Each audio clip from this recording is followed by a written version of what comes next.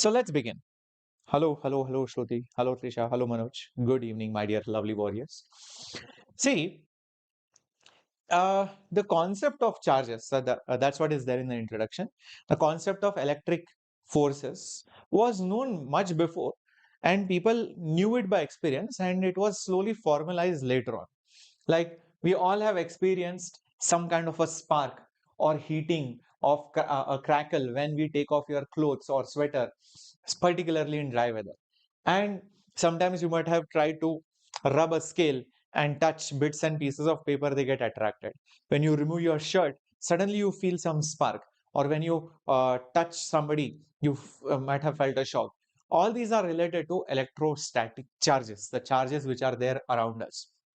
Even lightning, thunderstorms, they involve electrical charges and forces obviously in them. So you might have also heard this is due to generation of static electricity. This is the precise topic which we are going to discuss in this chapter. Static means anything that does not move. So this is a very important word over here. Static means anything which does not move or change with time. So that is why the chapter's name is sometimes referred to as electrostatics. It is also referred to as electrostatics. Okay, so here we'll be dealing with the forces, the fields, the potentials, etc. due to stationary charges only. So that is why static electrostatics. Cool. That is the basic introduction part. Now this is where the real chapter actually begins. Now see, if something has to apply force, something has to cause some phenomena, it has to be due to something very preliminary, something very elementary, something which happens to be found in nature. And that is basically your charge. That charge which is there in all the bodies around us, in all the atoms and the molecules. That is the thing which causes, that is the thing which causes the forces, the crackling, the thunderstorms, the lightning, the sparks, the static behavior, electrical discharge. That is that thing. So historically, the credit was given to, a long time back to Greece around BC, and that's how the name came. Okay, from there. Many such pairs of materials were known which on rubbing could attract light objects like straw, pithballs and bits of papers. So just imagine this. This is a lot of time back, thousands of years back. People knew that when you rub some cloth on some object, or if you rub two objects together, they were known to attract or repel few things. So people knew that there is something, and they attributed it to something called as electron, meaning amber. And there were many such pairs which were known on rubbing. They would attract objects like plastic, paper, or pit balls and stuff like that. So that is what the history of charges.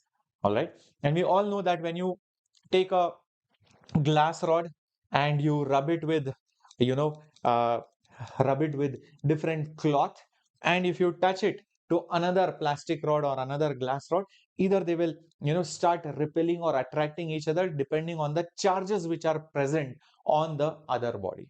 This is something which you have already seen as either in 9th or 10th standard, or you would have experienced this in your school when you take a plastic scale, rub it on somebody's hair, and you attract bits and pieces of paper. 100% you would have done it. Yes, Trisha, it will be around 3 hours. You can expect it. Always go with new NCERT. Yes, always go with new NCERT. Do not use the old NCERT. So this is interesting to see that when a glass rod is rubbed with silk, the rod will acquire some kind of charge, and the silk acquires some another kind of charge. And this is true for any pair of objects that are rubbed to be electrified. You rub Pandu against Champa, Pandu will become one type of charge, Champa will become other type of charge. Pandu becomes positive, Champa becomes negative. You rub Champa on Laddu, Laddu will become negative, Champa might become positive. So they become electrified. They become charged bodies when they are rubbed. So what happens is when you rub, two objects onto each other, the charges of one kind go on to the other side. So the charges of one kind go on to the other side. So one becomes maybe positive, the other becomes negative. So it depends on the pairs of the bodies. This depends on the pairs of the bodies which are being rubbed. Okay, it's not like every time the first object which you rub only will become positive. It depends on the material. Okay, so you will see that if the electrified glass rod is brought in contact with the silk with which it was rubbed, they will no longer attract each other. They will also not attract or repel other light objects as they did not being electrified. So you will see that if you just bring them close without rubbing, they will not attract or repel. It's only after rubbing that they were getting electrified. That means that rubbing action was involved in electrification. Just by taking that glass rod near that cloth, it will not do anything. Rub it, then that electrification process happens. So why do they acquire charge is something which we'll get to know from this particular thing. All material is made of atoms, molecules, although most of the materials are neutral, they do contain charges. Just think about it. Even in an atom, there is a positively charged nucleus. There is a positively charged nucleus, and the negative charges go around it. The negative charges will go around it. As many number of positive charges are there, exactly that many number of negative charges are there. So as such we know that the atoms are electrically neutral, but they do contain charges. They do contain some positive and the negative charges which are exactly balanced. Now what happens is that when you rub things, you will see that, okay, all these things are basics. There is nothing great over here. They are just mentioned that, there is atoms and these molecules hold these charges together, etc. Now this electrical forces play a very important role when you rub atoms together, when you rub molecules together, when you rub objects together. That is explained in the next slide. You will, or maybe over here only. What happens is these electrons which are orbiting, they might get knocked out. They might get knocked out and move on to the other atom. They might get knocked out and move on to the other atom. So what happens? Imagine this atom loses few electrons. It will become less negative, which means more positive. These electrons will jump onto something else. That will become more negative. So that is how that electrification process happens, because these electrons jump from one to the other when you rub them. And there are certain kind of atoms which love those electrons, they will pull them. Certain atoms also love those electrons, but maybe they are not able to hold them so properly. So there is no good adhesion. Adhesion is when things stick, when things attract, things stick together. That is adhesion. So maybe that adhesion or the liking towards that electron is not that great. So it is not able to control that electron so much. But some other atom which has come close to it by rubbing action, you will see it is able to capture that electron and take it away. So it becomes more negative. This becomes more positive. Is that point clear? How this electrification process happens? Everybody? Yep. Awesome. Awesome. For more physics classes 3, you should be a part of the DNA batch. I'm taking almost 4 classes per week, 2 hours. It's crazy the amount of content that I am giving. Yeah. Yes, it can't believe, but it is true. Yeah. Now, once a body gets charged, once a body basically gets charged with this, um, you can detect whether a body is charged or more charged or less charged or not charged at all using this device called as electroscope. So what is an electroscope? Electroscope is a simple apparatus to detect a charge on the body, which uses the gold leaf as an setup. What it consists is, there is a metal rod in a box. You can see there is a metal, that orange thing is a metal rod in a box with two thin leaves attached at the bottom end. Imagine this is a rod and there are two leaves, like the plant leaves are there. Imagine two leaves in the bottom. Okay, and all of this setup is inside a box. It is filled with insulation and there is nothing which can conduct out or inside that rod. Now what happens is there is a small point of contact on the end of the rod at the top, which is also called as the metal knob, through which the charges can enter or exit, because everything else is insulating, nothing else can enter or exit through that rod or from anywhere except that top point. So what happens is, if I have a charged body, imagine my head is charged. So I bring my head close to that rod and I touch that rod's top knob. What will happen? The charges will conduct through that rod and they will go till the very end of the leaves. Those two leaves will become charged. The moment they become charged, they will repel. They will repel. The moment these leaves go like this, I'll be like, yes, there is a charge on my head. Then I call Champa. Hey, Champa, come here. Let's see whether there is a charge on your head. So Champa takes her head and puts her head on this knob and touches it like this. Champa puts her head on the knob. The charges through Champa flow through that rod and enter the leaves till the very end. And the leaves go even more. Then Champa is more charged. If the divergence is more, there is more charge on it. So the degree of the divergence is an indication of the amount of charge. The degree of divergence is an indication of how much charge is there. Then Laddu comes. Hey, Laddu, come, bring your head. Laddu touches that particular metal knob over here. The charges, if at all, flow. And I see that the leaves are not going only. Then I'll say, Laddu, listen, there is no charge on you. The leaves did not move at all. So no charge, no divergence. More charge, more divergence. Got it? Understood? All right. Perfect. Perfect. Guys, I need more attendance, Harborine. That's all. Yeah. All right. Now, conductors and insulators. Now that we understood what a body will be charged, not charged, how to detect that charge. All right. So we have till now focused on how the charges get transferred from one body to other body, how different pairs were identified even thousands of years back. And then we also saw atoms are neutral. There is equal amount of positiveness, negativeness. And electroscope is a device used to measure how much charge is there, more or less, or no charge at all.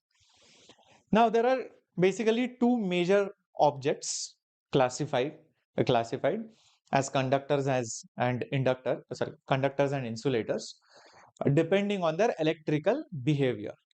Conductors are the ones conduct electricity. Insulate, that means you separate out. That means they do not conduct electricity.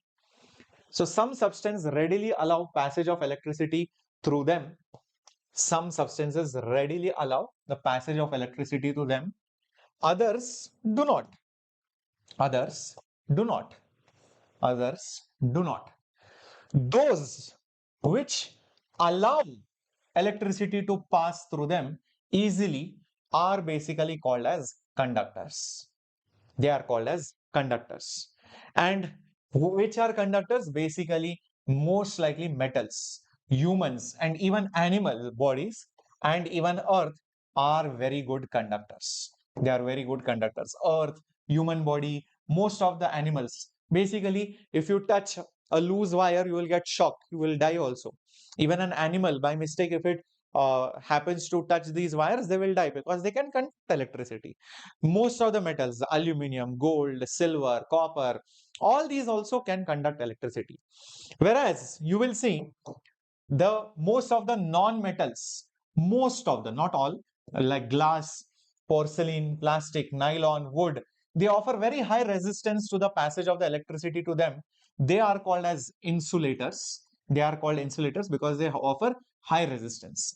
Most substances fall into one of these classifications. Anything that you take around you, either it will be an insulator or it will be a conductor. Later on, you will see there are certain devices which are like conductors, like insulators, somewhere in between, they are called as semiconductors. There is a separate chapter for that. That is towards the end. That is towards the end. Okay, don't worry about it right now. So basically, the reason why certain objects are like conductors is only because they have free electrons in them. They have free electrons in them. You can see they have electrical charges, electrons, comparatively to the non-conductors or insulators. So what happens? These free electrons can easily flow. They are ready to move. They are ready to conduct That is why they behave like a conductor. That is why they behave like a conductor. Now, we have laid the basic foundation. Now let's talk about charges. All right. So whatever charges, whatever things which create that crackling sound, thunderstorms, which attract bits and pieces of paper, when you rub glass rod on wool, they can attract some other objects. There is some kind of attractive and repulsive forces between them. Inside an atom also, there is some positive and negative charges. These charges obey certain basic rules, some basic guidelines, have some properties. What are those properties? Let's have a look. First of all, you should know that there are two kinds of charges. Whenever you talk about charges, either it can be positive or it can be basically negative. There are certain objects which do not have only any charge, and that is basically neutral objects. Neutral objects. Example, neutron. Neutron does not have positive or negative. It has no charge at all. The example of positive charge is basically a proton. Proton has a positive charge. The example of a negative charge, nothing but an electron, which has a negative charge. So what are the basic properties? There are three major properties: addition, conservation, and quantization. We'll talk about it. But remember, most of the times we treat our charges like point charges because the size of a proton, the size of an electron, the size of a neutron for our day-to-day activities is so small, you can treat it like a point. So most of the times we treat them as point charges. The size of the charges are very, very small as compared to the distances between them. Hence, we treat them like point charges. Usually, you will see, we'll show the charges like a point. Although the size of a charge might be there, but for our day-to-day activities, it is very, very small. So what are the basic properties of charge, guys? First one, addition of charges, meaning this is completely based on the property that charges are basically scalar quantities like mass, time, right? Volume. All these are scalar quantities. So you can just add the charges. If there are two or more charges, I can say that the total net charge is just Q1 plus Q2 plus Q3, like that till Qn. I can just add them. That is the meaning of addition of charge. Now it might happen one of the charges plus 2, another charge is negative 3, another charge is plus 4, another charge is minus 7. You have to do algebraic sum only. So 2 minus 3 minus 1 plus 4 plus 3 minus 7 is minus 4. So, you know, the total charge will be negative. So that way you have to consider the signs also while adding. Just don't take the magnitudes, which is common sense. The total charge is basically conserved. This also kind of makes sense. The total charge is conserved because no matter what happens, you cannot destroy that charge, or even if it omit a charge. Just imagine, say for example, there is a neutral body, no charge is there. You destroy it somehow, you will see an equal amount of positive and equal amount of negative will come.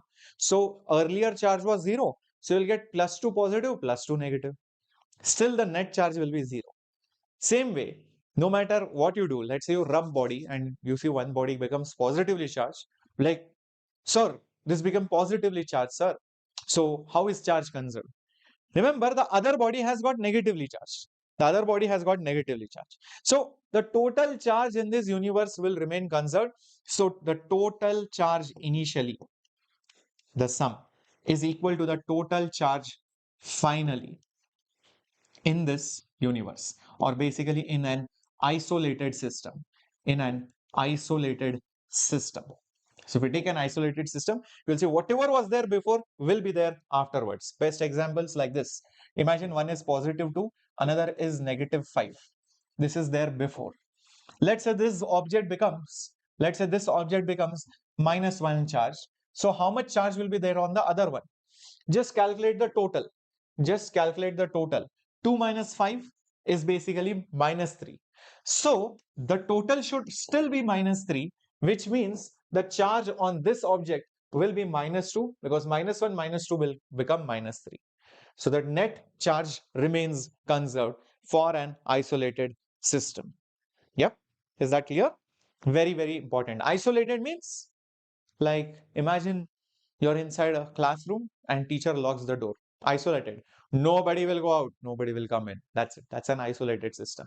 So no charge can go out. No charge can come in. Last one, quantization of charge. We'll talk about it, I think, in the slide after this. Yes, quantization of charge, which says that every charge is a multiple, integral multiple of some basic charge, and that basic charge is the smallest charge possible.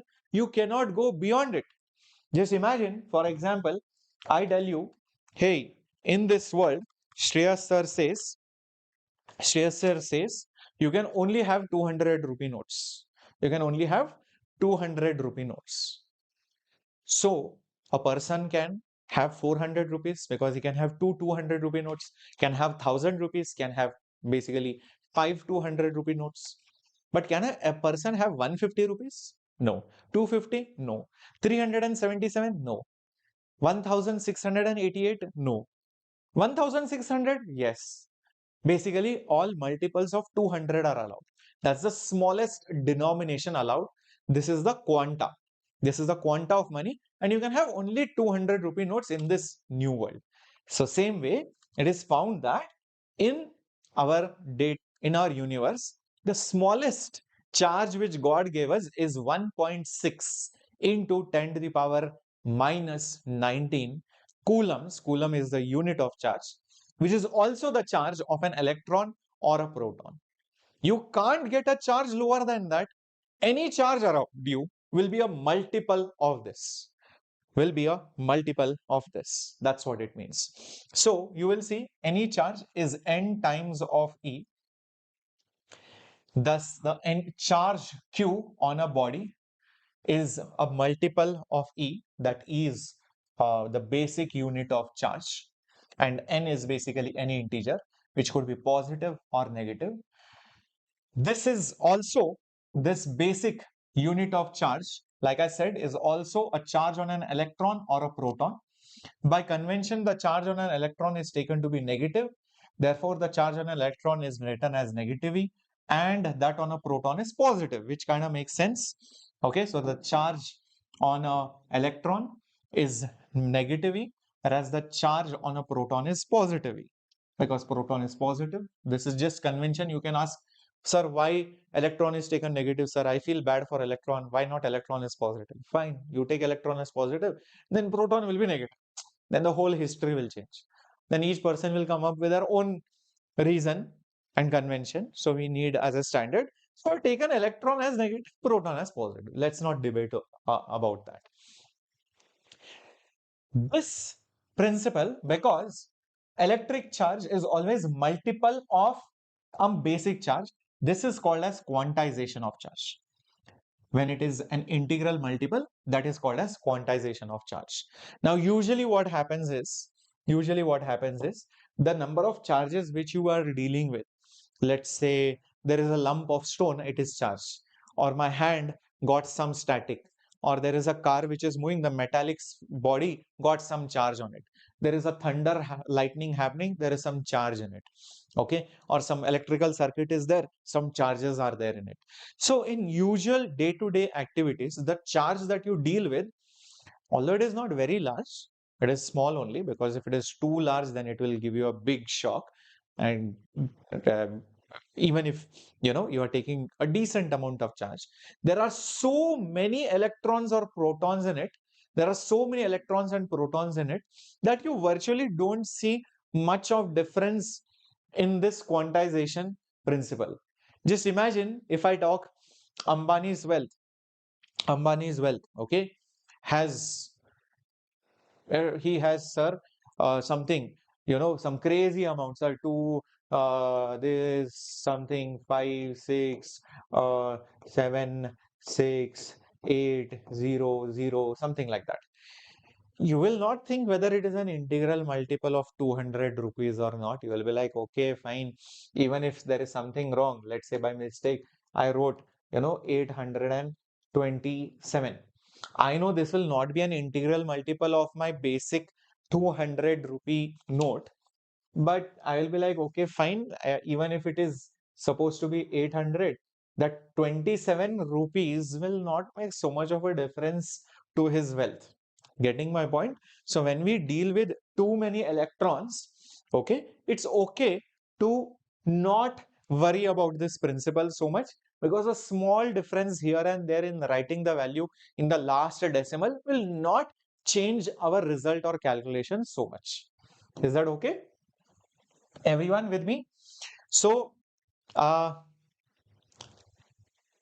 that is something which you should know. And here they have just talked about who discovered it and who demonstrated it. So maybe in match the following you might get it sometimes. So just for that, so the quantization of charge was first suggested was suggested by the experimental laws of electrolysis discovered by Michael Faraday suggested this, but it was experimentally demonstrated by Millikan in 1912. So it was suggested by Faraday, but it was proven by Millikan. Millikan oil drop experiment. Cool? Everyone with me? Yes. E is negative and for proton it is plus E. Yes. So we are going to take the magnitude most of the times. So what's the value of E? That is also given right over here. Like you can see, E is nothing but 1.6 into 10 to the power minus 19 Coulomb. So if you are wondering how Coulomb is defined, it is defined as the amount of charge which flows when you take 1 ampere of current for 1 second. That definition has been mentioned here. So the SI unit, of a charge is basically called Coulomb and is denoted by the symbol C. In terms of the current, it is defined. So 1 Coulomb is the charge flowing through a wire in 1 second for a current of 1 ampere. Current is a fundamental quantity, charge is a derived quantity. Please remember, charge is basically a derived physical quantity. Derived physical quantity. Keep this in mind. Okay, everyone, till this point. Now, if you notice the amount of charge of a proton or an electron, it is so small. 10 to the power minus 19 means so many decimal places you have to go to get one non-zero number. So it is very, very small. So if you take 1 Coulomb charge, imagine the number of protons or electrons in it. Positive 1 Coulomb or negative 1 Coulomb, there will be around 10 to the power 18 electrons. Now 10 to the power 18, when you write it is okay, but when you think or imagine it, it's so huge. Remember, 10 to the power 6 is a million, 10 to the power 9 is a billion, 10 to the power 12 is a trillion. So there is 10 to the power 6 more to 10 to the power 12. So it's a million trillion electrons. It's a million trillion electrons in just 1 Coulomb. Just take a moment to, grasp this number, to grasp this particular number. It's so huge. Which means, that, 1 Coulomb is a very huge amount of charge. Usually, which the charges which we use in most of our day-to-day activities is in millicoulomb, microcoulomb, nanocoulomb, picocoulomb, which are smaller units of basically the same thing.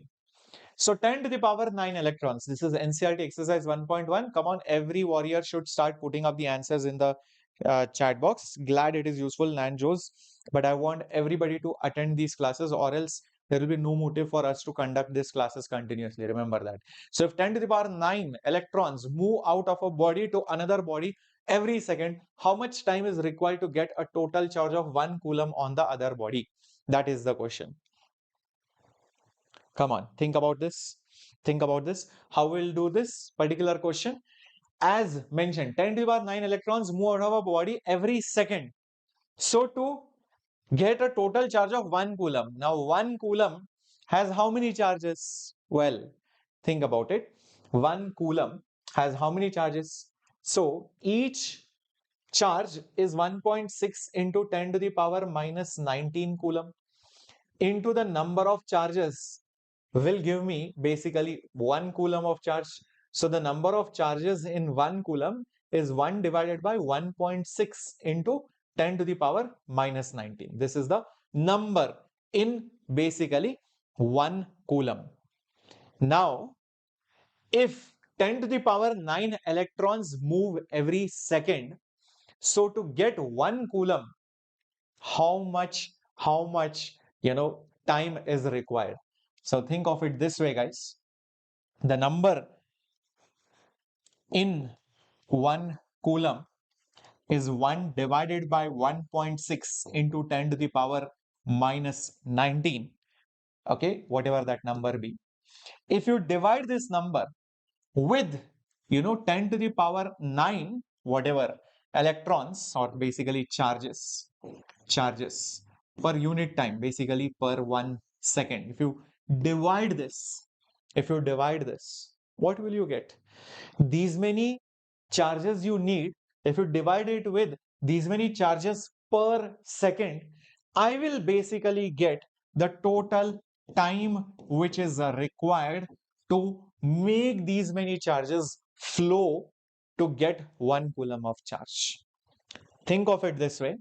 If you are not getting it, imagine total number of charges which I need is basically 1000, and I know that per second example 10 charges come per second per second. So how much time will I take to bring in those 1000 charges? If I divide 1000 with 10, I will get basically 100. So 100 seconds will be needed for me, because every second 10 charges come. So every second, if 10 charges are coming, if I wait for 100 seconds, 100 into 10 will give me 1000. Same way, this is a number. If I divide it with the number of charges per second, whatever I get will be basically the time. That's what they would have done. They would have divided this with this, so I will get basically the time, and it comes out to be 198 years. Guys, that's a long time.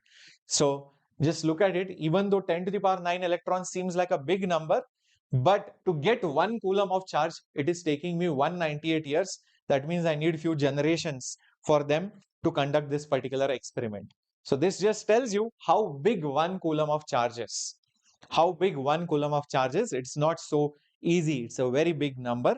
So usually we deal with micro, milli coulombs or nano coulombs. Is that clear, everyone, till this point? All right. Moving on to the next one. How much positive and negative charge is there in a cup of water? Now, this example which is there in NCERT, they have assumed that the cup of water is 250 grams. Obviously, you can say, why 250? I will take it as 220. So there is no, clarity on that. But just assume a small cup of water is 250 grams, then, or 250 ml basically. So we know that the molecular weight of water is 18 grams per mole. So 250 grams will have how much moles? 250 grams will have how much moles? Basically, you divide 250 divided with 18, you will get the number of moles of water. Number of moles of basically water. If you multiply by the Avogadro number, which is 6.02 into 10 to the power 23, what you will get is the number of molecules. What you will get is the number of molecules in it. Is that right? Yes, you'll get the number of molecules in it. What do you do with that? Well, each molecule of the water, H2O, will have 10 electrons. Think about it. Why? Oxygen, guys, atomic number 8, right? And hydrogen, atomic number 1. So H2O. So there are 2 electrons in those 2 hydrogens and 8 electrons in that oxygen. So I would just say that 2 electrons from here and 2 protons from here. And from oxygen, you will get 8 electrons here and 8 protons over here. So if you see totally, there are 10 positive charges, and over here there are basically 10 negative charges. So each molecule gives you 10 positive and 10 negative charges. So these many molecules will give you into 10, you multiplied by 10 amount of positive or negative charges.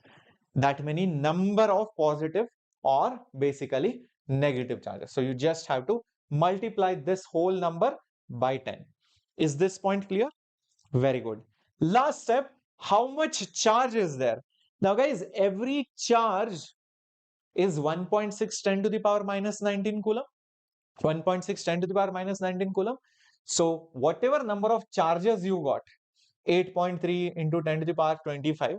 If you multiply this with 1.6 10 to the power minus 19, what you will get is the charge of positive or the charge of negative magnitude wise as a whole in that entire 250 ml of water.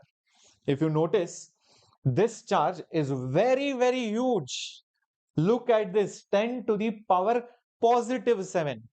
So many zeros. It's like 13 million coulomb of charge. If you calculate it, it is actually 13.38 million coulomb of charge in just a cup of water. But the fun fact is there is equal amount of positive and negativeness. So it is electrically neutral. They cancel out. So you don't feel anything. But even a small cup of water has this much amount of charge. That is what this example signifies. What these two examples tell you, although even small amounts have very huge amounts of charge, but in equal amounts, it's very difficult to separate them out and to just get, an unbalance of more positive or less positive. So this example shows it takes a lot of effort, lot of time, lot of energy to, create that unbalance to get a huge coulomb of charge.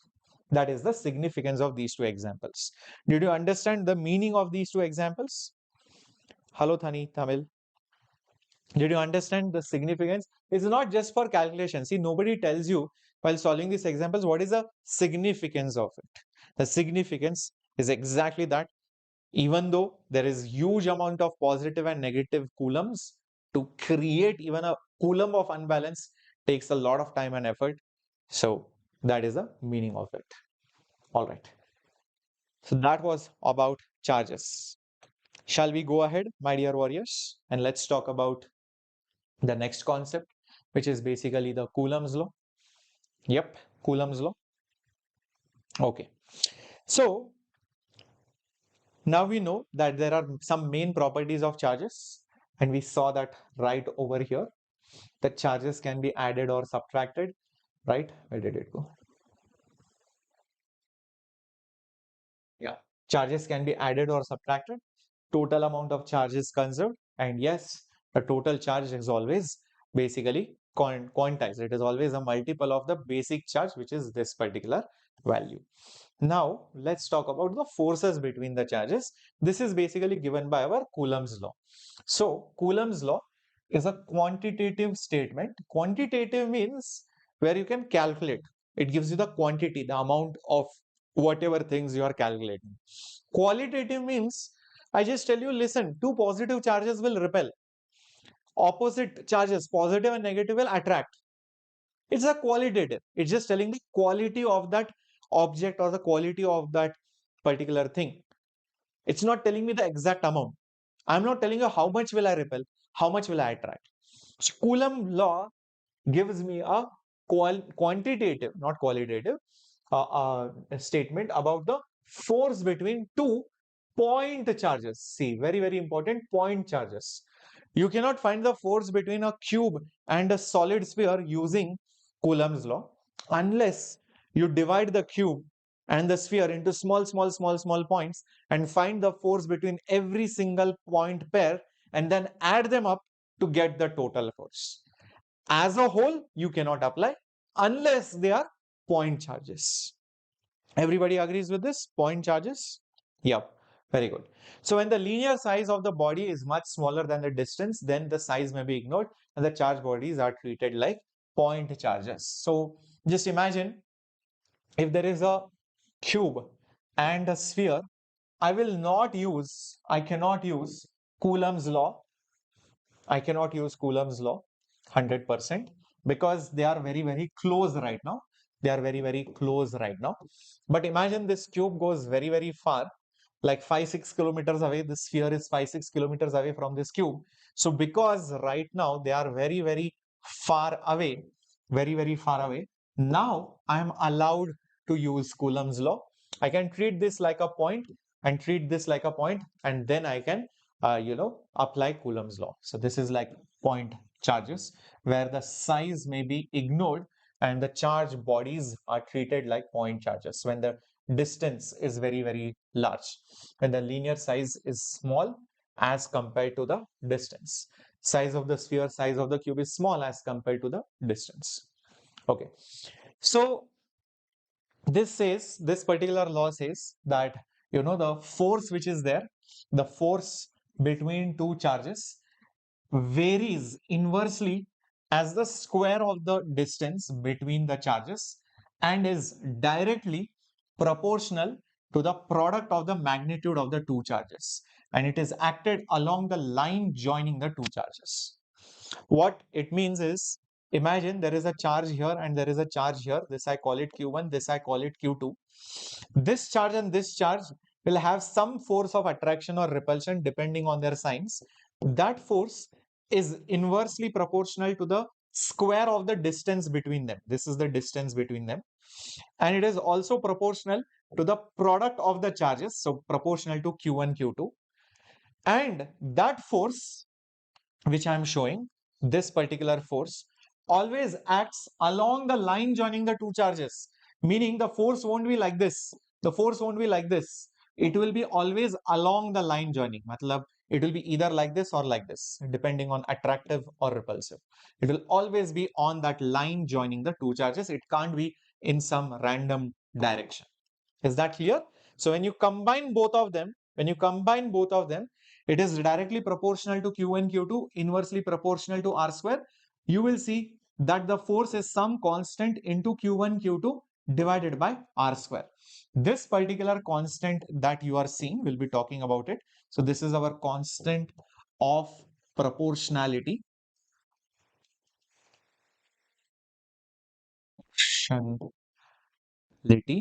Proportionality, which is basically called as our Coulomb's constant, because this law is given by Coulomb. Okay, so that is the formula. That is something which you are obviously supposed to remember. So let me just block this off. Yes, some constant into Q1, Q2 by R square.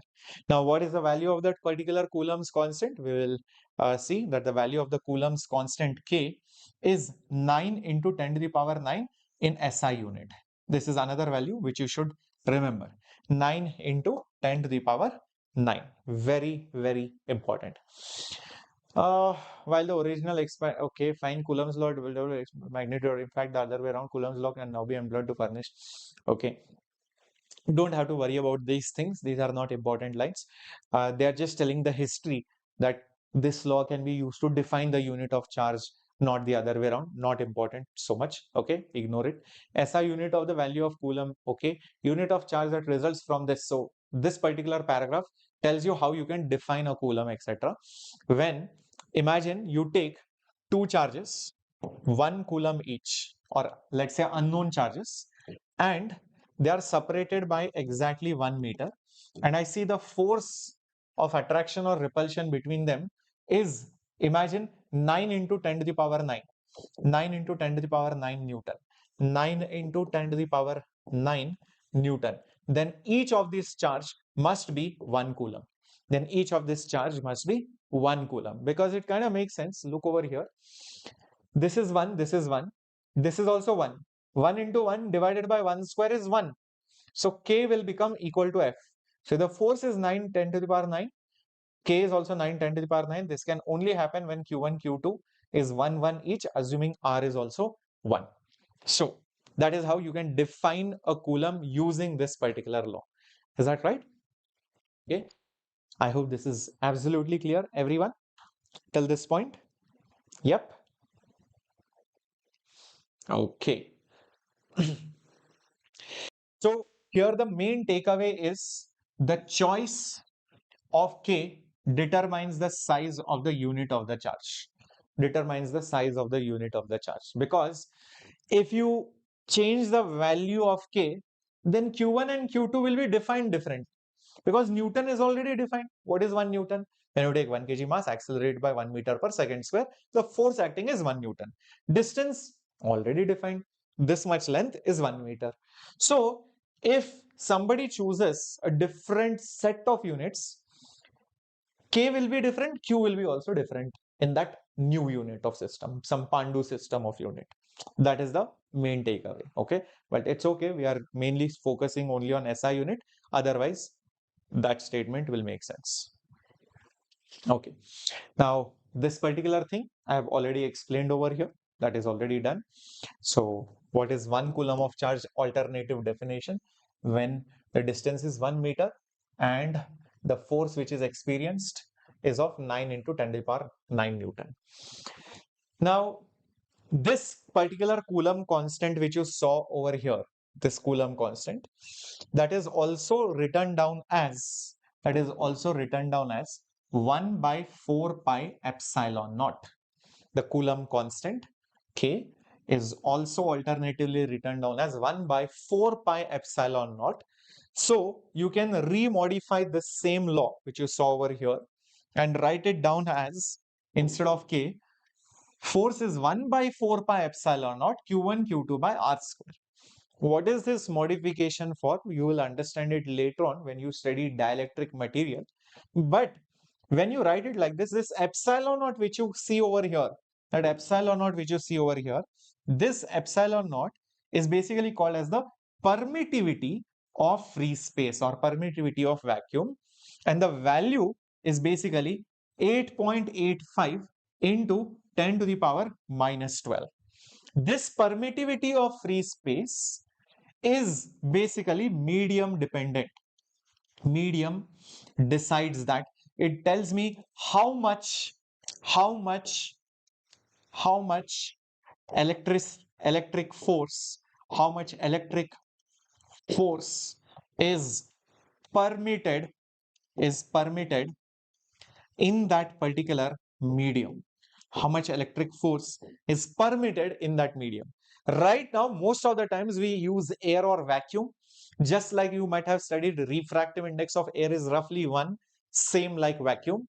Same way, if you conduct the same experiment of two charges in some water, you get very irritated, you drown those charges in water, the force will change because the medium has changed. So this value will change. Epsilon naught will change. It will no longer be this, it will be something else. It will be permittivity of the medium, not of free space, because free space means vacuum, or basically almost like air. Is that clear? Okay, so we have Diksha ma'am over here in the physics class. Welcome, Diksha ma'am. Yes, I hope you guys have been attending all the classes of all the NCERT lines by all the teachers, guys.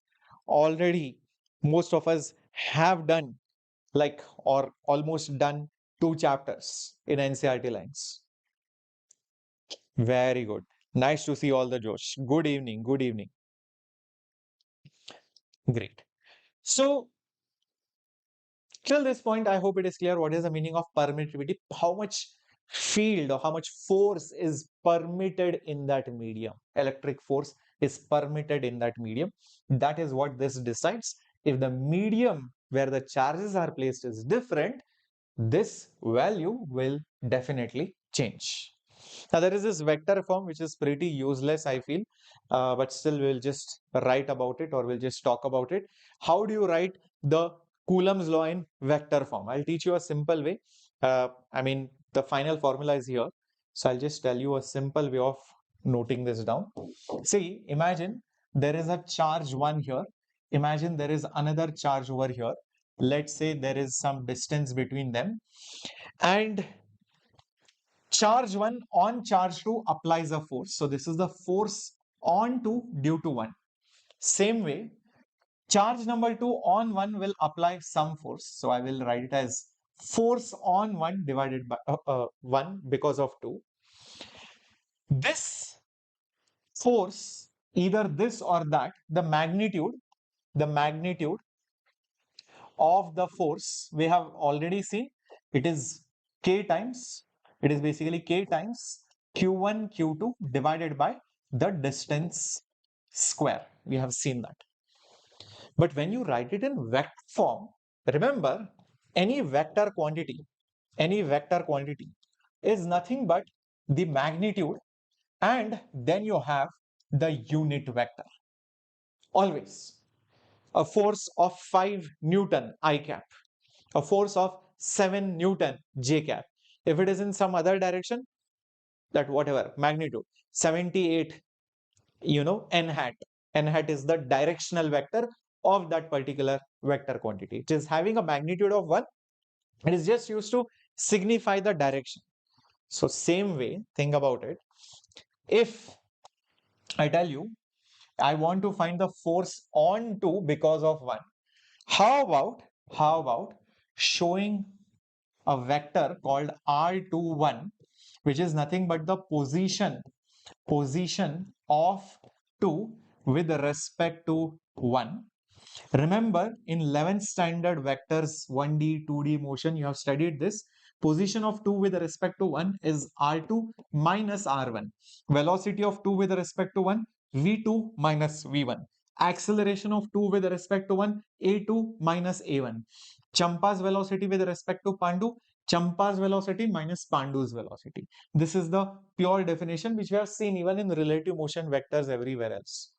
So, if I define a small unit vector over here, something like this, which is R21 hat, R21 hat, it is just a unit vector, is the same as the direction of this force, is the same as the direction of this force. Hence, can I not say F21 bar, this is the vector, is magnitude. Magnitude is K, Q1, Q2 divided by distance. Distance is this, which is R21, which is basically R21 square. Unit vector. What is that unit vector? It is this one. So it is R21 hat. This is the vector form of Coulomb's law. This is basically the vector form of Coulomb's law. Alternatively, if somebody asks me what is F12, also F12 will be the same thing. It will be K, Q1, Q2. This is distance. Now, whether you write R21 or R12, it's one and the same thing. R21, R12 square. And here it will be nothing but R12 hat. R12 hat. Just like R21 and R12, the order will change. The order will change. Think about it. This thing over here, technically is negative R21 hat. Everything else is the same. The magnitude is the same. It has the same magnitude. It has the same magnitude, but the direction will be opposite of 2, 1, which means F12 bar will be technically negative of F21 bar. These two forces are magnitude wise same, but direction wise they are opposite of each other. It has to be, because Newton's third law, if a body applies a force on another body also applies the force on the first body. These forces are opposite, equal, but act on different objects. If one is called action, the other is called reaction. So this is Newton's third law. Make sense? Make sense, everyone with me on this? Perfect. So this is exactly what has been explained over here also. If you notice, F21 is 1 by 4 pi epsilon naught Q1 Q2 by R square R21 bar. So same formula has been written down right over here. And if you are wondering how do I find R21 cap, basically any unit vector can be found using this definition. Any vector cap is the vector itself divided by its magnitude. A hat is A bar by A magnitude. V hat is V bar by V magnitude. That's how you find any unit vector definition. That is what has been mentioned right over here. R21 cap is R21 vector divided by the magnitude. So this is basically the vector. This is basically the magnitude. This is basically the magnitude. Keep this in mind. Okay. Rest everything else, whatever I had written before also, R21 is R2 minus R1. Same thing is written over here as well. Same thing is written over here as well. Clear? Is this vector form absolutely clear? Yep, awesome. And because F12 is negative F21, what does this tell you? F21 is basically equal to negative F21.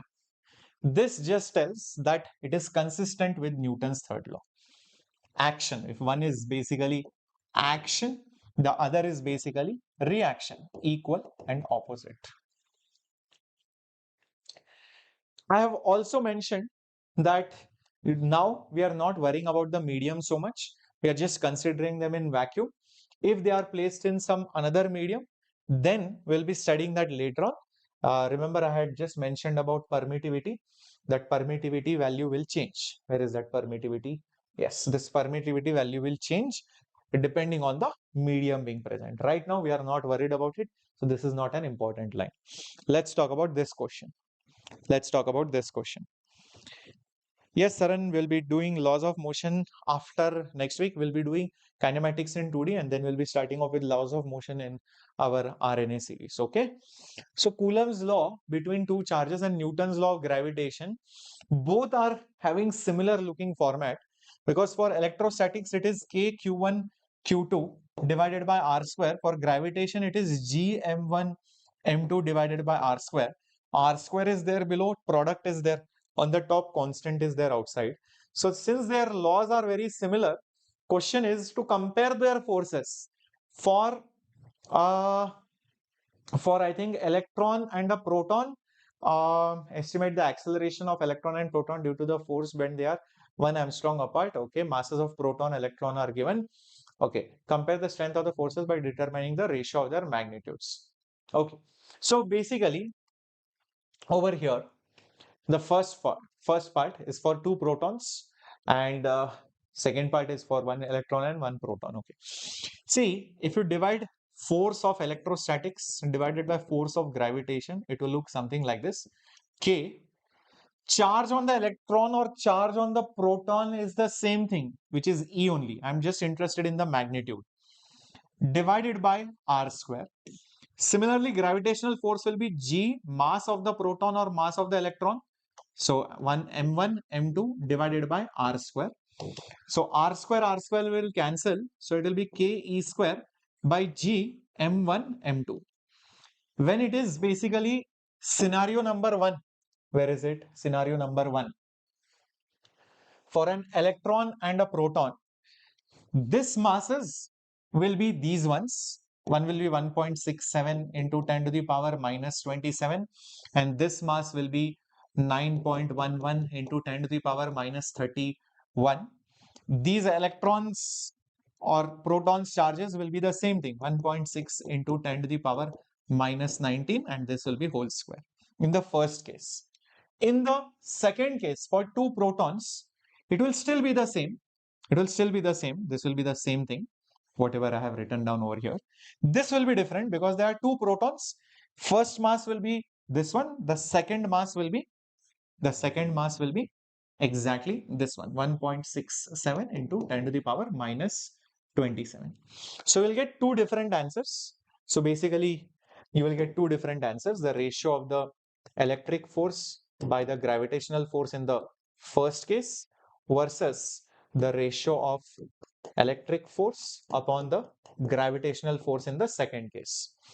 These ratios after calculations comes out to be, I think, this one, 2.3 10 to the power 39, 2.3 into 10 to the power 39, and for the other one it comes out as 1.3 10 to the power 36, 1.3 into 10 to the power 36. What does this example tell you? See, it's not about calculation. It is telling you something. It is telling me electric force is so stronger, whether you take electron, proton, as compared to the gravitational force. It is much stronger. much, much stronger as compared to, gravitational force. This is the significance of this particular example. That is why when you draw the free body diagram in most of the electrostatic problems, you never show the gravitational force, or you are not bothered about gravitational force between electron, electron, electron, proton. Isn't it amazing? Yep, that is the significance of this. There is a second part also. Find the acceleration of electron or proton. So if you know the force divided by mass, you will get the acceleration. I think that is what is done later on. I know the force. The force, interestingly, look at it. The force, okay, between electron, proton or proton, proton comes out to be very, very small. Very, very small. If you substitute the values, K, Q1, Q2 by R square. Charges are 1.6 10 to the power minus 90. And the distance they have taken it as 10 to the power minus 10 meters, which is 1 Armstrong. It is very, very small. So then you'll be like, sir, fine, you said electric force is very strong as compared to gravitational force. But the electric force only, sir, look at this, it is so, so small. Then should we even bother about electric force? Do you get my point? Electric force is strong as compared to gravity. So fine, we neglected gravity. But electric force itself is so, so small. So why should we even worry about electric force? That reason comes in the next step. If you divide the force by mass, you will get acceleration. Mass is so small that the acceleration comes out to be very, very large. So even though the force is small, the mass being so, so small, the acceleration produced becomes so huge that you need to consider the electric force. Got it? Understood the significance of this particular example, my dear warriors, my dear lions? Shall we go ahead? Yep. All right. There is another example which is there. Let's have a look at that. Yes, yes, Krishna. Acceleration is very, very large. Now, talking about the next example, there is a charged metallic sphere which is suspended by a nylon thread. Another charged metallic sphere held by an insulating handle brought close. So there is a sphere here, there is a sphere here. You are holding it using an insulator so that the charge does not go out or go in, and you are placing it 10 centimeters away from each other. So there will be some electric force between them. So there is some deflection. So the repulsion is noted, okay, by noting the deflection in the shadow. So they are using light. So because light falls on that sphere, there is a shadow. The shadow will move some amount. So noting how much the shadow moved, they are able to find how much the deflection is, and thereby estimating the force is so much. Now what you do is these spheres are touched by uncharged spheres. These both are touched to two identical uncharged spheres. So what will happen immediately? Imagine, yeah, imagine if this had a charge q, this will become q by 2, this will become q by 2. If this had a charge of capital Q, this will become now capital Q by 2, capital Q by 2. The charges will get divided now. And now you take away those C and D separately away from each other. Now you bring back those A and B spheres. Because the charges have reduced, the force will reduce. So you reduce the distance and make it 5 centimeters. Now what will be the new force between them? You have to compare. You have to basically compare the old force versus new force. If you observe carefully, originally, whatever the force would be there between them, F naught, okay, F naught, that F naught will be K Q Q divided by R square. Later on, what happens? When you touch uncharged sphere, the charges become half and you bring them back over here. The new force will be, let's say, F1. The new force will be, let's say, F1. Remember, the charges are also halved. The charges are also halved. So what is that new force? K, Q by 2, q by 2 divided by distance. Instead of r, it is now r by 2. So I'll put r by 2 whole square. Interesting thing, 2 cancels. You will still get it as kqq divided by r square, which means our new force just happens to be equal to the old force. It just happens to exactly equal the old force. So the force hasn't changed. So the electrostatic force remains unaltered. It is the same. It is just coming out to be as F. That's what this example is all about. I hope before this, if you never understood what is happening in the example, now you have understood. So there were two spheres. They were individually touched to some uncharged bodies. So the charges will get distributed equally because they are similar. Now those spheres will repel less. So you bring them closer. So it so happens that even if the charge reduced, the distance compensated for it and they ended up attracting by the same amount. That is the significance of this particular example. Cool. Let's move to the next question.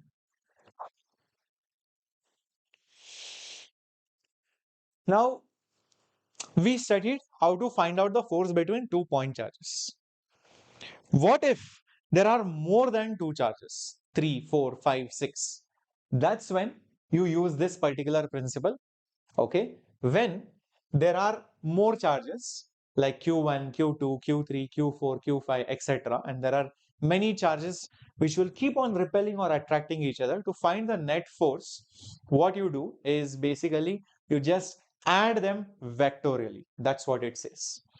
This is exactly the principle of superposition. So what they have done, in order to find the force on one due to 2 as well as due to 3, you first find the force by 2 on 1, which will be here.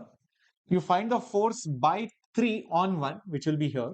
These are two vectors. Using parallelogram, triangle, polygon, you find the resultant vector. That is what they have done. So they found force 1, 2, force 1, 3, and then add them vectorially to get the net force. They have written it down in vector form, but when you actually do it, it is much more simpler. So this is exactly the principle of superposition.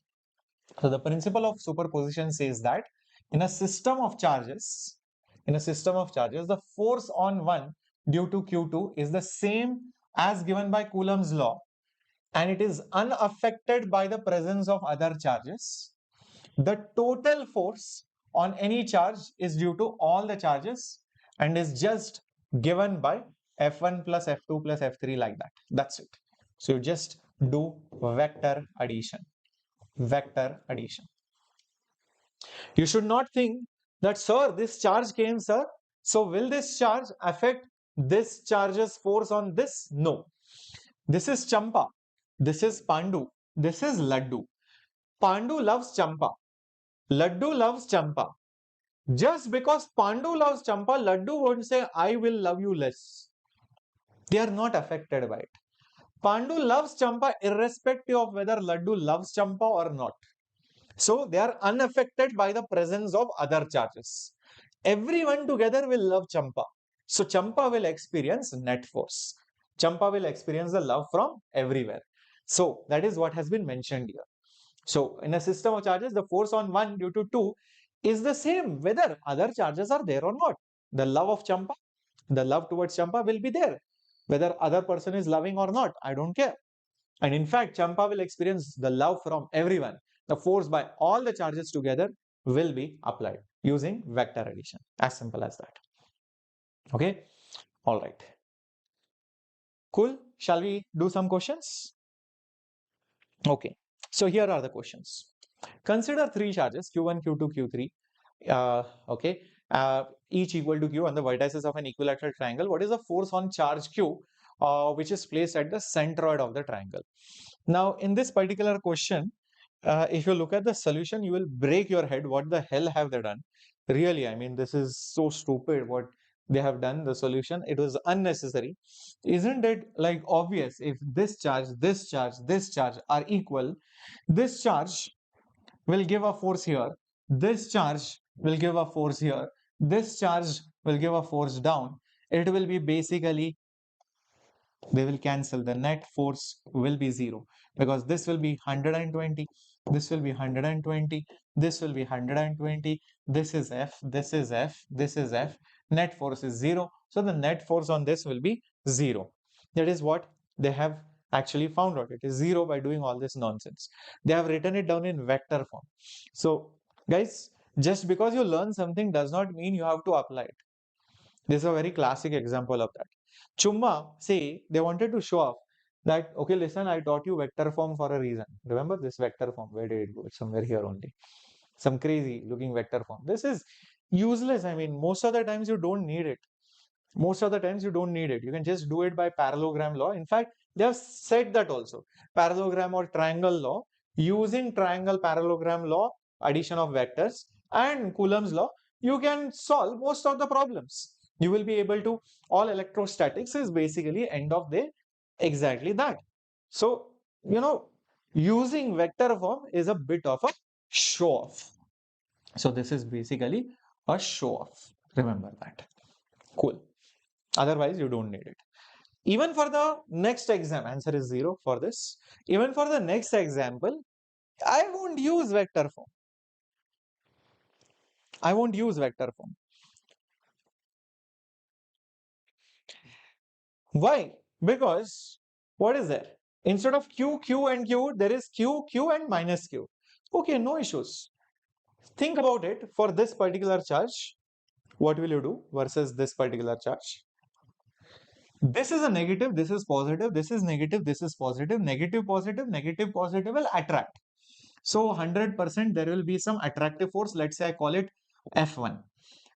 This will, or let's say I will call it as X. This also X force. Okay. These two together will produce a resultant. These two together will produce a resultant over here on the charge at basically C. On the charge at basically C. And remember, the angle between them is basically 60 degrees. This is an equilateral triangle. So I just can say FC is nothing but a root of what? A square plus B square plus 2 into A into B into cos of angle between the two vectors. So XXX will come outside. I have one remaining here. And over here 2 cos 60 is basically half. 2 into half is 1. So 1 plus 1 plus 1 is root 3. Where X is nothing but the force between this and this charge, which will be K Q divided by, this is just the magnitude, divided by the distance. Whatever is the distance, let's say it is L. So L square. So it is magnitude wise KQ square by L square multiplied by root 3. You will get the force on the charge kept at the vertex C. Isn't it simple? Isn't it simple, my dear warriors? Similarly, think if I want to find the force on this point, on this charge over here, I will look at it like this. This positive and this negative will attract definitely each other with an amount X. Positive and positive will repel. So the repulsive force will be here. Amount will be still X. Magnitude will still be X only. Because charges magnitude are same, distances are the same. So X will be nothing but KQQ divided by L square, which is KQ square by L square still. But the resultant now will be over here, the resultant, and this angle will be 120. So fine. So the resultant force at point A will be root of X square, which is A square plus B square plus 2 into A into B into cos of 120 degrees. So X is common, take it outside. 1 plus 1 minus 2 into 1 by 2. Why minus? Because cos 120 is negative half. 2 becomes 1, 1 minus 1 is 0. So it will become x root 1 plus 1 minus 1, which is 0. So x root 1 is basically x. So x is nothing but this whole thing. So you can find the force on A very simply by using your original old formulas which you have learnt in 11th standard for vectors. If you notice what they have done over here, you will break your head again. They have tried to find the answers using vector addition and all of that. That is not needed at all. Is that okay, everyone? That is not needed. Cool. Awesome. They have also mentioned one more thing. If you add this force, and this force, which will give you the total force on all the three charges together, that answer will come out to be 0. It kind of makes sense. It kind of makes sense because this is the net force on the system. The net force on the system, that will be 0 because all these forces will be actually internal forces, internal for the particular triangle. These three charges attracting, repelling each other is an internal force.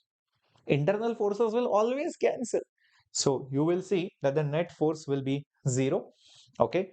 They will not produce any resultant as such. Kind of makes sense. Yeah. For FB also, it will be the same thing. Very good. Somebody is asking, sir, can you solve for FB? Just think this, this positive and this positive will repel. It will be here. This positive and this negative will attract. It will be here. So the resultant of both of them will be here. Isn't this diagram the same as this diagram? Just mirror image. This is same as this. And obviously the angle between them is 120. Reason is just like this particular internal angle was 60 over here. This internal angle is also 60. So this external angle is 120. So the same logic applies and you will still get the answer as, x, which is kq square by l square. Got it? Krisha? Absolutely clear? Very good. Awesome. Let's move ahead. Let's move ahead. Let's talk about electric field now. Let's talk about electric field. So we have talked about electric force till now. We have talked about charges till now. We have talked about forces formula in Coulomb's format and also superposition. How and more than one charges are there. How you find the net force by adding them like simple vectors. Nothing great. Now let's talk about electric field. Let's talk about electric field. Just imagine Pandu and Champa love each other. Pandu and Champa, fall in love with each other. Pandu attracts Champa. Champa attracts Pandu. They are very attractive, hot people. Okay. So when Pandu saw Champa passing the other day on the road, Pandu fell in love for Champa. Pandu started moving towards Champa. When Champa saw Pandu the other day, and she saw Pandu is such a handsome guy, she also fell for him and she started moving towards Pandu. So, as a whole, imagine they did not see each other. Pandu and Champa individually also, they are good looking, amazing people, hot people. Right?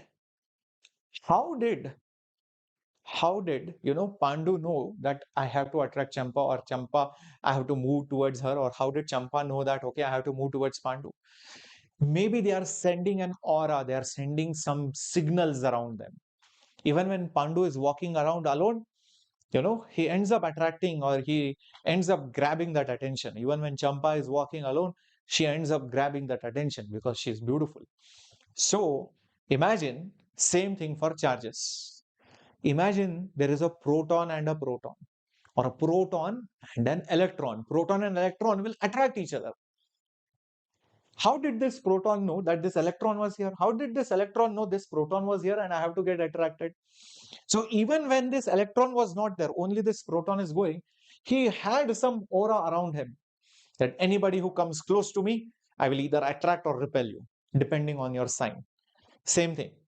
This electron also thought, I also have an aura around me. I will also attract and repel anybody around me depending on the sign.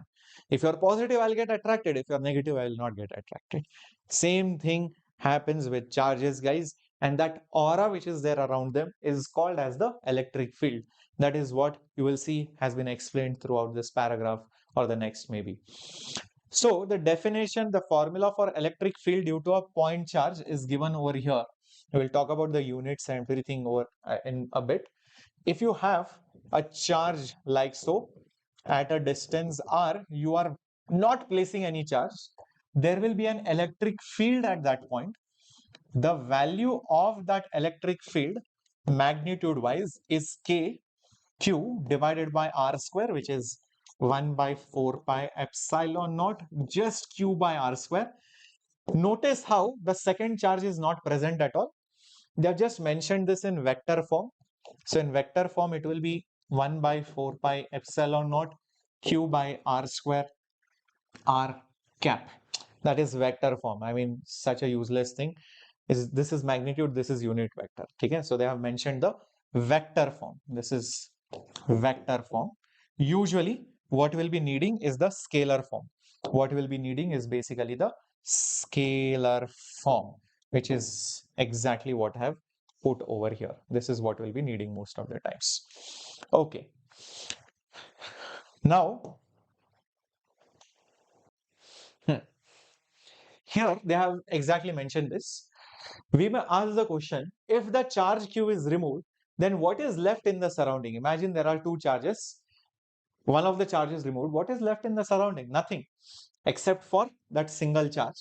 But if there is nothing at point, how does that force acts when we place a charge at that particular point? So there must be some kind of aura or some information or something which is still around that charge, which tells, hey, listen, I am a positive charge, I am here.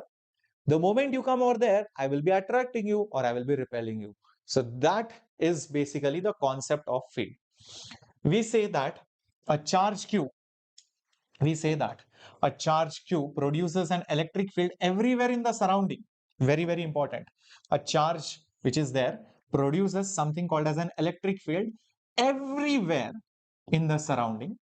And when another charge is brought at some point, the field there acts on it and produces a force. Very important. If I am a charge, I will produce a field around me. I have nobody to attract, but I'm telling everyone, hey, listen, I am hot. Listen, I am handsome. Listen, I am amazing. If somebody comes, they'll apply a force, attractive or repulsive, depending on the thing. Okay. So this is exactly what has been mentioned over here. Cool. Every till this point, clear?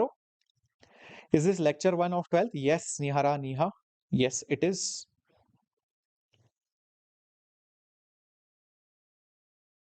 Yep. Yep. Now, okay, how? Yeah. So once you know the field, you can find out the force. Remember, the force formula was the same thing, just you multiply by the q. You multiply by q. So if you know the field, to find the force, you just have to multiply it by the charge. That is what it says. So say, for example, there is an electric field which is being created, and you happen to place some charge over here, then the force which acts on that charge, the force which acts on that charge is just given by the charge value, is just given by the charge value multiplied by the particular field. That is exactly what has been mentioned over here. Okay, that is exactly the same thing, guys. So if you take a charge, place it in a field, the force acting is the charge multiplied by the field. Now, remember, field is actually a vector quantity. Okay, field is a vector quantity, and the SI unit you can see will be Newton divided by Coulomb. So Newton per Coulomb. So the SI unit of electric field, the SI unit of electric field is Newton per Coulomb. Also, it is a vector quantity. It is a vector quantity. Keep this in mind. Why is this star mark placed here? Maybe because I think later on you will see there is another unit of electric field, which you will learn later on. Also volts per meter. Okay, or volt per meter. You will see that later on. Don't have to worry about it right now. Both are fine. Yes. Okay, amazing Gopika ma'am is also here. A for amazing Gopika. Very good, guys. Keep it going. Keep it going. Now that we have understood what electric field is, we will also formally define it, because see, whatever formula I wrote over here is the electric field due to a point charge. But in general, It might not be a point charge. It might be because of many charges together. You are trying to find the field. So in those cases, the actual definition of electric field is this one, where maybe there is a collection of charges, maybe some many charges are there, positive, negative, doesn't matter. This is creating some electric field. To find that electric field, what you do is you bring in somebody to test how much field is there. This Q is also called as your test charge. That is what has been mentioned. Okay. And the charge Q, which tests the effect of the source charge. The source charge is basically this one. This green one is basically the source charge, which is producing the electric field, which is called as the source charge. This is creating the field. You are testing it using that small q, okay, which is also called as your test charge. Now, in order to find the field, what you do is you first check how much force this charge is experiencing and divide it by that charge, divided by the charge. That force per unit charge, is the field. That force per unit charge is the field. But there is a small problem in this. There is a small problem in this Q also apply a force on this capital Q, because of which this charge might start moving somewhere here and there, which will produce undesirable effects. So what you do, you make this Q very, very small. That is why you see this limit Q tends to 0. Why? Because if this charge is small, then it will hardly affect this charge. So this will stay stationary, no undesirable effects. That's why you see this limit over here. Okay, so make Q negligibly small. So Q is made negligibly small so as to remove that difficulty, okay, where Q itself is bound to the experience of an electrical force due to Q. That difficulty you get rid of by making that small charge very, very small. Is that clear? Everyone understood this concept? Yes. Awesome. Awesome. Now, till this point, if it is clear, uh, there are some more points which are mentioned. Let's go through it one by one. Even though the field is defined in terms of test charge, it is independent of Q. This is because F is proportional to Q. So yeah, listen in what they mention in this particular point number 2. In this definition, it seems that electric field depends on the test charge, correct? Because you might think, sir, if I take more test charge, sir, will the field change? Remember, I'm testing it. So whatever field is being produced cannot depend on what I'm using it to test. I might use A, I might use B, answer should remain the same. It is independent because the force itself has charge in the numerator. So that and charge gets cancelled. That's why E comes out to be independent of Q. That is what this explanation is. That is what this particular paragraph, point number 2, tells you. The electric field due to is basically depends on the Q itself, but the ratio F by Q does not depend on the Q. Okay, the force does not depend, force by unit charge does not depend on Q itself, because F itself is proportional to Q. F itself has Q in it, Q gets cancelled. So the only thing which the electric field depends on is how far you are and what is the source charge. That's what they have said. So the electric field due to Q only depends on the space coordinate R, basically how far you are, and what is the charge value. Okay, that is something which is mentioned in this paragraph. For a positive charge, the electric field will be outward. For a negative charge, the electric field will be inward. Makes sense. If you take a positive charge, the electric field will be outwards from the charge, because this positive charge will apply forces in this particular direction on the test charges present around it. But at the same time, if you take a negative charge and you test the force around it, it will always be towards the negative charge, which means for the negative charge, the electric field will be towards the negative charge. That is what this particular point number 3 is all about. Since the force on charge Q due to charge capital Q depends only on the distance, okay, the magnitude of the electric field will also depends only on the distance. As the equal distance, the magnitude of its field are same. The magnitude of the electric field due to a point charge, the same on a sphere with point charge. Okay, so what it says is basically, if you take a charge, and you measure how much field is there over here, you go the same distance in any other direction, you measure the field here, you go some other distance, same distance, and measure the field here, this field will be same here, here, which means if you consider an hypothetical sphere, on that sphere, everywhere the field will be the same. On that sphere, everywhere the field will be the same. That is what this means.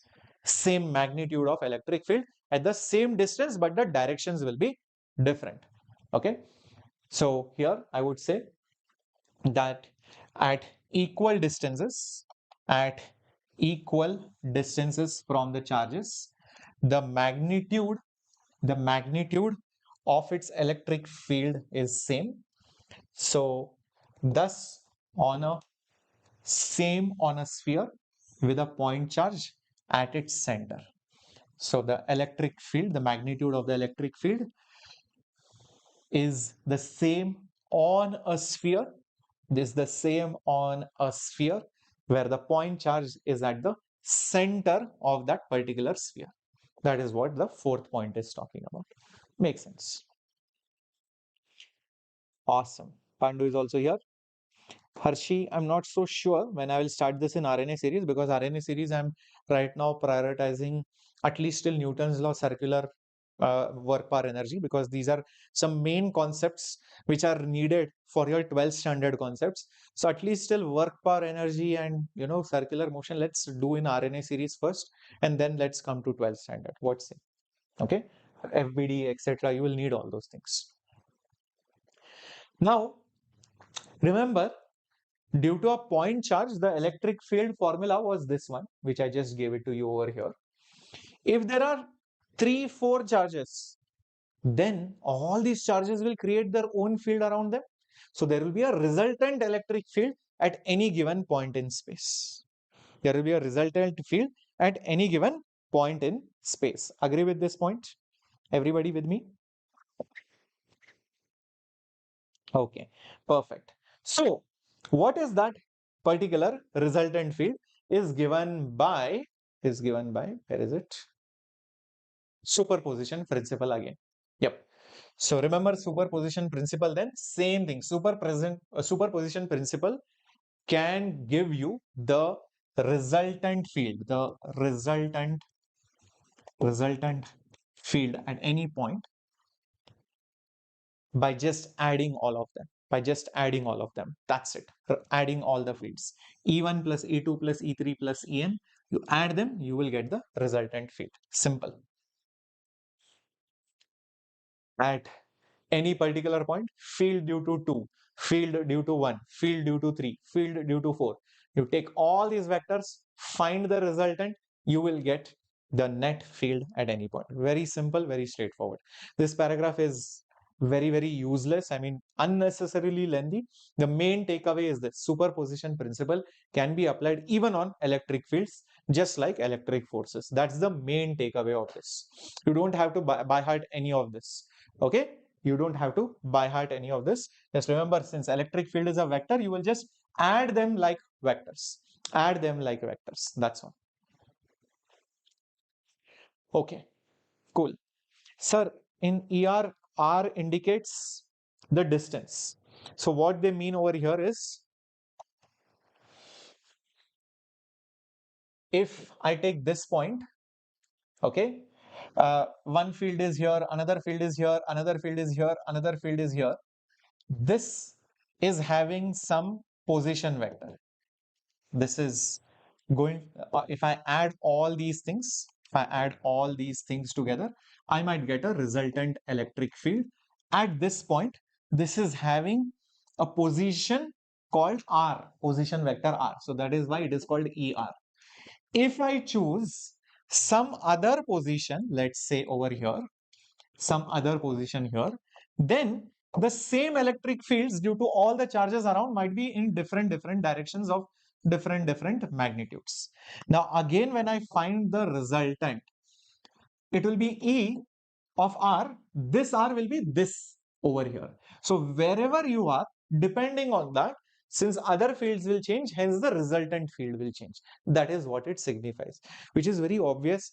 They just make it look complicated at sometimes, So that is why I am conducting this series, because I want us to decode that NCERT. I want us to understand the NCERT in a much simpler manner.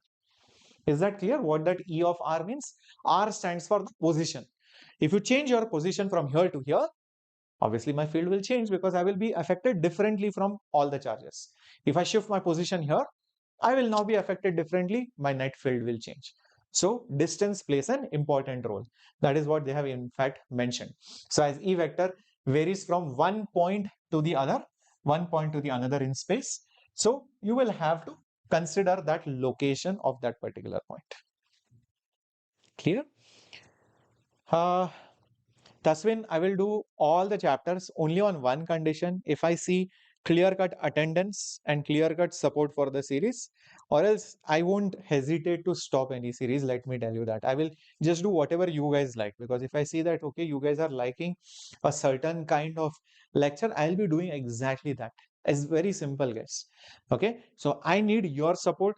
I want you to promote this video, this channel, these teachers, all the teachers on this channel in your school or wherever, vicinity, society, friend circle, friends group, WhatsApp group, Telegram group, Instagram group, whatever.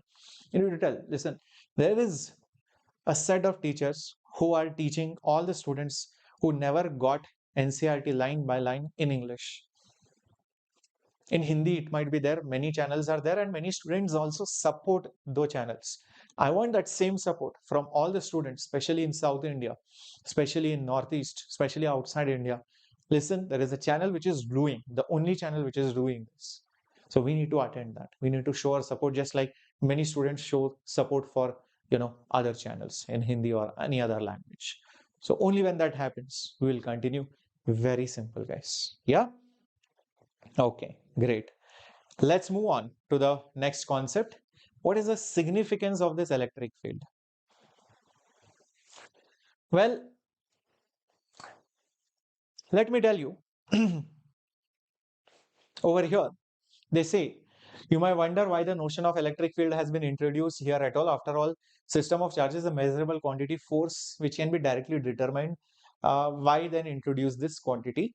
Okay, for electrostatic, the concept of field is very convenient, but not really necessary. Electric field is an elegant way of characterizing the electrical environment of a system of charges. Field at a point in the space around the system of charges tells you the force a unit charge would experience at that point. The field is a characteristic of the system of the charges and is independent of the test charge that you place. The term field in the physics generally refers to a quantity that is defined at every point to point. Electric field is a vector since force is a vector, blah, blah, blah. And then they give this big paragraph over here. Take your time to read this. I'll read it if you want, part by part. The true physical significance of the concept of field, however, emerges only when we go beyond electrostatics and deal with time-dependent electromagnetic phenomena. Suppose we consider the force between two distant charges, blah, blah, blah. Now, the greatest speed with which a signal information can go from one point to the another is the speed of light. Sometimes I feel the authors in NCERT wanted to just chumma show off something by writing some complicated statement, but actually it is very unnecessary, number one. Number two, it is very simple. I'll tell you what this entire thing means. See, if I want to find force between two charges over here, correct? If I want to find force between two charges over here, I'll chumma say, using Coulomb's law, F is K, Q divided by R square. I mean, I will hardly do, oh, let me find the field at this point due to Q. And I will be like, oh, it is KQ divided by R square. Oh, wait a minute. I am placing a charge over here, Q. Oh, so the force on that charge will be Q into E.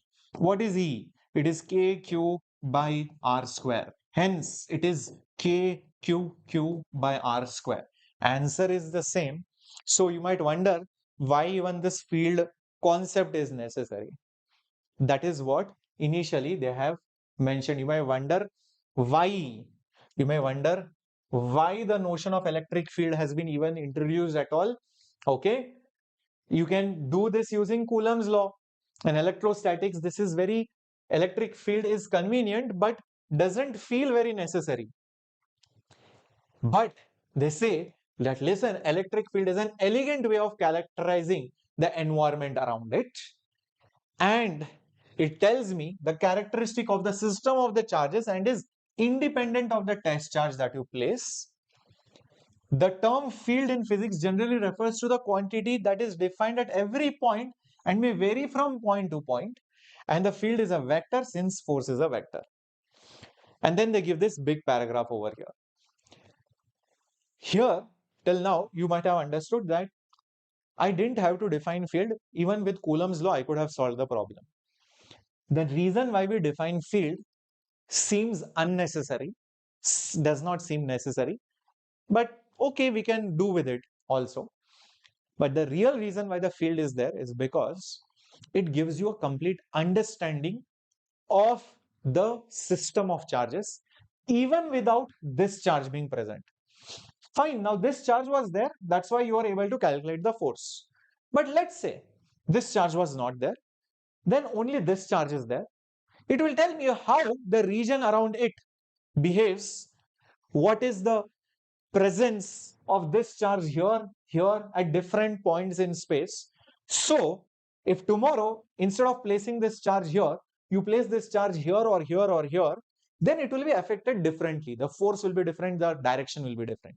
So the field is basically telling us how the surrounding behaves or what presence might be felt due to other charges, how much force exists per unit charge in that entire region.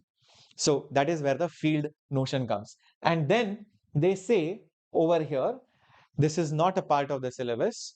Basically, imagine, imagine, imagine, I take this charge. There is a charge here, there is a force here. I take this charge little bit more far away. Don't you think the force will become less? Here the force will be more because the distance is far. Here the distance is close. So do you think if I move this charge, immediately the force on this charge will become less? Do you think it will immediately become less? Yes, Dream 11, Dream 1, I'll be doing it. I'll be conducting a special class to talk about roar on J. Do you think if I move this charge immediately here, immediately the force will become less, or will there be a small time delay? The answer is yes, there is a small time delay. It takes some time for the force also to travel from here to here. So the concept of electric field helps us understand the time delay process. And when you move the charges, the time delay encountered in knowing how much time it takes for the force to change, that helps us in electromagnetic phenomena. And there are many special theories like electromagnetic radiation by Maxwell due to moving charges and blah, blah, blah. So these two paragraphs, my dear warriors, complete waste. Don't worry about it. Just that few lines which I have marked, just go through that. And the main takeaway here is that uh, it the uh, the information of any charges motion is not instantaneous. There is always a time delay. That is what they have mentioned. So the effect of any motion of q1 on q2 cannot arise instantaneously. There will be some time delay between the effect of the force onto, and this happens because any information that flows can't flow faster than speed of light. Nothing can move faster than the speed of light. Even that information that, listen, I have moved, so the force will reduce, that charge will know only after some time. That is what this mentions. Okay, so this paragraph not so important. All right, but chumma they have given to complicate things, so I ended up explaining it, but otherwise not so important for NEET at all. Okay, correct. All right. Now, moving ahead, an electron falls through a distance of 1.5 centimeters in a uniform electric field. This much magnitude, the direction of the field is reversed, keeping the magnitude unchanged, and a proton falls to the same distance. Compute the time of fall in each case. Guys, see, whether it is electron or proton inside the field, the force on it will be the charge into the field. Charge is basically E. So acceleration due to gravity, which is force by mass, will be EE by m. Now the time to fall using S is equal to UT plus half AT square. Since it is falling, starts to fall, U will be basically 0. So S will be, let's say, what is that? Falls to the same distance D. So D is basically S. Half into acceleration. Acceleration is EE by m into t square. So moving this around, t will be nothing but d into m by EE, the whole thing under the root. So this is the time to fall either for the electron or for the proton. What you can see, D is same, E is same, E is same, mass is different. So mass of the proton is more, so time taken will be more. Mass of the electron is less, so time taken will be less. As simple as that. Substituting the values, you will get the times also. So they have found that out. The time taken for the electron, this is for the electron, okay, is this much nanoseconds, 2.9 nanoseconds, is very small. And for the proton, it is this much. It's slightly more because proton is heavier. This is for the proton. Okay, you can see that the time taken are different. Interesting thing, we have neglected gravity. Why we neglected gravity? Because gravitational force is much weaker as compared to the electromagnetic forces. Electromagnetic forces are stronger. The interesting thing about this NCERT example is that had you used the normal formula for free fall, which was root of 2 into h by g, this formula is independent of the mass. This is independent of mass, whether it is a proton or an electron. Acceleration due to gravity does not depend on the mass, but due to electric force, the mass plays an important role in determining how fast it goes, etc. So when you do the calculation for just simple gravity, there is no mass involved, but here, like you can see, because electron and proton have different masses, the time taken are also different. So this is very, very important that we have ignored the acceleration due to gravity because gravitational is a very weak force. Also, the heavier particle took more time for the same distance. This is in contrast, very, very important. This is in contrast where in case of a free fall under gravity, the time of fall does not depend on the mass of the body. Does not depend on the mass of the body. Okay. Is that clear till this point? Yes, Srihari, we are doing as much as possible. Yep, yep, yep. Hari Hara Priyan. Not sure, bacha. Let's see. Whatever happens till 8 o'clock. Okay. We'll see. I don't want to overload you also. 2-point charges Q1, Q2. Magnitude this and this are placed at so distance apart. Find the field at point A, B, and C. Okay, let's see what happens in each of these cases. First, if you talk about point A, if you talk about this particular point A, this charge and this charge will give a repulsive field like this. It will give a field in this direction, radially outward. This negative charge will give an inward field like this. So the resultant field at basically point A will be field due to the positive charge plus the field due to the negative charge. Everybody till this point clear? Similarly, if you go to this particular point number B over here, this positive will give a field here radially outwards. This negative at this point will give an attractive field exactly opposite. So E negative will be here, E positive will be here. So the net electric field at point B will be electric field due to the positive minus electric field due to the negative, because they are both opposite in direction. I hope this point is also clear. Next, if you go to this particular point, this positive charge will give an electric field here. This negative charge will give an attractive electric field over here. This will be E negative. These two together will produce a resultant over here. So imagine if this particular angle is theta, even this will be theta, even this will be theta. So this E positive will have a component in this direction, which will be E positive cos theta. This will also have a component in this direction, which will be E negative cos theta. There will be also perpendicular components like this. There will be also perpendicular components like this. This will be E negative sine theta, and this will be also E negative sine theta. What will happen is these two components will end up cancelling each other, and what will happen is the resultant electric field at point C will be the sum of these horizontal components. So E positive cos theta plus excuse me, E negative cos theta. So you can take E positive plus E negative cos theta common over here. These are the three different scenarios, at least vector wise.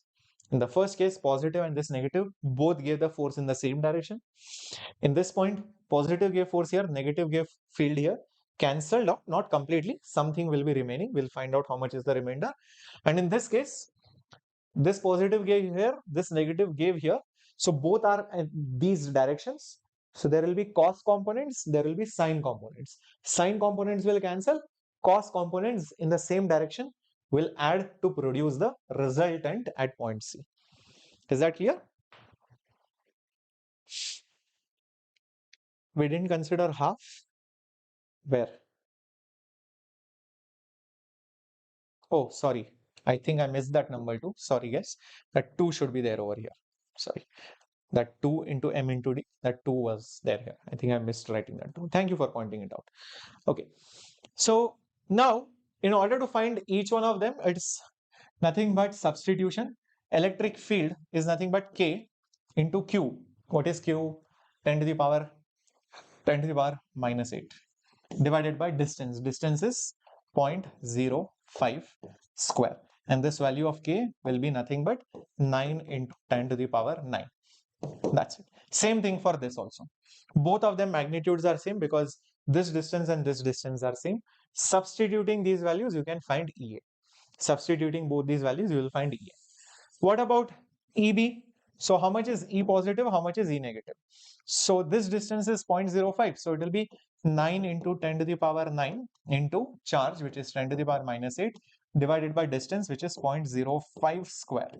How much is E negative? 9 into 10 to the power 9, charge is 10 to the power minus 8, magnitude only, distance. This is 0.5, 0.5, 0.05. So 3 times 0.05 whole square.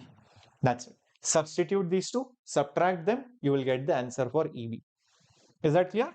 Remember, this 3 times 0.05 is the distance of this point from the negative charge. Why did I not consider minus sign? Because I've already considered it over here. So you will not consider it 2 times. I've already written down negative because I know the directions are opposite. So why will you do it again? It's already taken. Yes. Is that clear? Perfect. Similarly, over here, what will this distance be? This is 0.1. So E positive or E negative magnitude wise will be the same. It will be 9 into 10 to the power 9. Charge is 10 to the power minus 8 divided by distance. Distance is 0.1 square. What is cos theta? Cos theta is adjacent by hypotenuse. So adjacent is 0.05, hypotenuse is 0.1. Adjacent by hypotenuse. Substitute it, add them, you will get the value of EC. That's what they have exactly done at all these places, and they have found out all the answers. EA, EB, and EC, I think this is. Okay, that's what they have done. Is that clear? Did you understand how these things come? Calculation part, forget it. But for now, this much part, have you understood, guys? Give me a thumbs up. Give me a thumbs up, everyone. EA, EB, and EC. Is it absolutely clear? Shall we go ahead?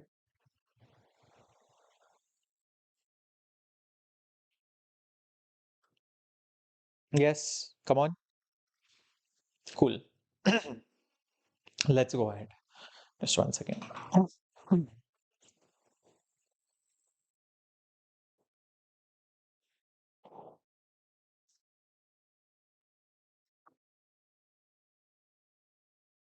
Cool.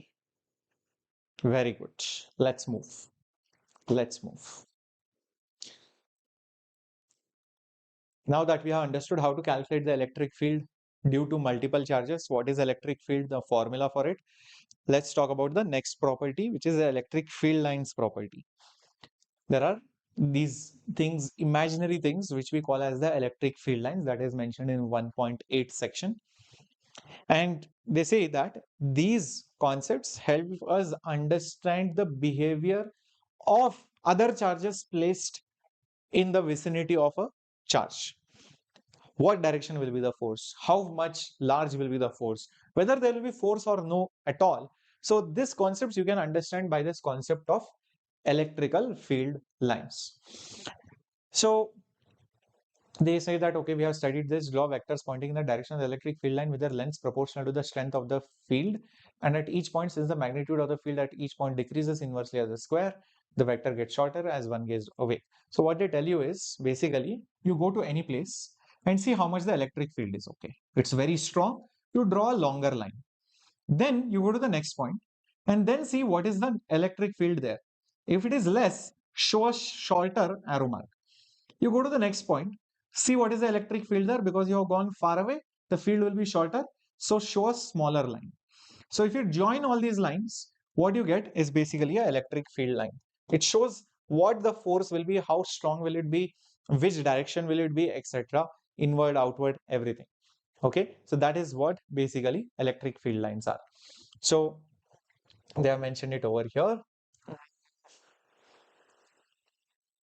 Connecting the arrows pointing in one direction, and the resulting figure represents a electrical field line.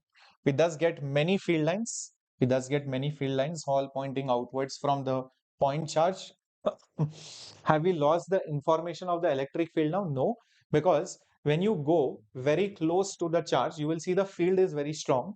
You will see the spacing between them is less as compared to the spacing when you are far away. So it is more dense over here versus it is not so dense over here. So the density of the field lines tells you the strength of the field. So that is what they have mentioned. The density of the field lines is more. The density of the field lines is more near the charge, and the lines are closer. Away from the charge, you will see the field lines get weaker and the density is less. So resulting in well separated lines. So how close or how far the field lines are tells you the strength of the field. Same thing over here. If the field lines go like this, the field over here is definitely weak. Here, I will say it is strong because I can see that the field lines are closer, they are denser in that particular region. Clear till this point, everyone? Now, this paragraph is often misleading for many students. Sir, what is this paragraph, sir? Because they introduced solid angle and all that over here. See, I'll tell you what. In this particular diagram, there is a charge here. Electric field lines are coming in all the different directions. Now, whether you are close or whether you are far, if you take this particular red shaded area, which looks like the base of the cone, with this as the apex or the vertex, you can see this is like a cone, this is like a cone. The number of field lines are the same whether it is this one or this one. Do you guys agree? Just check that out. The number of field lines are the same. You take this base of the cone or this base of the cone, it is one and the same thing. So one might think, sir, since the number of field lines passing through this and this in this particular region is the same, so will the field be the same? The answer is no. Why? Because even if the number of lines are same, now they are far away from each other. They are distributed over a larger area. So because they are distributed over a larger area, their density has become less. So the field intensity also becomes less. So when we talk about the density of the field lines, which also measures how strong that field is, we are basically talking about the number of field lines per unit area. That is what it means over here. So if one wishes to estimate the density of field lines, one has to consider the number of lines. If you want to measure the density of field lines, one has to consider the number of field lines, per unit cross-sectional area, per unit cross-sectional area perpendicular to the lines. So if you take a unit area, how many lines are going per unit area tells me the strength of the field. You take per unit area. Here, same lines in a small area. Here, the same lines but in a larger area. So number of lines per unit area is less, hence the field is going to be weaker. Is that clear, everyone? Till this point? Yep. Very good. Very good. Awesome. Now, in the next paragraph, don't worry, guys. We'll be having a break in a bit. In fact, yes, we'll be having a break. Don't worry. Yeah, just give me some time. Maybe just after this particular thing, we'll be having a break. Okay. Yeah. In the next particular paragraph, what they mention is basically, see, there is this concept called as solid angle. There is this concept called as solid angle. If you have forgotten, let me just remind you of this. If you have an arc, if this is the theta, this is the radius, the length of the arc is basically r into theta. This is basically called as your plane angle. This is basically called as your plane angle. Then, if you have an area, not an arc, an area, then at a point, what it subtends is not an angle in 2D, but some weird looking figure, angle in 3 dimension. This is also called as solid angle. This is called as solid angle. If this solid angle is psi, the distance of this area from this point is r, then this area which you are seeing right over here, this area which you are seeing right over here, this area which you are seeing right over here is r square times this solid angle. R square times this solid angle. Plane angle is measured in radian. Plane angle is measured in radian, right? Solid angle is measured in steradian. This is what you should know. Till this point, is it clear? Difference between plane angle and solid angle. Just like length is r into theta, here area of any shape is r square times the solid angle. It's an angle in 3D. It's not in plane. Imagine that in 3 dimension, which is subtended by that area at this particular point. Now, what happens is, if you take any shape which has basically the same solid angle, now whether you take this part over here versus you take this part over here, they both have the same solid angle. They have the same solid angle. Right? They have the same solid angle. And what is same through both of them? Is the number of lines which are cutting through. Is the number of lines, n number of electric field lines which are cutting through it. But still, what is different is the electric field strength here as well as here. Because here it is close, here it is far away. The electric field strength is different. So why is that electric field strength different apart from visually, mathematically? How do I prove it? See, if the number of lines is n, the number of lines per unit area, the number of lines per unit area, what is that area which is there either here or here? What is that area? What is that particular area? That area is nothing but, remember I just gave you the definition, solid angle's area is r square into psi. So r square into psi, so it will be nothing but r square into psi. The number of lines is still the same. This gives me the electric field value.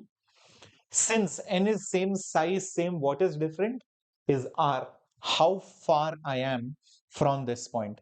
This guy's r is less, this guy's r is more. So you can clearly see electric field is inversely proportional to r square, exactly what we know from before also. Electric field value is kq by r square. The same thing is also proven using this solid angle concept. This is exactly what has been written in this entire paragraph in a much more complicated manner, which I have given it to you in a much more easier manner. As the same conclusion, you will see that the electric field strength has a 1 by r square dependence. 1 by r square dependence. Exactly what I have shown over here. Is that clear? Okay, what this entire paragraph says? Very good. Awesome. Now, the next important thing about electric field lines properties. So, see, we get lost sometimes where we were. So, electric field lines, first of all, the definition. You start from a point, show the field arrow mark, go to the next point, see the field where it is. Keep joining those lines, you get electric field lines. If they are closer, it is strong. If it is far away, it is weak. That is the first thing. Electric field lines also tells me the direction in which the force will act. Now, you will see that the next important property is that they will never ever interact, sorry, they will never ever intersect with each other, although it is not mentioned over here, but it is always going to be true, right? I have not mentioned it over here, but that is always going to be true. This is not possible. You will never ever see this is ever going to happen. So this is never possible. This is never ever possible, because then it will have two different directions of forces, which is not possible. It is either this or that. You can't have two random directions at the same time. Okay. Now, they have given some configurations and they have shown how the electric field lines act. Look at all these things, very, very straightforward. If you just have a positive charge, what will happen? All the electric field lines will tend to go outward, radially outward. Exactly what you would expect. If it is a pure negative charge, you will see all the electric field lines will come radially inwards. It will come radially inwards, isn't it? Similarly, if you have two positive charges side by side, or one positive, one negative charge side by side, then what will happen? Both these positive charges will generate electric fields, but since the field lines can't intersect each other, they will come close and they'll go away. They'll come close and they'll go away. And they feel like as if they are running away from each other because they are repelling charges. Here, one is positive, one is negative, one is a giver, one is a taker. So whatever field lines comes out of positive enters into the negative. Whatever field lines comes out of positive eventually goes into the negative, because this gives and this takes. So these are the some of the interesting things which you can note down over here. Field lines always start from positive. Field lines always, they will start from positive charges and they will always end at negative charges. If there is a single charge, if there is only 1 point charge, okay, if there is a single charge, then they may start or end at infinity, like the one here. They are ending at infinity. Here they have started from infinity to end over here, which kind of makes sense. When there is no charge, electric field lines can be taken to be continuous curves without any breaks. In a charge-free region, basically, imagine this is a region where there is no charge. You can see electric field lines are continuous. There is no breaks, like suddenly there is nothing in between, or suddenly there is electric field, suddenly there is no electric field, suddenly there is electric field. This won't happen. You will see they are continuous, which kind of makes sense. So electric field lines are continuous curves without any breaks. Two field lines cannot intersect each other. That is something which I already mentioned. They can never cross each other, because if they did, then they will have two different directions, which does not make sense. Electric field lines do not form any closed loops.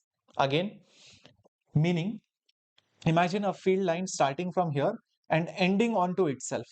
Starting and ending onto itself. This is a closed loop. This is not possible. This is not possible again. Okay. So electrostatic field lines do not form closed loops. They will start somewhere and they will end somewhere, but they will not end on itself. That is what this last point means. Okay. These are the main things. So we have come to the next concept of electric flux, I believe. I think we can just probably do this before taking a break. What say, guys? Let's do electric flux concept before taking a break. Ready? Ready for it? Electric flux? Or shall we do it in part 2? What say? Electric flux, we'll do this, and whatever is there after this, it's quite a lot actually. Electric dipole, and yes, Gauss law applications, field due to dipole, forces on dipole, etc. Shall we do it in the next lecture? Part 2, we'll do it separately. What say? Yeah. So that I can study till here. Monday only I will take it up. But then I want full attendance in the next class again. Yeah, let's do that. Okay, let's do electric flux today. We'll finish this part in part 1 and then we'll take up part 2 separately. So, see guys, what is the meaning of flux? They have mentioned over here. Okay.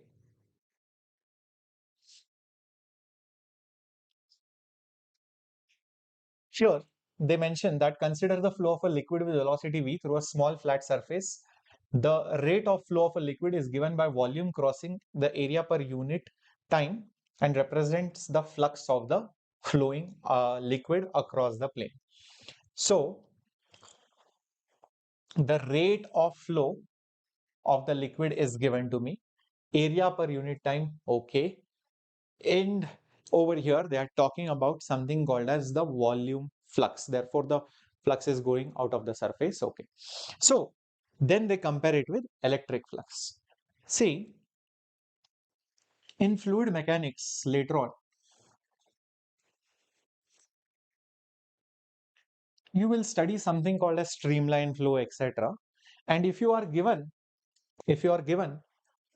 a pipe like so, you can find the flux of the flow of that particular liquid. It basically means the flow rate, how much volume of the liquid is going per unit time through that particular, pipe. That is the flow of the liquid, which is also called as the flux of the flow of the liquid. That is for fluids. Similarly, when you have electric field lines, which are going like this, looks like liquid going through a pipe. So we also can define something called as the flux of the electric field. The only difference being there is nothing actually moving. There is nothing actually flowing physically, unlike the liquid flow. In case of the liquid particles are actually moving in the pipe, but in case of electric field, you do not see some particles going. It is just a hypothetical concept, because electric field only was purely hypothetical. It was imaginary, which helps us understand physics better. So the same thing can be said definition wise, but don't expect anything to actually see. So flux of electric field means the flow of the field lines, the flow of the field lines. How much flow is there? If there are more field lines, then the flux is higher. So basically, always remember electric flux, electric flux is directly proportional to the number of field lines through an area, through an area. That's what it would be. If there are more lines passing through an area, it has more flux. Okay. For that, they have given different examples. Starting off with this. Imagine this rectangular sheet. Imagine these field lines intersecting that rectangular sheet. If you look at it from the side way or from the top view, basically, if you look at it from the top view, you will see the field lines are moving perpendicular to that sheet. If you look at it from the top, the field lines are basically going through that sheet perpendicular to it. Now, what they have done in the next scenario is that they have taken this sheet and turned it slightly here. You can see it has been turned slightly here. So now the field lines will make an angle. So if you look at it from the top, because the sheet was turned, you can see that now there are different number of lines cutting through that sheet. Earlier, when the sheet was like this, all these field lines were intersecting that sheet. But the moment you turned it, do you see some of the field lines are missing that sheet? They are not no longer cutting through that sheet. That means the flux has changed. That means the flux has reduced. Everyone? So don't you see that the flux completely depends on how many lines cut through it, and that further depends on how you are placing that sheet. If you change the orientation of the sheet, you will automatically see that the number of lines will reduce or increase. Also, imagine somebody turns the sheet enough and makes the sheet like this. Then all the fields will go in front or behind of the sheet. Nothing will cut through the sheet. Nothing will cut through the sheet. Then the flux will become completely zero. Then the flux will become completely zero. That is what they have mentioned here. If theta was 90, imagine here theta is 0. Slowly you change the theta value and make it 90. So this sheet finally becomes parallel to the field lines. You will see all the field lines will go front or behind it, nothing cutting through the sheet. So the flux will then become zero. So therefore, they say that over here that the orientation of the area decides the magnitude of the flux, okay, in different scenarios. How you place that particular area helps you decide how much flux is passing through it. Why this concept of flux is introduced, you will understand it in Gauss law. For now, we are just introducing this concept of electric flux for now. Now, they also mention now, next point, we define whatever this surface that you see over here, this surface that you see over here, we define that surface as a vector quantity. Yep. And the vector quantity of area, the vector quantity of area is always perpendicular to the area, is always perpendicular to the area. You can see this is that area vector. It is in this case here. Okay. It is always perpendicular to that area vector. Here in this case, it was here. This area has been defined as a vector quantity. It is always defined as a vector which is perpendicular to that particular surface. So if you hold a normal,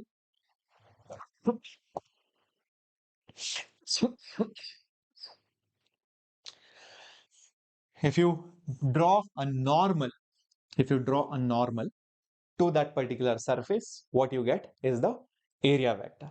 So how do we define that particular flux? Simply put, the electric field into basically the area into the cosine of the angle between the area vector and the electric field vector. is the electric flux. The symbol of electric flux is phi. Because electric field is a vector, area is a vector, and you see cos between them, that's why you often write it as electric field dot area vector. Electric field dot area vector. That is what they have also mentioned over here. Some books use the symbol A, some books will use the symbol S for the surface area. This is the definition of electric flux formula wise. And the unit of electric flux will be Newton per Coulomb into meter square, because electric field was Newton per Coulomb. This was meter square. So that's why Newton per Coulomb into meter square. As simple as that. Now, if till here everything is clear, one might have a question, sir, if I have a surface, should I take area vector here or here? Because even this is perpendicular, this is perpendicular. The answer is both are correct. There is nothing wrong in either of them. Both are correct. So you can take the normal vector here or you can take the perpendicular vector here. Both will be fine. This is okay as long as this is okay as long as the area is basically open. The area is basically an open area. This is also allowed. This is also allowed. What is the meaning of an open area? Imagine this thing. This is a surface. It could be curved, twisted, bent, flat. So this is an open area. But somebody decides to stitch it. Even this opening, even this opening, it becomes completely closed. It becomes, my bad, it becomes completely closed. Then that is called as a closed area.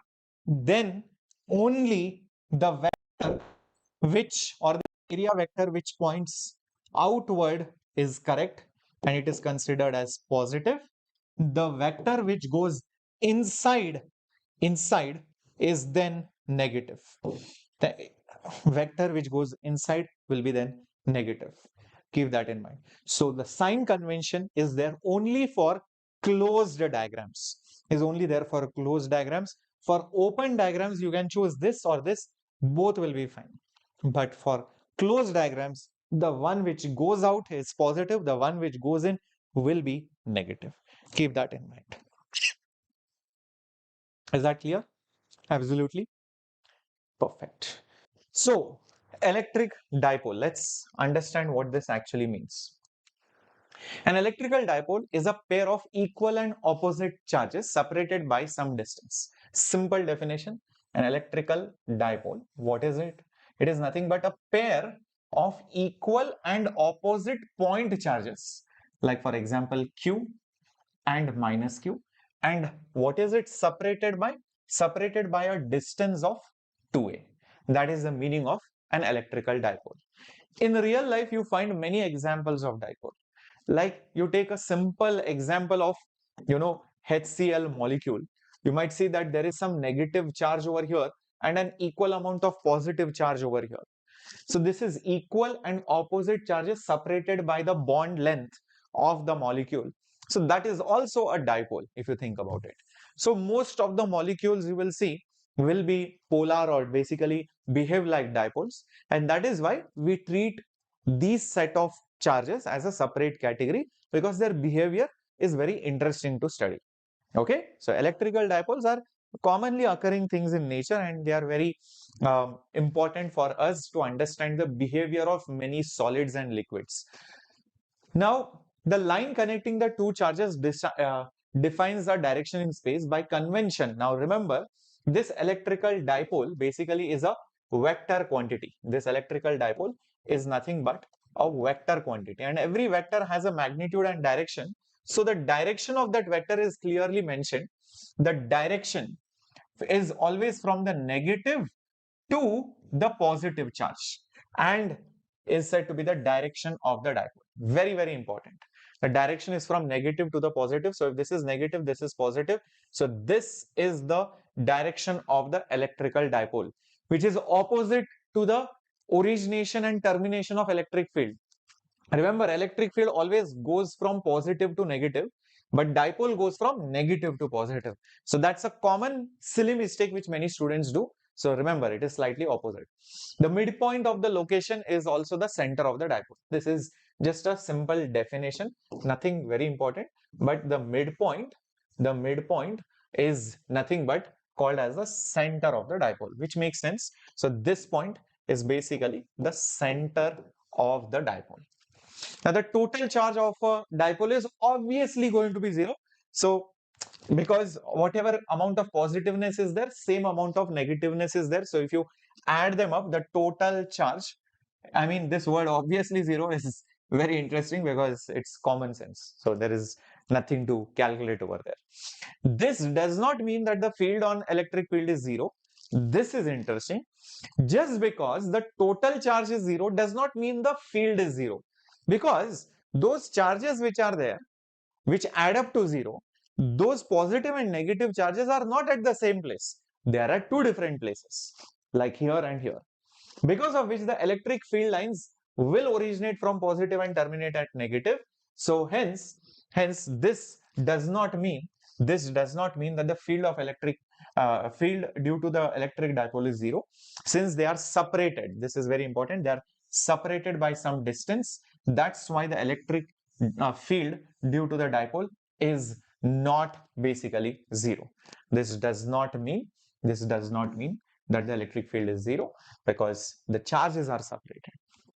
Now, when you go very, very far, when the separation of the charges is too small as compared to where you are very, very far from the dipole. That is what the next statement is all about. The fields nearly cancel out. The electric field due to a single dipole falls off at large distance, and these qualitative ideas are born out of explicit calculations as follows. The electric field due to dipole therefore falls off at a large distance faster than 1 by r square. What is the meaning of this particular statement? See, if you take a point charge like so, and you are at a distance r from it, what is the electric field at this distance? It is 1 by 4 pi epsilon naught q divided by r square. You will see that the electric field is inversely proportional to r square. But the moment you have a dipole, when you're close by, yes, there is a strong electric field around it. When you're close by, yes, there is a strong electric field around it. Definitely there is a strong electric field around it. But when you're really, really far away, almost the net charge behaves like zero, but there is a small separation. So it is very, very small as compared to a single point charge. So it is found that the electric field falls faster, in fact falls faster than before, and you will see that later on it will be proved that electric field is inversely proportional to r cube. So for large distances, you will see it will fall faster. The power of r is more, means for an increase in the distance, the electric field will go down even further down. Why is this happening? Because positive and negative totally will make it zero charge. But even though the charge is zero, field is not zero because of that small separation. So the field will be there, but that balance field will be very, very less. Because the positive will generate an outward field, the negative will generate an inward field. Almost cancel, but a small remainder, a leftover will be there, which causes that small electric field. That's why I would say it falls faster than your regular point charge. Is that absolutely clear, my dear students? Is this absolutely clear? Hello, Krishna. Good evening, good evening, good evening. Yep. Yes, Liza, Mukunda. Till this point, absolutely clear? Very good. So that is what is explained in this particular point. So I'll just mention this particular thing. So this particular paragraph, just check the next page. Just check the next page. Okay. So I put it over here. Next slide. All right. Now, the calculation of this, how this r cube comes, 1 by r cube comes, is explained in the further pages over here. So the electric field due to the charges at any point in space can be found out by Coulomb's law and superposition principle. So they are saying that if you want to find the electric field due to the pair of the charges, can be found out using Coulomb's law and superposition principle. Kind of makes sense also. Just think about it. See, if you have one positive charge here, one negative charge here, okay, you want to find the electric field here or here or here or here. Say for example, you want to find the electric field here. What will you do? You will be like, okay, due to the positive charge at this point, there will be an electric field like this. I will call it due to the positive charge like this. Due to the negative charge, due to the negative charge, slightly maybe longer distance, so maybe smaller field. So electric field due to the negative charge will be attractive like this.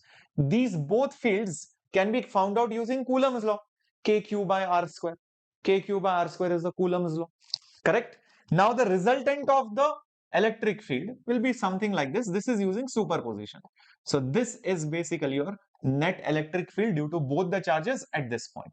So you go to any random point, both these charges will give electric field. Superimposing, that means adding them vectorially, I will get the net electric field at any given point. In fact, this also follows the electric field lines of these charges. So maybe the electric field line was going like this and like this, and maybe it was coming like this. So maybe this would have been an electric field line. So you can see the direction of the electric field is vector is along that field line itself, along that field line itself. There will be many more such field lines which I have not shown over here, but just because I have not shown does not mean that they do not exist. So lot of electric field lines will be there over here. So these are nothing but your field lines, and using Coulomb's law and a superposition principle, you can find the electric field at any given point. I hope this is clear. Krishna, today is much better. So I have been taking rest since Saturday class, right? So that's why I did not upload many videos or anything. Hopefully, just a couple of days, I think if I give rest to my throat, enough rest, I think it will be fine. Hello, Sony Mohan. Good evening, my dear lovely warriors. Yeah. Now, when the point is on the dipole axis and when the point is on the equatorial plane, so there are two important results in NCERT which you are supposed to remember.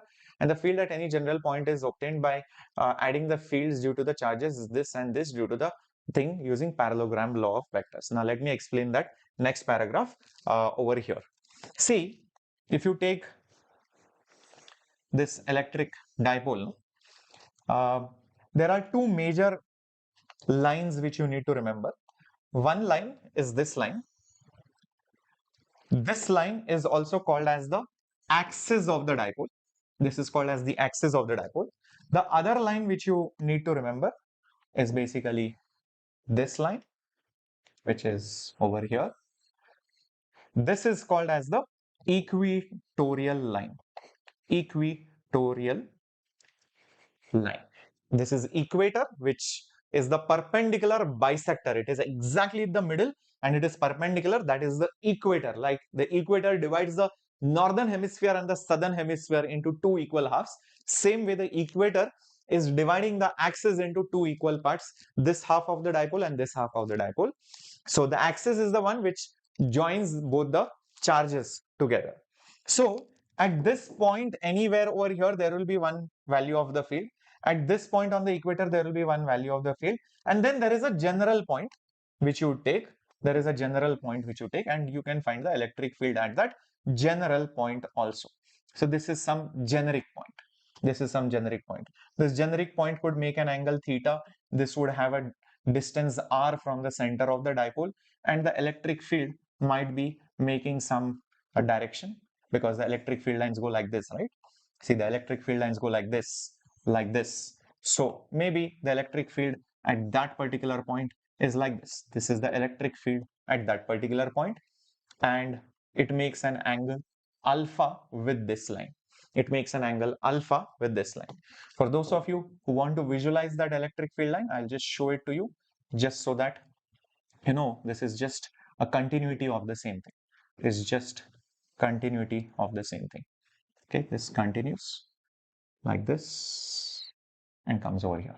Okay, this is how the electric field lines would have gone. There would be many more such field lines which I have not yet bothered to show. I'm not yet bothered to show. Is that right? Cool. Till this point, give me a thumbs up. Did you understand? Did you visualize these lines? Equator, this is axis, this is some general point. At some general point, there is some electric field. This will depend on where you are, theta, and how far you are. The angle which the field makes with this dotted line, imaginary, will also be different. If you obviously think about it, stand over here, R is different, electric field is making a different angle altogether. Correct? So all these things will change depending on wherever you are standing. Yeah, absolutely. So there are two special cases which we consider. So like you can see over here, one is when the point is on the dipole's axis, the blue dotted line which I shown, and the second one is that green dotted line which is the equatorial plane, which is the equatorial plane of the dipole. So one is that axis, one is the equatorial plane which I have shown. Now, if you see the derivation, it's not very important from NEET perspective, but what they have done at the end of the day, I'll tell you this whole thing. See, if you take any point on the axis, let's say for example, I am over here. Let's say I am over here. Due to the positive charge, there will be an electric field here. Due to the negative charge, there will be a small electric field here. Both these fields will be opposite. Both these fields will be opposite to each other, but will they cancel? No, right? Why won't they cancel? Because the magnitudes are different. Whose magnitude is more? The one which is closer. Who is closer? Positive. So positive will be more repulsive. Negative, being far away, is less attractive.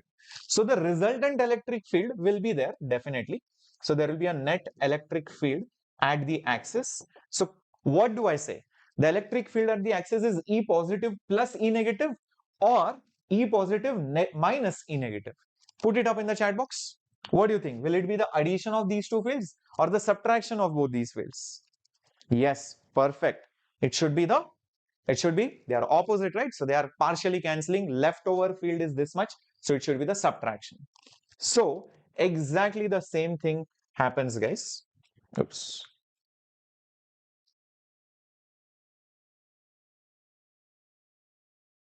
At that particular point on the axis, what they have done is basically they have found the field due to the positive, they found the field due to negative, found the field due to negative, found the field due to positive. But at the end of the day, you will see that there is a minus sign. Why is there a minus sign? Because E positive is opposite to E negative. So that means the net electric field. So the net electric field, the total electric field which is there, will be the subtraction of these two. Will be the subtraction of these two. Yes. But what is the magnitudes? How did they write these numbers? Let's understand that. See, usually we take this as, let's say, positive Q, this as negative Q. In NCERT, they take the distance as 2a, but if you follow my NEET classes, you will realize I do not take it as 2a, I take it as L. But that's okay. For NCERT perspective, they are fine. I mean, it's just like saying Pandu and Champa, what is the separation between them? I'll be like, yeah, see, the distance between them is, let's say, 2 kilometers. I won't say the distance of separation between them is 2a, where a is equal to 1 kilometer. A is equal to 1 kilometer, and the separation between them is 2 times of a. I mean, I will be like, why did you not tell me that direct separation is 2 kilometers? Why are you telling me 1 kilometer is the half the distance between them? So the total distance between them is 2 times of 1 kilometer. So, it's just a matter of choice of how you represent it. I do not personally like this method, but they have done that only because of the dipole gets divided into two halves. This is A, only for that. Other than that, they have not done it with any specific purpose, just for simple calculation purpose during the derivation. That too during the derivation, not during application. During application, it becomes more confusing. 2a is given or a is given. So always read the question carefully. Always read the question carefully. Is that right? Okay. So generally, people avoid this 2a definition, but since we are doing through NCERT, we'll go through that. So if you notice, this particular point from this charge is at a distance of r. So from the center, this point is at a distance of r minus a, because this much part is a. So the positive charge will be at a distance of r minus a. This is R from the center. This is A. So R minus A. Similarly, if you see how far is the negative charge, you will see it is A, which is the half the length, plus R is the distance of the negative charge till this point.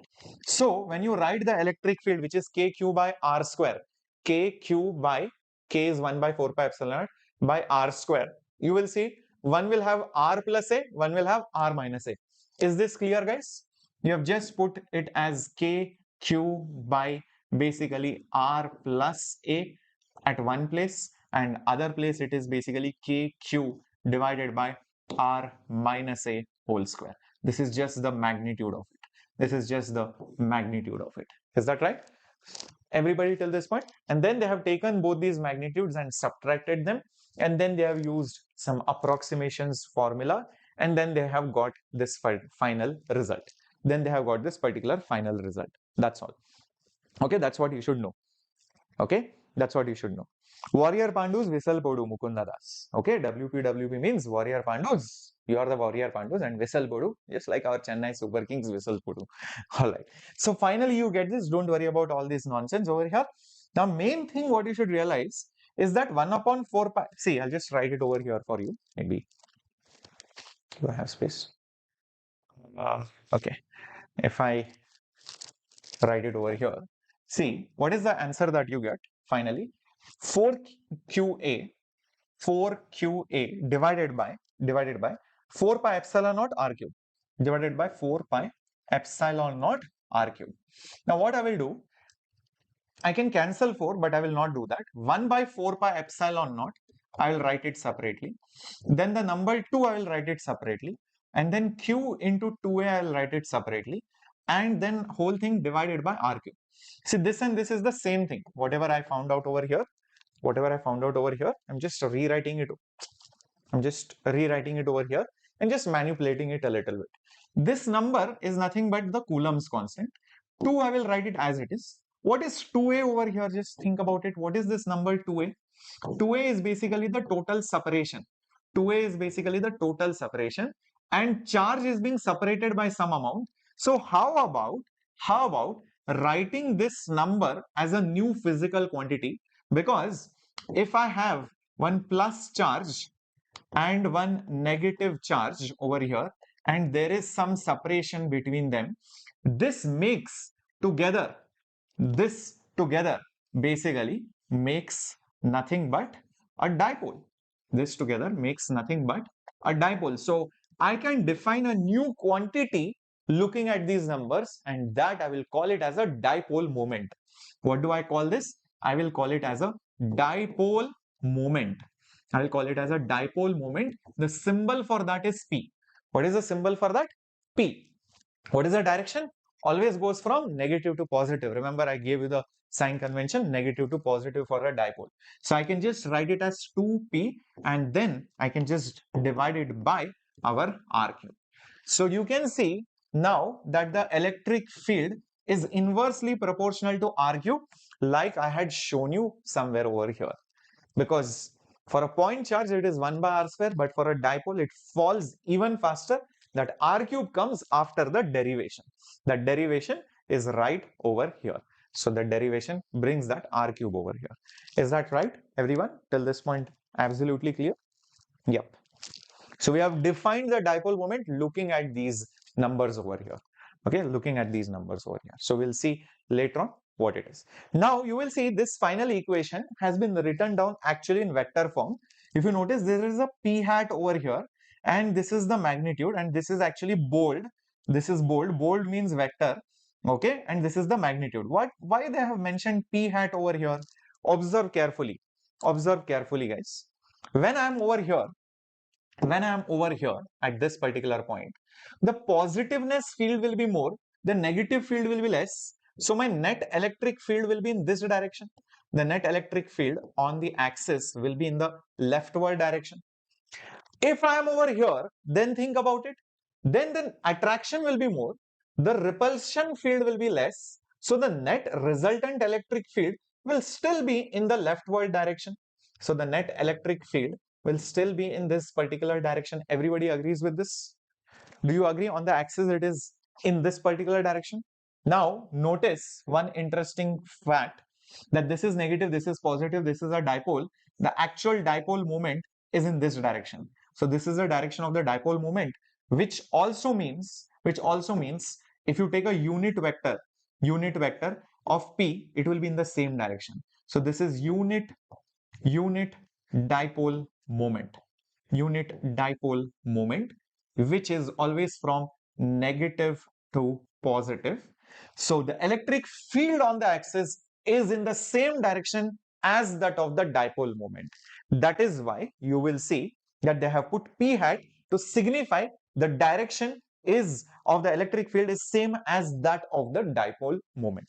That's why KQA by 4 pi epsilon naught R cube is the magnitude, and that becomes the direction. So you will also see in some books what they will do is they will write it down like this: electric field vector is K into 2 divided by R cube, and they will also put P bar over here just to signify the directions are same. There is no minus sign because it is not opposite. Plus is there because the directions are same. Is that absolutely clear? Understood the complete understanding of this? Did you get it, my dear warriors, lions, warrior bandus, everyone? And a very, very happy Raksha Bandhan to all of you. Good evening, Harborine. Very, very happy Raksha Bandhan to all my lovely dear students. I hope you have a great day, and I hope you end up protecting all the deserving, friends and your relatives and your batchmates and everyone. Because in the light of the recent events which has been happening, across the country, especially with our doctors and future, medical staff, it's really heartbreaking. Really, guys, you need to take the pledge to help and protect your friends who are girls, or who are your batchmates who are girls, and you need to ensure that they are safe and they feel safe around not just you but also around anybody else, especially in the night or while going alone somewhere. So it is our responsibility. Keep that in mind. Yeah, correct. Moving ahead, so that was your basically electric field vector, which was on the axis K2 P bar by R cube. Same derivation is also there for the equatorial point. So again, they find due to positive and negative charge, and they add them and they get some value. So how does that happen? Let me go back over here and show you.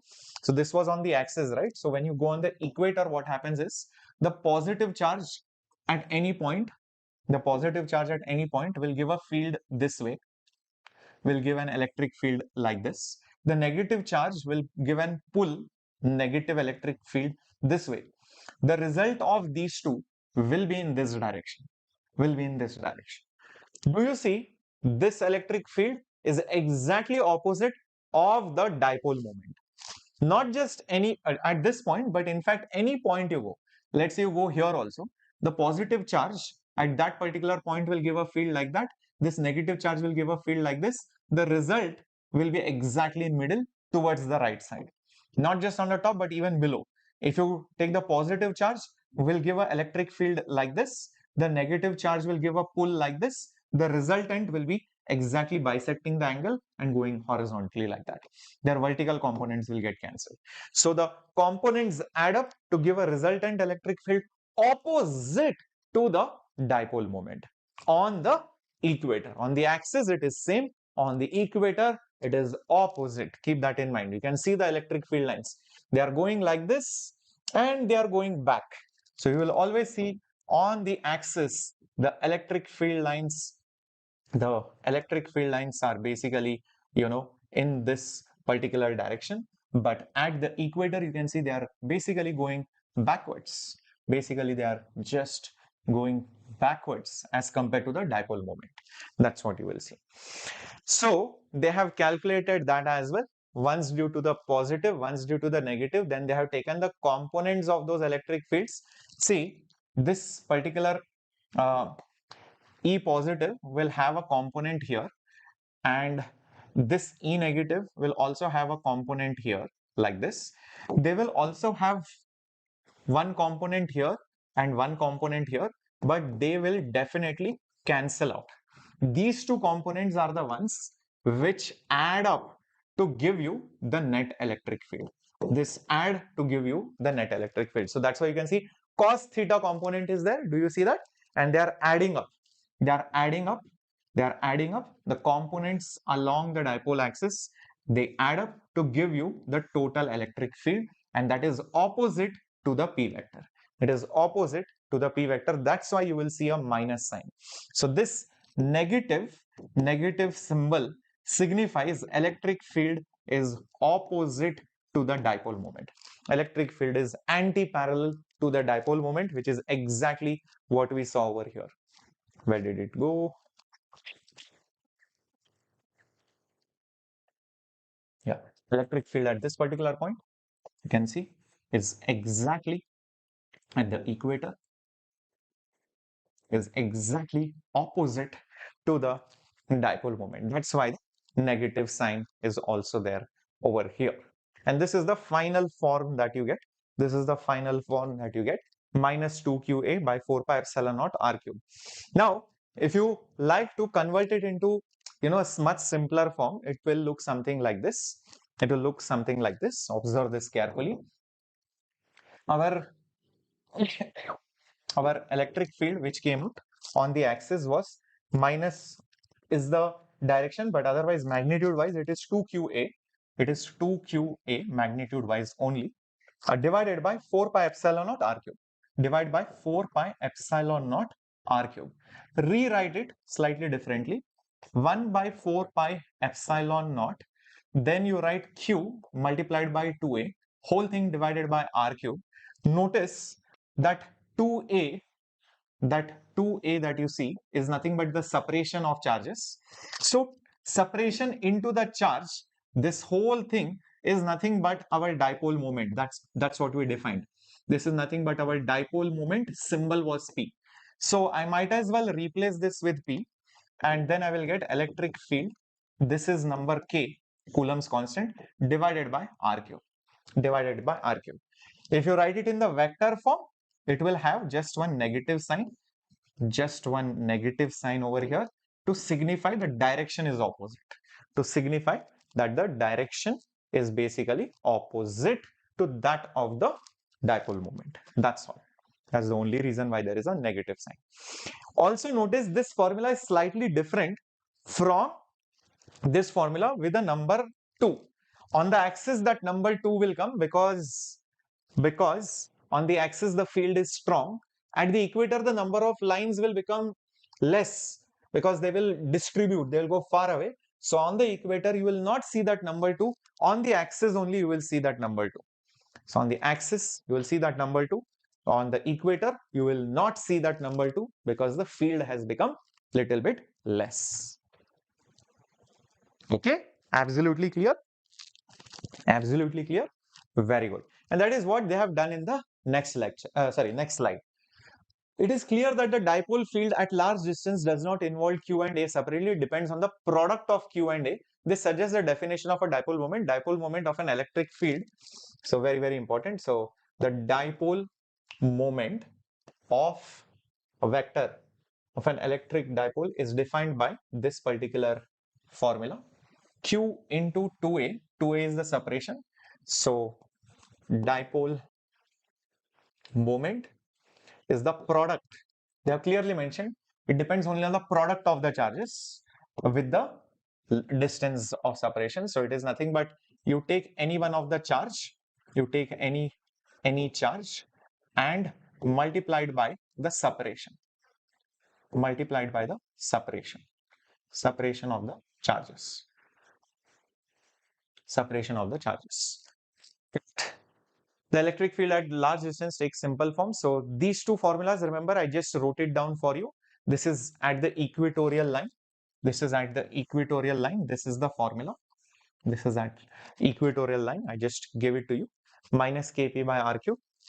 Minus Kp by R cube. K is 1 by 4 pi epsilon naught. And on the axis, it is this formula. 2 times P divided by R cube multiplied by K. So this is on the axis. K2P. I had given K2P divided by R cube. K is 1 by 4 pi epsilon naught. Exactly the same thing they have told. Remember, all these formulas are only valid for large distances only. This is the most important condition. This condition is very important. If the distance is not large, then these formulas do not hold true, because in the derivation there are some approximations which are done. So like this one over here, you neglect A as compared to R, that is when it is valid. So you should be very far from the dipole. You cannot be very close. You cannot be here. You have to be here or here or here or here. Very far. If you are very close, those formulas are not at all valid. That is why that essential condition is mentioned. Yep. Clear till this point? Understood? Awesome. Now, also they have mentioned this, how it falls off as 1 by r cube versus 1 by r square. Okay, so this is an important point. I think I mentioned this point just some time back over here. The electric field due to a dipole falls off faster as compared to a single point charge. So this was mentioned just somewhere over here. Maybe I should probably shift that slide over here for all of you. I should shift that slide over here. Okay, so I've explained this, but as 1 by r cube. For a point that for a dipole at large distance falls off as 1. Yeah. This is for a point charge. This is for a dipole. Okay, this is there on the next slide. Okay, it's mentioned here. Now, next important point in NCERT 1.10.2. What is the physical significance of dipoles? I just explained to you about hydrogen chloride or any molecule as such. Any molecule, you will see that the electron cloud will shift to one place. So that will have some delta negative charge, and an equal amount of positive charge is developed on the other side. So you will see molecules in general are polar in nature. Sometimes these dipoles will cancel, sometimes they will not cancel. Let's see an example for that. These type of molecules are, okay, the dipole moment is 0. CO2, CH4 are these type of molecules. However, they develop a dipole moment when there is electric field applied, but in some molecules, the center of negative and positive charges don't coincide. Therefore, they have a permanent electric dipole moment. Even in the absence of electric field, such molecules are called as polar molecules. Water molecule is an example of this type. Various materials give rise to interesting properties and applications in the presence and absence of electric field. Okay, now what does this entire paragraph mean? See, you might have heard or seen this in chemistry, I'm pretty sure. You have your oxygen, you have your hydrogen. So the hydrogen oxygen bond in a water molecule, is at around 107, 108 degrees, something like this. And you see that the oxygen basically gets some negative charge, and the hydrogen basically gets some positive charge, right? That is what happens. So isn't this a pair of dipole? This is also a pair of dipole. Can you see that? Everyone, there is a dipole over here. I'm pretty sure you can see it. There is a small dipole moment here, negative to positive, and a small dipole moment over here. So this is a dipole P1. This is also a dipole P1. Both these dipoles are between oxygen, hydrogen, oxygen, hydrogen. If you see both are vectors, they will add up and they will give you a net dipole moment. So you will see there will be a net dipole moment of a water molecule. So that's what they say over here. In some molecules, the centers of negative and positive charges don't coincide. So in some molecules, the centers of those negative and positive charges don't coincide. Therefore, they have a permanent electric dipole moment even when there is no electric field around it. There is no electric field around it. There is a net electric dipole moment. It feels like, the charges are separated. It doesn't feel like the negative and the positive charges are at the same place. They are separated. So they are behaving like a new resultant dipole. Best example, water molecule, hydrogen chloride, and so many more. But in the first example, what they have shown is, for example, CO2 and CH4. Let's take the example of CO2. Okay, so you have carbon here, oxygen here, oxygen here. So say for example, the carbon got positive over here and the oxygen got, let's say, negative over here. So you will see that negative to positive, there will be a dipole which is formed, another dipole pair over here. both these dipole pairs, even though they exist, because they are vectors, they will cancel each other. And what you will notice is that the net dipole moment is zero. So such molecules, the net dipole moment is basically zero. Their net dipole moment in such cases, you can see, is basically zero. So let me just use some different colors over here.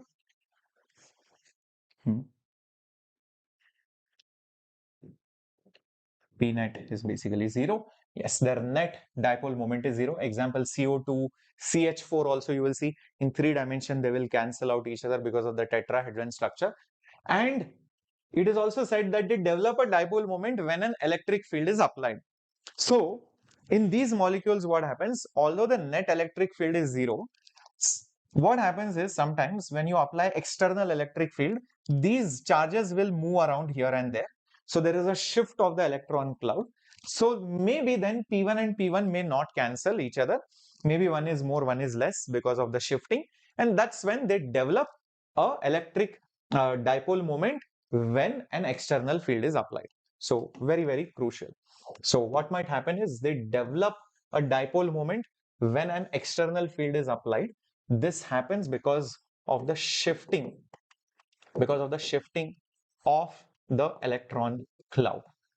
Because of the shifting of the electron cloud, and the dipole moments don't cancel. The dipole moments basically don't cancel out each other, and because of which the net is definitely not zero.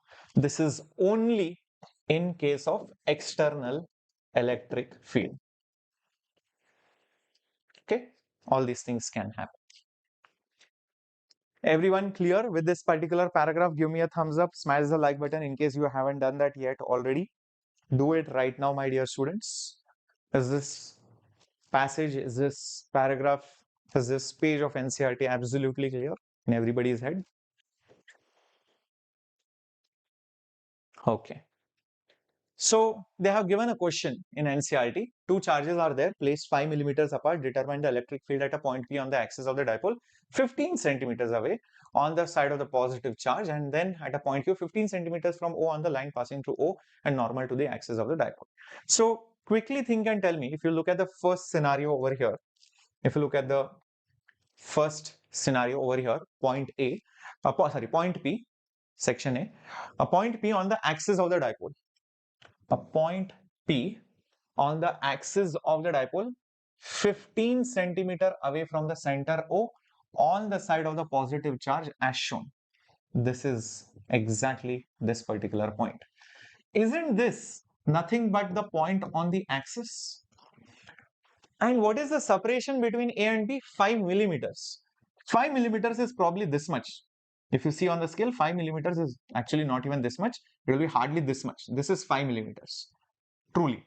Just probably the thickness of your finger, even slightly lesser than that. And how far are you? You are at 15 centimeter. 15 is almost this much. So you are over here. Is this a faraway point? Yes or no? Quickly think and tell me. Are you at a faraway point? Yes or no? Quickly think and tell me, my dear students. Yes, you are. Yep. So this point is definitely a far away point because your distance from the center is much larger than the separation between them. Much larger than the separation between them. So our formulas are allowed. Our formulas are allowed. So I can use electric field on the axis as K P divided by R cube. K is basically 9 into 10 to the power 9. Dipole moment is charge. Charge is 10 micro. So 10 micro into separation between them 5 millimeters. So 5 into 10 to the power minus 3. Okay. Don't put into 2 because already the separation is mentioned. Okay. The separation is already mentioned. So 2A is 5. Please mind it. 2A is 5 millimeters, not A. That is why I said that 2A and A is always confusing. Divided by the distance cube. Distance is 15 centimeter. So convert it into meters and then cube it. So whatever answer you will get is the electric field on the axis. Electric field on the axis. Same thing for the second part. For the second part, at a point Q, 15 centimeters away, Oh, by the way, on the axis, there is one more small thing which I missed. That number 2 is there. So I have to multiply it with 2. Yeah. Remember on the axis that K2P divided by R cube. That's the formula. The second part is on the equator. On a line passing through and normal to the axis, you can see what is this basically. What is this? This is obviously equator. So this is at the equator. And because 15 centimeters distance is very large as compared to the separation between them. The charges are separated by 5 millimeters. You are at a distance of 15 centimeters. You can see it behaves like a very short dipole. The dipole feels like very short as compared to the distance. So here again R is much larger than A. So I am allowed to use this particular formula, which is just Kp divided by R cube. So K is 9 to 10 to the power 9. Dipole moment is charge into separation, which is 5 millimeters. Just 10 to the power minus 3, no multiplying by 2. Distance is 15 centimeters, converted into meters and then cube it. So whatever answer you get over here. Understood how to do the physics part of it? Yes, everyone? So solving this, you will get the answer. So they have got the answer over here. Now unnecessarily, see what NCERT has done. They have done it via the long method and then they have done it via the short method. I mean, it was obvious the distance is more. Why are you going to find the electric field due to each charge separately, then add them vectorially and then find the electric field? And then they say, hey, listen, actually we could have used the formula only, which we have obtained earlier, and it comes out to be the same. So they have found it here using proper addition, separate charges, they have added the electric fields versus using the formula directly. It's the same thing, this and this. So they're like, oh, it's the same thing. We could have used the formula. Why do this? In the exam, you're not going to do all this nonsense. You're just directly going to apply the formula, and you will see at that point P in that section A, it is 2.6 into 10 to the power 5. This comes out to be 2.6 into 10 to the power 5. Same thing for the equator when they do it. It comes out to be 1.33 into 10 to the power 5. 1.33 into 10 to the power 5. Okay, remember the units are Newton per Coulomb. Cool. So they have applied the formula and exactly got the same thing. Kp by R cube. They have done the same thing, guys. Right? Everyone clear till this point? Shall we go ahead? All right. Awesome. Now, what happens when you take such a dipole and you place it in an external field? Remember, just sometime back over here, I told you when you put an external field, then the molecules, electron clouds might shift here and there might be some undesirable effects. So, we want to see what happens when you use a dipole. Yes, we are going to see uses putting a dipole in an external electric field here. Yeah. So, number one thing. First of all, what happens is you will generally see that there will be some kind of force, some kind of a torque which a dipole experiences, and that is what they have basically calculated on these slides, the torque which it experiences and the force which it experiences. So we'll see how much that force and that torque is. First of all, just imagine that this is that dipole P, okay, and these are the charges. Always goes from negative to positive, right? This is positive, this is negative q, positive q. The distance of separation between them is, let's say, 2a. Okay, that is the distance of separation between those two charges. If you apply an external electric field, let's say our external electric field is like this. This is our external electric field. What does electric field basically do? It applies forces on the charges. If you look at the positive charge, it applies a force in the same direction. So there will be a force of charge into the field. This is the force on it. And on the negative charge, it will apply a force in the opposite direction because of the negative charge. Magnitude wise, it will still be the same. QE, amount of force. Now, here is the interesting part. Observe it carefully. Here is the interesting part. Observe it, guys. See, there is a separation between the two charges. and also the forces. Look at it. One force is here and the another force is here. Guys, these two forces, they basically form a couple. Couple is where you have two forces of the same magnitude but in the opposite directions, but not passing through the same point, separated by some distance. Pandu is pushing some box, Champa is pushing the box, but they are pushing it at two different places and in the opposite direction. Two different places, opposite direction. That is a couple. So this is nothing but a couple force. This is nothing but a couple force. And whenever you have a couple force, there are some important things. Number one, the net force will be zero. Reason being, they will cancel out each other. Can you see that? This and this are opposite and obviously they'll cancel. Second thing, they will produce a net torque, and the net torque is always the separation between the forces, multiplied by any one of the force, If you observe carefully, you will notice this force is here and this force is here. So the separation between the two forces, is actually this distance. So if this is L, this is theta, this will be L sine theta. So the separation is basically L sine theta. And the force on any one of the charges is basically Q into basically E. Q into basically E. But here our L is not actually L. Our L is actually 2A. Our L is actually 2 times of A. So I should put 2 times of A sine theta into QE. This is basically the net torque. So this is basically the net torque acting on that dipole. This is basically the net torque acting on the dipole. 2 into A into sine theta into QE. Is that absolutely clear how we got it? Yep. Awesome. Now, if you modify this equation a little bit here and there, what you will see is I can put, observe, charge into 2A in one bracket multiplied by electric field, okay, and lastly I will put sine of theta over here. Why did I do it? This particular thing is nothing but the dipole moment, right? That is the dipole moment formula. That is nothing but the dipole moment formula.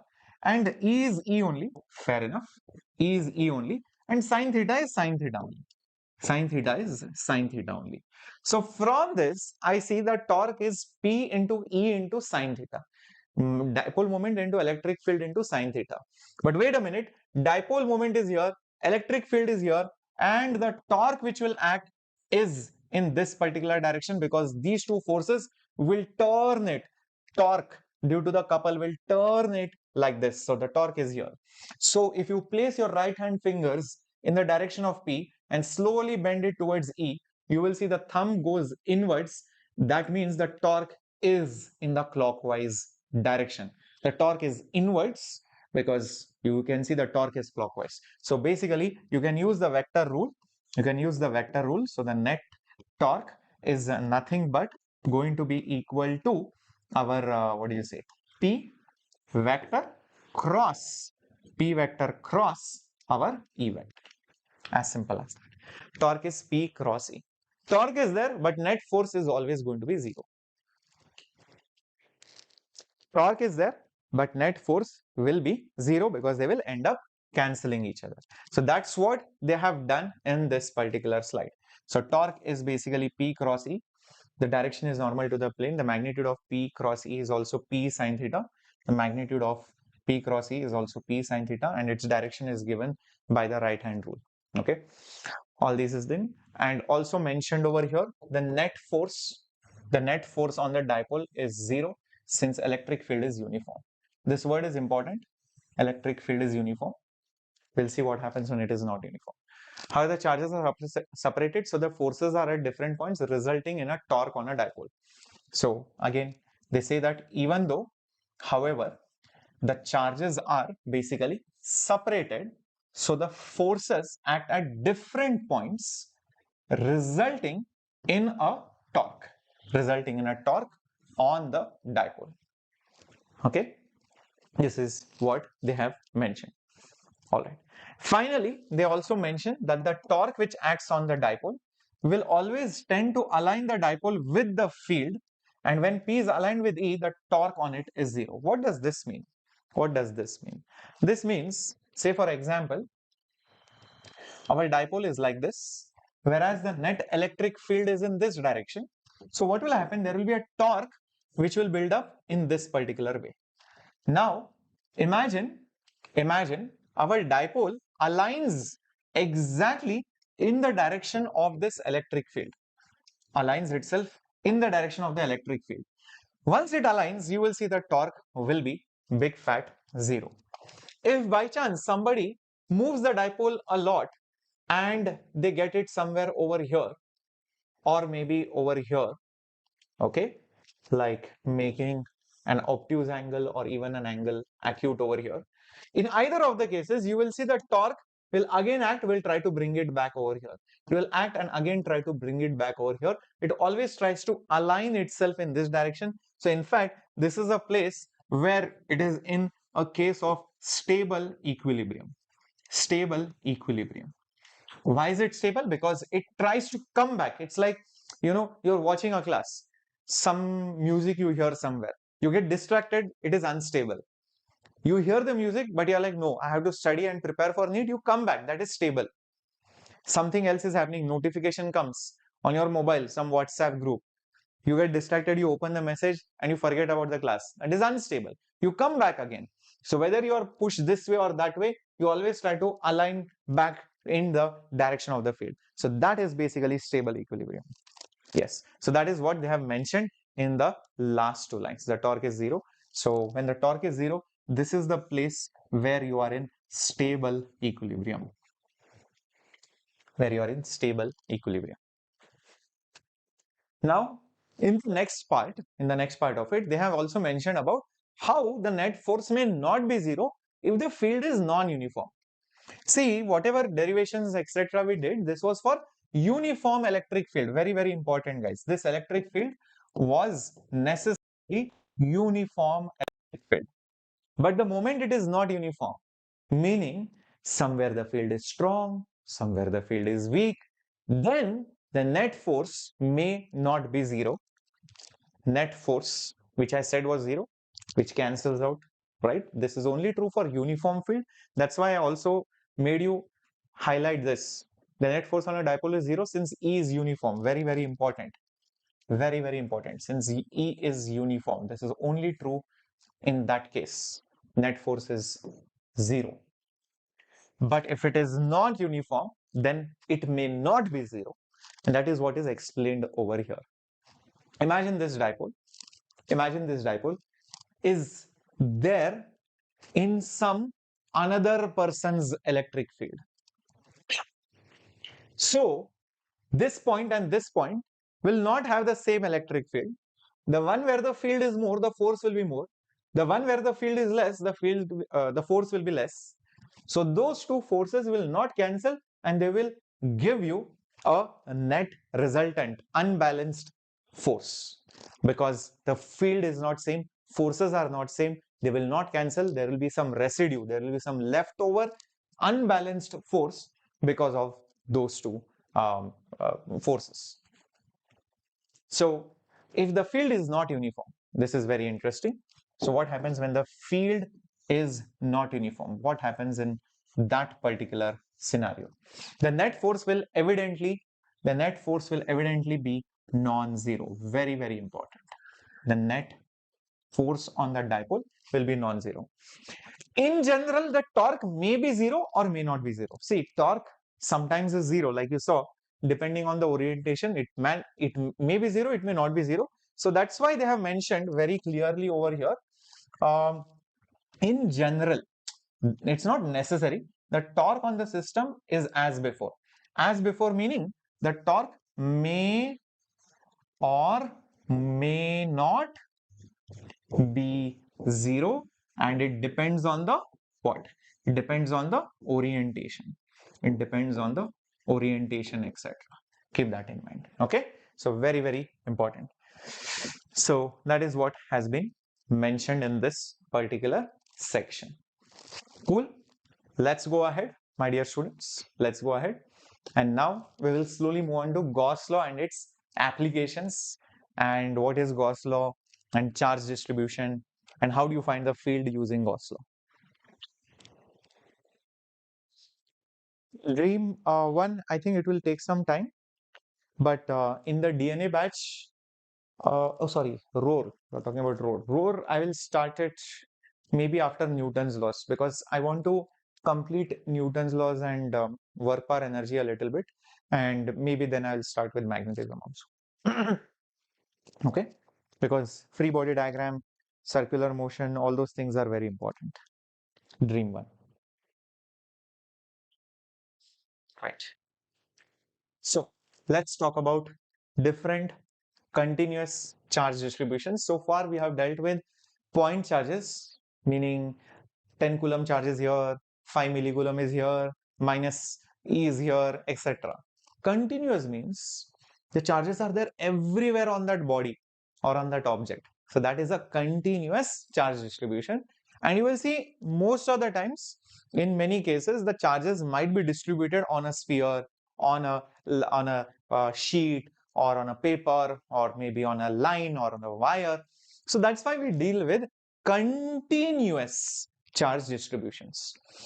So, for example, on the surface of a charge conductor, it is impractical to specify the charge distribution in terms of locations of the constituent. It is more feasible to consider an area element, etc. So we define a surface charge density as delta Q by delta S.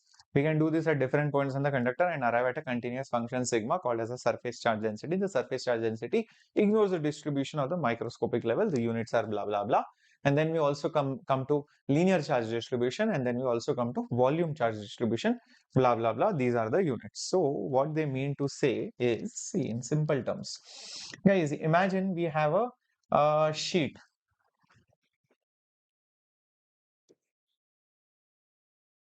We have a sheet.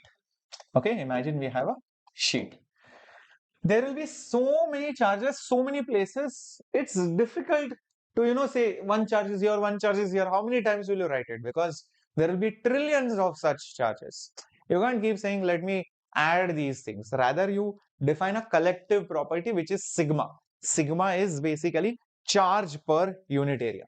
So imagine this.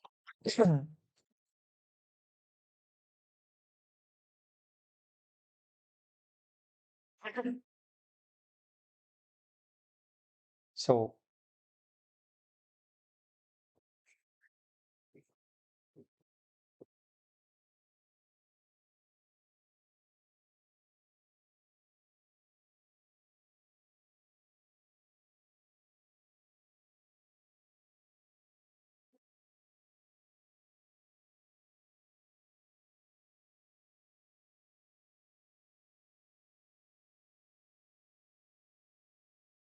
So there is some charge distribution like this on that particular sheet. Just imagine the pain in even drawing it. It's so lengthy. So what we do is basically we take a small element. Okay, we take a small element which has a small area, let's say, for example, A. And on that area A, we see how much charge is there. Let's say Q charge is there on that area. So that Q divided by that area is basically called sigma, which is the area charge density. Area charge density. Because coulombs is on the top, meter square is below, obviously the unit will be coulomb per meter square. How much charge is there per unit area? Is that clear? The definition of sigma? Everybody till this point, give me a thumbs up. Very good. So this can be then different at different places. So maybe by using some superposition integration principles, we will be able to solve the problem later on. But for now, we have defined sigma, which is charge per unit area. Same way, imagine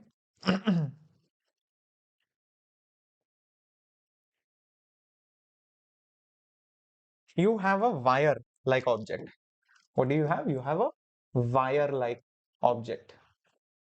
And on that wire-like object also, you might have some charges on it. It could be positive, it could be negative, doesn't matter, but you could have charges on it, something like this. Somebody decides, let me do one thing. Let me just take a unit length. Let me just basically take a unit length of that wire, or let's say I call the length as L.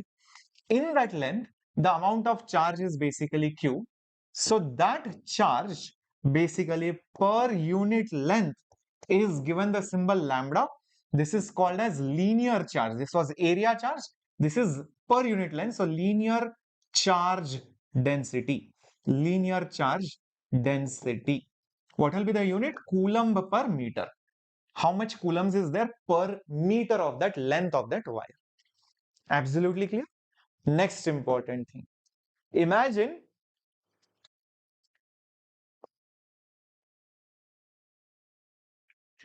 there is a 3D space. Imagine a random figure like a balloon, a rubber ball, a stone, a mountain, a lump of clay, or some random geometrical three-dimensional object, okay, or a human body, or an insect, or a cockroach, whatever you want to imagine, you can imagine. This is basically a three-dimensional body. This is basically a three-dimensional body. So this is some random body.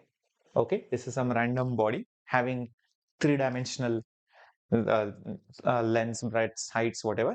And in that, somebody says that, listen, it is charged everywhere. It is charged everywhere. Okay, it's having charges everywhere like this. Obviously, when we have to find the field, etc., due to them, it will be a lengthy process. So we define a more general property as a whole of that particular body, and then we take a small volume like so, small volume, and that volume is, let's say, V, and on that the charge which is present, the charge which is present is Q. So that charge divided by the volume is given the symbol rho, which is now volume charge density. Volume charge density. Volume charge density. The unit is Coulomb per meter cube. Is that clear, everyone, till this point? These are the three things which have been mentioned over here in a very boring format, but yeah, I think I have given some better diagrams for your understanding in one single slide. Yes. Cool till this point? Understood? Sigma, lambda, rho. Three different symbols, three different units, three different meanings, three different purposes, depending on 1D, 2D, or 3D problem. Now, basically, what they say, why we defined all this is because in order to find the net field because of these bodies, you can use superposition. I'll show you how, and then find out the net electric field. Observe this.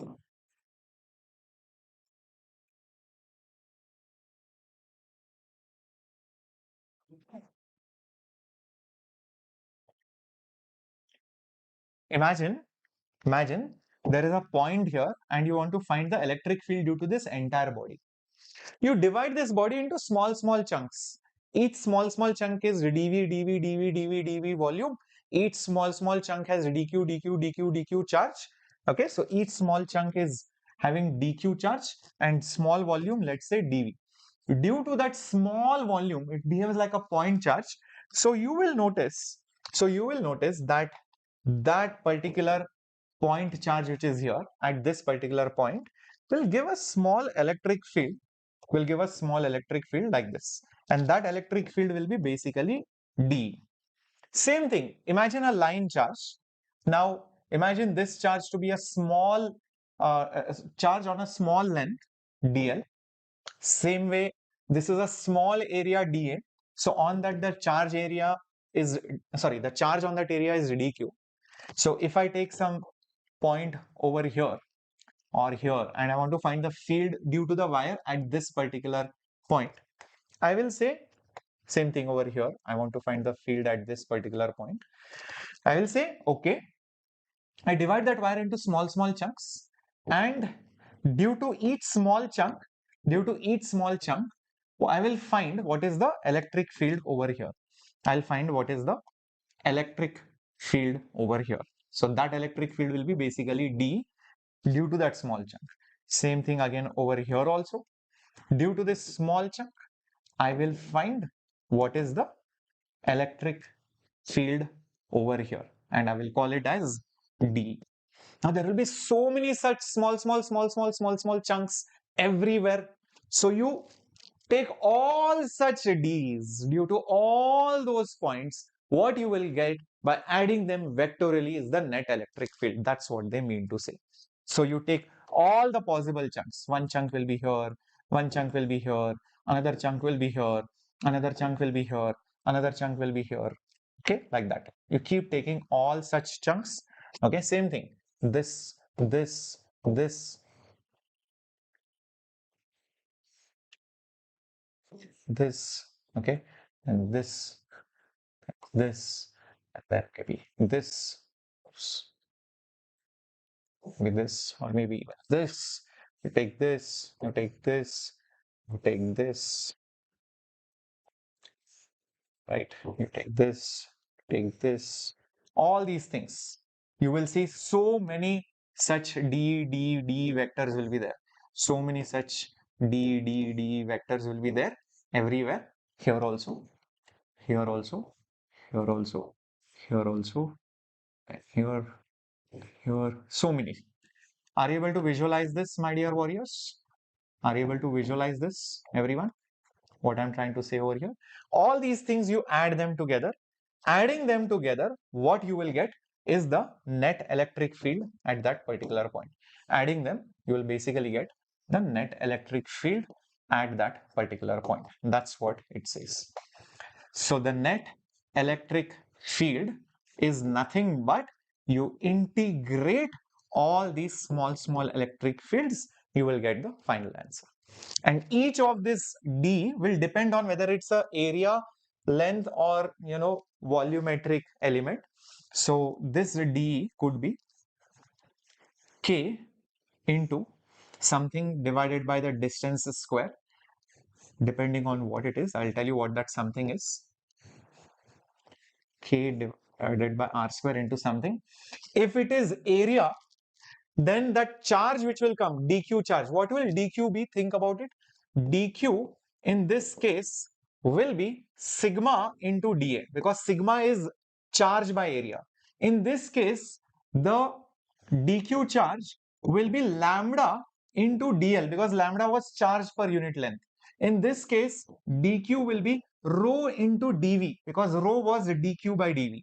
So depending on that, your dq will change. Depending on that, your dq will change accordingly. So in the first scenario, maybe this particular dq will be, the first scenario, maybe the dq will be, sigma dA. In the second scenario, it will be lambda dL. And in the third scenario, it will be rho dV. Is that clear, everyone? Understood? Clear? Depending on what kind of element is there, accordingly your charge will change, because that's how sigma, lambda, and rho were defined. So if sigma was this, so q will be sigma multiplied by a, so dq will be sigma multiplied by dA. Is that right, everyone? Clear, my dear students? Let me know quickly in the chat box, understood or no. Is it understood or no? Yes or no? Quickly in the chat box. Quickly in the chat box. Quickly in the chat box, everyone.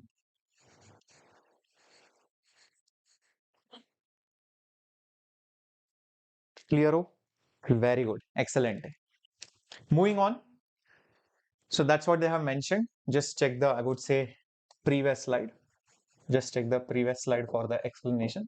So that is what they have given over here. The field due to continuous charge distribution can be obtained in the same way as a system of, suppose you take it, divide the charge distribution into So divide the charge distribution into small elements of size. The field due to continuous charge distribution can be obtained much the same way for a system of different charges. So basically, okay, by this, so using superposition principle, you can find the net electric field distribution by summing over all the electric fields due to different basically elements. So instead of summation, you can also then replace that summation with integration also. You can replace that summation with integration like I have put over here. Okay, this is basically summing, adding.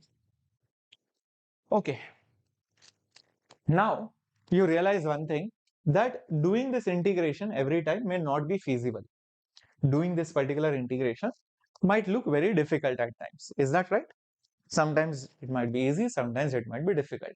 So Gauss law is the law which helps us simplify this integration in a much, and you can calculate the electric field in a much more simpler manner. Rather than doing all this nonsense, you can find it in a much more simpler manner. That's why we have something called as the Gauss law. So Gauss law makes use of the concept of electric flux and a concept of enclosed charge. These are the two concepts which are used in basically Gauss law, and Gauss law says that the net flux through basically a closed area is basically charged by epsilon naught. So we'll see that there is a small proof for it, what they have done over here. Remember, I'll just tell you what they have done over here in this simple manner. Imagine you take a charge. Imagine you take a charge. And due to this charge, what will happen? There will be electric field. There will be electric field everywhere. There will be electric field everywhere. Okay. These are the electric field lines. Now, what you do is basically go to some distance r from this particular charge, and at that particular distance r, you take a small elemental area which I call it dA, and at that particular area vector will be somewhat like this. This is the area vector now, normal to that small area which I have shown. At that particular point, let's say the electric field is basically E. Basically, the electric field is E. So through that small area, what might be the flux passing? So the flux through that particular element which we have shown, it will be basically d phi, and d phi will be electric field dot area vector. But electric field and area vector both are in the same direction, so angle between them is 0, and whenever you have dot, you use cos. So cos 0 is nothing but 1. So that is basically your flux through that small element which I have shown over there. It is E into dA. Now, what is the electric field at that particular distance? We already know it is nothing but 1 by 4 pi epsilon naught q divided by r square, and this is into dA. So that is your d phi. This is the value of the electric field which we know already at distance r. Okay. So this particular E value I already know. It is q divided by r square 1 by 2 pi epsilon naught. Now comes the interesting part. Imagine I take a complete closed surface like a sphere. This is a closed surface. In this case, it is a sphere. In this particular example, I have taken a sphere. I have basically taken a sphere. Is that right? So what will happen in that case if I measure the entire flux through that particular closed sphere? Then it will be simply put integration of all the fluxes at every single point on that sphere, because I can take so many elements. At each element, there will be some flux going in or coming out. So I will add those fluxes to get the total flux.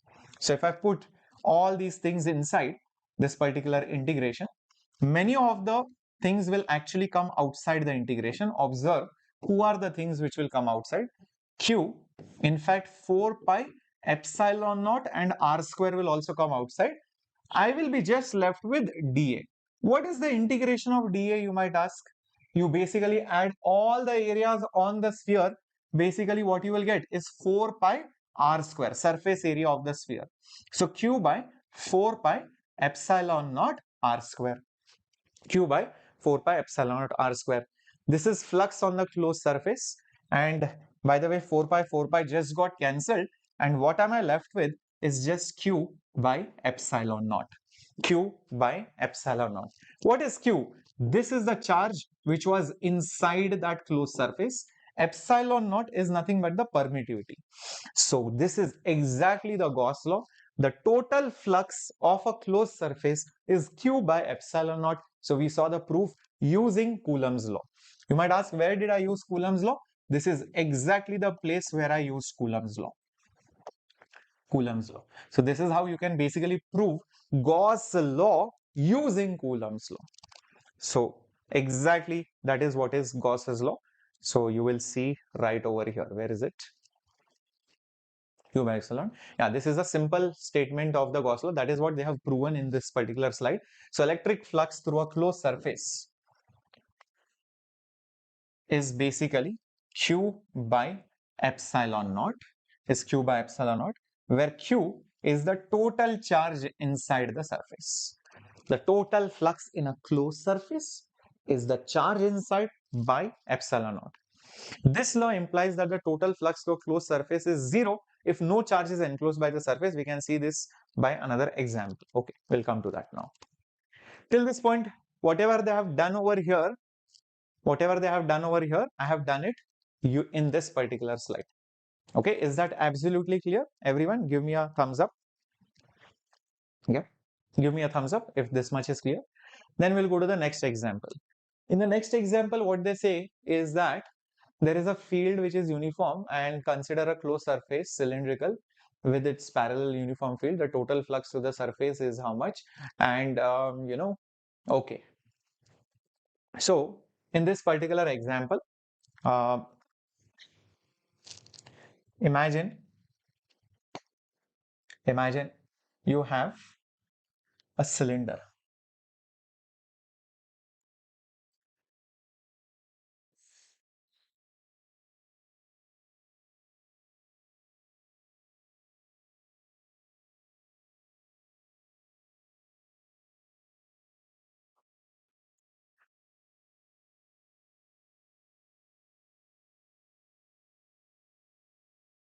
Imagine you have a cylinder and there is electric field everywhere around it which is uniform, and it is going like this.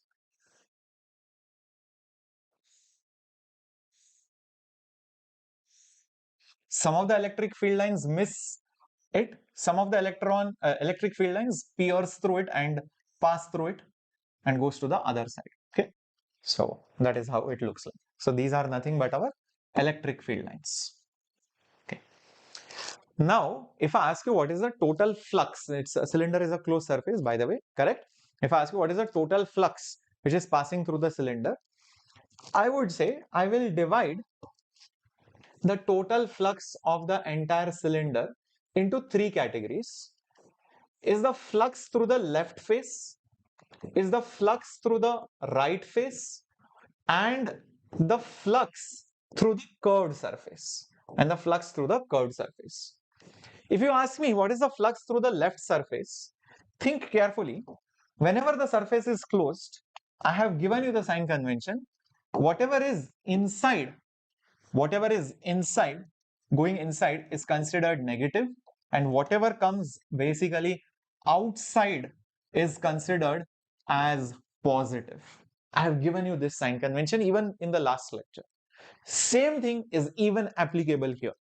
That is why you will see this flux entering inside on the left surface will be negative, and flux is field into area. So the field is basically E. Area is this circular area. Let's say I call it A. Let's say this particular circular area that you see over here is basically, or here is basically A. Same thing on the right hand side, because the flux is coming out, it will be positive flux. It will be E into A, but positive. Lastly, if you talk about the curved surface, notice how at every point on that curved surface, the area vector is perpendicular to the field vector. So cos 90 will be 0. The area vector at every single point on the curved surface is perpendicular to the field. So the dot product is 0. Hence, on the curved surface, there are no field lines piercing through it. They are going over it or below it or besides it, but nothing is going through it. Like over here and here, they are going through the surface. So whenever field lines cut through, that's when it gets counted. If it goes from the sides, they are not counted. They are never counted. So what will you see this total sum to be? It is a big fat 0. This also means that Q in by epsilon naught will be 0. This means that the net charge enclosed inside is also 0. So there is no charge present inside this cylinder. That is the conclusion of it. That is the conclusion of it. Is it clear, everyone? Understood? Perfect. That is what is explained in this particular paragraph. So that is what they have also mentioned over here. Thus the total flux is 0 as expected by Gauss's law. Thus whenever you find that the net electric flux through closed surface is 0, we conclude that the total charge contained inside the closed surface is 0. Now this is very important. Total charge is 0 means either there is no charge inside, there is no charge, or there is a or there is equal amount of positive and equal amount of negative, and these two charges basically cancel out each other. Both are possible. Keep that in mind. Either there is no charge only, there is positive but also negative, equal amount, so the net charge enclosed is 0. So both are possible. That is why we conclude that the total charge, this is very, very important, total charge, net charge is 0. Right? As simple as that. Okay. Now, in this particular page, what have they mentioned? If you go through it, you might think, because when we applied Gauss law for cylinder or for this particular point charge, Gauss law is only valid for certain scenarios, but it is not true, guys. In fact, Gauss law is true for any closed surface. No matter what the size or the shape, it is always valid. It is not having any exceptions. It's just that we use Gauss law for some geometries because we are not studying very high stuff. We are using those formulas for standard geometries like line, sheet, volume of a sphere, etc. The right side includes the sum of the charge enclosed by the surface. Charges may be located anywhere inside the surface. Yes, this is true. So whenever you write Q inside, it is nothing but Q1 plus Q2 plus Q3, etc. All these charges are always enclosed. All these charges are basically enclosed. Includes the term Q on the right hand side. The sum of all the charges enclosed, they may be located anywhere. They may be located anywhere, doesn't matter. So just because one charge is here, one charge is here, or this charge shifts here, this charge shifts here, this charge shifts here, doesn't matter. As long as it is inside, you will count it. Whenever you choose the surface such that there are some charges inside and some outside, the electric field whose flux appears on the left side is because of both the charges. Very, very important. So when you write the total flux of a closed surface, electric field dot area vector, and you integrate it. This is basically your Q in by epsilon naught. This is basically your Q in by epsilon naught.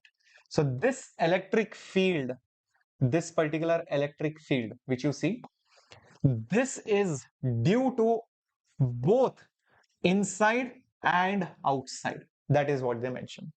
So the electric field, the electric field is due to all the charges both inside and outside. It's not that this is only the electric field due to a charge which is present inside.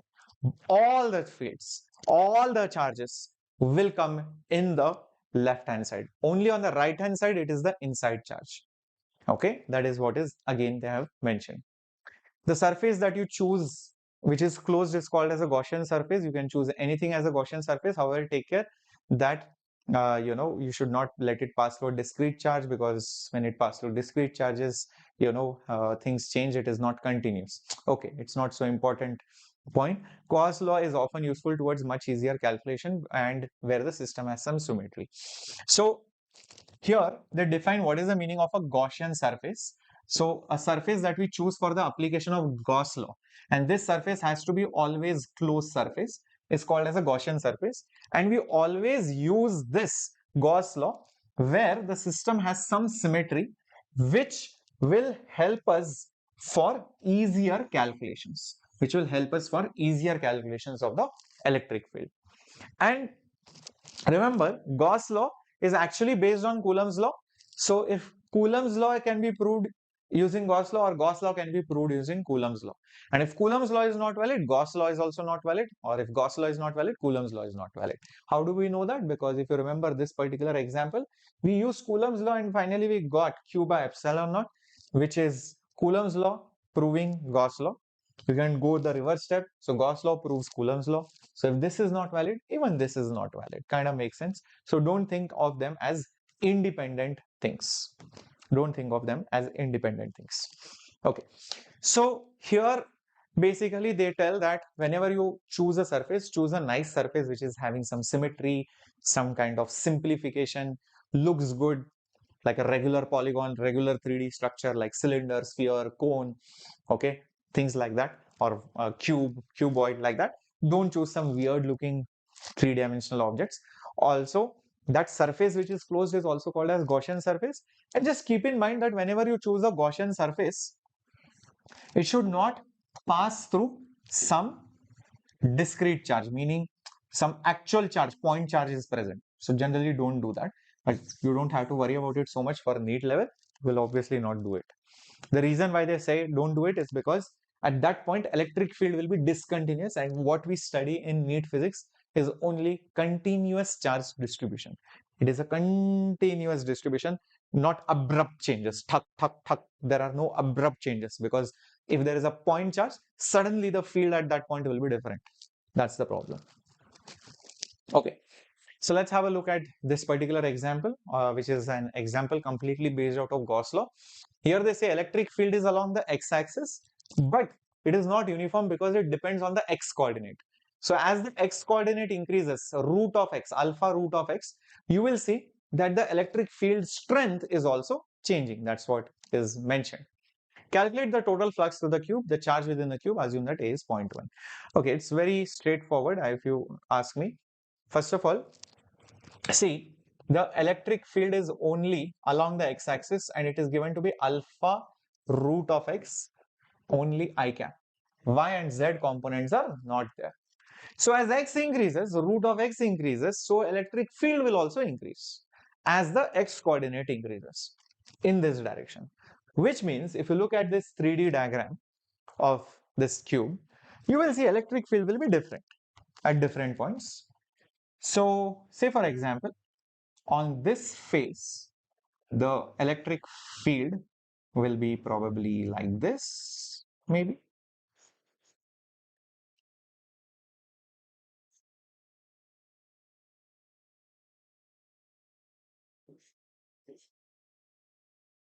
Like this. And at this face, the x coordinate, what is the x coordinate at that point? It's A. So the electric field on the left side will be alpha root of A. Alpha root of A. As you go to this particular face, you will notice that at this point, the x coordinate is A plus this A, which is 2A. So the electric field will also be stronger at this particular place, is what I would say. So there will be more field lines which will be passing through.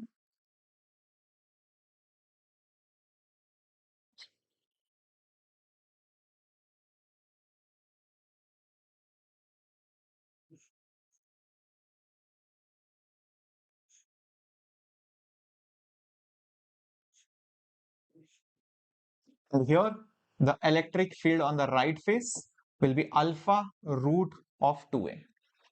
Is that right? So you can see the field strength has changed. I hope this diagram is making it obvious. Now, if you look at the front, top, behind, and the face below, the electric field, although present, it is not piercing, it is not cutting through that surface. It's passing below or behind or in front of it.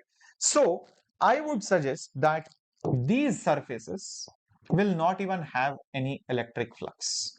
These surfaces, okay, will not have any electric flux. So I will just say that the electric flux through the front, electric flux through the back, electric flux from the top, electric flux from the bottom will be a big fat zero, will be a big fat zero. So when I try to find the total electric flux through the cube, I will have only two terms in it. One is the flux on the left hand side, flux on the left hand side, plus the flux on the right hand side, flux on the right hand side, and then all other things will be zero. Top, bottom, front, and left. Zeros will be there. All these upper, bottom, front, and behind faces, they will have no contribution only in the flux. Do you agree with this? Everyone with me? Everyone? Yes, very good, Sonil Krishna. Satyashri. Awesome, awesome. So now, how much is the flux on the left and how much is the flux on the right hand side? That is not difficult to find. See, on the left hand side, the flux will be electric field into area. Electric field is alpha root A. What is the area of this particular face? Side into side, which is A into A, which means it will be A square. But be careful, it is coming inside, so there must be a minus sign over here. There must be a minus sign over here. I hope you got it because it is coming inside. Next, over here it is coming out, so it should be positive. And electric field is alpha root 2A, and that is the field into area of this thing, square of A. That's it. So now I can just take out few things common like alpha and A square root A, and over here I have root 2, and over here I have basically 1. That's it. So this is the final answer. You substitute the value of A, substitute the value of alpha, put it root 2 minus 1, you will get the total flux through the cube, and it comes out to be exactly the same thing as 1.05 Newton, 1.05, what is the unit? It is Newton per Coulomb into meter square. This is field and this is area. Field into area is flux. That's the answer. Clear how we got this till this point? Absolutely awesome. Dheeraj, I'm sorry, sir. Why are you sorry, man? You should be happy that you have a hardworking teacher. I wish I had hardworking teachers during my time like this and YouTube like this. So you should be very happy. Now, once you get this, using Gauss law, what can you write down? Think using Gauss law, using Gauss law, using the Gauss law. You can say this is nothing but Q in divided by epsilon naught. So Q in will be 1.05 multiplied by epsilon, which is 8.85 10 to the power minus 12. So you will see that the total charge enclosed after multiplying, you will get it as some 9.27 into 10 to the power minus 12. Yes, 9.27 into 10 to the power minus 12. 9.7 into 10 to the power minus 12 Coulomb. That is what you are getting. Simple application of Gauss's law. That's it. Cool. That's what has been done. So that was your NCERT example. You can expect such questions even in your NEET examination. There is another example solved over here. Electric field is 200 I cap for x more than 0, minus 200 I cap for x less than 0. A cylinder is there with some faces. What is the flux through each flat surface? What is the flux through the side of the cylinder? What is the net outward flux? What is the net charge? Okay, very visualizing diagram is what I would say. So imagine a cylinder like this, okay, And I would then say, imagine a plane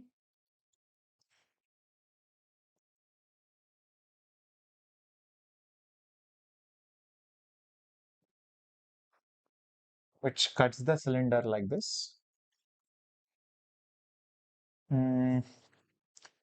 Then just visualize this as the axis of the cylinder or something like that. Okay. So anyways, so this is your x-axis, this is your y-axis, and this is your z-axis.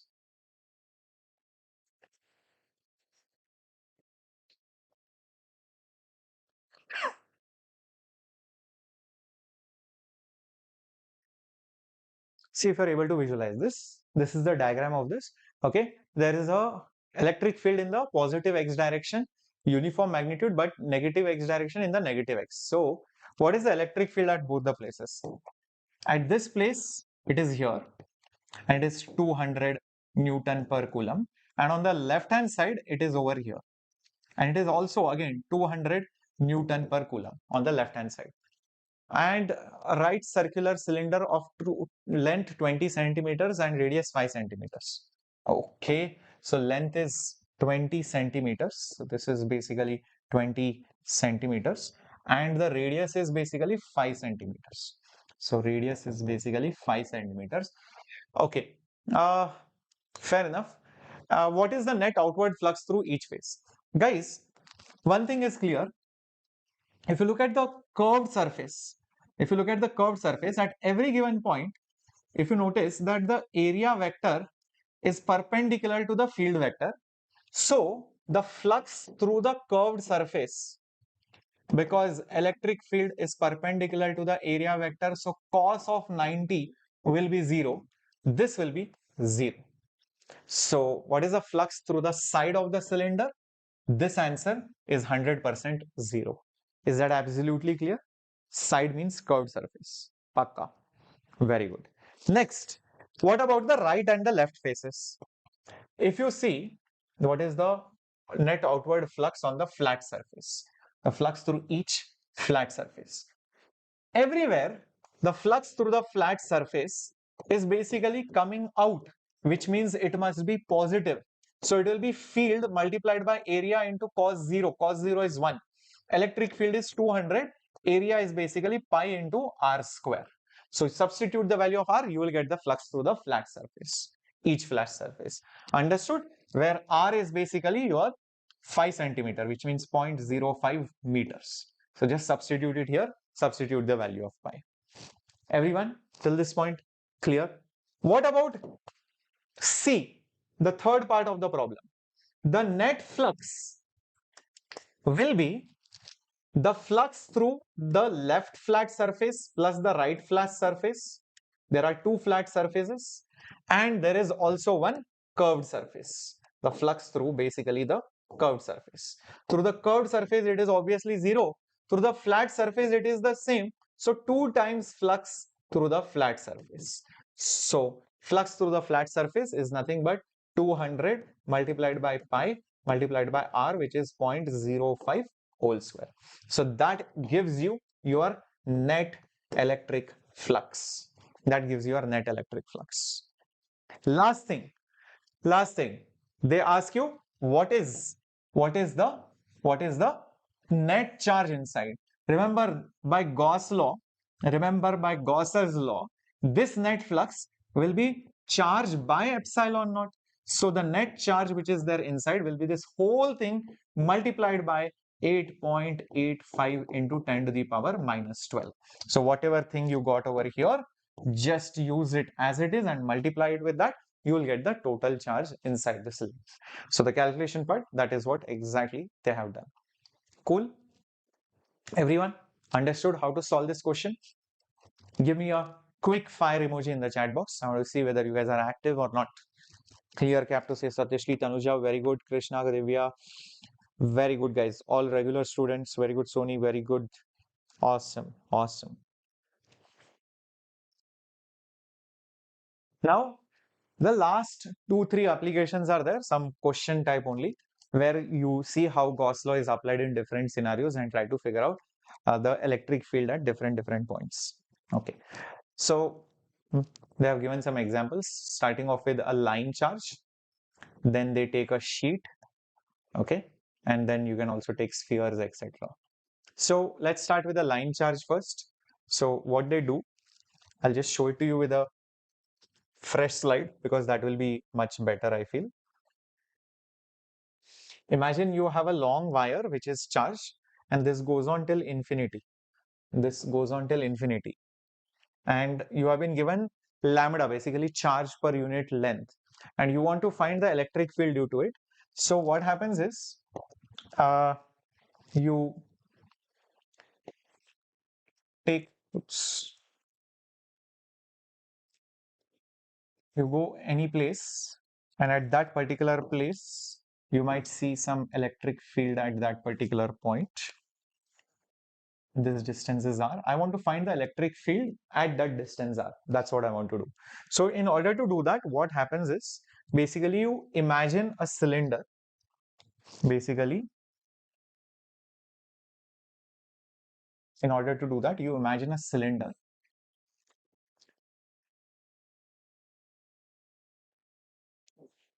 Correct?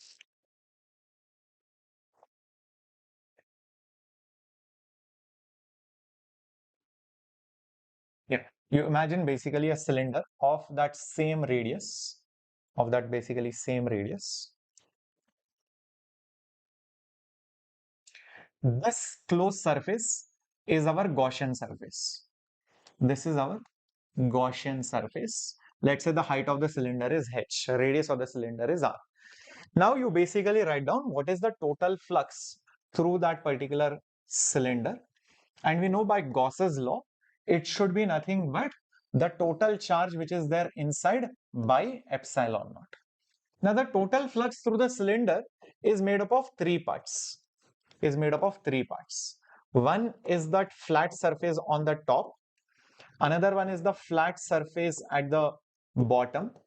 And another one is basically the curved surface. Together, these three surfaces makes up the cylinder. On the flat top and flat bottom, think about it, electric field is just going like this or like this.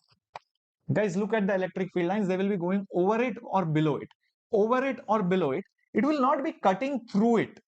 It will not be cutting through it. So hence, through these two surfaces, there will be no flux. There will be no flux at it, because the electric field line is going over it or below it. There is no passing or basically cutting through it.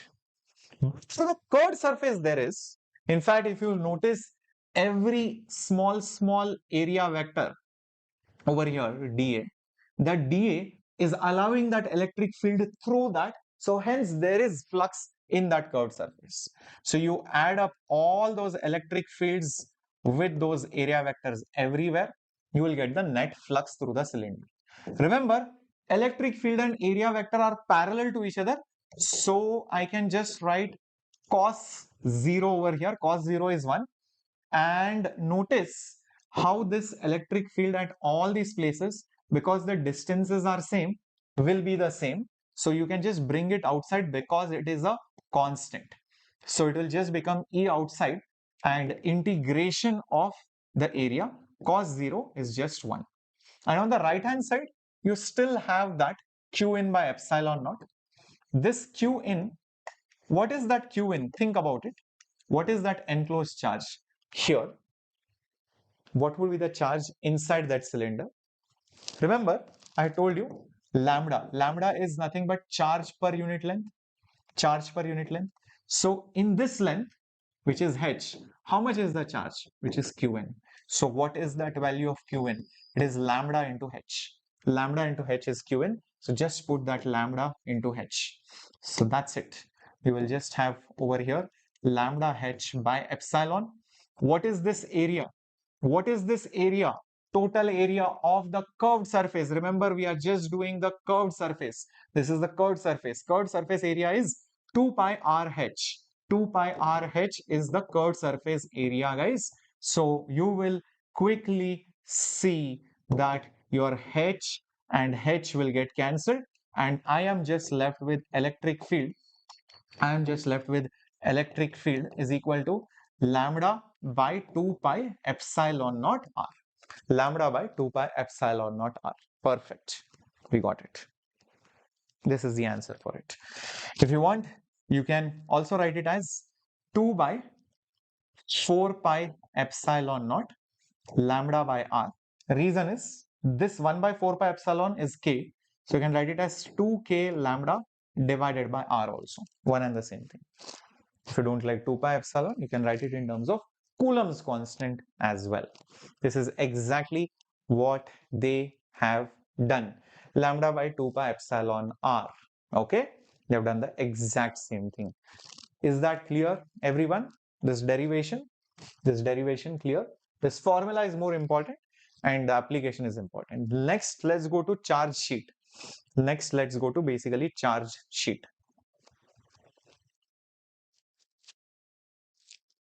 For a charge sheet, what they do is basically, if this is a charge sheet, you basically again consider a cylinder or a cube or whatever which cuts through it like this. This is your Gaussian surface now.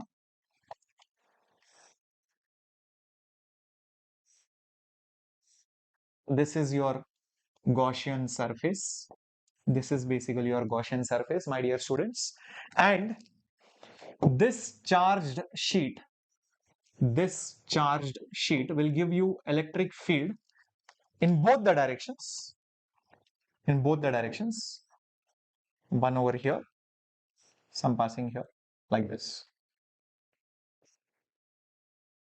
and also over here.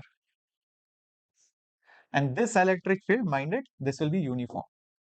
This will be uniform and it will be going both ways because this is a charge sheet. Electric field will go both ways. This side and this side is the same thing. So it will just run away from it or towards it depending on the sign of the charge.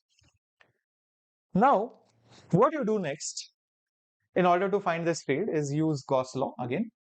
So the net flux through our cylinder, you find it out.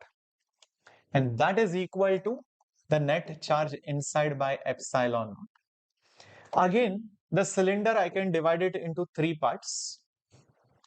The flat surface on the left, the flat surface on the right, and the curved surface. Unlike before, where we saw these two were zero, no flux was there. Here it's quite opposite. Notice how the electric field line will either go above the curved surface or below the curved surface, but it is never cutting through the curved surface. So strictly speaking, this is not there. There is no flux only through the curved surface. Number one. Number two, this side and this side, both sides, the flux is coming outwards. So that is why this is also positive and this is also positive because the flux is coming out of those flat surfaces. And if I assume that this particular area is A, the flux on the left side will be electric field into A. This right side will also be E into A. Both will be positive and I can add them up. Till this point, I hope it is absolutely clear. What about inside charge? Well, I know the definition of sigma. It is nothing but the charge per unit area. So whatever charge is inside upon whatever charge is there over here in this particular part will be Q in. So this is basically the Q in upon that particular area. What is that area? The same area as this face. So hence, what is Q in? It is nothing but sigma into A. So just put sigma into A over here. Naturally, you will notice one thing. A and A just gets cancelled over here.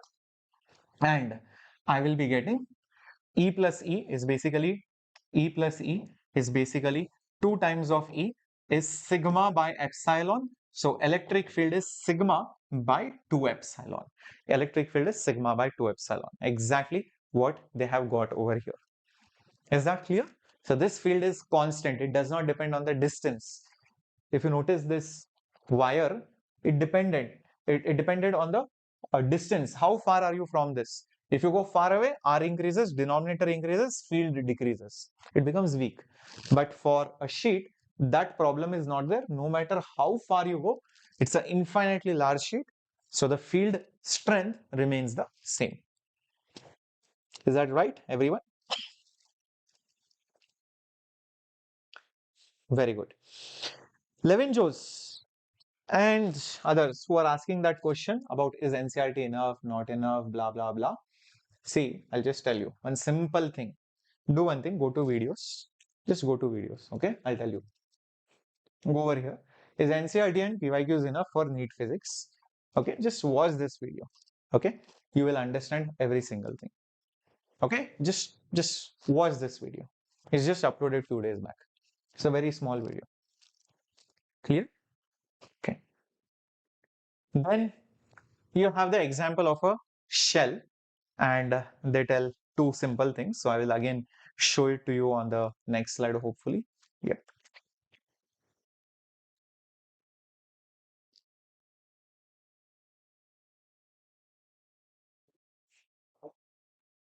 So they take the example of a charged shell, and it is having some radius.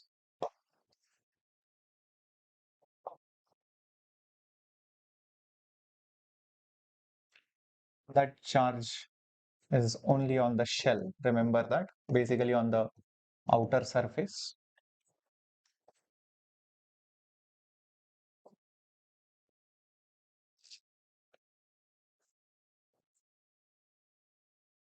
And there are two scenarios. First scenario is where you are outside the shell.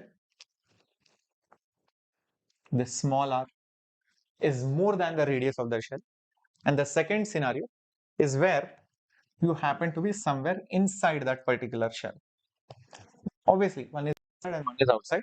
So what will be the field at these locations at some distance from the center?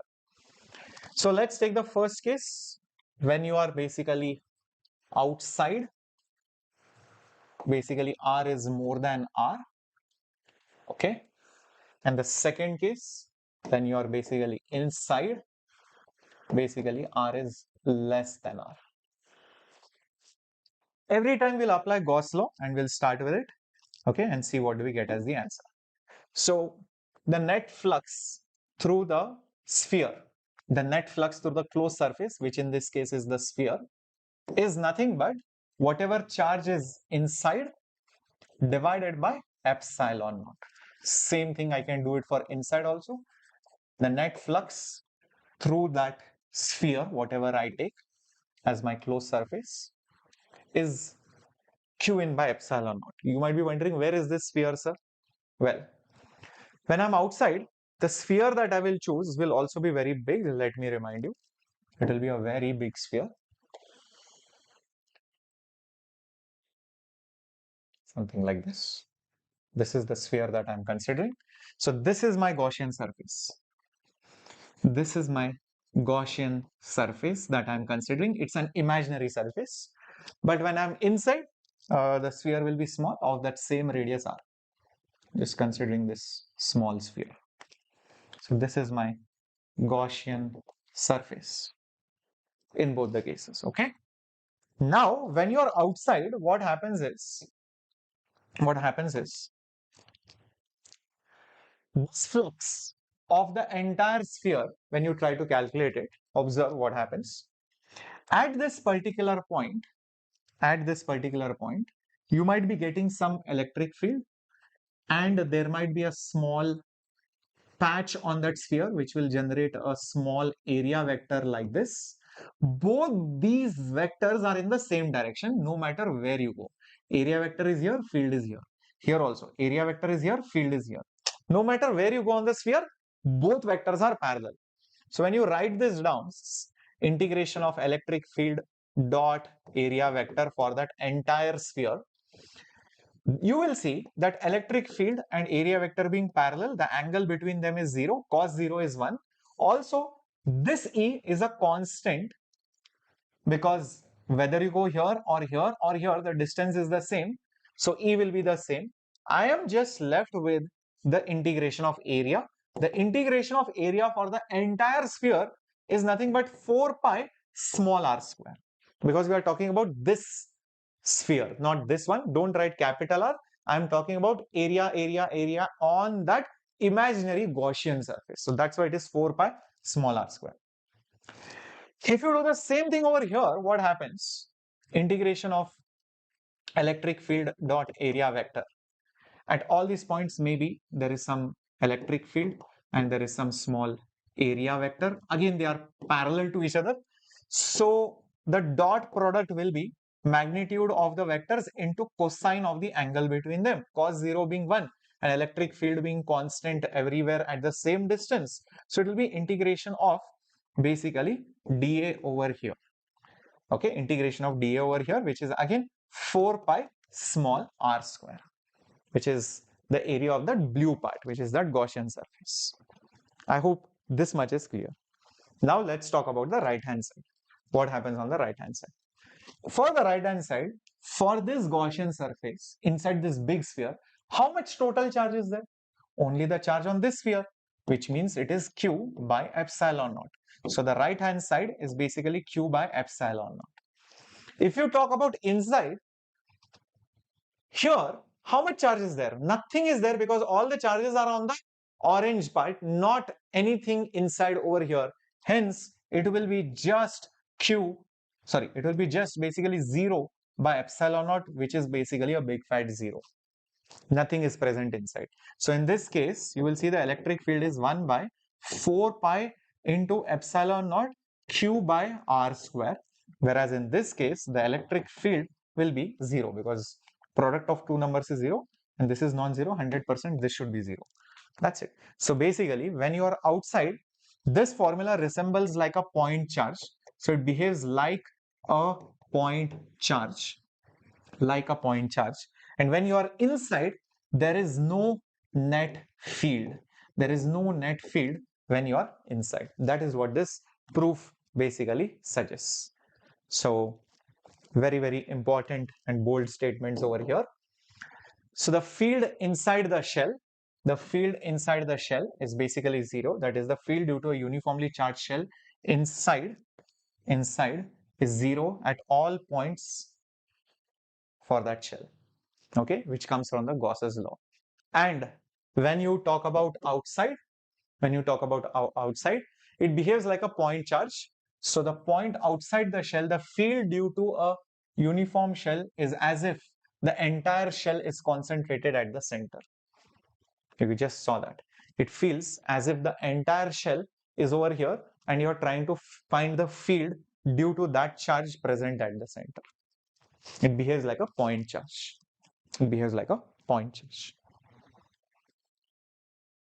Clear, my dear students?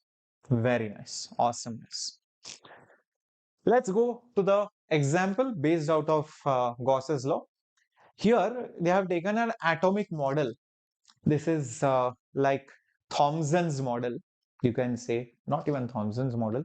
But yeah, somewhat like that. There is a model of atom which they have considered, where there is a point charge at the center, which is the nucleus, and the electrons is like a cloud of negative charges evenly distributed throughout that sphere. The atom as a whole is neutral. For this model, what is the field at a distance r from the nucleus? So for this particular diagram, I will explain this to you by drawing another one. Just imagine this is our nucleus. This is like a point charge. This has atomic number into electron charge. This is the nucleus. And then surrounding it, you have the cloud of electrons like this, which has exactly minus ZE charge. Now tell me one thing. If I go really outside, imagine a point somewhere over here. Okay.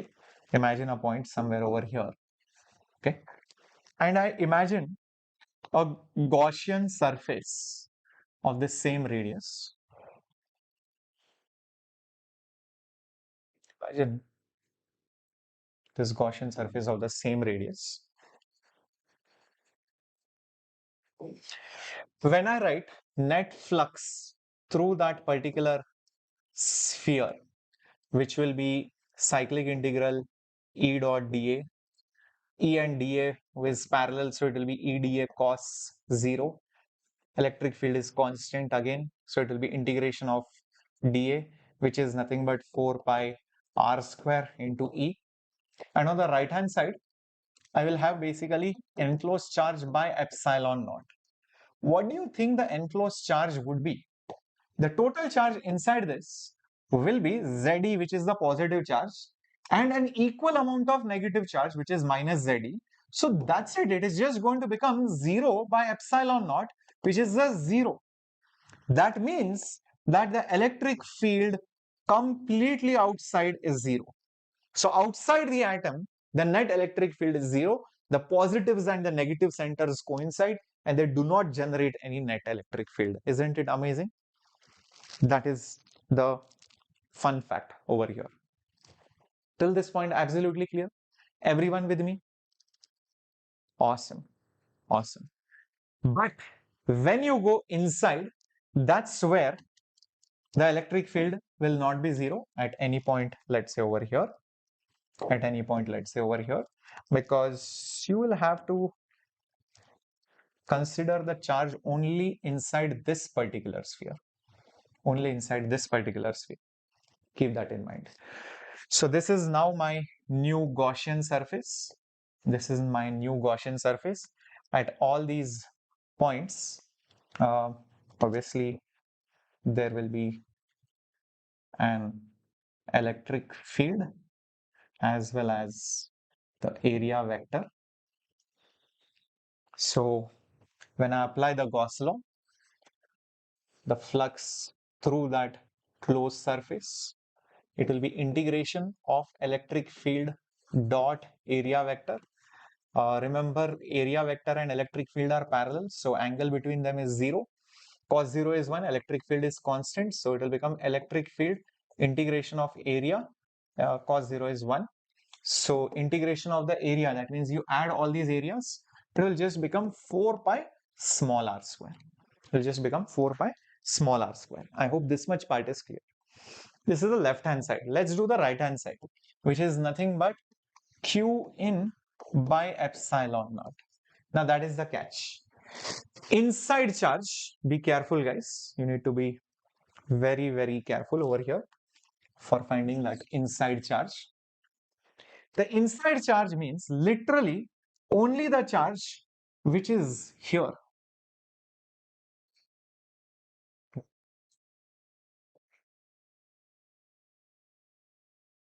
There is only some bit of negative charge here, not the entire negative charge. Do you see that? Yes, there is a positive charge at the center, but only some bit of negative charge is there over here. Don't take minus ZE. That's the catch. So when I write what is Q in, it will be the charge at the center 100%, that plus ZE will be there. Plus ZE will be there. But you will also have only this much bit of the negative charge. Now, how much negative charge is there in that region? To find that out, I will use the concept of charge per unit volume. Why? Because the charge of negative, the electron, is distributed on the entire sphere, the entire atom evenly. So whatever charge I take, if I take per unit volume, it must be constant. So I can just say charge per unit volume must be the same everywhere because there is uniform distribution of the negative charge. So if I take the complete sphere, the atom as a whole, I think the radius of the atom, they had given it as A or something, I don't remember, but I guess let's just take it as A. That is the radius of the atom. So the total charge of ZE was divided in the entire volume, which is 4 by 3 pi AQ. If you take only this much part, the charge, I do not know how much negative charge is there, upon the volume of this sphere, which is 4 by 3 pi small r cube. 4 by 3 pi small r cube. 4 by 3 pi, 4 by 3 pi cancels. So that q negative which is there, this is only the magnitude that we have considered, guys. So that q negative which is there, it will be nothing but ze, and a cube is over here. This r cube will shift on the top. So that is the magnitude of the negative charge only in this part. Did you understand what we did? This Ze is the total charge on the entire atom, negative electron cloud. So volume is also the volume of the big sphere. When you only consider the small sphere, the charge is unknown, divided by only the volume of this part, which is 4 by 3 pi small r cube. I hope this is absolutely clear. Mechanical properties of solids, Ilya for NEET. Pratibhan, I think it should be there, maybe some old class, just maybe last academic years, you might find it, but right now, I have not yet reached that chapter, okay, in the current flow. Okay, it will take some time. So here, I will just put negative, magnitude wise, it was this, so sign wise, it will be negative, Ze r cube divided by a cube. So if you want, you can just simplify this as Ze common 1 minus small r cube by a cube. So that is the value that I will be putting over here. So this will be Ze 1 minus r cube by small a cube, whole thing divided by epsilon naught. So it will be Ze divided by a cube 1 minus r cube by a cube. So moving this around, the electric field will be, take this below. Oh, I think I forgot that epsilon naught over here. Why did this come? Sorry. Yeah. So this will become 1 by 4 pi epsilon naught. Ze is also there, and then r square is also there, and 1 minus r cube by a cube. That is the answer. Is that clear, everyone? That is exactly what they would have done. Yep, that is exactly what they have done over here. In this particular paragraph, we basically define, or we recollect what was energy. We define and recollect what was mechanical energy and the concept of conservative forces. So let's have a look at it. I will mark the important lines and then I'll start explaining them also. When an external force does work from one point to another against a force like spring, etc., that work gets stored as potential energy of the body. When external force is removed, the body moves, gaining back the kinetic energy and losing an equal amount of potential energy. The sum of kinetic and potential energy is conserved. Forces of this kind are called as conservative forces. Spring, gravitation are examples of conservative forces. So here they talk about something called as the conservative force. We'll talk about it. Spring and gravitational forces are examples of conservative forces, and these conservative forces ensure that the sum of kinetic energies and potential energies is always going to be conserved. That's why conservative.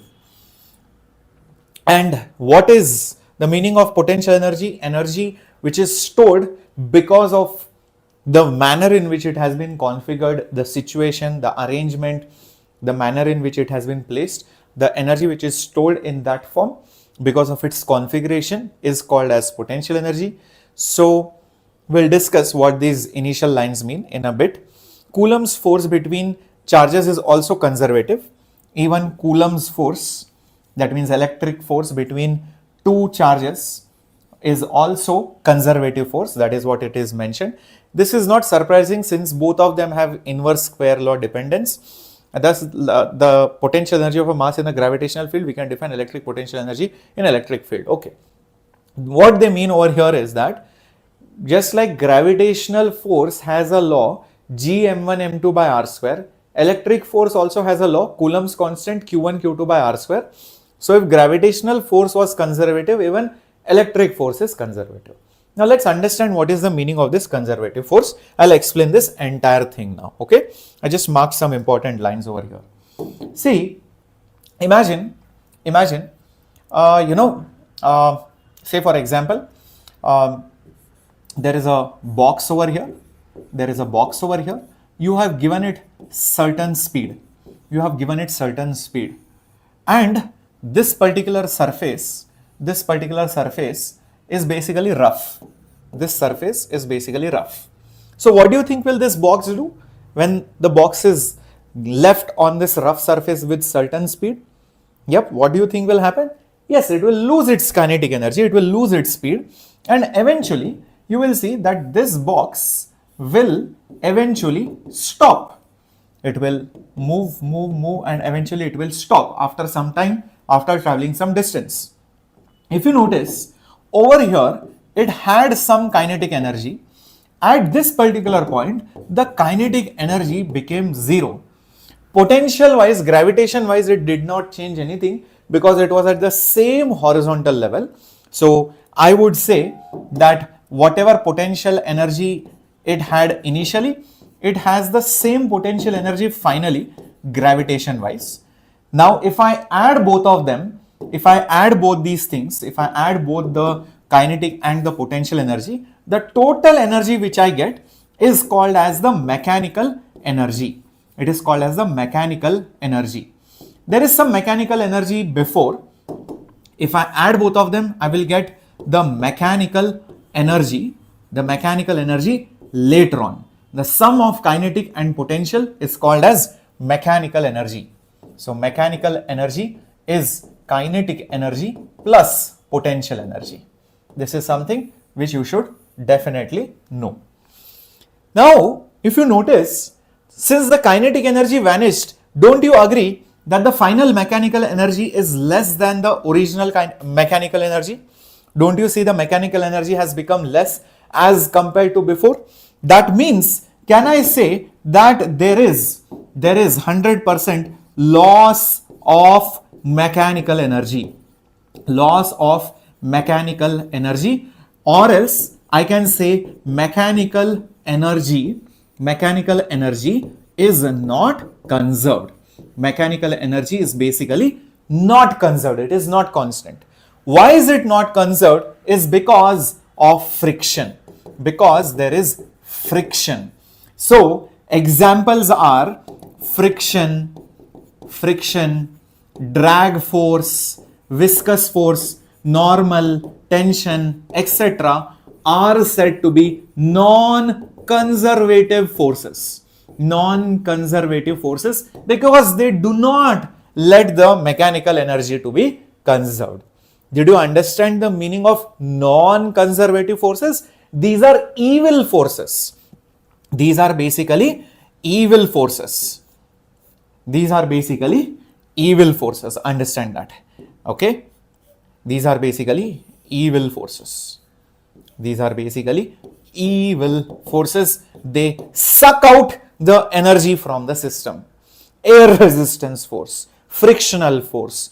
When you move two fluids together, there is some turbulence, there is some fluid friction, which is called as viscous force. All these are non-conservative in nature. But there are some good forces also. There are some good forces also, and those forces are said to be conservative in nature.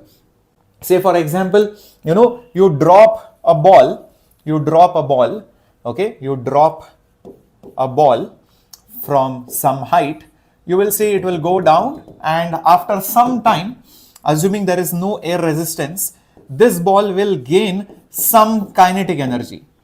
Yes. So where does this kinetic energy come from? It comes from the potential energy. So the potential energy converts itself into kinetic energy. Earlier, what would happen that the kinetic energy will be zero. After this point, after reaching this point, let's say the potential energy becomes zero. So you can see the potential plus kinetic, kinetic plus potential, sum will be conserved because the potential just got converted over here. So if you add them up, the mechanical energy which is there initially will be numerically equal to the mechanical energy finally. Hence, I would say that the mechanical energy is conserved and there is no loss, and there are examples of such forces. Such forces are said to be what? Conservative forces. Conservative forces. Which are the examples of conservative forces? They have given over here. Spring, gravity, okay, electric force. These are examples of conservative. You stretch a spring, leave it, energy is conserved. Spring energy gets converted into kinetic. You leave a ball from the top, potential energy gets converted into kinetic. You throw a ball from below, kinetic gets stored as potential. You take two charges which repel each other, they don't like each other. You leave them, they will start going away. So their electrical potential energy gets converted into kinetic energy. You take a proton and leave it towards the electron. You will see that the proton gets accelerated towards the electron because of attraction. So the electrical potential energy gets converted into the kinetic energy. So mechanical energy is conserved because of Coulomb force, spring force, gravitational force, which are said to be conservative in nature. That is what is explained in the first page or the 2.1 introduction. Is this point clear? Absolutely. Did you understand this particular paragraph? Everyone? Yep. Okay. Now, what they mention also over here is very important. What they mention over here is also very important. When an external force does work in taking a body from a point to another point against a force like spring or gravitation, that work gets stored as potential energy of the body. This is where they basically talk about how we define the potential energy. In fact, let me put it right over here. Say for example, there is a ball over here. There is a ball over here. I take it somewhere and I finally place it over here along this path, along this particular path. Now see, what is this line telling you? And an external force does work in taking a body from one point to another against a force like spring or gravity. That work gets stored as potential energy. Think about it. When I take this ball from here to here, I'll be doing some work, right? I have to lift this ball, I have to lift this book, I have to lift this object. So maybe, example, the external force does 7 joules of work. Where will this work go? Is it vanished? Is it taken away? Is it lost to the surroundings? Is it converted into heat? Is it never going to come back to me? No. This exact work gets stored as potential energy. So I will say that as compared to this, there is an extra potential energy. Generally, the symbol for potential energy is capital U, okay? Energy, potential energy is capital U. You can also use, in school days, you used to use PE. PE doesn't look good because if I write PE, people might get confused. Is it dipole moment into electric field, right? So it looks a little confusing. If I write K into E, this might look very different. Coulomb's constant into electric field, or it could mean something else. So that's why we usually avoid such kind of writing. We use the symbol capital U. So the extra potential energy that will get stored in it, is basically 7 joules. Similarly, imagine that there is a spring over here and somebody compresses the spring. Somebody compresses that spring and ends up doing 12 joules of work. This is the work done externally by some external force. I am a Pandu who is trying to push that spring. I ate a vada pav, I ate vada sambar, and my vada sambar energy was 12 joules and it got stored over here. So that potential energy stored in the spring will be basically 12 joules. Same way I can talk about, imagine there is a proton and imagine there is another proton over here. They are separated by some distance. This proton hits this, this proton hits this. But assume that this proton can't move, but somehow I bring this proton here. In this process, obviously, I have done some work. Maybe I did 2 joules of work. So there is an increase of the potential energy by 2 joules. There is an increase of the potential energy by 2 joules. That is what has been explained in this particular initial line. Is this clear? I hope you are loving the NCERT decoding sessions where we are going deep into NCERT. Yeah, and if you are loving it, make sure you are smashing the like button in case you have forgotten it. Great.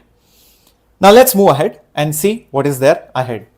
Consider an electric field due to some charge. For simplicity, consider the field due to a point charge. Now imagine we bring a test charge at a point. Imagine we bring a test charge Q from a point R to a point P. So there is already a charge capital Q. You are bringing a test charge small q from point R to point P against the repulsive force between these two charges with reference to this figure. Since both are positive or both are negative, assuming for this particular example, there are two remarks which we can make. First, we assume that the test charge, which is this one, is so small that it does not disturb the original charge, which kind of makes sense, because if this charge was significant, if it is not a test charge, then it will start pushing this away.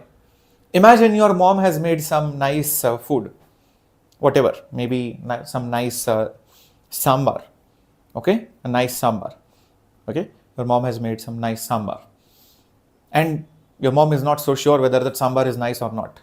Imagine your mom takes one big bowl of sambar, big empty bowl, she dips it in that sambar vessel, and she takes it and she drinks it, and she's like, there is less salt, I need to put more salt. We're like, what are you doing, mom? Please, you finish the sambar, what will you put now? So obviously when you have to check whether things are all right or not, what you do? You just basically take your finger and just lick it and say, okay, the salt is less or the spiciness is more, and then you add accordingly, right? So whenever you have to test, you do not suck out the entire thing. When you have to do blood test, you do not take out the entire blood from the person, then the person will die. So you take out a small sample. Same way, this test charge has to be really small so that it does not affect this charge. Then what are you testing? So that is one thing. So first we assume that the test charge is so small that it does not disturb the original configuration, basically the charge Q at the origin, or else things will change, number one. Okay, second point, this was the first point. This was the first point. The second point is over here. The second point is over here. Okay, where if you are moving this test charge from this point to this point, you have to apply an external force or else it won't move, because these two people hate each other. Remember, there is a repulsive force between them. This charge gets repelled by this charge. There is 100% some repulsion between them because they are like charges. That's what I have assumed.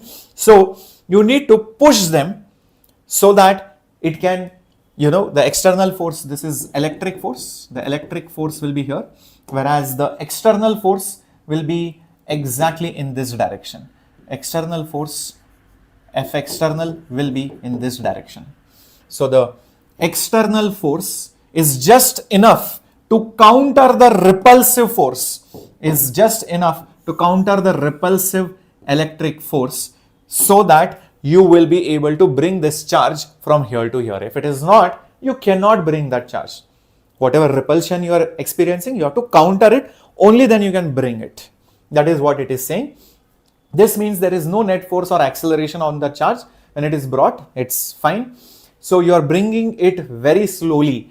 I think you have heard this word for a process which happens very slowly, especially in chemistry, thermodynamics. What is that word, guys? Imagine you see a person slowly going from one place to another, like this, going like this, like this. See, even I am moving right now. Maybe you can't see me moving so much, but I am moving, guys. If you wait for 2-3 years, now I am doing it really fast actually, maybe I will move from one place to another. So this is such a slow process. See, I'm slowly moving. This is called as a quasi-static process. Static process. Agree or disagree, everyone with me? Understood? What is the meaning of quasi-static process? It's a very, very slow process. So in such a process, which is basically quasi-static, it's slow, very, very slow. So there is no net force or acceleration of the charge. There is no net force or the acceleration of the charge. That means it is brought in very, very slowly at a constant speed. In this situation, the work done by the force is negative, very, very important. External force. The work done by the external force is negative. Is it true? Let's check this out. Work done by the external force is the negative of the work done by the electric force. Is negative of the work done by the electric force. See if it makes sense. If electric force, example, if work done by electric force, if you see, it is opposite to the displacement, example, it is minus 8 joules, then the work done by external force will be exactly 8 joules, because only the direction of the forces are opposite, displacements are same. Same displacement but opposite directions, so they will be negative of each other. That is what they are saying. The work done by external force is negative of the work done by electric force, correct? And this particular work done by the external force gets fully stored in the form of potential energy of the charge. Exactly. So there will be an increase in the potential energy. Whatever work I do externally will get stored in the form of potential energy. So increase in the potential energy will be 8 joules. That's what it says. Agree or disagree? Did you understand it with this example? I am pushing this charge. I am doing 8 joules of work. Whatever work I do will get stored in the charge system, and that increase in the potential energy which is stored is 8 joules. Same time, you can also look at it. Electric force is doing negative work, meaning it is bad. It's taking away my energy. Whatever work I do, I did 8 joules, it is taking. But don't worry, if it is taking, it is storing. Remember, electric force is conservative. It is like that good friend of yours. Remember, if you might have seen practically also, if you give money to some friend, hey, listen, I can't keep this money right now. I don't have pockets. You just keep it with you. Okay. After 1 hour, if you ask the friend, he will be like, okay, take back the money. So electric force is that. So even if electric force is doing negative work, it is storing it over here. But friction is not like that. There are some friends where you give money. Hey, listen, keep the money. I don't have pockets. Okay. After 1 hour, what money? I don't know. Non-conservative, evil force. Got it? So electric force might be doing negative work, but don't get scared. It is storing it faithfully. Storing it faithfully. Yes. Naresh, I am doing it for all the chapters. No, bacha. We started off with chapter 1, chapter 2, chapter 3. But that will only happen if you show your full support, full energy. Everybody should attend it with full energy, with full comments, full josh, full attentiveness, full likes. Yes, only then. Yeah? Correct. Awesome. Let's move on. So that is what is said. If the external force is removed on reaching point P, then the force will take charge Q from the, and is used to provide kinetic energy. This kind of makes sense. Just imagine,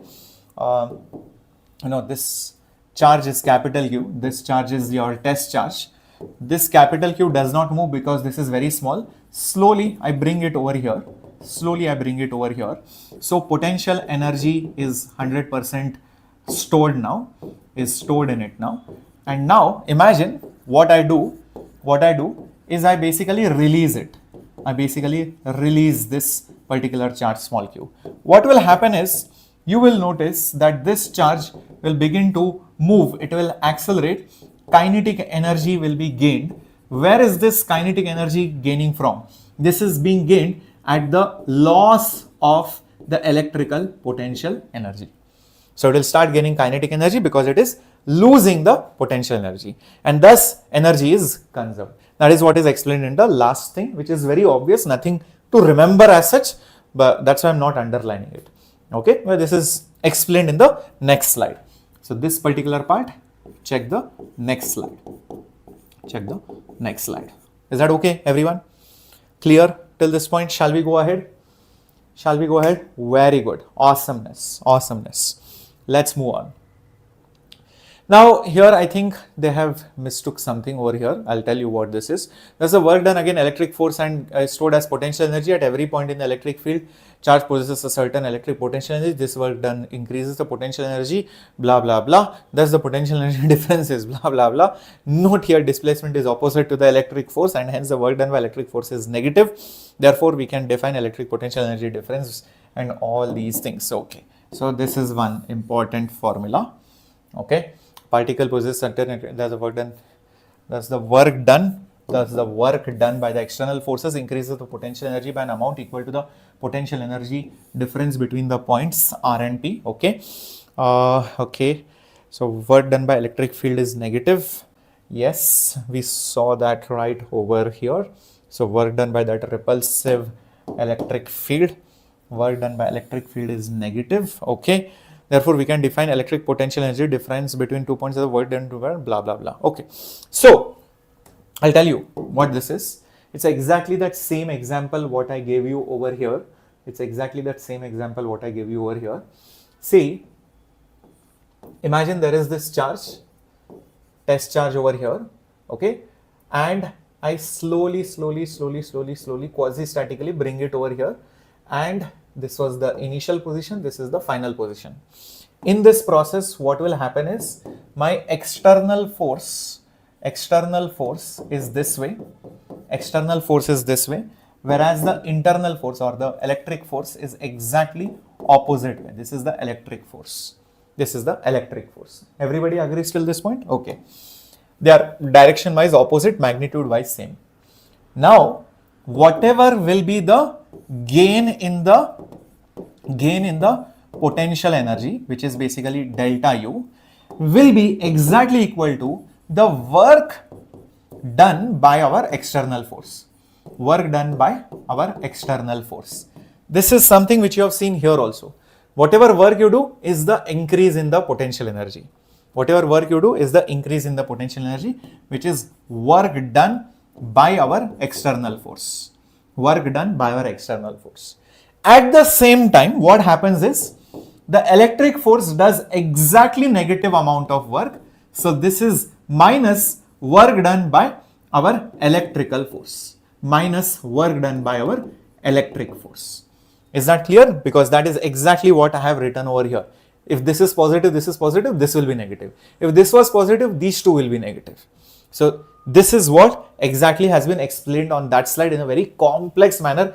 First they put in active voice, then they put in passive voice, then they mention one line, then they mention other line, then they mention second line, then they mention one line. So it looks very confusing. I have decoded it for you in very simple manner. Yep. We'll come to that. We'll come from infinity to that point in a bit. Hold on. First, let's understand these definitions first. So I hope this much part is clear. And whenever you talk about work, what is it? If you are moving it slowly from one point to the another, how do you calculate the work? You integrate the force with respect to displacement. So force dot displacement. So this force will be also external force. Dot product force dot displacement is basically integration is the work done's definition. That's how you calculate it. In this particular scenario, the work done by the force is external force is positive because displacement and the force are in the same direction. But had you written it down for, so in this case, this will be just positive F external into displacement. But had you done this for, what do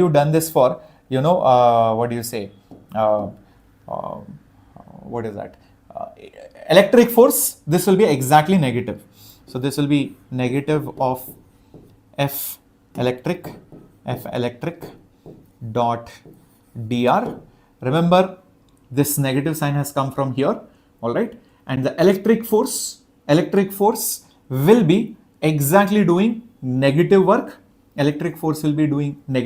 So when you write for electric force, this negative sign will come. Don't worry about it so much. If you just remember, work is force dot displacement's integration, which you have studied in 11th standard. It is very obvious. You don't have to memorize this separately. Only thing you learned new is electric force and external force do opposite sign of work. That is the main takeaway. From this entire paragraph. That's all. Is that okay? And when I say delta U, what is delta U means? Final minus initial. Final minus initial. Always change means final minus initial. That's what it means.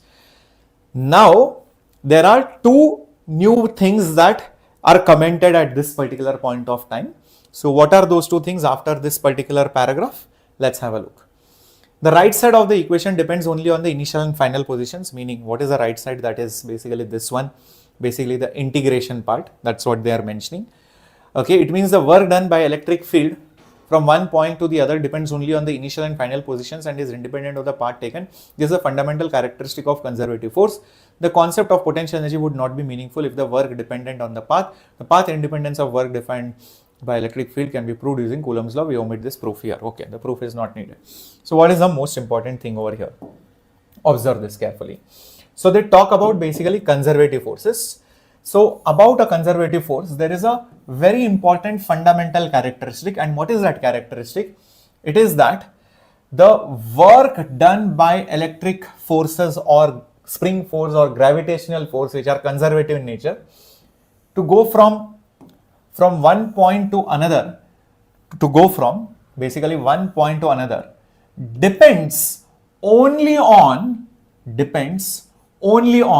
the initial and the final locations, and it is independent. It is independent of what? The path which is being taken to go from one point to the other. Very, very interesting thing. It makes sense. See, if I take a mass and move it like this and take it here, versus I take that same mass and I take it like this and bring it here, okay, versus this, if this took 5 joules of work, then this will also take 5 joules of work. As long as origin and destination is the same, path does not matter. Such a force is conservative. In fact, that is a property of a conservative force. Same thing also applies for electric force. Over here, it doesn't matter whether I come like this or whether I come like this or whether I go like this and then come over here. Doesn't matter as long as my origin and the final locations remain the same. How I reach it does not matter. That is the meaning of conservative force. That is what they mention over here. Is this point clear? Absolutely understood conservative force? Very good. Now, the next important point they mention over here is defines the potential energy difference in terms of physical meaningful quantity work. This equation which is there, whatever this equation which is there, it defines whatever I have written over here. It defines the definition of the change of the potential energy in terms of the work. So you can see energy difference is defined in terms of work. Okay, very interesting. So let's block it over here. So potential energy difference is defined in terms of physically meaningful quantity, which is basically work. So potential energy difference is in terms of work.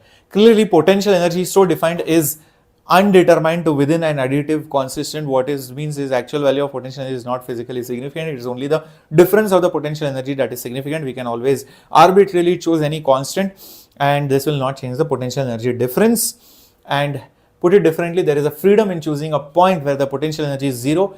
A convenient choice is to have electric potential energy 0 at infinity. With this choice, we take R at infinity, we get this equation. Okay, say what it means. Observe this carefully. Imagine you are taking some charge from here to here. Path does not really matter as long as my initial and final points are the same. Imagine there is one Pandu. Who says at this point the initial potential energy is example 7 joules. That Pandu says final potential energy at this particular point example is 10 joules. Okay, here it was 7 joules, here it is 10 joules. Another Pandu says no. At this particular point the initial potential energy was actually 2 joules and here the potential energy finally was basically 5 joules. Which Pandu was correct? The pink one or the blue one? The answer is both are right. The answer is both are right. It doesn't really matter. Why? This Pandu has taken this point as 2, this point as 7. This Pandu has taken this point as 7. What is same in both of them is the difference of the potential energy. 10 minus 7 is 3, 5 minus 2 is 3. Doesn't really matter as long as the difference is the same. So you can arbitrarily choose anything as 0. This Pandu has chosen something else as 0. This Pandu has chosen something else as his 0 reference. So somebody might say, for me, at this particular point, the initial potential energy is 0. So in that case, the final potential energy in this situation will be 3 joules. Somebody else might say, no, for me, here the potential energy is minus 3 joules. Then for them, this final energy will be 0 joules. Every time the difference is the same. That is what is the meaning of this second point. Is that the actual value of the potential energy is not physically significant. Very, very important. The actual value of the potential energy is not significant. It is only the difference. It is only the difference of energy that is significant. What you choose as 0 does not matter. The difference in everything is always the same. You saw that. The difference of the potential energy every time was 3 joules. That's what matters, because the difference only converts into kinetic energy. If the potential energy changed by 3 joules, kinetic energy would have also changed by 3 joules to keep the energy conserved. Is that clear? Everybody with me understood this paragraph? I hope you are seeing NCERT through a new lens, through new eyes, never like before, especially in English medium. In fact, even in other languages, I don't see many NCERT videos. Yeah. So recently, people have started to realize that, listen, NCERT is important. You cannot ignore. NTA takes NCERT as the guiding force to design its question paper. Directly questions are asked, and it has around 50% plus weightage in your NEET preparation overall. Now, put it differently, there is a freedom of choosing the point. Yes, correct. I had the freedom of choosing what I take as 0 perfectly. And a convenient choice is to have electric energy as 0 at infinity. This is very, very, very important. The convenient choice is to have electrical potential energy which is 0 at infinity, because there are so many choices available. Usually we take infinite separation. The charges are so far. Imagine one charge is here, other charge is lakhs and lakhs and lakhs and lakhs and crores of kilometers away. That charge doesn't even know that charge is there. So they are so far, they do not affect each other much. And then I say, okay, now you are at 0 potential energy. That is why we have defined 0 potential energy at infinity, at basically infinity. I hope this is absolutely clear. Since the point P is arbitrary, provides the definition of potential energy of a charge. So finally we get the formal definition of potential energy. The definition of potential energy of a charge Q at any point. So what is that definition going to be? The potential energy of a charge Q at any point in the presence of field blah blah blah is the work done by the external force, okay, in bringing the charge Q from infinity to that point. So what this means is that, I'll tell you, explain this to you, observe this. The end of the universe is here. This is infinity. The end of the universe is here. Okay. And my test charge which was there, slowly I bring it from infinity like this, and I bring it over here. So I have brought my test charge over here finally. So this is where my final test charge is, and my other capital Q charge is over here at this particular point. So this final location from this initial location, this particular point, they have labeled it as P. Don't worry about it. Now remember, just some time back I had told you this definition. Change of the potential energy is the work done by the external force. work done by the external force. So here also I can say that the change of the potential energy is nothing but the work done by that external force, is the work done basically from the external force. Now in the older case it was from initial to the final point. What is delta U? It is nothing but U final minus initial. Final minus initial is delta U. So it is work done by the external in bringing it from initial point to the final point. In this case, where is my initial point? Where is my initial point? It is at infinity. Where is it? It is at infinity. So if the initial point is basically at infinity, so I'll put U infinity over here as it is, observe it carefully. So it is nothing but work done by the external force to bring it from infinity to our final location. From infinity to our final location. But what did I just define? What did I just define energy at infinity as? I just told the potential energy at infinity, U infinity. What is it? It is 0. I've assumed it as reference. So this is 0, my dear warriors. This is 0, my dear warriors. Hence, I will get the final answer. So UF minus U infinity, which is 0, is work done by external force to bring it from infinity to that particular point. So hence, the energy at that particular point is the work done by external force to bring it from infinity to our final location. From infinity to our final location. That is the definition of potential energy now. That now becomes the definition of potential energy at a point. Potential energy at any point is the work done to bring the charge from infinity to that particular final location. Is this clear? I hope this decoding was necessary for you to understand what is happening here. Got it? Everyone?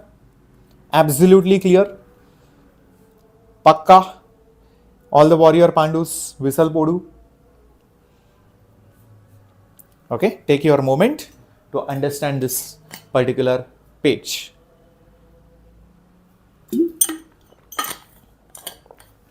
Here I have written F, here they have written P. I have written F, they have written P. That's the only difference. Great. Let's move ahead. So energy is done. Energy is done. I think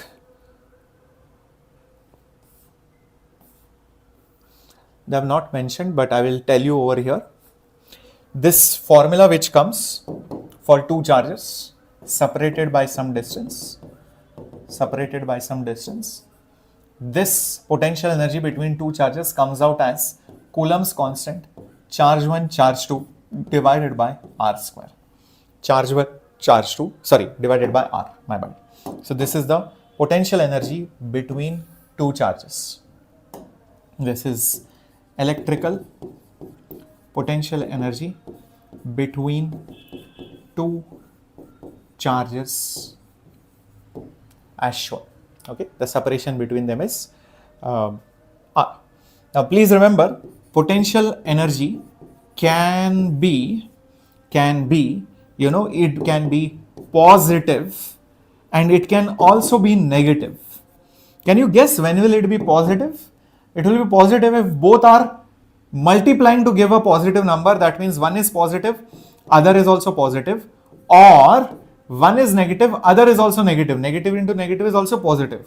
It will be negative potential energy if one is positive, one is negative. Basically, one negative, one positive, unlike charges, will give you negative potential energy. So don't think potential energy is always positive, electrical. It can be positive also, it can be negative also, depending on the sign of the charges.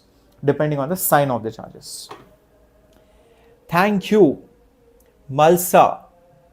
I'm not sure how to pronounce your name. I don't want to pronounce it wrong. Thank you for all the love from Mizoram. Thank you so much, my dear. Thank you so much, my dear. Now, next comes the concept of electrical potential. You might be wondering, fine, formula wise, sir, maybe I will understand, but why this new term? Will come to it. It's just like why we needed field when we had a force. Force is between two charges, but field is produced even by a single charge. Every charge produces a field around it. When you have two charges or more charges, they experience force. Same way, whenever you have two or three charges, they have energy of the system. But when you have a single charge, it produces a potential around it, just like it produces field around it. It does not have energy, but it has potential.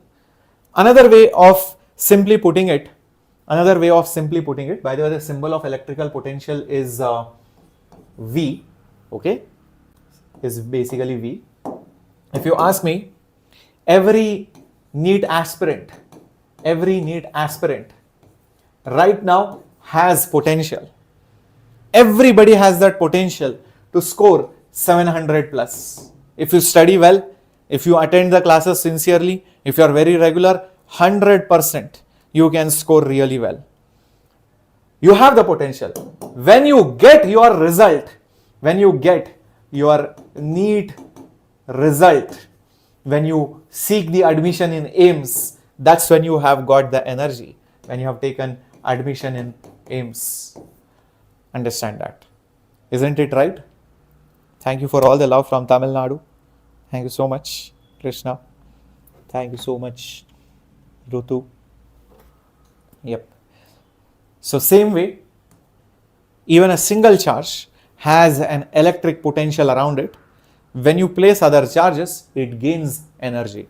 But the way in which we define it is not so simple. We have to define it mathematically or properly. So this was just for your understanding purposes. So consider any general charge. We define potential energy of a test charge in terms of work done. This work done obviously is proportional to Q, since the force at any point is QE, where E is the field. It is therefore convenient to divide the work by the amount of charge so that the resulting quantity is independent of Q. In other words, the work done per unit test charge is a characteristic of the field with the charge. This leads to the idea of potential due to a charge configuration. So the work done by external force in bringing a unit positive charge from point R to point P is basically the potential difference, where Vp and Vp are the potentials at respective points. Note, as before, it is not the actual value of potential, but the potential difference which is significant. Therefore, we choose potential to be 0 at infinity. The work done by external force in bringing unit positive charge from infinity to point P is the electric potential at that particular point. Okay. So what are the important things over here? First of all, this one, the work done by an external force in bringing a unit positive charge from infinity to that point is the electric potential at that particular point. Number two, the work done in bringing the unit charge from point R to point P is the potential difference between these 2 points, which is energy difference by charge Q. This is another important line. Also, in other words, work done per unit test charge is the characteristic of the electric field associated with the charge configuration. This leads to the idea of something called as electrical potential due to a given charge configuration. Okay. In other words, electric potential, don't worry, I will explain everything. First, I am marking all the important lines over here. The electric potential at any point in a region with electric field is the work done. Again, the same thing. See, I told you, right? NCERT is pro at that. They keep on repeating the same thing. It's like, I think there are those students, they don't know the answers for a question, and the question is worth 5 marks. So explain whatever. Explain seasons on earth. The seasons on earth are very good. The seasons are summer, winter, rainy season. But first season in the year is, this rainy season comes, then summer comes, then rainy season comes, then winter comes. The last season is winter. After rainy season comes winter, and then the cycles of seasons are very good, blah, blah, blah. They keep on repeating and fill up the page. So I feel they have done very similar things. The qualifying remarks made earlier regarding potential energy also apply the definition of potential to obtain the work done per unit test. See, again, work done per unit test charge. We should take infinitely small test charge to obtain the work done in bringing from infinity to the point P. How many times will you say the same thing? Infinity to the point per unit charge. Also, the external force at every point of the path is to be equal and opposite. Okay. Right. So let me explain this all to you in very simple words. No hitting around the bush. No hitting around the bush. Okay, let's learn this properly. Thank you for all the love, Paul AG from Andhra Pradesh. All right. So here is how it goes. See, earlier we had some Q charge. This was our beautiful test charge which came from some point to some point. This was initial, this was final. All this happened because of some external force. Okay, great. And maybe example, let's take examples, guys. So maybe the work done by our external force, who knows, maybe it is 20 joules, example. This test charge, just chumma, I'm putting something, let's say it is 2 coulombs, okay, or let's say it is 4 coulombs. I know it is very big. This is just for you to understand. Now, I got 4 coulombs charge from some point to some point. The work done was 20 joules. If I ask you, per unit charge, per unit test charge, how much work will be done? So say for example, I change the situation now. I tell you, I am bringing a unit charge from here to here. I am bringing a unit charge from here to here. What is that work done per unit charge, per unit test charge, per unit test charge? The answer will be, okay, I took 20 joules per 4 coulombs. So per coulomb, it will be 5 joules per coulomb. That is basically called as 5 volts. So in fact, that is how the definition of volts come. Voltage is a unit of something called as potential. This work done per unit test charge is also basically the potential difference. Just like this work done was giving me potential energy difference, right? This was potential energy difference. This work done per unit test charge from one point to another gives you potential difference. Potential difference, not energy. Remember this. This is not just potential energy. This is just potential. This is potential energy difference. So when you divide it per coulomb, what you get is potential difference. Is that clear? So we also define what volts is over here at this particular point of time, or rather I'll put it on the next slide. 1 volt is when 1 joule of work is done per 1 coulomb. Per coulomb. That is the unit. That is the unit of potential. Potential. The symbol is V, or even potential difference. It's one and the same thing. Potential difference, which means delta V. Also keep in mind, potential, potential difference, potential energy, etc. all are scalar quantities. They do not have directions. They do not have directions.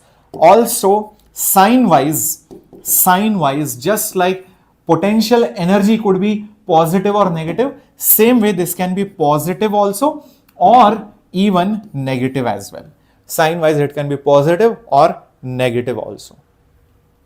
Is this point clear, everyone? How we define 1 volt? 1 volt is when you do 1 joule of work per coulomb. Okay, when you do 1 joule of work per coulomb, that potential, that energy per unit charge is called as 1 volt. It is a scalar quantity because no direction associated with it. Just like energy, work, power, all these are scalars. They don't have direction associated, nor do they follow the laws. And they can be positive or negative, just like potential energy could be positive and negative. Right, perfect. Now, what you see from here, and this particular example is that, see, when you move from one point to the other, initial to final point, there is some work done externally, which I call it as the change of the potential energy. If that charge which is moved is Q, so if I divide this with Q, what I get is basically potential difference. What I basically get is nothing but potential difference. This is nothing but, again, V final minus V initial. This exact same thing, they could have written it in a very simple way, but they complicated it in these paragraphs. Okay, they have written something and all, but this is the main gist of it. Whatever important lines are there, I have highlighted them for you. Other things will just confuse you guys. So that is why you need to hear my explanations. Okay, so what I just said over here, final minus initial, which is change of the voltage, change of the potential, is work done per charge, which is change of energy per unit charge, which I can also write it as divide by Q, and this is nothing but U final minus U initial divided by Q. If you notice, the same equation is there here also. Where did it go? Final energy minus initial energy by Q. Final potential minus initial potential. This is the explanation of that, a detailed way to write this. I hope this is understood by everyone. I hope this is understood by everyone. Alright. Till this point, everybody clear? Till this point, everybody clear? Very good. Now, by chance, if I make my initial point as infinity, and then come to certain point, then what happens is, just like before, the potential at infinity is assumed as 0. This is called as your 0 reference. Remember, what you take as 0 does not matter. What matters is the difference. What matters is the change. Remember this? I just gave you that example right over here. What you take as 0 reference does not matter as long as the change is the same. Same thing is applicable even for potential. Same thing is also applicable even for potential. That's what they mention. All the remarks made earlier regarding energy also apply for potential. So we should take infinitely small charge like this one. So you should also take infinitely small test charge to obtain the work done. Also, basically we take it from infinity to that particular point. Also, the external force is equal and opposite, blah blah blah. All these things are still valid. So coming back over here, I can just simply say the potential at that particular point minus the potential at infinity is equal to work done externally from infinity to that particular point, the whole thing divided by our test charge. The same thing, work by Q, V final minus V initial, right? This, but V infinity is 0. So just use this fact over here. So I will get that the potential at any particular point is nothing but simply how much work you need to do to bring that charge to that particular point from infinity. That's very important. And just divide it with the charge. That's the definition of electric potential at a point. This was potential difference. This was potential. This was potential difference. Potential difference can be between any 2 points. Potential is at a point with respect to infinity. Getting it, everyone? Is it absolutely clear? Sir, in Jungle Book, there is uploaded motion of 1D nodes, something wrong. Okay, I'll have a look at its theory. I'll just correct it if there is some mistake. Okay, don't worry. Yeah, I hope everybody knows that we are maintaining the Jungle Book in case you are not aware of it. As you are watching any of these classes, let me tell you. So hopefully it should be there here. Jungle Book. Where is Jungle Book? Yes, sorry, not Jungle Book, Treasure Box. Jungle Book is in the JEE channel, my bad. So you have the treasure box where we maintain all our notes. For JEE channel, it is called Jungle Book. Okay, it's one and the same thing, but for 2 different channels. So you can see all the lectures are maintained over here with the YouTube links, notes whenever we conduct that class. If there is a previous year question test, we keep it. Chapter wise PYQ PDFs also and NCERT solutions if it is there for that particular chapter, right? All those things are maintained in the treasure box, so make sure you are checking them out and downloading wherever necessary. All right, so this was potential difference versus potential. Now in the next thing, they have calculated what is the electric potential at that point by integrating this. So this derivation not needed.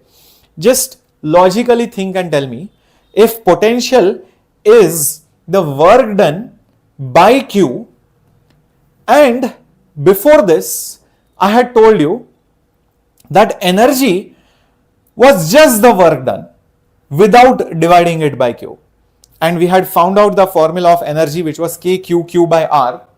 Think about it. What will be the value of potential due to a point charge? What will be the value of potential due to a point charge going by this particular formula? It will be just exactly KQ by R. Yep. So the potential at any point will simply be KQ divided by R. K is the Coulomb's constant. Nothing more, nothing less.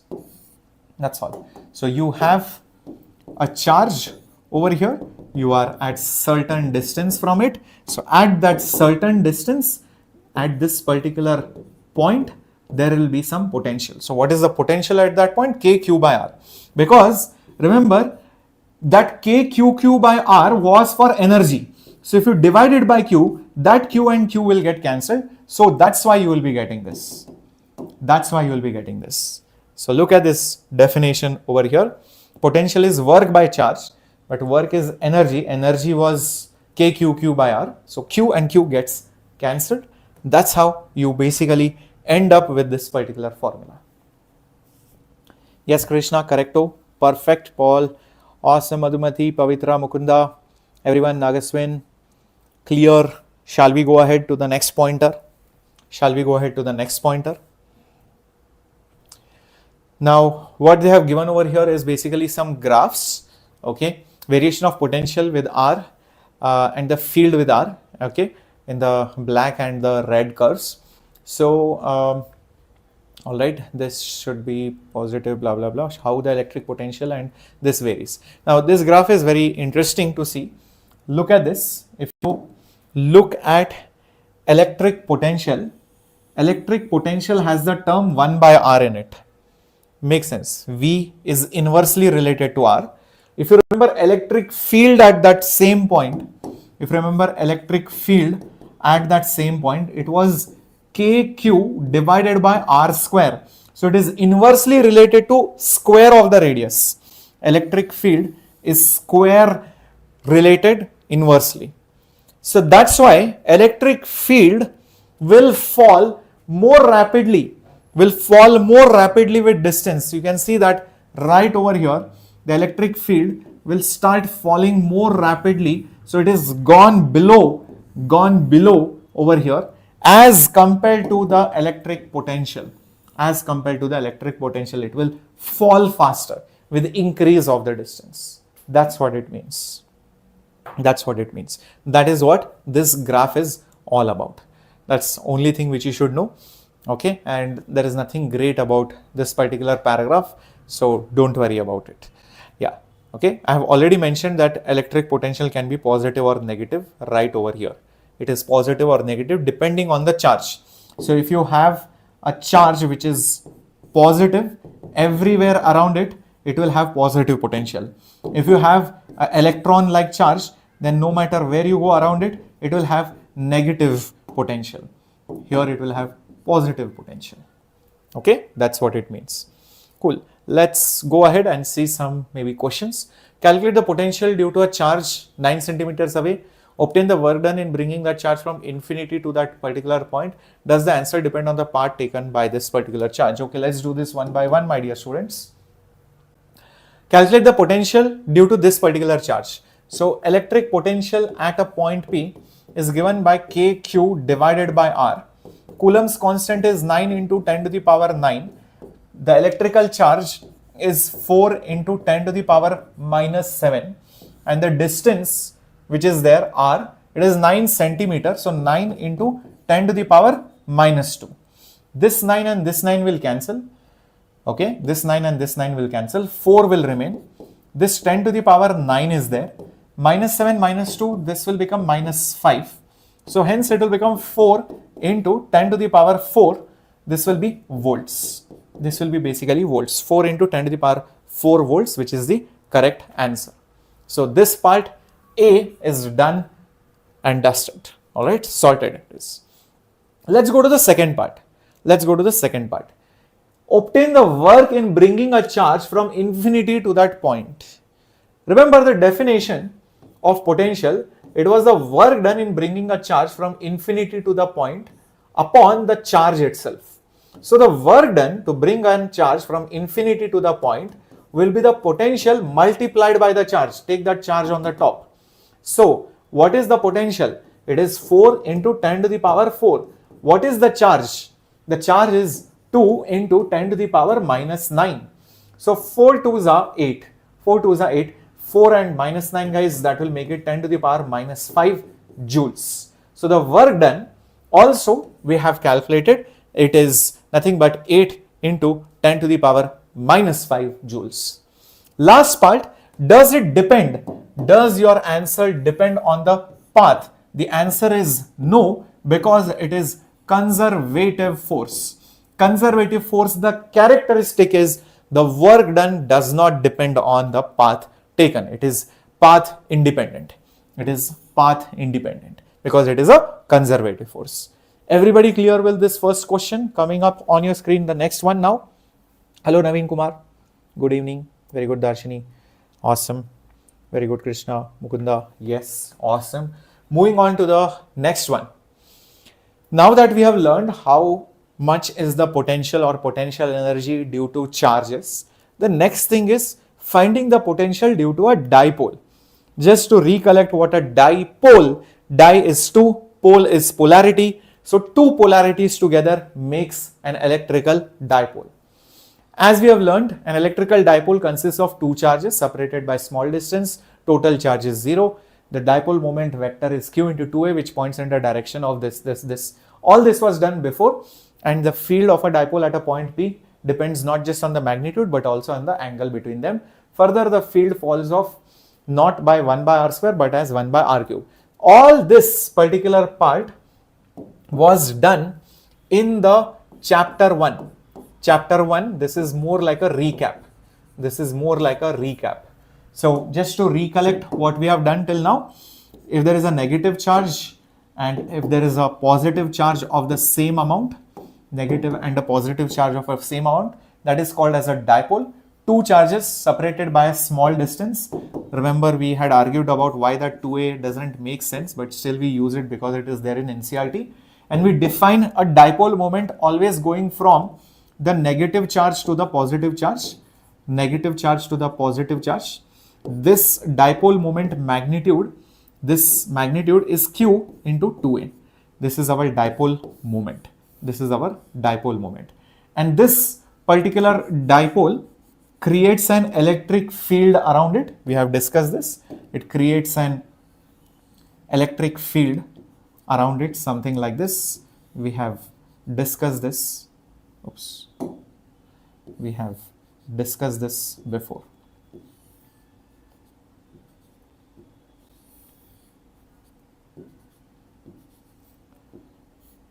Axial point, equatorial point, etc. So this is how the electric field due to the dipole is. And in general, you will see that the field is proportional to 1 by r cube due to a dipole for long distances, for far away distances, when you are really far away from the dipole. Right? We have discussed this. It is not 1 by r square. Is that right?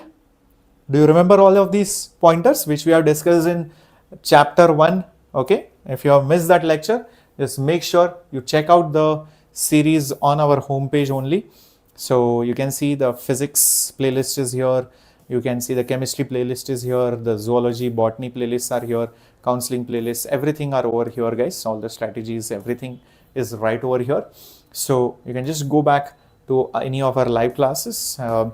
Okay. You can see we have done this already. Electric charges and fields. This was the part 2 and this is the part 1. We have done this already. Okay. Cool. So that was a quick recap. Now comes the next part where we are trying to now find out the potential due to the dipole. We have already found the field due to a dipole. Field due to the dipole is already found in the previous lecture. We are now interested in the potential because we just now discussed potential, right? Okay. So we take the origin as the center of the dipole. We know the electric field obeys the superposition principle since potential is related to the work done. So electric potential also follows. Very interesting, important point. So electric potential, electrostatic potential also follows superposition principle. Thus the potential due to, thus the potential due to the dipole is the sum of the potentials due to the charges q as well as minus q. Makes sense. And that is why you get the total potential as this plus this, where R1 and R2 are the distances from the charges. And then they do this beautiful derivation and get a formula. Let me explain this first, what it means. Just imagine a triangle. Imagine a triangle like so. Imagine there is a charge q. Imagine there is a charge negative 2q. And let's say there is a point which I am considering over here. A point which I am considering over here. The side length is basically A. Question is, we have to find the potential at that particular point. Okay. What do we do in that case? Because I know only the formula for potential due to a single charge, meaning due to this charge I know, due to this charge I know. So due to all the charges, what is the potential? Well, they say even electric potential follows the superposition principle, which means you just add the potentials. But the best part is right over here, which I showed you. Where is it? Scalar.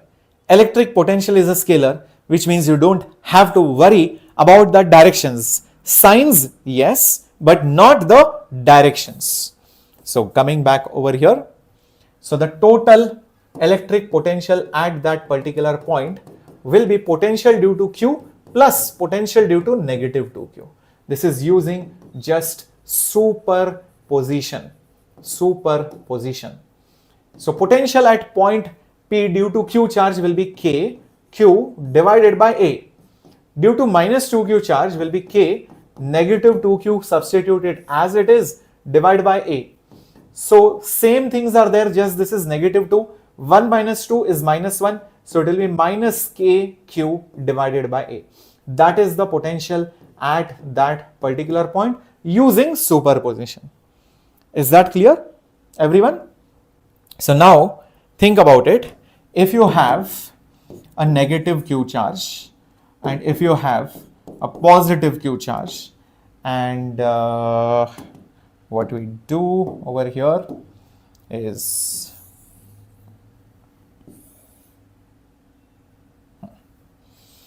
the center of the dipole, we take it as our origin. This is basically A, this is also basically A, and you consider any random point, guys. You consider any random point. Let's say this random point is right over here. Then that point from the positive charge will be at some distance, and the same point from the negative charge will be at some other distance. Don't have to worry about the directions, keep in mind. So from the positive charge and the negative charge, they are taking some distances, which is R1 and R2 are the distances from Q and minus Q. So this is, let's say, R2. Let's say this is basically R1. So think and tell me what will be the potential at that particular point. What will be the potential at that particular point? Obviously, it will be the potential due to the positive charge plus the potential due to the negative charge. What is the potential due to the positive charge? Due to the positive charge, it will be K Q divided by R1. What will it be due to the negative charge? It will be basically K negative Q divided by R2. So if you want, you can take few things common. you can take few things common over here. So the potential at that particular point will be KQ common 1 by R1 minus 1 by R2. Is this clear? That is what they have done over here. And that K also, you can just further write it down as 1 by 4 pi epsilon naught. This you can put Q, and this is 1 by R1 minus 1 by R2. Is that absolutely clear, my dear students? Everyone? Now that particular point may be at some distance over here. That distance they have written it as R, making an angle theta, So after using some approximations, derivation is not important even for NEET, and yeah, so don't have to worry about it. You write R1 in terms of R2, R1 in terms of R, R2 in terms of R using trigonometry and some approximations. And then after solving and approximating, finally you get the potential at that particular point as 1 by 4 pi epsilon naught, or basically let's just put K over here. You also get R over here. You get basically Q over here into 2A, and then you also get cos theta and the whole thing divided by R square. This is exactly what you get. KQ2A cos theta by R square. KQ2A cos theta by R square.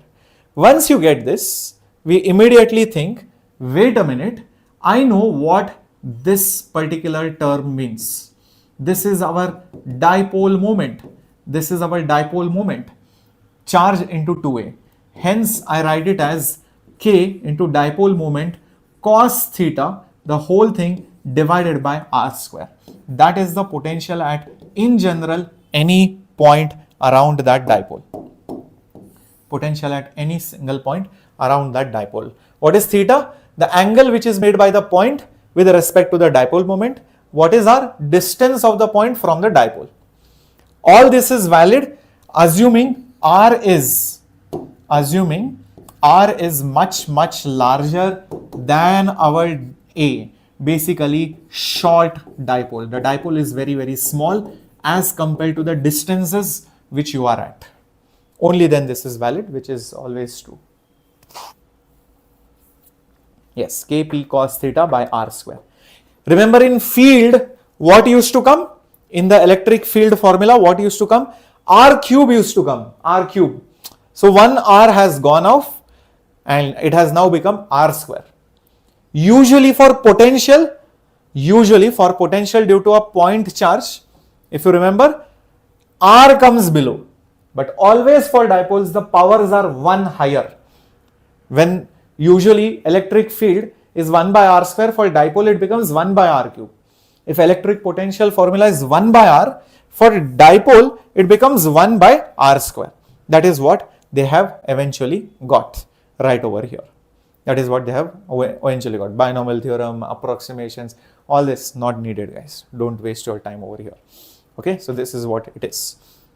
Now you can take two special points over here. One is basically our axis, one is our equator. If you remember what is axis and equator, I'm pretty sure you will be able to get it very easily.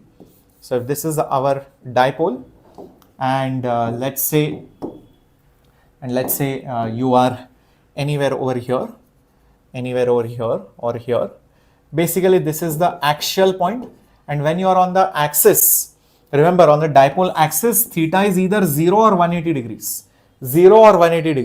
So what will happen to this particular formula? Cos 0 is 1, cos 180 is negative 1. So it will become either plus or minus 1. So hence you will see that the potential will become either plus 1 or negative 1 Kp by R square. So the potential will just become plus or minus Kp divided by R square. Is that okay, everyone? If you are on this side, it will be positive. If you are on this side, it will be negative because you are closer to the negative charge. Do not forget, this is the negative charge and this is our positive charge. So on this side, it will be more positive. This side, it will be more negative. Similarly, if you basically go over here, what is this region called? This is called as our equator. Remember, this was called as our equator. So, equatorial plane. Yes, at the equatorial plane, theta is 90 degree. The angle which you make will be 90 degree. And what will be the potential? Think about it. What will be the potential? Cos 90 will be a big fat 0. Yes, cos 90 will be a big fat 0, guys. Hence, at all this point, you will have 0 volts. What a beautiful, beautiful thing. On this side it is positive, this side it is negative, exactly on the equator it is 0. So the 0 separates the positive and the negative. 0 separates the positive and the negative. Okay, clear till this point? All these formulas are clear, everyone? How they get? I'm not sure, Harish. We'll see how much we can do today. Whatever is left over, we'll have a part 2. Okay? We are not hurrying into anything. See, because that's not the whole purpose of conducting these classes, right? The purpose of these classes is to make you understand. Now, important features of potential due to a single charge. That is, if you rotate the position vector r about basically the axis, symmetry that you are rotating, keeping theta fixed, the points corresponding to P on the cone so generated will have the same potential as P. Okay, so basically what they mean to say is that you have to visualize this a little bit. Imagine this is our dipole moment. Imagine this is our dipole moment. Also the angle between the position vector and r. Okay, so that means if you rotate the position vector, so this was our position vector r to locate that particular point. This was that particular angle theta. Now imagine you make this dipole as your axis, this dipole moment vector's direction as your axis. You take this point and rotate it in 3 dimensions. Just visualize this, guys. Just you'll have to visualize it. Rotate this in 3 dimensions with this as our axis. With this as your axis. You will see at all these points, the potential will be the same. This will behave like a cone now. This will behave like a cone. So at all these particular points,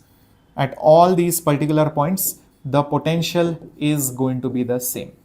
The potential is going to be the same. The cone so generated will have the same potential as that of the point. The cone is the one which I have generated over here. If you rotate the position vector r about the dipole moment P, keeping theta fixed, all those points will have the same voltage. That is one thing which is very interesting to note about this diagram.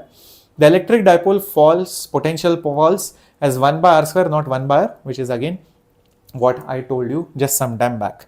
See over here, usual formula of electric potential, kq by r, kq by r, where is it? kq by r, kq by r, everywhere kq by r, usual formula. But the moment you go for an electric dipole, the powers get raised, so it is 1 by r square. That is what has been mentioned right over here. So let me just mark that also.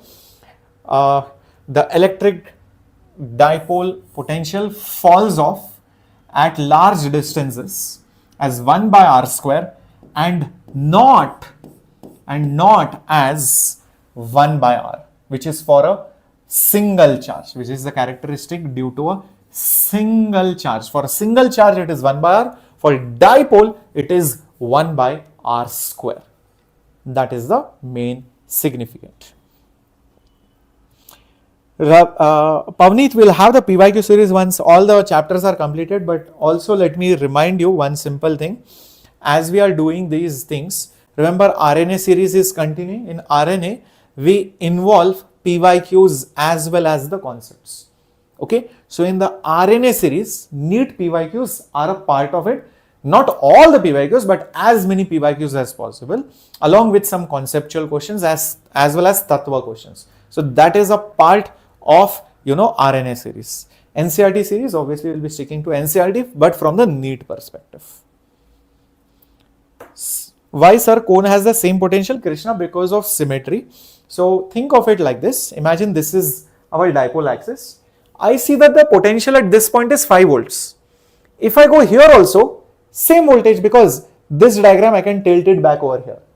If I go here, voltage will be still 5 volts, because I can just tilt this diagram like this and you will see it's the same diagram. So this dipole moment becomes like the axis, and all the points which are at the base of the cone, which are at the base of this particular cone, will have the same volts, 5 volts, 6 volts, 7 volts, whatever it is. Are you able to visualize it now? Okay, because of symmetry. Whether I go like this, whether I go like this, whether I go like this, whether I go like this, same distance, same angle, voltage will be same. Okay, cool, great. Potential due to system of charges, I think this we already did over here. Where is it? I just gave you this example. When multiple charges are there, then you take the potentials due to each charge and you add them. And why does this happen? Because electric potential follows superposition principle. I just mentioned that to you right over here. So the same thing they have repeated. When there are many charges, then you can see electric potential by superposition principle. The potential due to the total charge is the algebraic sum of the voltages of individual charges. So that is why this holds true. Potential due to 1, potential due to 2, potential due to 3. If there are multiple charges, each charge will generate its own individual potential, and you add the potentials, you will get the net potential. You will get the net potential, but you add them without direction. Direction is not important because it's a scalar. Only for electric field, you'll have to worry, oh, it is here, one is here, they might cancel, component, blah, blah, blah. There is no question only of components. Don't take components over here. Okay, that's what they have mentioned over in this particular part.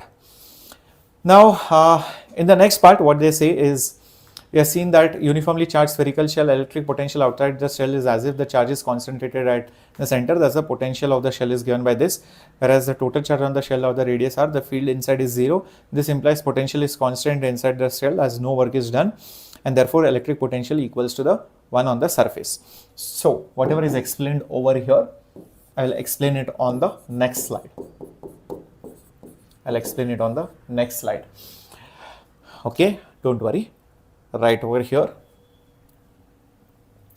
Guys, if you remember last lecture, we have found out using Gauss law,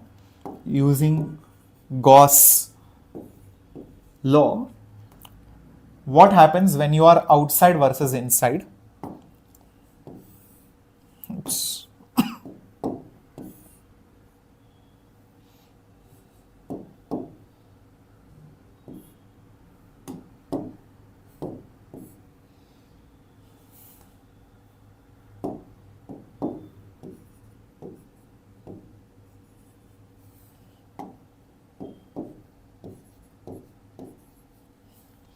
So first time, when you are outside, basically r more than the radius of the shell. Remember, this is a shell. Shell means the charges are only on the surface, on the periphery. It's hollow inside. It's like a hollow sphere. Then you will basically go inside. Where basically r is less than r.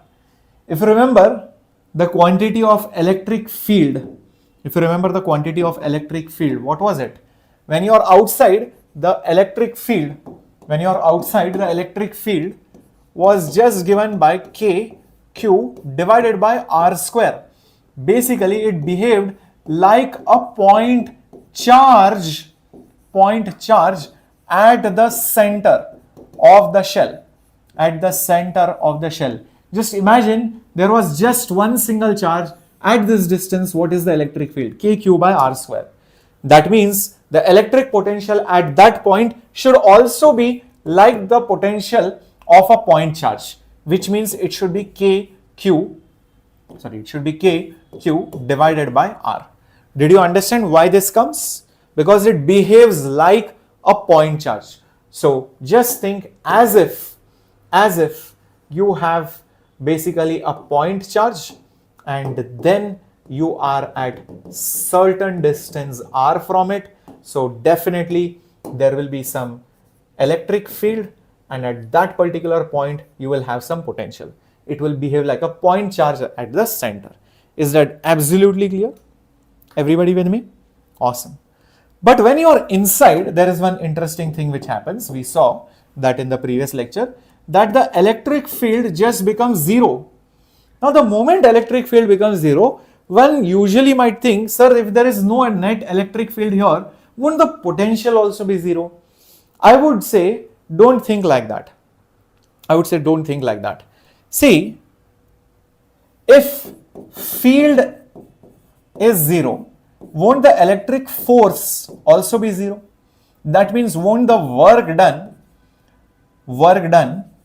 to move the charge, work done to move our test charge be also zero, because no force is there? No force, you don't have to do any work. That's it, it will move on. If you just push it, it will keep moving. That's it. No work has to be done. So if no work has to be done to move a charge, that means there is going to be no change in potential energy. That means there will be no change in potential. No change in potential. That means that the potential is same. That means the potential is just going to be the same everywhere inside. It is going to be same everywhere inside. Do you guys agree with it? So just imagine this is the surface. This was basically outside. This is basically inside. Whether you are here, potential is the same. And we know that if you are just on the surface, we can see that the potential just on the surface using this formula will be kq divided by r. So whatever potential is here, it just continues. It just continues everywhere. It will be the same here, everywhere. In fact, everywhere on the surface also, the potential will be the same. That means if it is the same, how much should it be? It will still be kq divided by r. This is the radius of the shell. Be very, very careful. This is not small r, it is capital R. So it is not dependent on where you are. It is the same. It is basically constant inside. That is what they have done over here. That is the explanation of this particular paragraph. Is this logic explanation clear, everyone? Yep. Okay. Sukanya, definitely, my dear warriors, let me complete the RNA series very soon, and we will have the PYQ series also. But also let me tell you one interesting thing. If you want all the PYQs, all chapters, all PYQs, I have done it for you. Do you know that? Yes. I don't know whether you know this. On this channel itself, just search for PYQs, physics. I hope it will be shown. Yes. There were 1,000+ questions, guys, which we did. Yep, all the 1,000 PYQs. 2019, 2020, 2021, 2022, 2023. Obviously, this year we'll take it probably by the year end. Okay, and we'll incorporate all the other PYQs also. Like there were many sets, right? There was not one set, multiple sets came. So, and a retest also happened. So we'll have a separate set of videos for that as well. But let me remind you, I have taken all the PYQs from 2019 to 2023, and the previous PYQs and 2024, I'll be doing it once RNA series is over. Okay, so have a look at it. It's not just for physics, but you can also do one thing. You can search for chemistry as well. Yes, it should come up. Yes, see, Diksha ma'am is there. 1,000 PYQs, all the things. These are big classes. All the PYQs. I think inorganic was done separately. and I think physical and organic was done separately. So all these lectures are there for all of you guys. Yep. All right, Chitra, great. Thank you so much. All the efforts only for you guys. Thank you, Warrior Pandus. Thank you. Thank you so much. Okay, moving on. Two charges, this and this, 15 apart. At one point on the line is the potential 0. Take the potential at infinity to be 0, which is pretty much standard. So let me show where the charges are. Two charges are separated by 15 centimeters apart. So one charge is positive 3 into 10 to the power minus 8 Coulomb. And let's go 15 centimeters from it. And I'll reach here. And how much is the other charge? Negative 2 into 10 to the power minus 8 Coulomb. So the question is, at what point on the line joining them do you think the potential is 0? All right. Now, in order to solve this particular question, what will you do? You will choose some point where the potential is 0. I can choose that point to be anywhere. Maybe it is here. Maybe it is here. Maybe it is here. Okay. Where do you think most likely it will be? Where do you think most likely it will be? I think it will be somewhere in between. I don't know where that point is. Maybe I'll choose that particular point to be here. And at what point? Let's say from this side, it is x centimeters. So from this side, it will be 15 minus x centimeters. From this side, 15 minus x. From this side, it will be x centimeters. Also, the potential at this particular point will be potential due to the first charge plus due to the second charge using superpositioning theorem. Using superposition principle, we get that.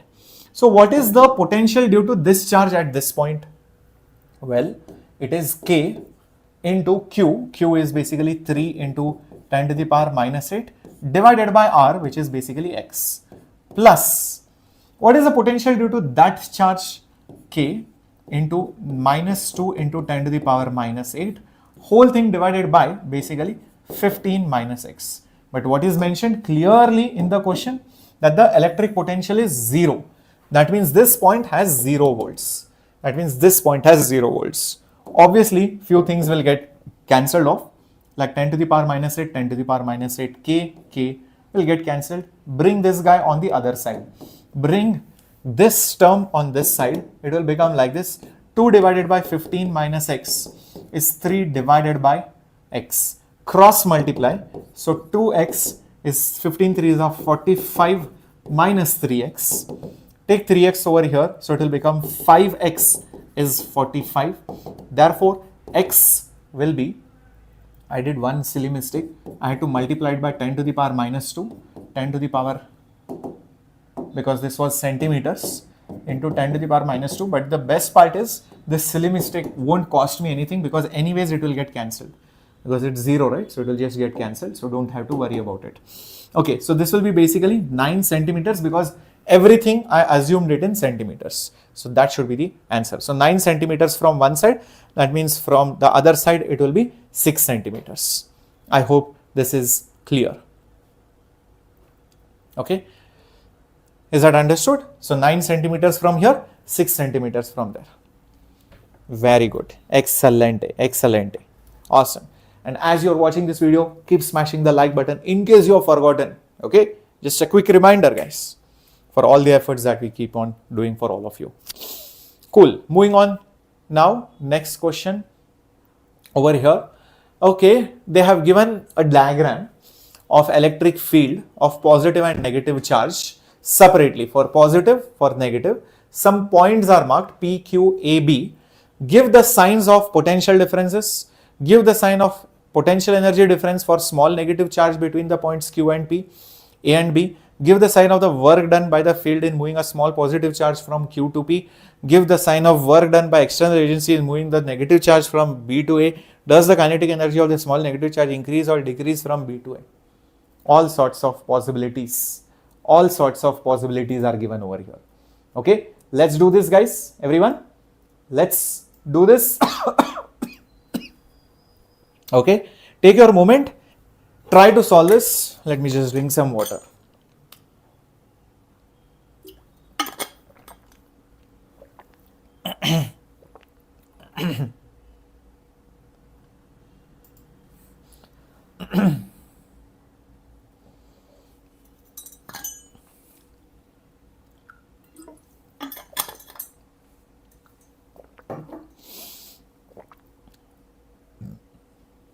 Let's do.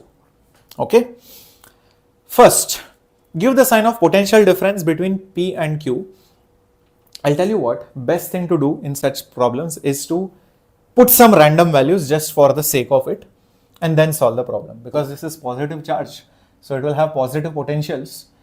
As you go far away, the potential will decrease. So I'm just taking example. Okay. So let's say it is 20 volts at point P. Let's say at point P, it is basically 20 volts. At point Q, let's say it is 15 volts. Example. Similarly, over here, because this is negative, this will become more negative when you become closer. Let's say it is minus 30 volts. Here it will become less negative. Let's say it is become minus 20 volts. Chumma, I have taken some examples for our understanding. Give the sign of potential difference Vp minus Vq. Come on, my dear warriors. Let me just create a duplicate of this. So if I do Vp minus Vq, what will happen? Vp minus Vq, it will be 20 minus 15, which is basically plus 5. So this will be positive, guys. What about Vb minus Va? Take examples, it becomes simple. Minus 20 minus 30. So 30 minus 20, it is becoming 10. Is it right? So it is also going to be positive. Is that right, everyone? Both are positive. Everybody got it? How simple it is when you take examples. Yep. Next, this part is done. Give the sign of potential energy difference of small negative charge between the points Q and P and A and B. Give the sign of the potential energy difference. Okay. See guys, if you remember the formula, it will be easy. Delta V is delta U by Q. That means delta U is delta V into the charge. Now, in both the situations, whether it was Vp minus Vq or Vb minus Va, so potential difference between Ba or potential difference between PQ, both these terms were positive. We just saw that. The first answer, they both are basically positive. What charge have you taken? Look at it. Given negative charge. So if you multiply it with negative charge, what will happen to the value of the change of energy? Won't this be also negative, guys? So won't the sign of the potential energy difference be negative and negative for the second answer? Just check this out, everyone. Yep. Everyone with me? Yes. Okay. Clearly, it will be negative if you go between VB and A and P and Q. But here, what they have asked is not between P and Q, they have asked between Q and P. And instead of B and A, they have asked between A and B. So I think if you reverse this, the answer will also get reversed. So this will become positive and this will become positive. So remember, this is BA. So same thing I can say. If I do delta V AB, and if I do basically delta V QP, both these answers will be definitely negative. And if you multiply it with a negative charge, negative into negative is positive. Is basically positive. Hence, the answers for both these things will be positive only because of the order of the events. They have asked between Q and P, not P and Q. This is between P and Q. This was between Q and P. So I have to reverse the sign. That's the only difference. So small things which you need to keep in mind. Is that okay? Shall we move ahead to the next one? Okay. Give the sign of the work done by the field in moving a small positive charge from Q to P. Okay. So for the next part, what I will do is, when you want to do work and you are moving a charge from one point to the other, we know that the voltage difference is the work done per unit charge. That means the work done is the voltage difference multiplied by the charge. The work done by the field now that I have asked. Okay. Now this work done is always external work done. This is external work done. We know external work is negative of the work done by the electric field. So work done by electric field will be exactly negative delta V into Q. This was external, this is electric, that's why the minus sign has come. So you have to play with the signs, guys, that's all. You have to be very careful with the signs. Now once I have obtained this particular relationship, I think it will be easy for me to solve question number C. I have to move a positive charge. So if you talk about positive charge, so positive charge is there, and I have to move it from Q to P. So voltage difference between Q and P, work done to move it from Q to P. What is delta VQP? What is delta VQP? We have figured it out over here. QP is basically a negative quantity. That means negative into positive will be negative quantity. Negative into positive will be basically negative quantity. Hence, the answer for this will be negative. Is that absolutely clear how we are doing it? Very systematically. Don't get confused, because I don't know what the solutions are, but it's little complex to understand this. So our answers are correct. First answers were positive. Yes. Second answer is positive. Yes. And this is negative. Yes. Perfect. We are on the right track. Let's go to the next one. Give the sign of the work done by external agency in moving a small negative charge from B to A. Same concept. Same concept. The work done to move from B to A, just like P to Q or Q to P, it will be nothing but delta VBA multiplied by the charge. What is the charge? What is the charge in moving a small negative charge? This is negative. What is delta VBA? Delta VBA. Delta VBA is positive. This is basically positive. Hence, this will be negative, guys. Hence, this will be basically negative answer. Is that absolutely clear? See if you guys are understanding this concept. Everyone with me? Oh, but this was, be careful. Oh, sorry. This was one small mistake. I took, this is work done by electric field. Sorry, this is work done by electric field.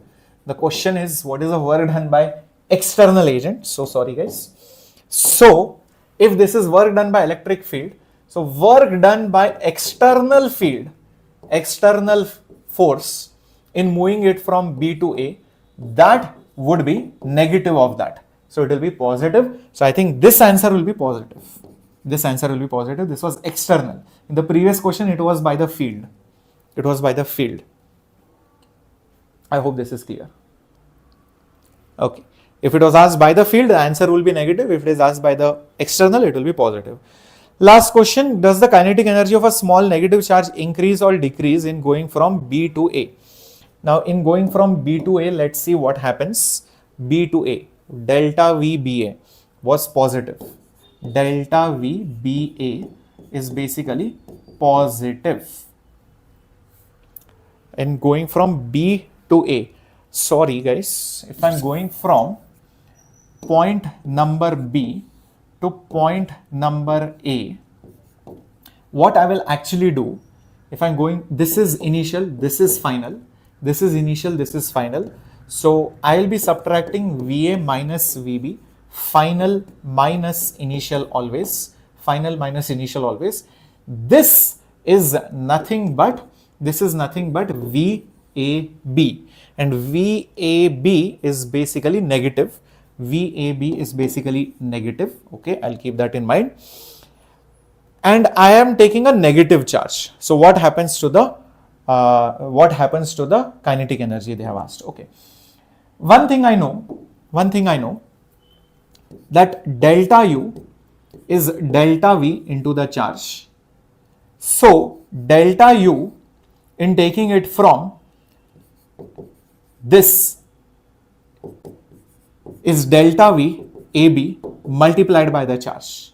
Remember, our charge is clearly mentioned to be negative. This also is negative.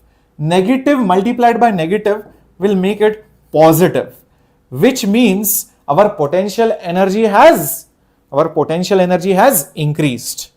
This means potential energy has increased. But remember, mechanical energy has to be conserved, which means kinetic energy will have to decrease. This is only because it has to be conserved. Hence, the answer will be decrease. Yes, the kinetic energy is decreasing, and previous answer was positive. Yes, that is also correct. That's how you solve this question. Isn't this one of the best conceptual questions, everyone? Isn't this one of the best conceptual questions, everyone, in NCERT, this chapter?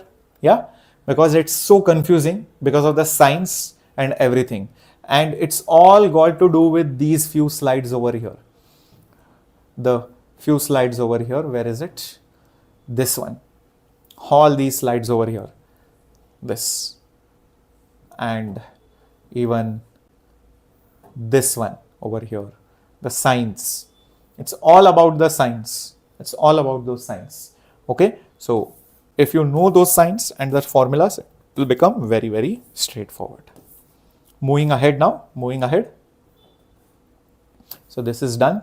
So now let's go to equipotential surfaces and the relationship between the potentials and the fields and potential energy of a system of charges and all these concepts, and potential energy in external field of a dipole. All these things we have to complete as much as possible today. I'm not sure whether we'll be able to complete the chapter today, but we'll try to do as much as possible. Okay, let's do, guys, the next concept. Equipotential surfaces, 2.6. Full of josh, full of energy, everyone? Yep.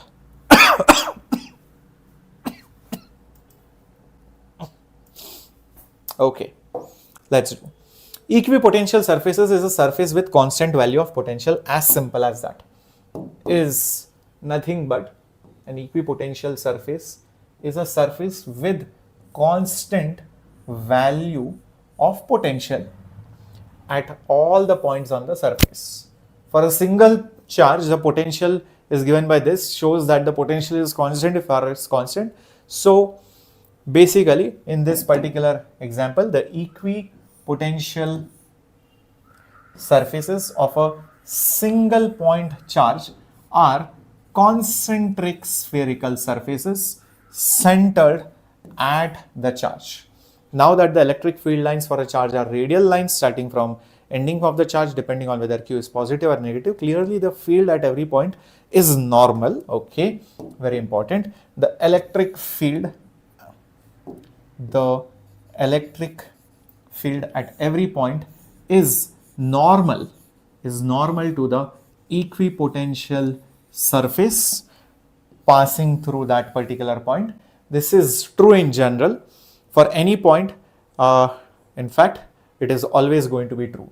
So for any charge configuration, the equipotential surfaces through a point is normal. Normal means perpendicular to the electric field at that particular point. And the proof of that is very simple. They have given this particular thing. If the fields were not normal, the equipotential surface would have non-zero component. To move a unit test charge against the direction of the component, the work would have to be done, but this is contradicting the definition. Hence, there is no potential difference between the 2 points on the surface, hence no work is done.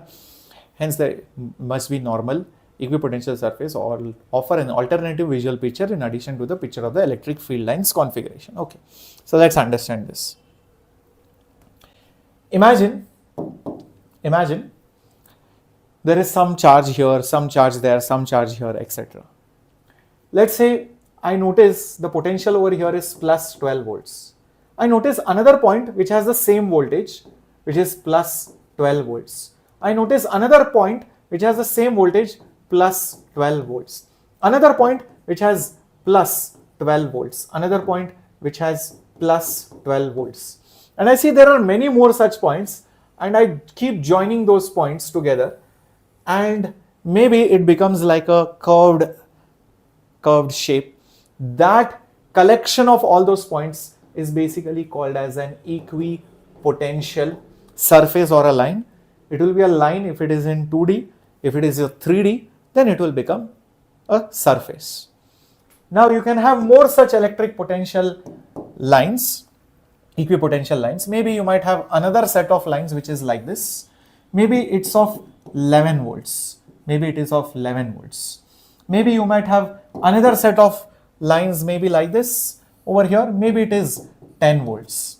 Maybe again it will go here and there, maybe on this side too, and maybe it is plus 13 volts. So this is a set of equipotential lines. This is a set of equipotential lines or surfaces. If you go anywhere on this line, the potential is same. If you jump from one line to the other, you will get a potential difference. You will basically get a potential difference. So imagine if you have one equipotential line given like this, and if you have another equipotential line given like this, these are two different equipotential lines, and if somebody makes a jump from here to here, if this is initial, this is final, obviously there will be potential difference because you are going from one point to the another, and that will be final minus initial potential. So V2 minus V1, V2 minus V1, that will be the potential difference between equipotential lines, potential difference between equipotential lines. Is this point absolutely clear? Yep, very good. Now, what they say is also that if you take a simple point charge, somewhat like this, the equipotential lines are nothing but concentric circles, which kind of makes sense also, because obviously at the same distance the potential will be the same. So if you draw concentric circles like this, you will see that the potentials at all these points on those circles will be the same. So these are equipotential lines. All the points have the same potential. All these points have new same potential. These have a new same potential. I can call this V1, V2, V3, so on and so forth. Now, if you superimpose on it the electrical field lines, they will look somewhat like this. Right? Like this.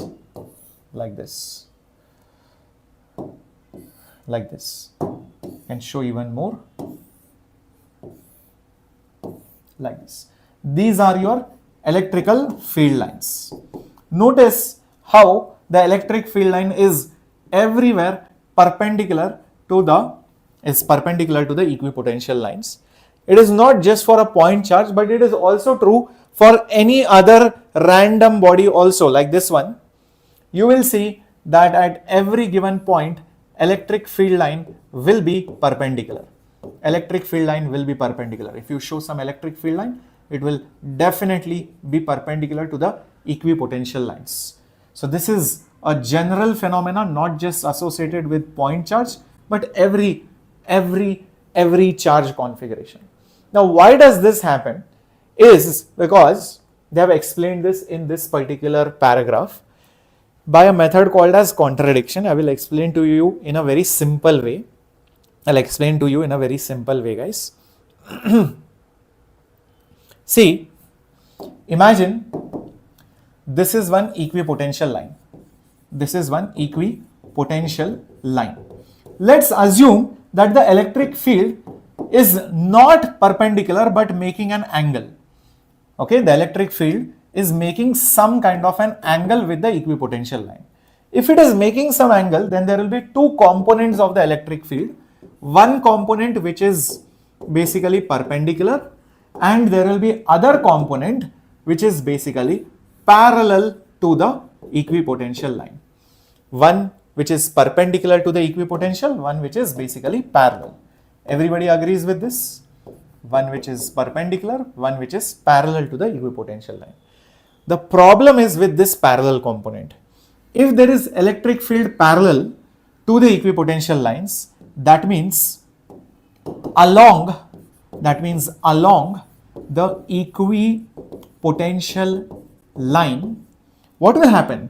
There will be a force, electric force in that particular direction. If there is electric force, what does it mean? There will be a work which will be done by the electric field, okay, in that particular parallel direction, in that basically parallel direction along that equipotential line. If there is work done, that means there will be change of electrical potential energy. If there is change of electrical potential energy, that means there will be potential difference, electrical potential difference along that equipotential line, which itself contradicts the definition of equipotential line. If you assume the field is making some angle, there is a component of the field, that means there is a force. If there is a force, there will be work. If there is work, there is change in the potential energy. That means there is change in potential. But how can you change the potential on an equipotential line? So this is the contradiction part. So that means it contradicts basically the definition of equipotential line. That means our assumption is wrong. That means our assumption that the electric field is making an angle, electric field is making an angle is basically wrong. Hence it can't make any angle. Hence definitely the the E parallel component must be 0. So only this can exist. Only this can exist. Electric field lines are always going to be perpendicular. Is that okay? That is the proof for it. Interesting? Amazing? That is what has been explained here in a very different way. But yeah, I hope I made it very straightforward and logical for all of you. Moving on, for a uniform field, say along the x-axis, the equipotential surfaces are planes parallel to the yz plane as shown in 2.10, which is this diagram, I believe. I think the diagram went on different page. Okay. Equipotential surfaces for a dipole and two identical positive charges are also shown in these diagrams. Okay. See guys, if electric field is uniform, look at this. If electric field is basically uniform, that means the field lines will be parallel. That means the field lines are parallel to each other. Do you see that? The electric field lines are parallel. And what about the equipotential lines? They should be perpendicular. That's why you see that the equipotential surfaces which are shown over here, they are basically planes which are not just perpendicular but also parallel to each other, one after the other. Each plane will be potential V1, V2, V3 like that. Are you able to visualize it? Are you able to visualize it, everyone? So think of it like this. If this was my electrical field line, this page will be a equipotential surface because it is perpendicular.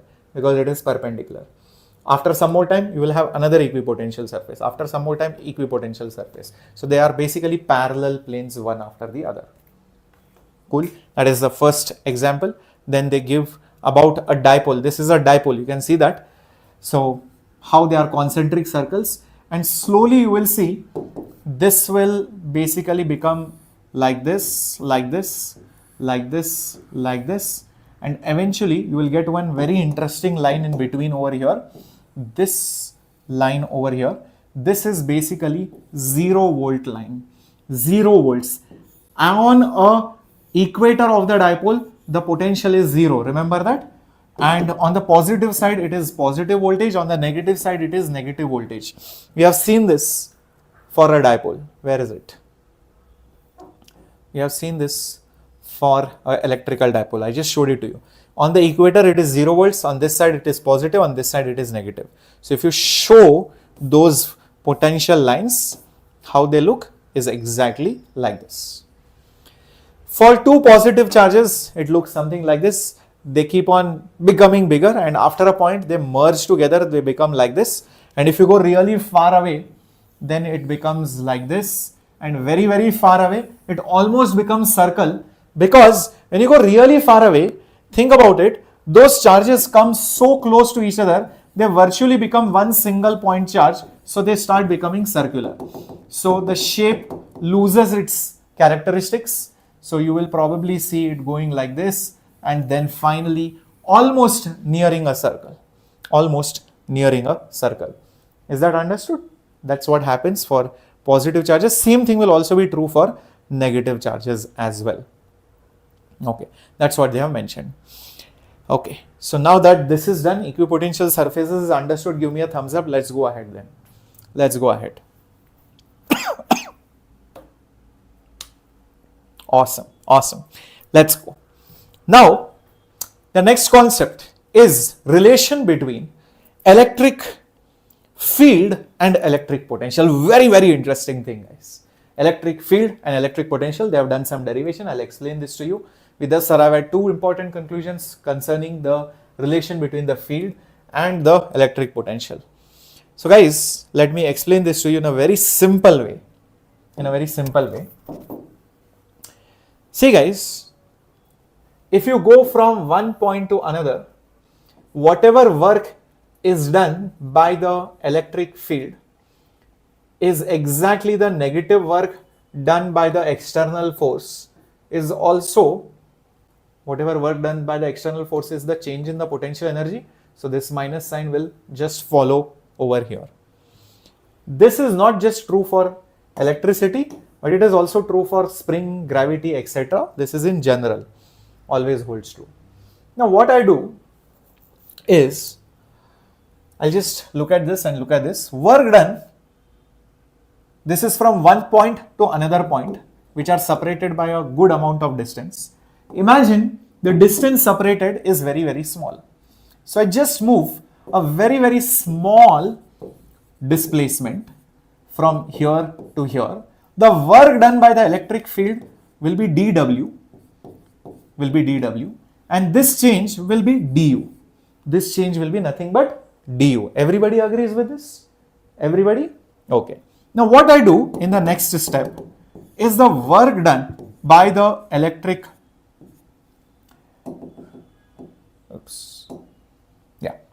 work done by the electric field dW, I'll write it as the electric force, okay, electric force into that small displacement. I will call it ds or dx or whatever you want to call it. This is a small displacement. This is nothing but du. What is the electric force? What is the electric force? It is nothing but the charge multiplied by the electric field into ds is equal to minus du. Bring this charge over here, so it will become E multiplied by ds is nothing but minus du by q. What is energy change per unit charge? I have given this to you some time back. Come on, my dear warriors. What is energy change per unit charge? If you guys have forgotten, let me show it to you. See, at the start, everything looks confusing, but with time, you will understand it. Change in voltage is delta U by Q. Energy change by charge is the voltage difference. So that means, what should this be? Wow, we have done a lot. So that means this should be nothing but dV. Perfect. So now move ds below over here. So electric field is minus dV by ds. This is the important relationship. Electric field is negative rate of change of voltage with respect to distance. So electric field is equal to negative times, I can say negative times what? The rate of change of voltage with distance. The rate of change of potential with respect to your position or distance. That is the important takeaway. Very, very important. From this, we arrive at two important conclusions regarding the field and potential. Electric field is in the direction in which potential decreases. Its magnitude is given by the change of the magnitude of the potential per unit displacement. What it means is that, why that negative sign came and what it means. See, imagine there is an equipotential line here. I call it V1. And let's say it is, example, 10 volts. And let's say I have another equipotential line over here. And let's say the value, example, is 12 volts. I know 100% electric field will be perpendicular to both of them. But will it be this way or will it be this way? This is understood by the negative sign. This negative sign says wherever the potential decreases, that's where the electric field is. That makes sense. If I have this bottle does not want to stay on the top. If I leave it, it falls down. It wants to decrease its energy. It wants to decrease its potential. Same way, even a charge never wants to have very high potential. Having very high potential makes it sad. So it wants to reduce its potential. So the field always pushes the charges in a region of lower energy. That is why you will notice that the electric field goes from high voltage to low voltage.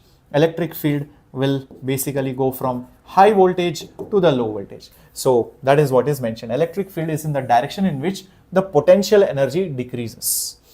The steepest. You cannot say it will go like this because this is the longer path.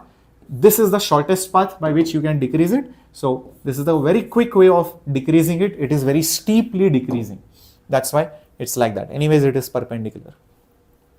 Its magnitude is given by how quickly the potential reduces per unit displacement at that particular point. What it means is that, imagine this, there is an equipotential line, let's say over here,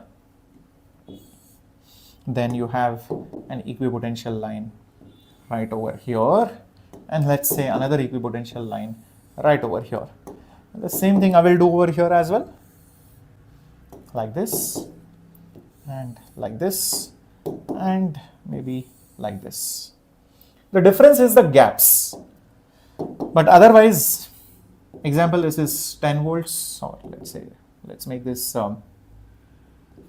25 volts. This is also 25 volts.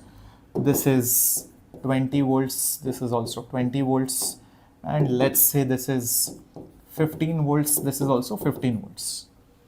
100% here and here, field lines will go from high to low. So I know the electric field line will be 100% like this. Here also I know it will be like this. But you know what the difference is? Here the potentials are changing rapidly. Here the potentials are changing aram se, coolly, very slowly.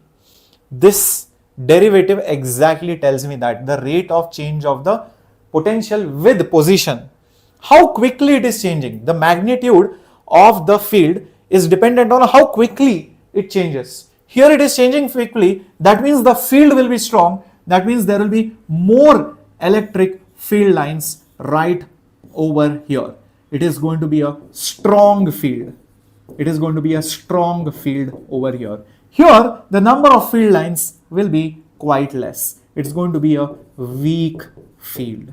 It's going to be a weak field. That is what the second point explains. So, the magnitude of whom, guys? The magnitude of whom? The magnitude, its magnitude. Whose magnitude? It's mean the electric field's magnitude. The field's magnitude is given by the change in the magnitude of the potential per unit displacement along the perpendicular direction. So how quickly is your potential changing with the distance? Is it clear? Everyone understood this point? Everybody understood this particular point? Very good. Awesomeness, awesomeness, awesomeness. Now let's go to potential energy for a system of charges. They have given one very big paragraph. Okay, I will summarize this for you. Semiconductor will come after a long time, Mr. Cool 501. Yep. So potential energy due to multiple charges. So I'll tell you, they have given all these things over here. Wow. Main thing is, see, if you have been given two charges, let's say Q1 and Q2, there is some separation between them. I call it R12. Do you remember? I have given you the potential energy formula long time back over here. Where is it? Yeah. Between two charges, KQQ by R. KQQ by R. So let's go back over here. So the potential energy between these two will be, between 1 and 2 will be K Q1 Q2 divided by R12. Is that right, everyone? Now just imagine I bring in one more charge somewhere over here. Let's say Q3. This is having some distance R13. This is having some distance R23. So these two will have a potential energy U13, which is K Q1 Q3 divided by R13. The potential energy between these two, which is U23, will be K Q2 Q3 divided by R23. This is a system of three charges. Just imagine I bring in more such charges. Let's say Q4. Now Q4 will have an energy with Q1, Q3 and Q2. So more terms will come. Do you guys understand that? If there are more charges, Q4, Q5, Q6, Q7, Q8, like that till Qn, you will get more such terms. When you add all of them, what you get is the potential energy of the system of charges, which is summation K Qi Qj divided by Rij. What is this Ij? 1, 2, 3, 4, 5, 6, 3, 5, 2, 3, 3, 4, 5 through like that. All these possibilities. So you take all the possibilities and you get the total potential energy of the system. Is that right? So hence the total potential energy of the system is the sum of the potential energies of all the charge pairs. All the charge pairs which are possible. So each pair is Ij. I can change 1, 2, 3, 4. J also can change 1, 2, 3, 4. Getting my point, everyone, till this? Is it clear?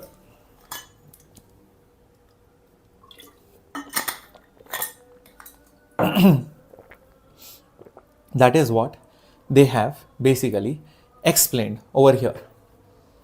And this potential energy does not depend on how you bring the charge. Somebody might bring this charge Q4 by doing this is and here. Somebody might bring it like this. Doesn't matter. As long as their placement is the same, configuration is the same, potential energy will be the same. If you disturb any one of these charges, what will happen? One of these terms will change, the potential energy will change. So disturbing the configuration disturbs the system, changes the energy. So there will be a difference in the potential energy. That is what they have mentioned over here. The path independent, the final expression is independent of the manner. Yeah.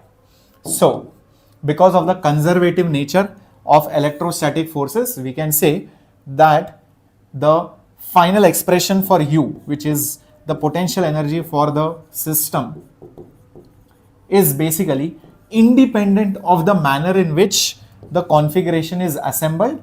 In fact, the potential energy is just dependent on the state. State means what is the final manner, final position, final locations, the current situation of the configuration. It just depends on the situation of the configuration and not on the way the state is achieved and not on how you achieve the particular state. That's what this mentions. As an example, they have given 4 charges at the 4 vertices of a square. I think there is also an additional charge which is at the center maybe. Okay, 4 charges are arranged at the corners of a square of side D as shown. Find the work required to put together this arrangement. Now if you bring a charge Q0 at the center of the square, the 4 charges being held fixed, how much extra work is needed to do this? Okay, let's do this particular question.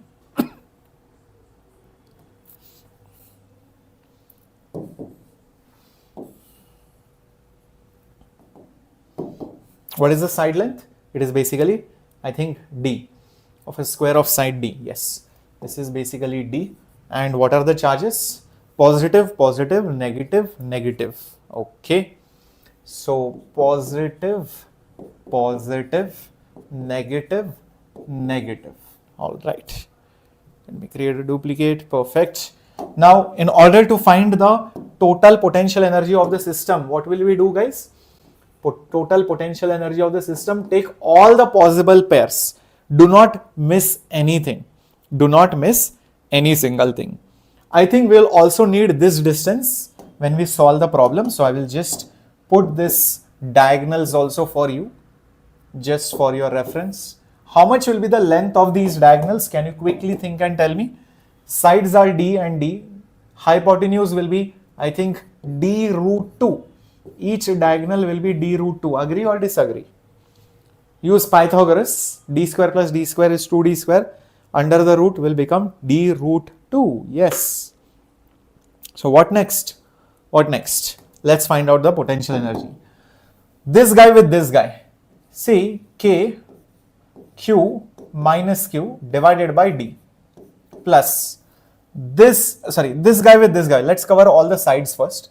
So K, Q with minus Q divided by D plus this guy with this guy, K, Q minus Q divided by D, and this guy with this guy, so K, Q minus Q divided by D plus this with this, K, Q, Q divided by D root 2 plus this with this, K minus Q divided by D root 2.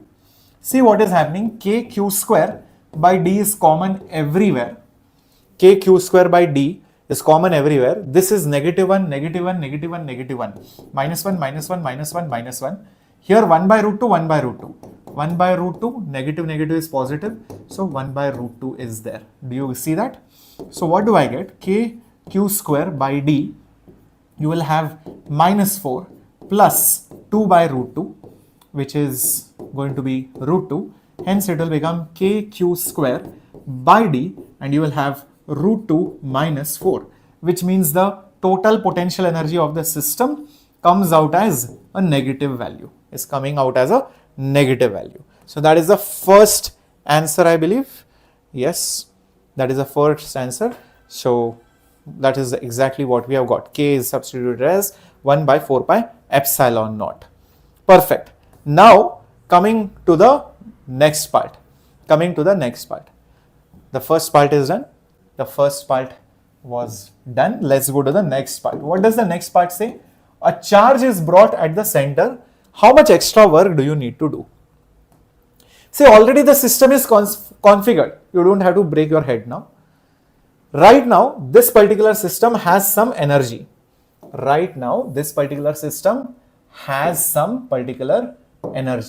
Okay, let me write it over here. Compare it with this one. This is your final. This is your initial.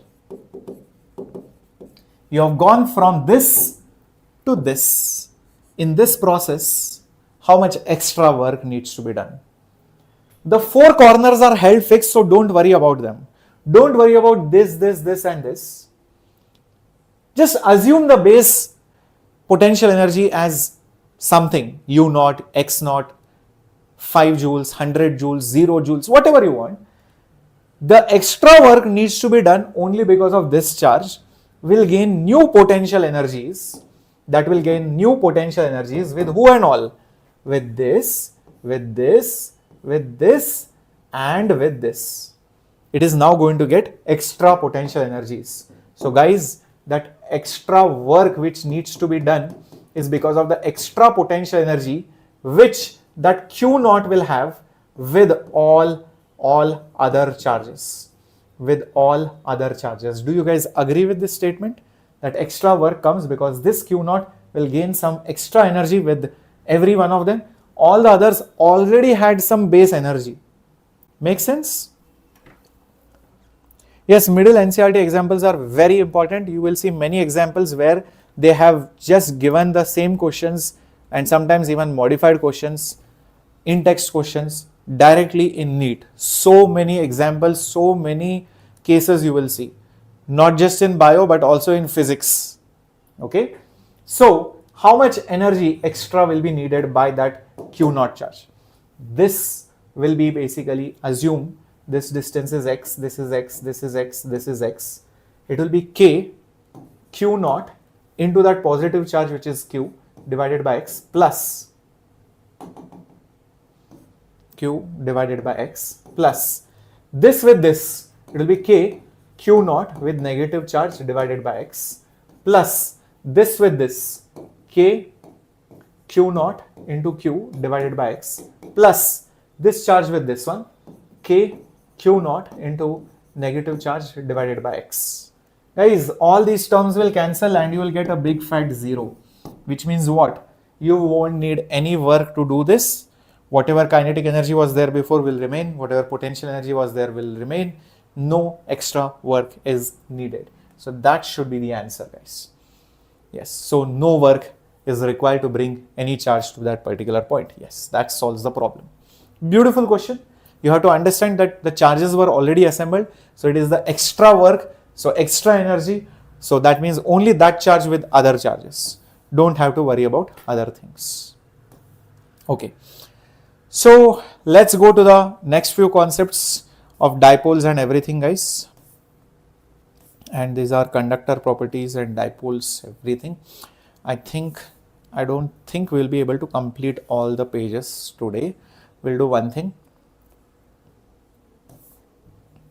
Yeah, I think it's a good time we stop this particular thing, potential energy of a single charge. Maybe only this point we can do.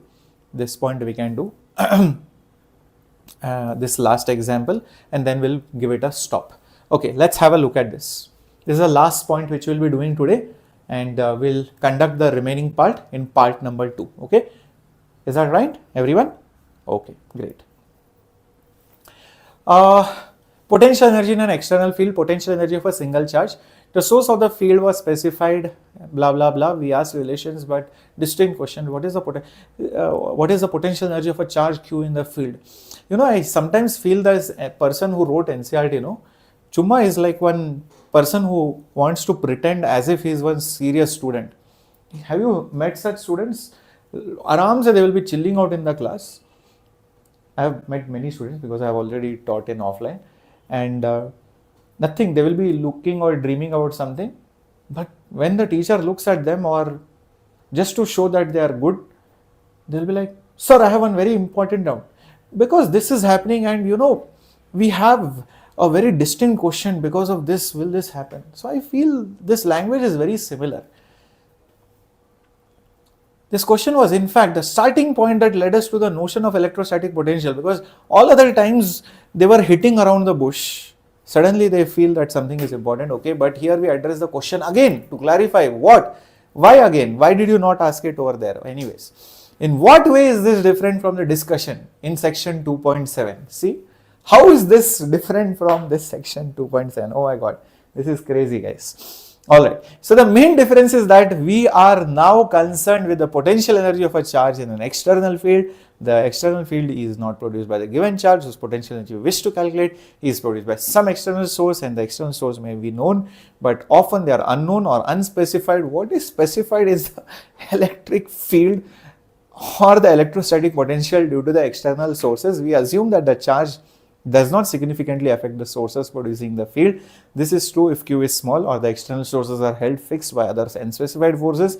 Even if Q is finite, its influence on the external sources may still be ignored in the situation where the strong sources far away in infinity are produced finite field in the region. Note again that we are interested in determining the potential energy of a given charge and later system of charges in external field. We are not interested in the potential energy of the sources producing the external field. The external field and the corresponding potential may vary from point to point by definition. Okay.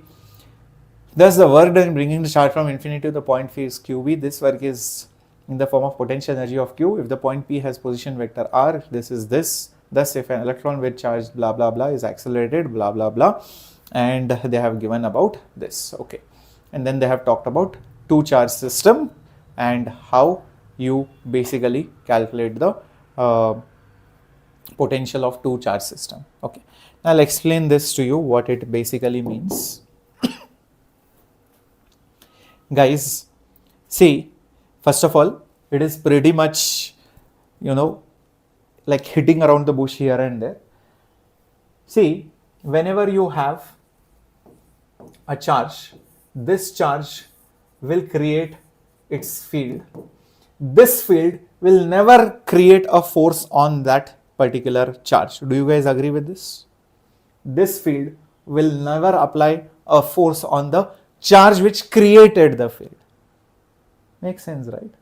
Like if it's like I make some students study, that same students will not blame the teacher.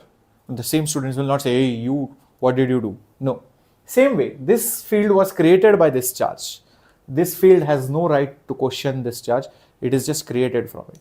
But this field can affect some other charge and it will apply a force on it, which is basically Q into this particular field.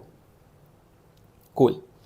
Now, same way I can also note and say a charge Q might create potentials around it, V1, V2, V3, etc. So let's say some equipotential line is there, V, and when I place a charge Q over here in this particular potential, then what happens is that, remember, this potential is due to Q. This charge is also creating its own potential. Don't worry about that. Because of this charge being placed here, there is an extra energy which is associated. That energy which is associated now between these two charges will be potential due to this Q charge into this particular charge. That's what this is. So the energy of these two charges, will be potential due to this charge into this Q. Right? I hope this is absolutely clear. Potential due to the Q charge into this charge.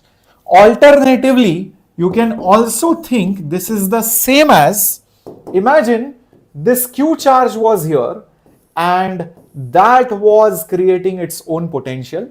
Let's say the potential at some point is VQ, and then you place this charge Q over here, then you place this charge Q over here. So then the energy of that particular system, will be potential at that point due to this small charge multiplied by the charge. These both are one and the same thing. It depends on whose potential are you seeing and who are you placing. That's all. Does that make sense, everyone? Till this point, is it absolutely clear? Is it absolutely clear, everyone? Also, they mentioned that usually the charge that you place is very small, because if it is not small, then what will happen? If it is big, it will start pushing this or pulling this. Entire thing will change. The potentials will start getting affected because the charge will be in motion. So, we generally take the charge as small. Even if it is not small, it is still okay, because we are trying to find what is the potential energy at that moment. Maybe because this charge is present, if it is big, it will start pushing it. So this will start going away. This will start changing. So energy will change. That's okay. That is understood, that we are interested in at that moment. So that is the main gist of this entire paragraph. They are just confused you here and there. They confuse you here and there. Is that okay? So don't have to remember any other peculiar formulas. Just stick with the basics. You will be done with it.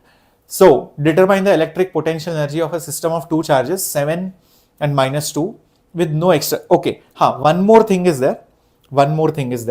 Imagine there is another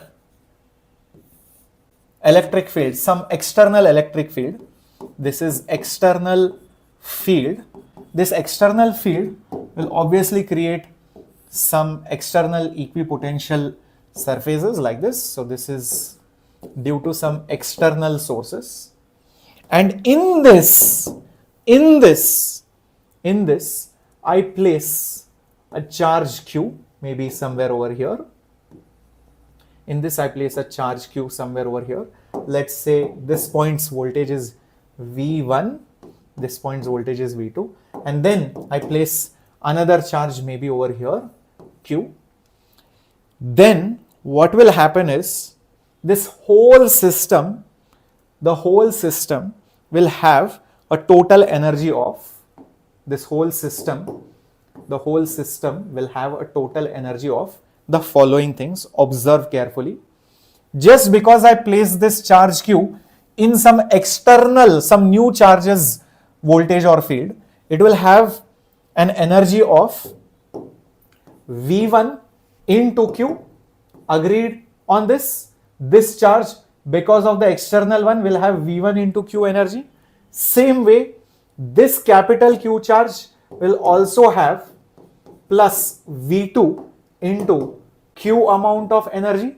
V2 into Q amount of energy. Lastly, these two charges will also have an energy between both of them. So I need to add one more term over here. What is that last term? Potential energy between both of them. Hence, I will put over here K, Q, Q divided by the distance between them, whatever it is. So I'll just put Q into Q over here. This is the total potential energy of the system. That is what this statement is. Looks so scary when they do it, but when you actually think about it, it was common sense. There is nothing great. We would do it anyways. Nobody would have to teach us. We would still do it. Is that right? Everyone understood this logic?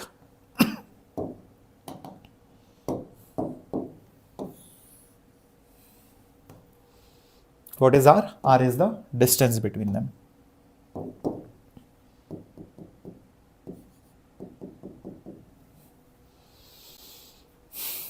Okay, let's see this particular question coming up on your screen. Determine the electrical potential energy of a system of two charges, this and this respectively. How much work is done to require separate infinite from each other? Suppose that same system is now placed in an external field. E is equal to A 1 by R square. A is this much. What would be the electrical energy of the configuration? Simple things first. 7 and -2 at this and this distance, -9 and +9. -9 is somewhere over here, +9 is somewhere over here. -9 you have 7 millicoulomb, and this is at -2 millicoulomb at +9 coulomb. So the potential energy of 1 and 2 will be K Q1 Q2 divided by R12. K is 9 into 10 to the power 9. Q1 is 7 milli and Q2 is -2 milli, which is 10 to the power -3. Whole thing upon the distance, which is 9 plus 9, which is basically 18. Solving this, you will get a negative answer. Just check this out. That's exactly what they have done. K, Q1, Q2 divided by R, but that was, I think, in centimeters. We'll convert it into meters. So minus 0.7. So the answer comes out to be minus 0.7 joules. This was also in meters, so 10 to the power minus 2. Yes, perfect. That is the correct answer for the first part of the problem. That is the first part of the problem, minus 0.7 joules. Now the second part of the problem says, so first part is done. First part is done. Determine the electrical potential energy. How much work is required to separate the charges infinitely away from each other? Remember, the work done to bring it from infinity to that particular point is basically the energy, change in the potential energy of the system, or basically the potential energy of that particular system. So if you do the exact reverse, the work done to take it from P to infinity will be negative potential energy of the system. So which means it is negative of minus 0.7, which will make it plus 0.7 joules.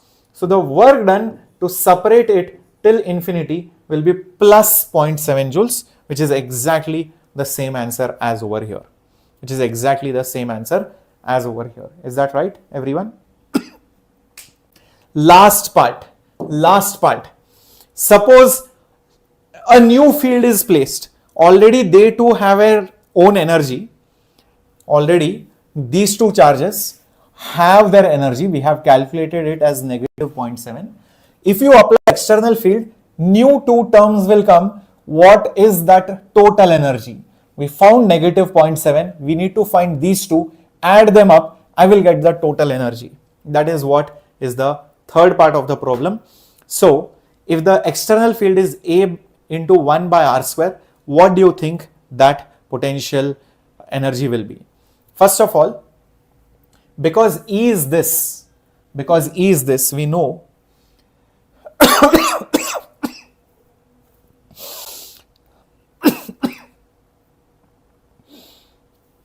yeah, we can find the voltage.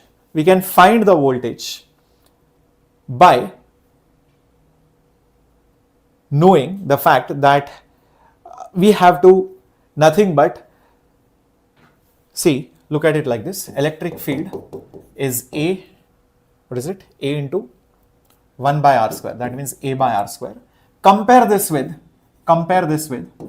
usual formula, which is K Q by R square.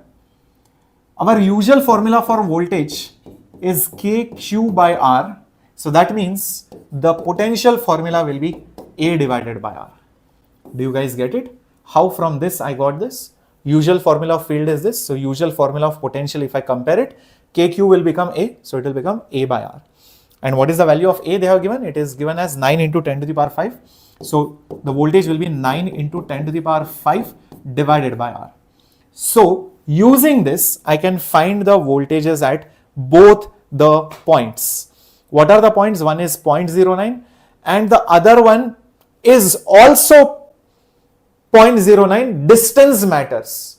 Whether it is positive or negative does not matter for potential. Yes, as long as my R is the same, R is 0.09 meters, R is 0.09 meters, the potential at this point and this point will be the same. So all they have done is multiplied voltage with the charge, and added it to the previous term. Voltage with the charge and added to the previous energy, which is negative 0.7, and they have found it out to be 49.3. That's all. That's all they have done, guys. So basically this was minus 0.7. What was this? V1 and V2, use that. A divided by R. One charge is Q1, other charge is Q2. Just add them up. A value you know, R value you know, sum them up, you will get the total answer. That's what they have done, my dear students. That's what they have done over here to get the answer. Is this absolutely clear? Everyone with me? So if you want, I will just put it over here. Potential energy of that particular system will then be V into something plus V into something, those V's will be the same, plus negative 0.7, plus negative 0.7, which is the interaction between them. These will be basically Q1 and Q2. One will be Q1, one will be Q2. What is Q1 and Q2? Already mentioned, 7 millicoulomb and 2 millicoulomb, minus 2 millicoulomb. This V will be A divided by R, which means it is 9 into 10 to the power 5, sorry, 9 into 10 to the power 5 divided by R. R is nothing but 0.09 meters. Q1 and Q2 we already know. Q1 and Q2 we already know. This is Q1, this is Q2. This is Q1, this is Q2. Substitute it, solve it, you will get the total potential energy of the system, which comes out to be as 49.3.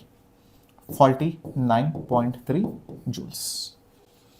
Is that okay? Understood now how this is done?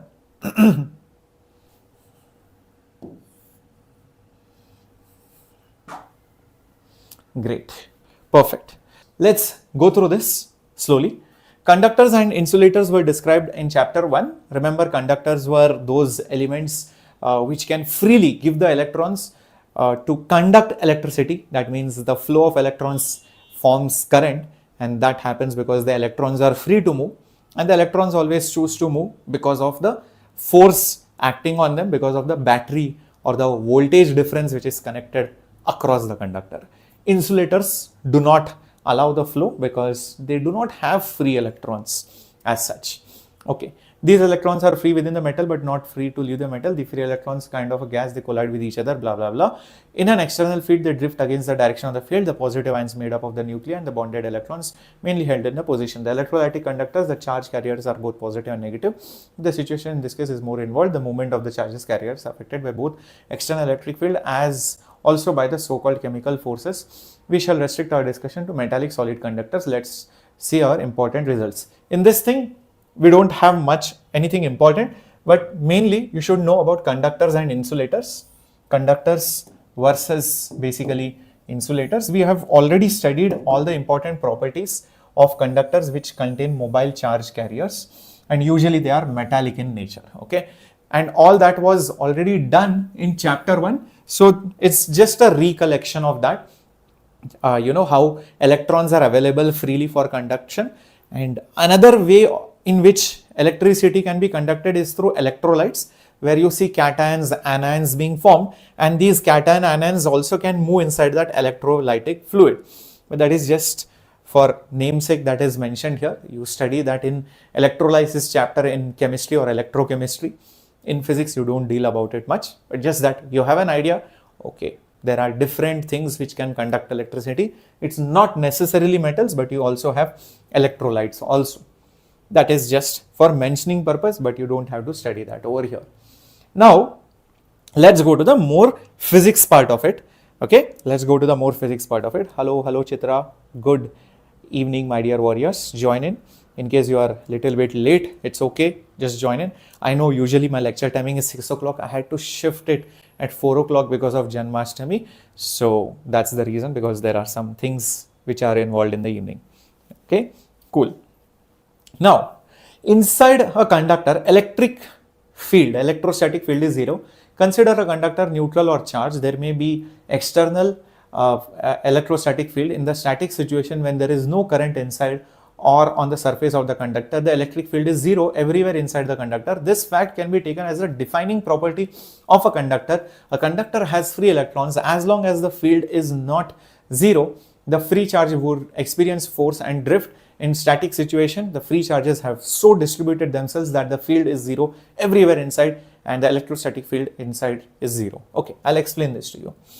Now, imagine, my dear students, imagine that let's say this is a conductor. Imagine this is a conductor, okay? And on this conductor, there are some charges over here. Let's say there are some charges involved over here, and let's show the charges somewhere. Maybe there is one charge here, maybe there is one charge here, there is one charge here, there is one charge here, there is one charge here, one charge here, one charge here. So called, this is the distribution of the charges. Now just imagine you are somewhere inside this conductor. Let's say you take a point here. Let's say you take a point here. What will happen? This charge will develop an electric field like this. This charge will develop an electric field like this. This will develop electric field. This will develop electric field. This will develop electric field. This will develop electric field. This will develop electric field. Does it look like the electric field is cancelling in this situation? Does it look like the fields are perfectly cancelling each other? I don't think so. I can see more or less the field is concentrated somewhere down, so they are not cancelling each other. I can clearly see that there is a resultant electric field at any point over here. So 100% there is a net electric field, and this net electric field is not zero. Now in this situation, what will happen? Imagine you have an electron somewhere over here. You have a charge. You have a free charge over here. Imagine you have a free charge over here. What will that free charge experience? What will that free charge experience? Obviously, that free charge will experience some net force. There will be some net force on that charge. Because of that, what will happen? There will be motion of the charge. The charge will start moving. Once the charge starts moving, what does it mean? It just means that there is current inside that conductor. There is current inside that conductor. Just imagine you take a conductor, it is not connected to any battery, any wire, any potential difference. Just you take a conductor and imagine there is current flowing inside the conductor. You will be like, sir, this is a free source of energy, sir. I just take a conductor and magically current is flowing inside of it. This violates any principle of conservation of energy. 100%, just think about it. Or else people will carry in their pockets small conductors which are charged. It is generating magically current. It can charge your phone. It can run your fan. It can light a bulb. It can run your AC. That cannot happen. Magical source of energy it will be. So this distribution of charges was creating a field which was creating a force which moved those charges which are free inside this conductor, which made up the current, which is not possible. This is basically not possible at all. This is not possible at all. So what should be possible is this, where you have a conductor, the charges distribute in such a way, the charges on it distribute in such a way that, everywhere you see, no matter where you go inside this particular conductor, everywhere, this point, everywhere, you should see that the net electric field is zero. If the net electric field is zero, what does it imply?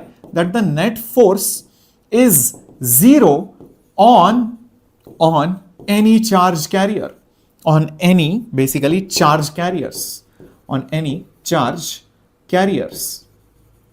Hence, what can I say? Hence, there is no current which is set up, which is exactly what you expect. If you have a conductor, that's it. There is no current inside it. It's just charge. It is a static scenario. So that's why these charges will then be referred to as static charges. Static charges on the conductor. Static charges on that particular conductor. Do you guys agree with this now? What happens inside a conductor? Interesting, isn't it? So this is what should happen. This is not possible. This situation is not possible. Understand that. This is not possible. This is wrong. This is correct. This is possible. This is exactly what happens. This is what happens. That is what they have mentioned in this particular paragraph. So let's highlight the important points. In static situation, when there is no current inside, very important, or on the surface of the conductor, the electric field is zero everywhere. The electric field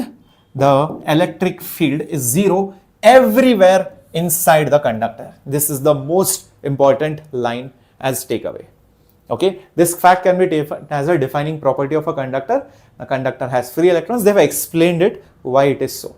Okay, so electrostatic field is zero inside a conductor. As simple as that. It's the same thing they have repeated. Like I said, NCERT is like that middle bencher or back bencher who has to write a 4-mark question, but they are having some knowledge and they want to just fill up the pages. Just look at it. Inside a conductor, electric field is 0. Electric field is 0 everywhere inside the conductor. Electric field is 0 inside a conductor. In one small thing, they have repeated the same thing 3 times. So you will see a lot of repetitions. Just don't, again sir, this is important sir, they have made it into italics. I will highlight this also. Sir, heading is also important, highlight this. Don't do all such things. You have written it, you have highlighted it once, no, enough. Don't have to highlight it 100 times just because it looks important. It's the same thing. Chumma writing the same thing again and again. Got it, everyone? Okay. How many of you do this? 4-mark question, writing the same thing again and again. Okay. Here also they will have done the same thing. Let's see. Okay, again they will. At the surface of a charged conductor, electric field must be normal to the surface at every point. If E were not normal to the surface, it would have some non-zero component. Free charges on the surface of the conductor would then experience in the static situation. Therefore, E should have no tangential component. Thus, the electrostatic field on the surface of a conductor must be normal to the surface at every point. See, tell me one thing. I am good is the same as saying I am not bad. Right? I am smart is as good as saying I am not dumb. So, just think about it. Electric field, they are saying if I take a electrostatic field, if I take a conductor, this is a conductor guys. They are saying on the surface of the conductor, it is basically normal. It is basically perpendicular. That is what they are saying. That means there is no tangential component. Along the tangent, there is no component. Same thing. Hence, there should not be any tangential component. Again, they repeat it. Thus, the field at every point is normal. How many times will you say the same thing, guys? I mean, like, really. But still, I'll highlight only the important thing. The electric field at the surface of a charged conductor must be normal. Must be normal to the surface at every single point. Every single point. Hence, the electric field should not have any tangential component. It means no matter where you go, you will probably see the electric field lines probably going like this, maybe going like this, maybe going like this, maybe going like this, maybe going like this. Oops. Everywhere they are perpendicular to the surface of that particular conductor. That's what it is. Inside, remember, electric field inside was anyway 0. It's only outside which it is perpendicular. It can't have tangential components. This is the second property. You will be like, sir, why is it so? Why is it that there cannot be any tangential component? Let's assume that the electric field is not perpendicular. Rather, electric field is making some angle. So then the electric field will have 2 components, one component which is perpendicular and the other component which is basically tangential. Electric field which is tangential. Let's assume over here some angle is made by the electric field inside that particular conductor. So then what will happen, because of this tangential component, you will see that those charges which are there, those free charges which are there, those free charges will now experience a force, because of which there will be motion along the surface.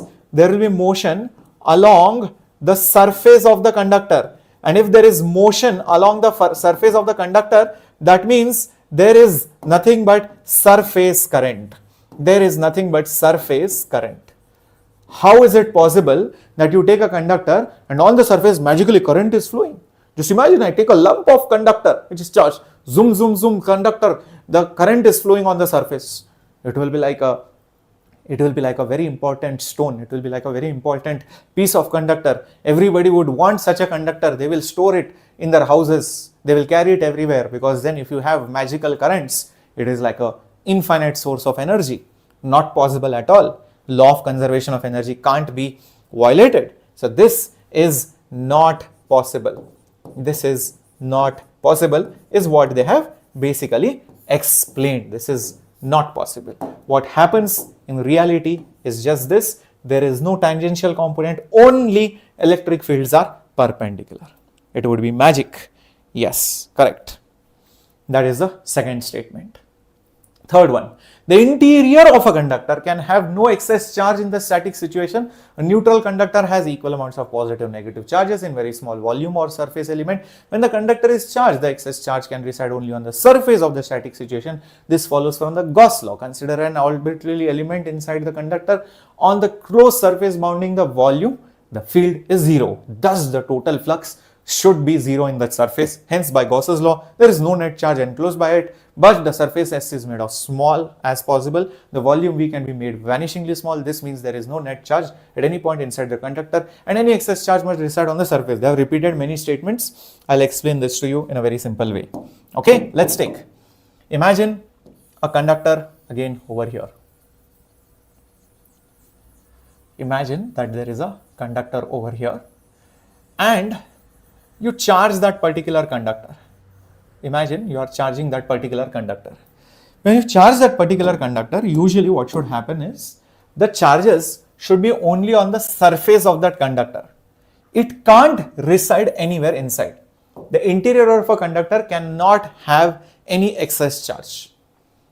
See, if you take anything, be it insulator, conductor, semiconductor, it has atoms, it has molecules, equal number of protons and electrons are there. But when protons are more, you said that it is positively charged. When electrons are more, you say that it is negatively charged. So one thing is in excess as compared to the other. That's when you say the body is charged. Otherwise, they have both positive and negative charges. Now, that excess charge which is there, that additional charge which is there, okay, where does it stay? Madhumati, sorry, who is it? Rakshana, did I change my hairstyle? I don't know, bacha. I just smooth the brush, whichever way it goes, that is the new style of Captain Shreyas, sir. So, I don't really plan it, it just goes somewhere. Okay, it depends on the mood of my hair. The hair will say, I want to go here, it will go there. That's all. All right. So, yeah, we are just saying that the charges cannot stay inside, that excess charges. So, there is a proof for it. Let's assume the opposite. Just imagine the charges are not only there on the periphery, but also there are some internal charges. Just imagine there are some internal charges also somewhere here. Just assume these are basically our internal charges on that particular conductor.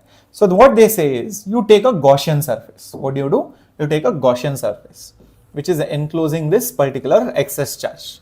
So this is our Gaussian, this is basically our Gaussian surface. And what does Gauss law say? That the net flux of a closed surface,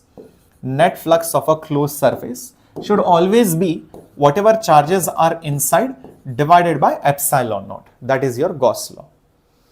Because this Qin is there, that means there must be net flux from that closed surface. If this is not zero, this should be also not zero. This means that electric field must be there on the Gaussian surface,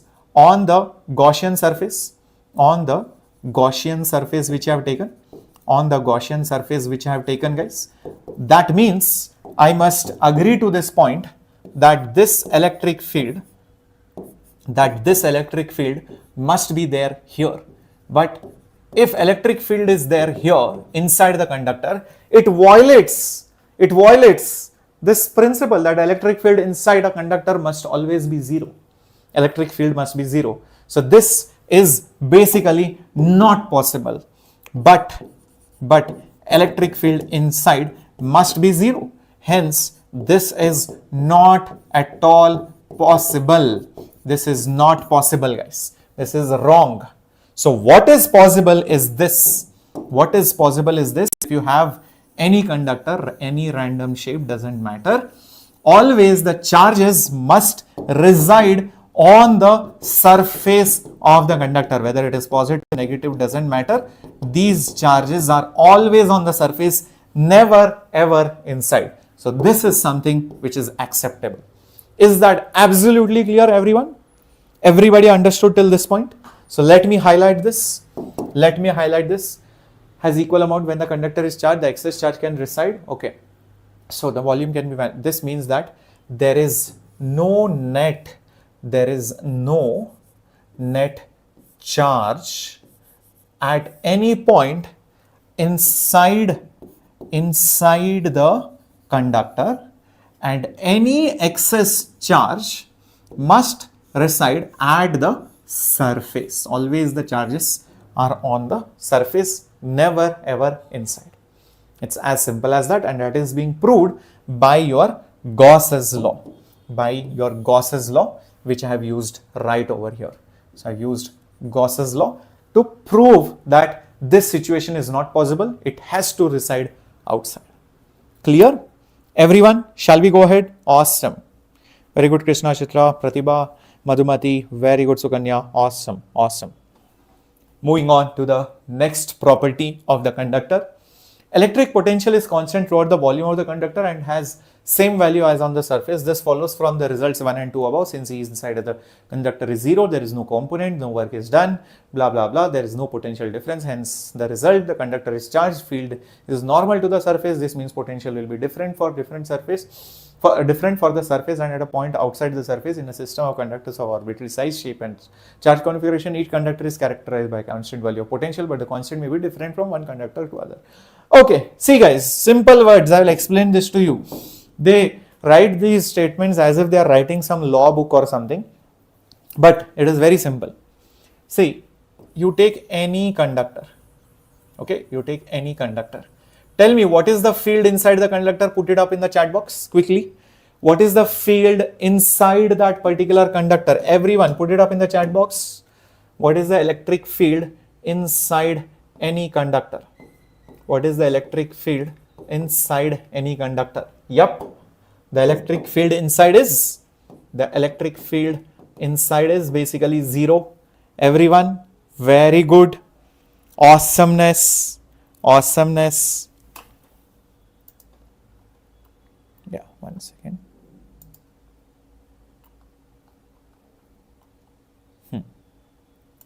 Very good. The electric field, whatever it may be, can only exist outside. We have seen that. Electric field can only exist outside. Right? Electric field can only exist outside. We have seen that.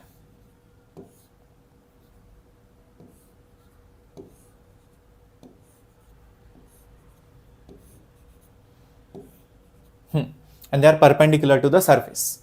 The electric field outside is perpendicular to the surface of our conductor. We have seen that already before, and it is not 0, 100%. Now we also know the relation between electric field and electric potential. Electric field is minus, if you remember, dV by dr. Electric field is minus dV by dr. If by chance I tell you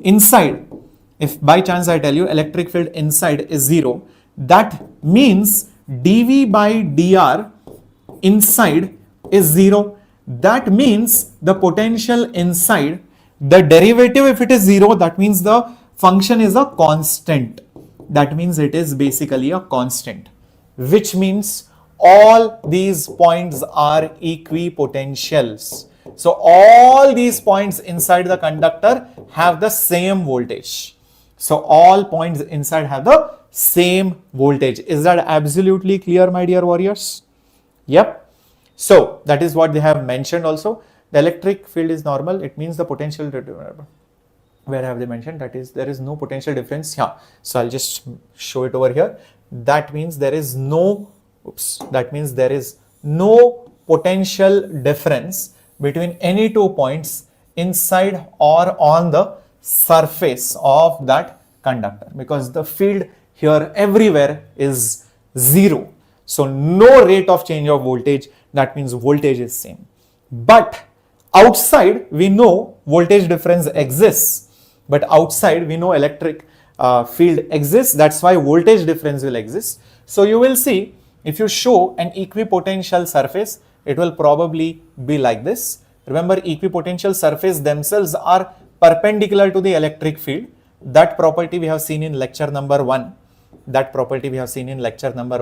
So they go like this. And there will be many more such equipotential surfaces of different values.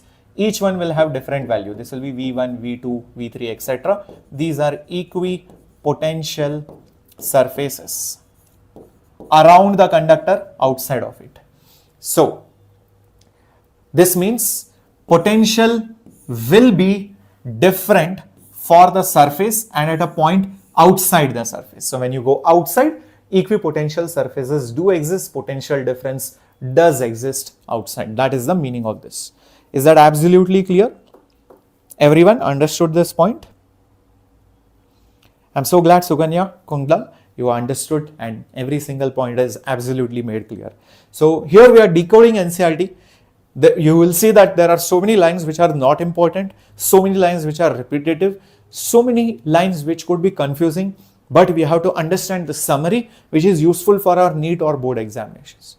And we have to understand the concept behind everything, because that is what is exactly going to be asked by NTA. They are going to keep an NCERT book in the front, they are going to keep some previous year papers, they will have a question bank, and they are going to frame the question paper like that only. Electric field on the surface of the charged conductor is sigma by epsilon naught, and they have done a small derivation for it, and I will show that to you in a bit. Okay, and they have written down the formula also over here. Okay, and let me basically show this derivation in a very simple way. Okay, so guys, I will do the same derivation without just copying it or without just showing you that slide. Imagine we have a conductor like so. Take a conductor like this. This is our conductor, and we are interested in finding out the electric field on the surface of the conductor, and we all know that electric field on the surface is basically normal. Electric field on the surface is basically normal. It goes something like this. Okay, there could be many more lines, I am not showing it. This is the electric field on the surface. In order to find that out, what we define or what we need is a property called as the surface charge density. Surface charge density. Now, why surface charge density? Because we just saw that electric charges are only on the surface, they are not inside the conductor. We just saw it, isn't it? So that is why we define how much charge is there per unit area. The symbol for that is sigma. So it is nothing but the charge which is there per unit surface area. Per unit surface area. And the unit of such a thing will be obviously Coulomb per meter square.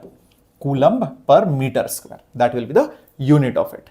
So if you take any patch over here, how much charge is there per unit area is what defines the surface charge density. Now imagine like that, you take a patch, maybe over here, okay, maybe over here. This is a very small area, I'm just zooming onto it, and I know that the electric field lines are there over here like this, perpendicular, okay, in this particular fashion. I know inside of this, which is the inside of the conductor, this is the inside of the conductor, guys. I'm showing it in gray part. It's like you have taken a slice of cake. Everybody has gone to a birthday party and eaten a cake, right? So this is the top part, the chocolatey part, that cream part of that cake. This is that inside part, which is that bready kind of part, or that slightly solidish, or that dry part of that cake. Are you able to visualize it? This is the inside part, this is the surface. Are you able to visualize, my dear students? Okay, clear till this point? Okay, awesome. Now what I will do, I will take a Gaussian surface I will take a Gaussian surface. Maybe it involves few of the, okay, this is basically a Gaussian surface, something like this.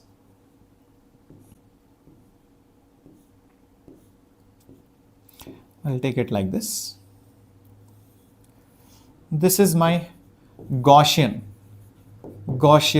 surface. When I say Gaussian surface, means any closed surface is called as a Gaussian surface. Now please visualize this, that okay, this is like a three-dimensional diagram.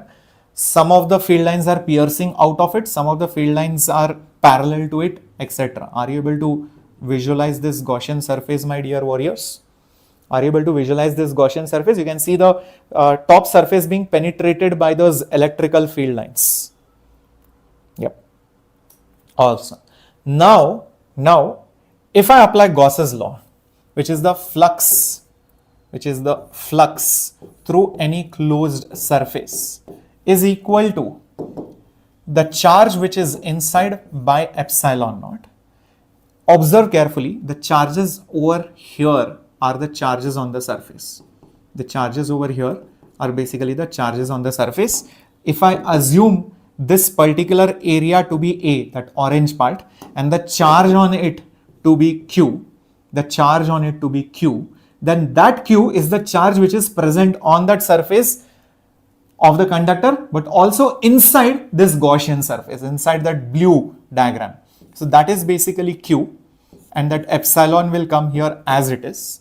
This flux through the closed surface, remember, electric flux is only counted when the field lines pierce through it. This part, the field lines do not pierce, they are going parallel to it. This part also, there is no field piercing through it. There is only this part where the field is piercing. Remember, inside the conductor, the field is zero. So there is no field from below. There is only field which is coming out like this. Hence, I should definitely say that the flux from the closed surface is only the flux which is coming from the top. The rest all are just zeros.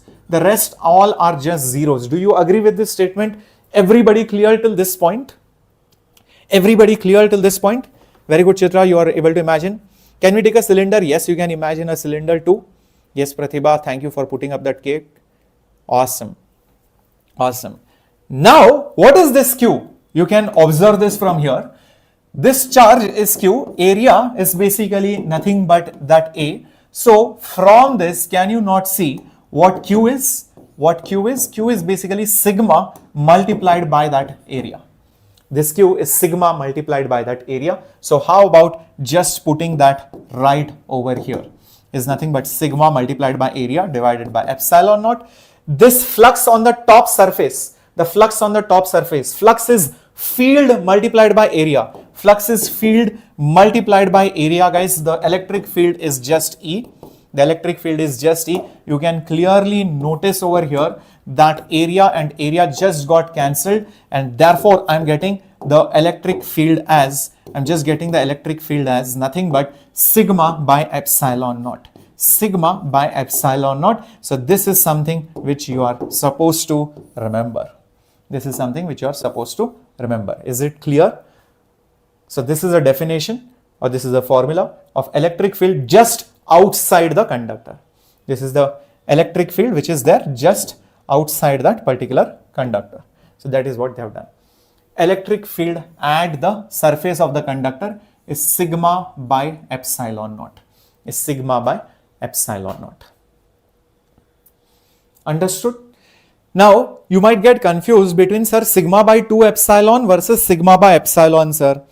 Sir, how do I remember that, sir? See, simple. If you have a sheet, if you have an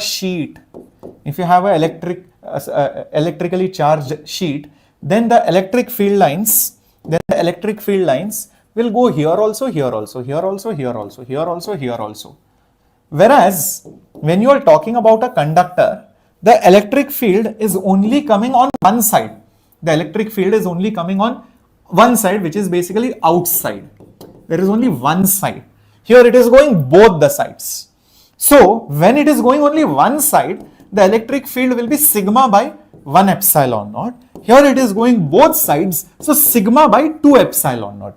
both sides, one side which is outside. You can also see it is getting divided as half. It is half into sigma by epsilon. Sigma by epsilon, half here, half here. You can think of it like that. It's getting divided. So that way you can avoid the confusion between these two formulas. Awesome? Yeah, never ever make this mistake again. So now you know the derivation, how it works. You have visualized this properly, and I showed you this Gaussian surface is any random surface, but in NCERT I think they have taken a cylinder, which need not be always true. You can take any shape, doesn't matter. It doesn't matter. So you just saw that over here. All right, moving on to the next one, which is electrical shielding, and this is a very, very interesting thing. Consider a conductor with cavity, no charges inside the cavity. A remarkable result is that electric field inside the cavity is zero. Whatever be the size and the shape of the cavity and whatever be the charge on the conductor, on the external field might be applied. We have proved a simple case as a result already. The electric field inside is zero. The proof of the result, blah, blah, blah. The vanishing electric field on the cavity is mentioned as above. A very great result. So main important results over here is that remarkable result that electric field inside the cavity is zero, whatever be the size and the shape of the cavity and whatever be the charge on the conductor and the external fields in which it might be placed. This is the most important line. Okay, now I'll just explain this to you. The proofs of the results are omitted here, but we need to know the important implication. Whatever be the charge, again they say the same thing, guys. Whatever they wrote here, again they are writing it here only. See, whatever be the charge and the field configuration outside the and any cavity inside the conductor remains shielded. Just written it in a different way. So whatever be the charge and the configuration outside, any cavity in a conductor remains shielded from outside electrical influence. The field inside the cavity is always zero. This is also known as electrical shielding. The effect can be made use in protecting sensitive instruments from outside things. Okay, so this is not at all needed. The main takeaway is over here only.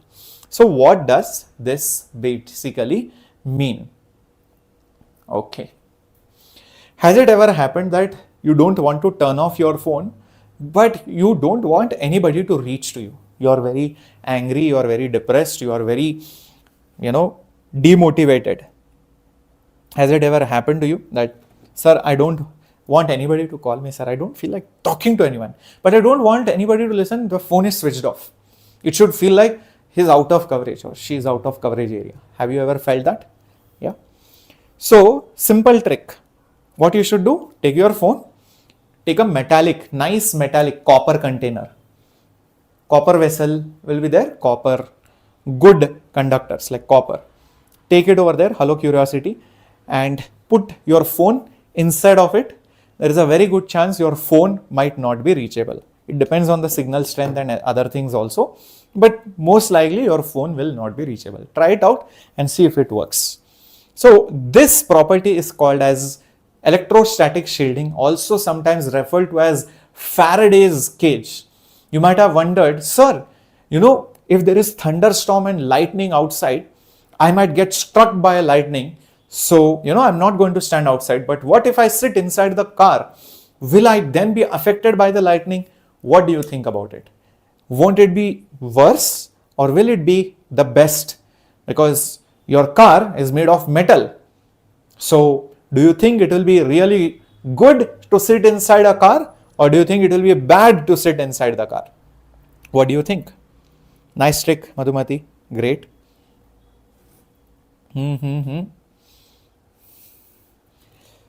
Sir, 11th gravitation really similar to 12th electrostatics? Yes, Shanmuga, it is very, very similar. So if you know one chapter, you can study the other chapter very, very easily. So actually you will be much safer inside the car because of this Faraday's cage concept or electrostatic shielding concept. Okay. So this is the property which you are studying over here. It means that imagine you had a conductor, but there is a cavity inside of it. Cavity means hole, like in the teeth you have cavity, right? So there is a part which is just being scooped out. You cannot see it from outside, but there is a cavity. Maybe you have to do some MRI or some CT scan to find that cavity, that hole, that chunk which is missing. Okay, is it 2.8.3? I'll just have a look at it. 2.8.3 later on. Just 1 second, Krishna. Okay. Then, first of all, This property says that, listen, all the charges will always be on the surface, it will not even come on the cavity. See, some people think, sir, cavity is also a surface. No, sir. So will charges come here? No. Charges won't come over here. Okay, charges won't come over here. The charges are always on the outside. Not just that, everywhere here, even this point or this point or this point, electric field inside is going to be 0 and potential is going to be constant everywhere. This point, this point, this point, this point, this point, this point, this point, this point, this point, this point, this point, this point. Everywhere you will see the potentials are same, field is 0. That is what it is saying. Not just that, imagine the conductor is not even charged. Imagine the conductor is not even charged. But let's say you have a cavity over here and there is some external charge somewhere outside. There is some external charge maybe over here. Imagine this positive charge is like a rock star, is like a superstar. The positive charges ends up attracting all the negative charges. It's like, imagine if there is a very, very hot pandu or hot champa, it will attract all the opposite people. Like for example, there is, imagine one superstar is there, maybe Taylor Swift. Okay, now Taylor Swift everybody will go, but maybe some, I don't know, maybe some very nice heroine, pretty heroine is there. So all the pandus will go over here. So what is happening is, you will see all the pandus are going to go over here, negative charges are coming over here, and they have left their girlfriends who are basically a part of the atom, which is the nucleus, like so. So this electron left the positive charge. So this champa is alone, this pandu went here because there was a beautiful heroine over here. They all got attracted by it. And this will happen in such a way that in spite of all of this, electric field inside will still be 0, potential inside will still be constant. So this is always true even if this positive charge moves somewhere else. Even if this positive charge comes here, here, there, doesn't matter. Every time electric field inside is 0, preserved. So this means you have shielded whatever is happening from outside to inside. That is why the shielding effect. Is that clear, everyone? Did you understand this? Okay, so this positive charge has no effect whatsoever on inside. The electric field is always preserved to be 0. So a person sitting inside will never know there was a charge outside, because he'll be, oh, field is 0, field is 0, field is 0. I don't know whether there is an outside charge or not. You would never know if you are sitting inside. So you are shielding it. So you are shielding it. Okay. Shanmuga, let me tell you, which portion do you think is difficult? Let me tell you, everything is difficult until you start it. The moment you pick any topic and start it, then it is not difficult. Number one. Number two, start with some basic concepts of 11th standard. If you are not yet clear with it, watch my classes and then go to 12th standard portions. See, at least basic maths, all the lectures are freely available here. Number two, your vectors knowledge, and a little bit about Newton's laws or free body diagram, work per energy will help. In the next 1-2 weeks, I will be doing that also. So this basic topics, at least if you know, then it will be very easy for you to understand electrostatics. Then go to current electricity, capacitors, potentials, all these things. Go sequentially, don't skip a part. It's best to go sequentially. Don't just directly jump to magnetism, because magnetism, you will see some similar things which were done in current and electrostatics repeating over there. Okay. So they're given some common examples of electric field and potentials. Whatever we have discussed, they have put it diagrammatically over here. Okay, 2.8.3 is it? Where is it? 2.8.3. Oh, this one. Thank you for pointing it out, Krishna. We missed this part. Thank you. Okay, so I think we did till this last lecture. So this is the one which we need to do. Okay, so now that we have done, I think almost all the properties of conductors have we done. Yeah, so we have to go to dielectrics and polarization. Yeah, before going to that, let's do section 2.8.3. Okay, potential energy of a dipole in external field. Let's do this. Okay, consider a dipole which is placed in a field, as seen that in electric dipole experiences no net force but experiences the torque, which will tend to rotate it. Suppose the external torque is applied in such a manner that it neutralizes the torque and rotates it in the plane to some angle theta, then the amount of work done is given by this P cos theta minus cos theta 1. Okay. And what they do is basically over here, the work stored as the energy as a system, we can then associate potential energy as inclination, blah blah blah. U has to be taken as 0, where the potential is 0 at 90 degrees. An explanation will be provided at the end of the discussion.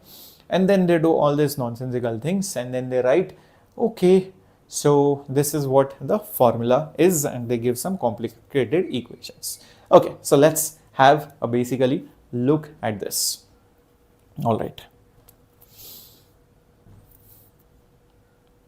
I will explain this to you in a very simple manner, guys. Imagine you take an electrical dipole. What is an electrical dipole, guys? We already studied this. What is an electrical dipole?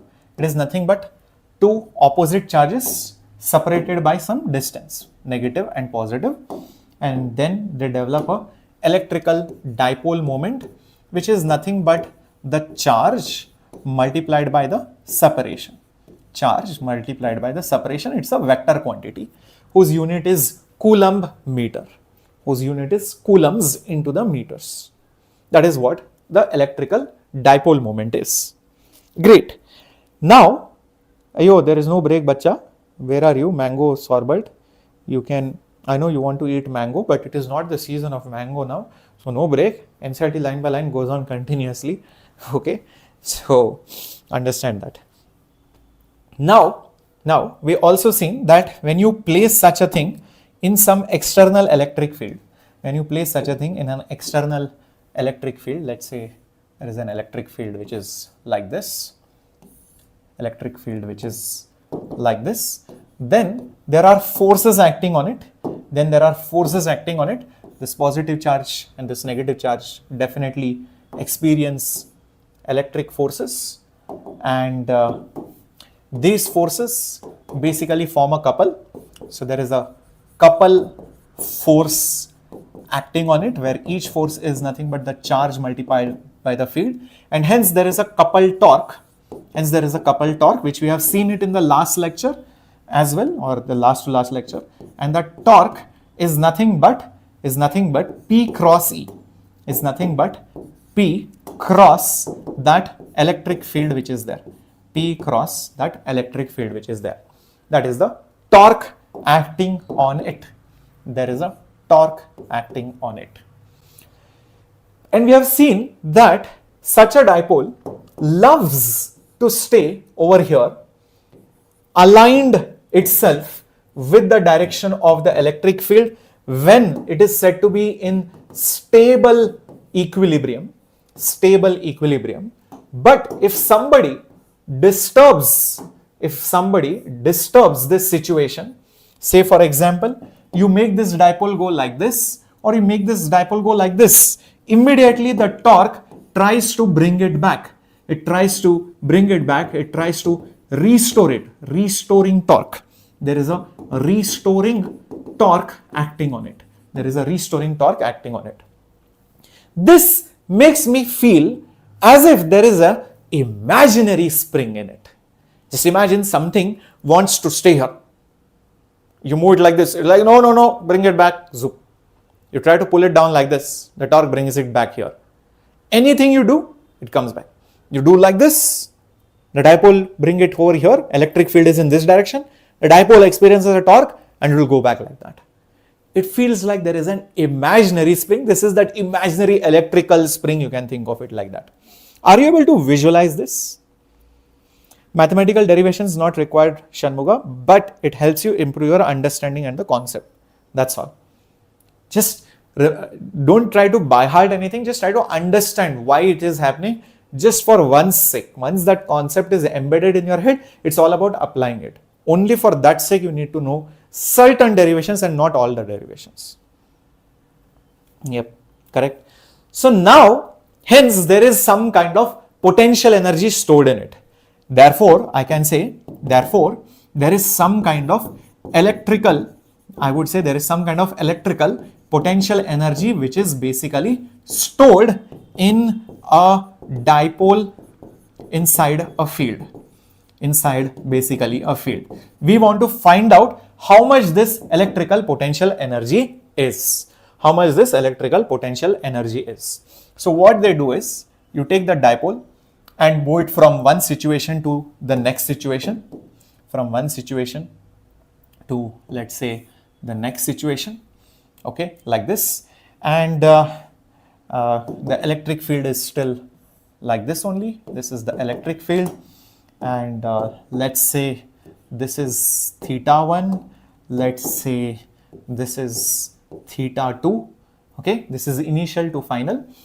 So basically, in doing so, in rotating the dipole like this, whatever work is done by that external force will go in changing the potential energy of that dipole system. In changing the potential energy of that dipole system. Do you guys agree with this? If I do 10 joules of work, where will it go? In increasing that potential energy of that dipole. Fair enough. Usually work was force into displacement. But for rotating bodies, what's the equivalent of force? Torque. What's the equivalent of displacement? Angular displacement. Hence, this work done externally, instead of writing force into displacement, it will be torque into the displacement. But this torque will be, the torque acting on the dipole to rotate it, and displacement will be very small because the torque will keep on changing. So I will put an integration symbol. So instead of F dot ds, it is torque into displacement. Integration of it. Is that absolutely clear why we are using torque into d theta? Okay, because the torque might keep changing as the angle changes. You can see the cross product is involved over here. This is equal to change of the potential energy. That means U2 minus U1. U2 minus U1. Torque, like we said before, is nothing but PE sine theta. Is nothing but PE sine theta, and there is d theta over here, is nothing but U2 minus U1. So this will be also from theta 1 to theta 2. So let's put PE outside. That's exactly what they have done even in the derivation that you can see over here.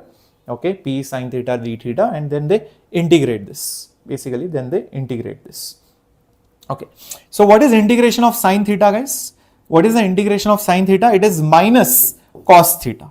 Minus cos theta, and then I will put theta 1 over here, theta 2 over here, and this is U2 minus U1, of course. So put theta 2 first, then put theta 1, then subtract them. So minus PE, and then you have cos theta 2 minus cos theta 1 is equal to U2 minus U1. You can keep this minus sign as it is. Later on we'll think about it. Now, do you remember this concept of zero reference potential energy? Where you can choose anything as zero. What matters is only the difference.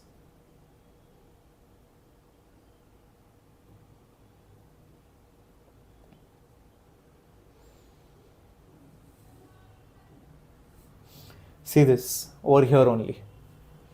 Here, potential difference matters, not the potential value. So when you're going from a point to another point or situation to another situation, as long as the difference remains the same, what you assume as zero does not really matter. And you usually choose some standard situations as zero, which is convenient, and accordingly, then you basically define the energy at different points. Yeah. Is that right? Yep. Awesome. So over here in this particular scenario,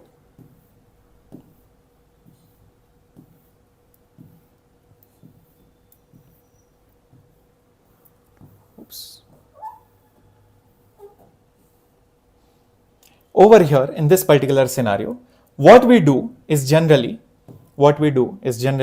we take this particular situation where the dipole moment is perpendicular to the electric field as our zero reference potential energy. zero reference potential energy. Basically, the angle between them should be 90 degrees. That's what we take as 0. So using that concept, let me take one of the angle as 90. Let me take the other angle as some random angle. So let's say, I put, for example, theta 1 as 90 degrees, or basically pi by 2 radian. So in that case, u1 will be 0, which is our 0 reference. And then let me substitute u2 as our potential energy for that particular in general angle theta. This is in general. So what will happen to this particular equation? Observe carefully. Minus PE is there as it is equal to something minus something. What will you have inside over here? Observe carefully. You will have cos theta, and here you will have cos 90. Here u2 will be u1 will be basically 0. This is what you will get. But we all know cos of 90 degrees is nothing but 0. So hence I will be left with nothing but minus PE cos theta is equal to u. To write it in a slightly better form, dipole moment is a vector, electric field is a vector, and I can see there is a product which involves cos with a negative sign. So why not write it as dot product with E? So this is our now new potential energy is nothing but P dot E, dipole moment dot electric field, dot product is involved but with a negative sign. So this is our formula. That is what they have derived, but in a very, very unnecessary complex manner. They have done the same thing, minus P dot E, but in a unnecessary complex manner, guys. Is that okay? They have done the same thing, whatever is over here. Okay. Minus P dot E. Is it absolutely clear? Yep. Very good. Awesome. Now, please remember one thing, that if you place that particular dipole, like this versus like this inside that same electric field,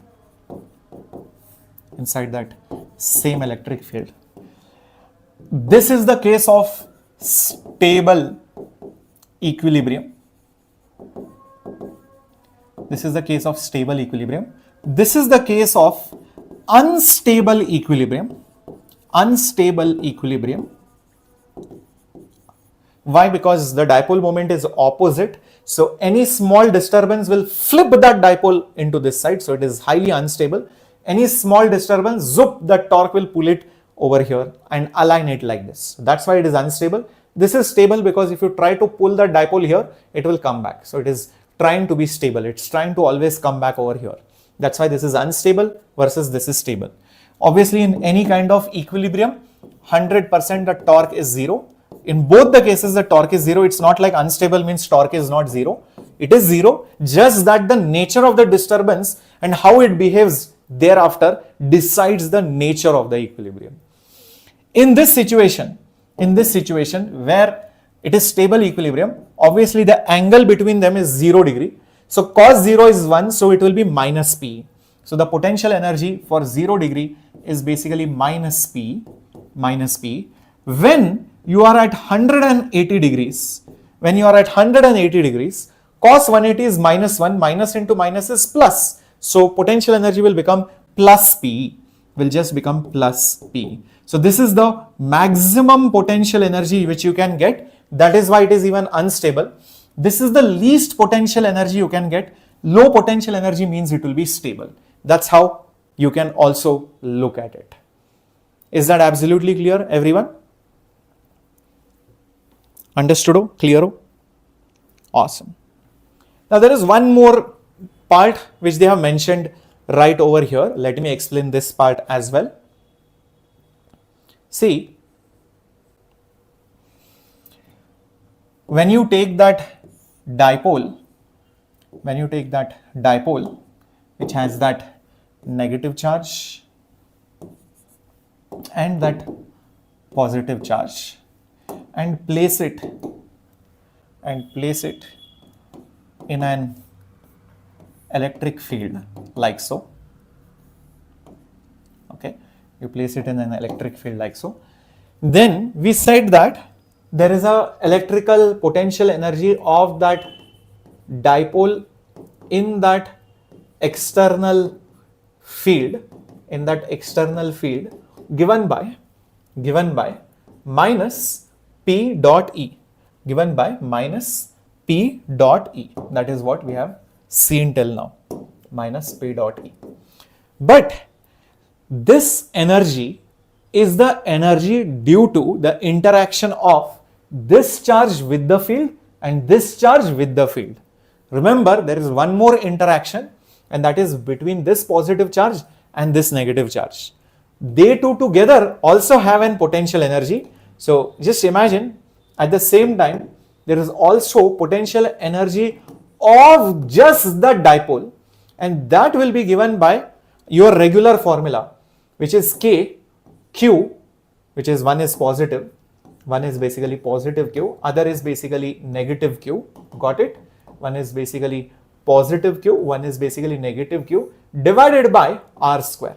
R is basically the length or the distance between those charges. So one is your positive charge and one is basically your negative charge over here. This is the potential energy of the dipole. So if they ask you by chance the total potential energy, the total net potential energy of the entire system, it will be this plus this. It will be the sum of both. So it will be nothing but your P dot E. It will be nothing but your P dot E over here, negative sign involved of course, minus P dot E. And this negative sign will also come over here. So minus, and you will have KQQ. You will have basically KQQ divided by R square. KQQ divided by R square, which is KQ square by R square. So this is the total potential energy. That is what exactly they have done right over here. KQ square by R square, and this is minus PE. That is your total energy. Is it clear? Understood? Sir, when disturbed in unstable equilibrium, it goes back into stable equilibrium. What would happen if to the potential energy stored in instability? That energy gets converted into kinetic energy because it was disturbed. Zoop! It is rotating. Rotational kinetic energy. So it gets converted into rotational. So then it will go like that. It will use the rotation and store into potential. Again, it will come back. It will keep oscillating. Basically, it is a problem of oscillations after that. In fact, in simple harmonic motion, there is a question where you have to find the time period of oscillation because potential energy and kinetic energy gets interchanged alternatively. Is that okay, Shanmuga? Okay. So what is the question that they have asked? A molecule has some electric dipole moment of this much order. Mole of this substance is polarized, okay, at low temperature by applying a strong field of this much. The direction of the field suddenly changed by an angle of 60 degree. Estimate the heat released by the substance in aligning the dipoles along the new direction. For simplicity, assume 100% polarization of the sample. So a molecule has this much dipole moment and it is getting polarized at some temperature by applying some field over here. Direction of the field is suddenly changed by an angle of 60 degree. So the question is how much heat energy is involved over here. So what you should understand is that imagine the dipoles were like this. Originally the electric field was also like this. Suddenly what they do is the electric field changes the direction by 60 degrees. The dipole still being there now experiences a torque. So it aligns itself in the direction of, the external field. So this is how it aligns itself. This was before. And in this process, obviously, the change in the potential energy involved goes as heat. the change in the potential energy basically goes as heat. In fact, that is what it has been also mentioned right over here. The loss of the potential energy, this must be the energy released by the substance in the form of heat to align the dipoles. So what you basically do is use our formula. Potential energy is minus Pe cos theta, minus Pe cos theta. So delta U will be minus Pe cos theta final minus Pe cos theta initial. So if you notice this is nothing but Pe is common, and then you have cos theta, let's say I, and minus cos theta final, minus cos theta final. That's all. So this is what you need to do. So the change of the energy is basically Pe into difference of the cos theta, and this is basically going as heat as explained over here, as I have explained right over here. So they have just taken the difference, if you notice, right, over here. So this is nothing but dipole moment. Dipole moment was given already. Dipole moment was how much? 10 to the power minus 29. This was 10 to the power minus 29, and electric field was also mentioned. Electric field was 10 to the power 6. It was basically 10 to the power 6. And over here you have to just take the difference of the two, basically. Once when it was aligned versus once when it is shifted by 60 degrees. So it will be like cos 0 minus cos of 60 degrees. So cos of 0 minus cos of 60 degrees. So cos 0 is basically 1. This is basically 1. This is basically half. So 1 minus half is half. So this will be nothing but 10 to the power minus 29 multiplied by 10 to the power 6 into half. But remember one thing, this is heat per molecule. This is heat per molecule. When we want to find the total heat, so whatever you get per molecule, you multiply it by the Avogadro number for a mole. For a mole, it is nothing but 6 into 10 to the power 23. So whatever you get, 10 to the power minus 29 multiplied by 10 to the power 6 multiplied by half, you multiply it by 6 into 10 to the power 23. Solving this, you should get the answer as 3 joules. Solving this, you get the answer as 3 joules. Is it damped in ideal conditions also? In ideal conditions, it is not damped. In reality, it is damped. Ideally, if you take an ideal dipole, there is nothing for it to lose the energy with. But in reality, which is like this case, it is getting converted into heat. So that loss in that energy of mechanical energy is getting damped because of some external factors, friction, resistance, vibrations, thermodynamics, etc. And it will be lost to the surroundings permanently. Okay, Shanmuga, is that absolutely clear? So this is that example which is there in your textbook of NCERT. Cool. So all these properties are done. Shall we go to dielectrics and polarization? Everybody ready with this? Give me a quick thumbs up, everyone. Dielectrics and polarization. Shanmuga, it is not negative. The loss will be negative. The change in the potential energy, if it is negative, that means it has lost. So the heat released will be 3 joules. You will not mark minus 3. Don't mark minus 3. Okay? Because if I say a body had 7 joules of energy, now it has 5 joules of energy. So the difference of the energy is negative 2. What does it mean? It has decreased by 2. The potential energy has decreased by 2. So where did it go? As heat. So the heat released will be 2 joules. I won't say the heat released will be negative 2. If I say the heat released is negative 2, means heat is not released, heat is absorbed. Get the sign convention. Got it? Yep. Cool. Awesome. Thank you, Krishna. Thank you so much. Very good, Madhumati, Krishna, Chitra, Suganya. Awesome, Paul. Awesome. Let's go to dielectrics and polarization. This is section 2.10. Dielectrics are non-conducting substances. In contrast to the conductors, they have no or negligible number of charge carriers, recall whatever happens, the free charge move. Okay, this happens until in the static situation the two fields cancel each other and the net field is 0. In a dielectric, this free movement of the charges is not possible. It turns out that the external field induces a dipole moment by stretching or reorienting molecules of the dielectric. Collective effect of all the molecular dipole moment is a net charge on the surface of the electric. It produces a field that opposes the external field. Unlike in a conductor, however, the opposing field so induced does not exactly cancel the external field, it only reduces it.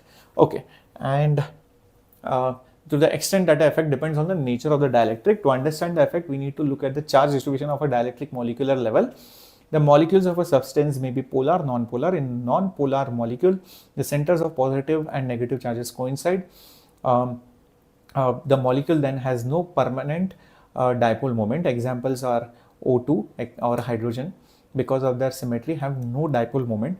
On the other hand, polar molecules, which are the centers are negative charges are separated, such molecules have a permanent dipole moment. And ionic molecules such as this are examples of polar molecules.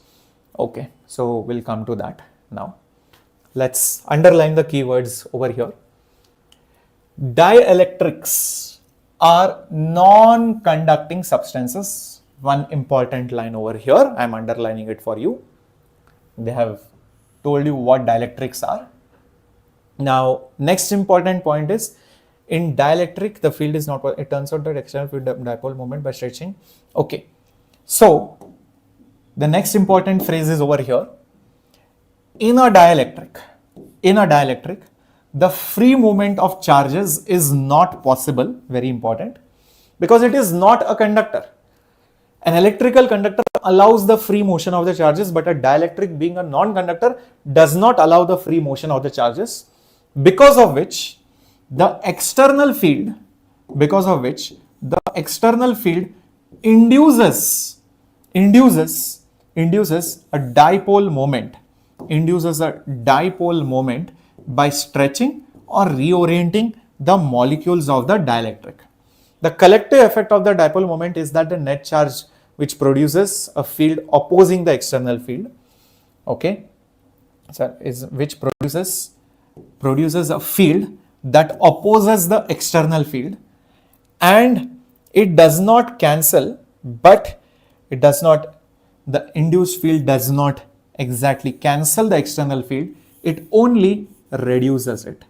It does not cancel, it only reduces it. That is what is mentioned over here. And then they go to the definition of polar molecules versus non-polar molecules. Okay, and the molecule may be polar or non-polar. A non-polar molecule is like oxygen, where you will see that the centers of positive and negative coincide. There is no permanent dipole moment. So oxygen, hydrogen are examples of it. And then they tell you about polar molecules, which has the centers of positive and negative charges which are separated, and examples of that are water and so many other such molecules. Hold on, I will explain everything to you. I'm just underlining all the important points over here. The positive and negative charges are displaced in the opposite directions. The displacement stops when the field on the molecules is balanced by the restoring force. The non-polar molecules thus develops an induced dipole moment. Okay, so a non-polar molecule. So the non-polar molecules. Okay, so the non-polar molecules thus develops and induces a dipole moment. The dielectric is then said to be polarized by the external field. We consider only the simple situation when the induced dipole moment is in the direction of the field and is proportional to the field strength. The induced dipole moments of different molecules add up, giving a net dipole moment of the dielectric in the presence of the external field. The induced dipole moment of different molecules, give a net dipole moment in the external field, and also develops a net dipole moment in the, but for different reasons, in the absence of external blah blah blah blah blah, and is applied the individual dipole moment tend to align. When summed up, okay, there is a net dipole moment in the dielectric polarized. Okay, then they give you for polar molecules also, like we discussed for polar molecules over here. They are talking about for polar molecules also the develops a net dipole moment in the external field, but for a different reasons. When there is no external field, the permanent dipole moments, when there is no dipole external field, the dipole moments are oriented randomly due to the agitation. So when an external field is applied, the dipole moment tends to align with the field, and hence there is a net dipole moment. Okay. Thus, in either case, this is important now. Thus, in either case, whether polar or non-polar, there is a net dipole moment in the presence of electric field. And this formula has been written over here, where there is a constant to symbolize how much is the extent of the polarization. Okay. So let's understand all of this with a simple explanation now by your Captain Shreyas sir. All the things which were written here, here, here and here. Okay. All these things will understand it, whatever they have written over here as well. Okay. Everybody ready for the explanation now? Let's understand it in a simple way. Yes, it is very simple relationship, and yes, it is related to electrostatics. Correct. See, there are two kinds of molecules. One is polar and one is non-polar. So, just to go over here, where did they, yeah, here. Polar versus non-polar. Non-polar molecules are like, say for example, you take oxygen with oxygen. Okay. They do not have any net dipole moment because there is no charge separation as such. So the net dipole moment is basically zero. So because of which you say they are non-polar. They are non-polar molecules. There is no net dipole moment. But if you take the example of water molecule, there is a net dipole moment, and that net dipole moment, because it is there, they are said to be polar molecule. They are said to be polar molecules. This difference is clear. Net dipole moment 0, net dipole moment non-zero defines whether it's a polar or non-polar molecules, which you have already studied it in chemistry. Now, there are two situations. One for non-polar, one for polar molecule. Just imagine, so that is what they have explained over here. In a polar molecule, can I say for a polar molecule, if this is the polar molecule, okay, can I say that the negativity and the positivity is evenly spread, so the center of negativity and the center of positivity, they coincide, whereas in a polar molecule, the negativity and the positivity is not spread evenly. Maybe one side is more positive, okay, as compared to the other side, because of which the effective positive charge is on one side and the effective negative charge is on other side, because of which only they are developing a dipole moment. Because the positives center and the negatives center, they don't coincide in this case, whereas here they are coinciding. They are basically said to coincide. The positive and the negatives coincide. Here they don't coincide. This affects the behavior of these molecules when you apply an external electric field. Now we are going to place these kind of molecules. Imagine you bring water or oxygen near some charge, near somebody's electric field. How do they behave? How will they get affected by it? Kamesh, for boards, yes, not for JEE, of course. JEE, you have to go beyond it. I have made a separate video on what you need to do. Just check it out, as NCERT and PYQs enough for JEE on the JEE English channel, of course, check it out. Imagine we have a basically non-polar molecule. Usually when there is no field, what will happen is that the electron cloud or that electrons will be spread like this, and even the positive will be over here only. So they coincide. There is no net dipole moment when there is no field. So I'll just put over here, no field, no dipole moment, and the positive and the negative centers coincide. But imagine somebody applies an external electric field.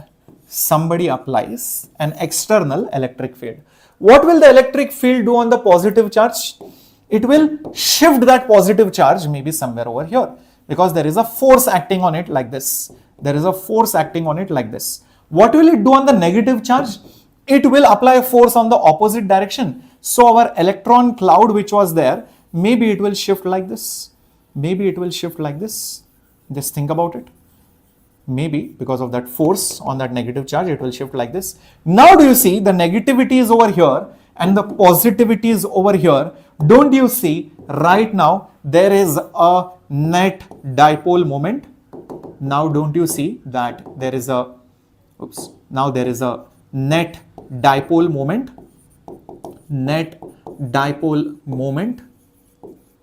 in external field. Everybody understood how a dipole moment was created in external field? Got it? Till this point for a non-polar molecule? Okay. Now let's take the example of polar molecule.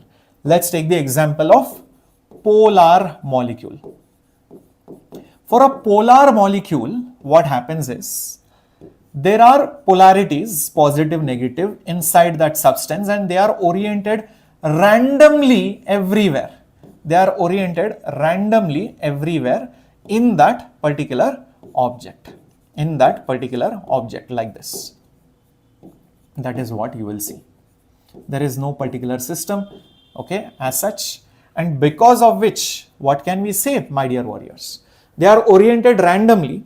So as an object as a whole, what would be the net dipole moment? The net dipole moment will be 0 for that entire object, although individual molecules have dipole moment. And this is when there is no external field.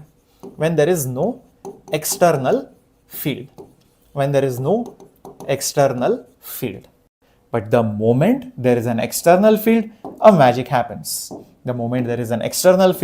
There is some magic which happens. So let's say, for example, you applied an external electric field like this. This is your external electric field. What will happen? Each of these dipole moments will experience torque. Remember P cross E. Won't there be a torque? Because of which, what will happen? These dipoles will then align themselves. Probably like this. Some dipoles may not have enough space, but still, as much as possible, they will try to align themselves close to the electric field. Maybe they get obstructed at some places. Who knows, right? They might get obstructed. Maybe there is some problem everywhere. But you can see, in general, they are all trying to be in this direction. Because of which, you will see that the net dipole moment of that object is again not 0. It is existing. It is like, as if this side has become negative and this side has partially become positive. Hence, there is a net dipole moment of that object. Is that clear? So, two different reasons. For a non-polar molecule, the cloud of the electron and the positivity shifts. So, there is separation, because of which there is net dipole moment. In case of a polar molecule, there is polarity, but they randomly orient and cancel each other. But in case of an external field, they will align themselves. So dipole moment of the object exists in an external field of the object is created in external field, in external electric field. Is this clear? That is what they have been doing that in this particular paragraphs. They have explained polar, non-polar, what happens in non-polar molecules and what happens in polar molecules. So thus in either case, whether polar or non-polar, the dielectric develops a net dipole moment in the presence of external field. Is this clear, everyone? Very good. Madhumita, Krishna? Yes, Shreyas sir, says Mukunda. Very good, clear. Awesome. Awesome. Shreya, have you come here to count the number of students or to study, you tell me? Very good, Sukanya. Awesome. Now, whether it is this scenario or this scenario, point is there is a dipole moment which is created when you apply external field. Because of that, what happens is, you will see that there is an induced electric field which reduces the total electric field. Thus, you will see that the meaning of polarized means you have separated the charges, you have created a separation, you have polarized it. This side became negative, this side positive. This side became negative, this side became positive. That is called as polarization. Thus, the polarized dielectric, very, very important statement over here. The polarized dielectric is equivalent to two charged surfaces with induced surface charge densities like so. And the field produced by these surface charges opposes the external field. Hence, the total field in the dielectric is thereby reduced from the case when there is no dielectric present. And we should note that surface charge density does not arise. The surface charge density arises from the bound, not free charges in the dielectric. Okay. All right. We should also note that the surface charge density arises from the bound, okay, not free charges. Okay. So let me explain this whole concept to you now, what is mentioned over here. See, what does a electric dipole do? It creates an electric field around it. So let me show the electric field due to the dipole like this. It will create an electric field like this and like this. This is negative, this is positive. This is how the electric field lines look like, just like a bar magnet creating its electric field. You can see this is the electric field created by a single dipole. Now imagine there are more such dipoles. Just imagine there are more such dipoles. One dipole here and then another dipole over here. Just imagine this. Just for clarity's sake, I'm just putting over here the charges so that you understand what I'm showing. Remember, electric field lines always originate from the positive charge and terminate at the negative charge. So probably you will see one electric field line like this. Maybe you will see one field line like this and like this. But after that, it is going to be very difficult for the field lines. So it will be like this. Then it will be not be able to come back most likely over here because it's already crowded. So it will try to come back and then it will again go over here and it will come back here. Electric field line will come like this, electric field line will come like this, positive to negative. This positive will create an electric field, wants to go here, but it is too crowded, no place to join in over here. So because of which it will again go like that and it terminates over here. This will go like this and go like that. This will go like this and go over here. You can see the electric field lines are going like this in the backward direction. This is for two dipoles. Are you able to visualize it? Yep. Yes, Harish, correct. Now imagine there are multiple dipoles. Imagine that there are multiple dipoles like this. And very small dipoles placed very close in a big structure, in a big solid, in a big liquid, whatever, like this. Many such dipoles. How will the electric field lines look like for such a system? You will see probably very close the electric field lines will be like this. But Overall, it will probably look something like this. The electric field line is trying to go like that. Just imagine, I'm just extending this now for multiple such dipoles. It will go like this.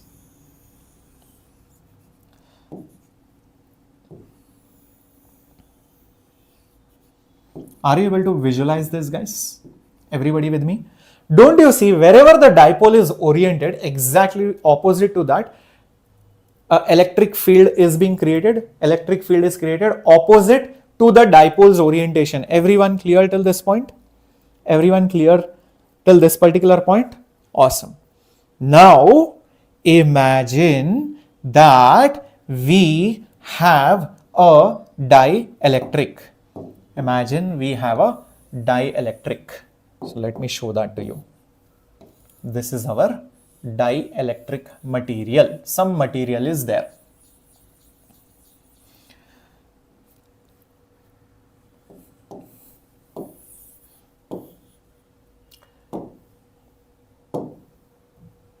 Let me create some copies of it.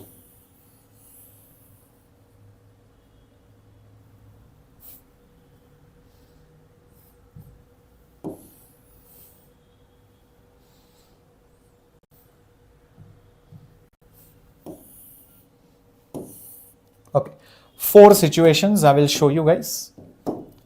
Situation number 1, situation number 2 in progression, and situation number 4. Situation number 1 is when there is no field. When there is no field, 100% the dipole moments will cancel each other out, and what you will see is that there is no net dipole moment. There is no net dipole moment. Everybody agrees till this point? The moment you turn on external field is turned on. External field is given. External field is basically given. That means, let me show these external electric field lines. What will happen? Dipole moments are created. I just showed it to you right over here. Be it polar or non-polar molecules, be it polar or non-polar molecules, wherever is the external field, same direction net dipole moment is created. Everybody remembers? Any kind of polar or non-polar molecule. So what you will immediately see? What you will immediately see is that there will be dipole moments which will be created over here throughout that particular solid. Throughout that particular solid, like so. So there will be induced dipoles. I will say induced dipoles, and that is basically polarization starts. The moment polarization starts, what will that dipoles do? So many dipoles, what will they do? They will create an electric field opposite to the dipole moment, which means inside that solid, which has an external field and dipole moment in this direction, this is the net dipole moment in this direction, it will create its own electric field in the opposite direction like this. It will create its own electric field in the opposite direction. This will be then called as induced electric field. Induced electric field. And it opposes, what does it oppose? The external field. The external electric field. This was your external electric field. This was your external electric field. Everybody agrees till this point? It is opposing the external electric field. So inside this material, now you have a battle between the two.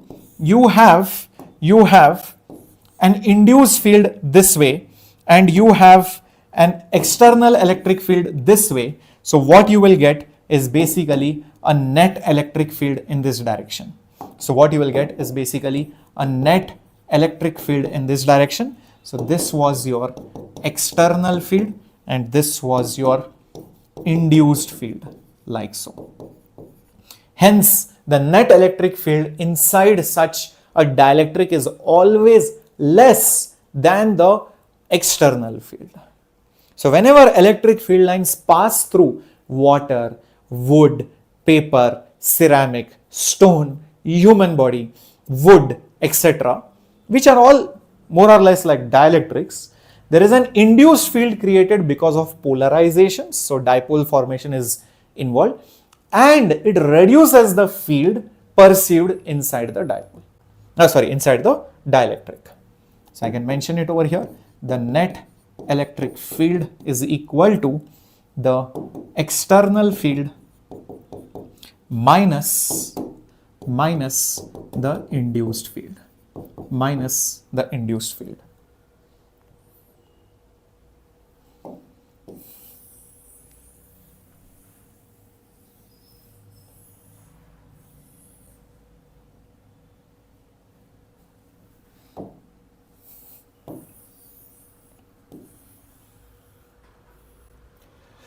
Also, since the net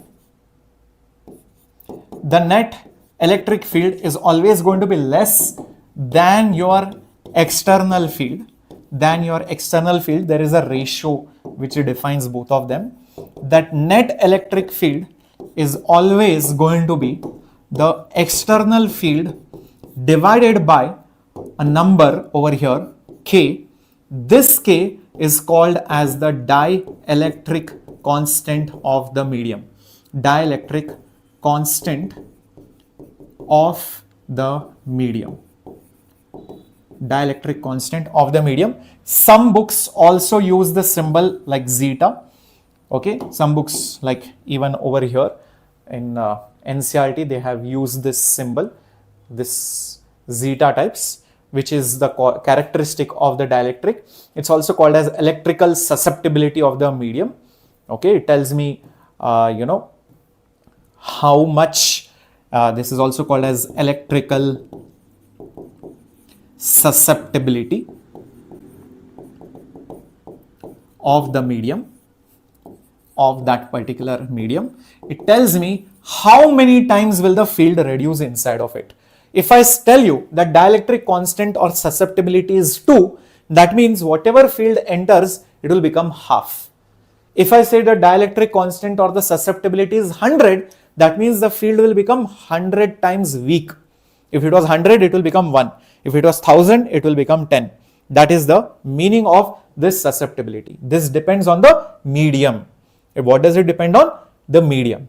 Hence, you will see that the original permittivity, this was permittivity of free space, if you multiply it with susceptibility or basically the dielectric constant, what you end up getting is EM, which is permittivity of the medium. This is permittivity of that particular medium. Very, very important formulas that you are learning here. You can use X or K, one and the same thing. Okay, and the E net will be external divided by the susceptibility. Also, another important formula which you learnt over here was this. The net field is the external field minus the induced field. All these are the important takeaways. Clear? Shall we go ahead? That is what has been mentioned in all these paragraphs. Tell me if you try to read on your own, I am 100% sure that you would be very, very confused. You would be very, very confused. One more thing about this particular line. We should note that the surface charge density arises from bound, not free charges in the dielectric. So what it means is that, see, when I show this negative and positive, it is not like, don't consider this like, okay, I had this solid and some positive charge traveled here and some negative charge was exposed here. No, that is not what it means. When I show positive, negative here, it says that it feels, because all the dipoles are oriented like this. So the positive is here, negative is here, positive is here, negative is here, positive, negative, positive, negative. It feels like everywhere the positive is towards the right, negative is towards the left. So it feels like the effective positive charge center is towards the right side and the effective negative charge is towards the left side. So it feels like the charges are separated. So when I show this plus and minus, it is not that there is an actual positive charge here and an actual negative charge here. Don't think of it like that. Don't think of it like that. It is just to say that it perceives or it feels like the positive charges and negative charges are being developed. So it is not the actual free charges. That is the meaning of it. Now it is crystal clear. Very good. Awesome. Great. So with this, we complete our basic electrostatics, Gauss law, potentials and potential energy. Let's move on to capacitors now. Let's move on to capacitors now. Okay, everyone, ready for it? Let's move to capacitors right now. Is there a lecture scheduled right now by any chance on our channel?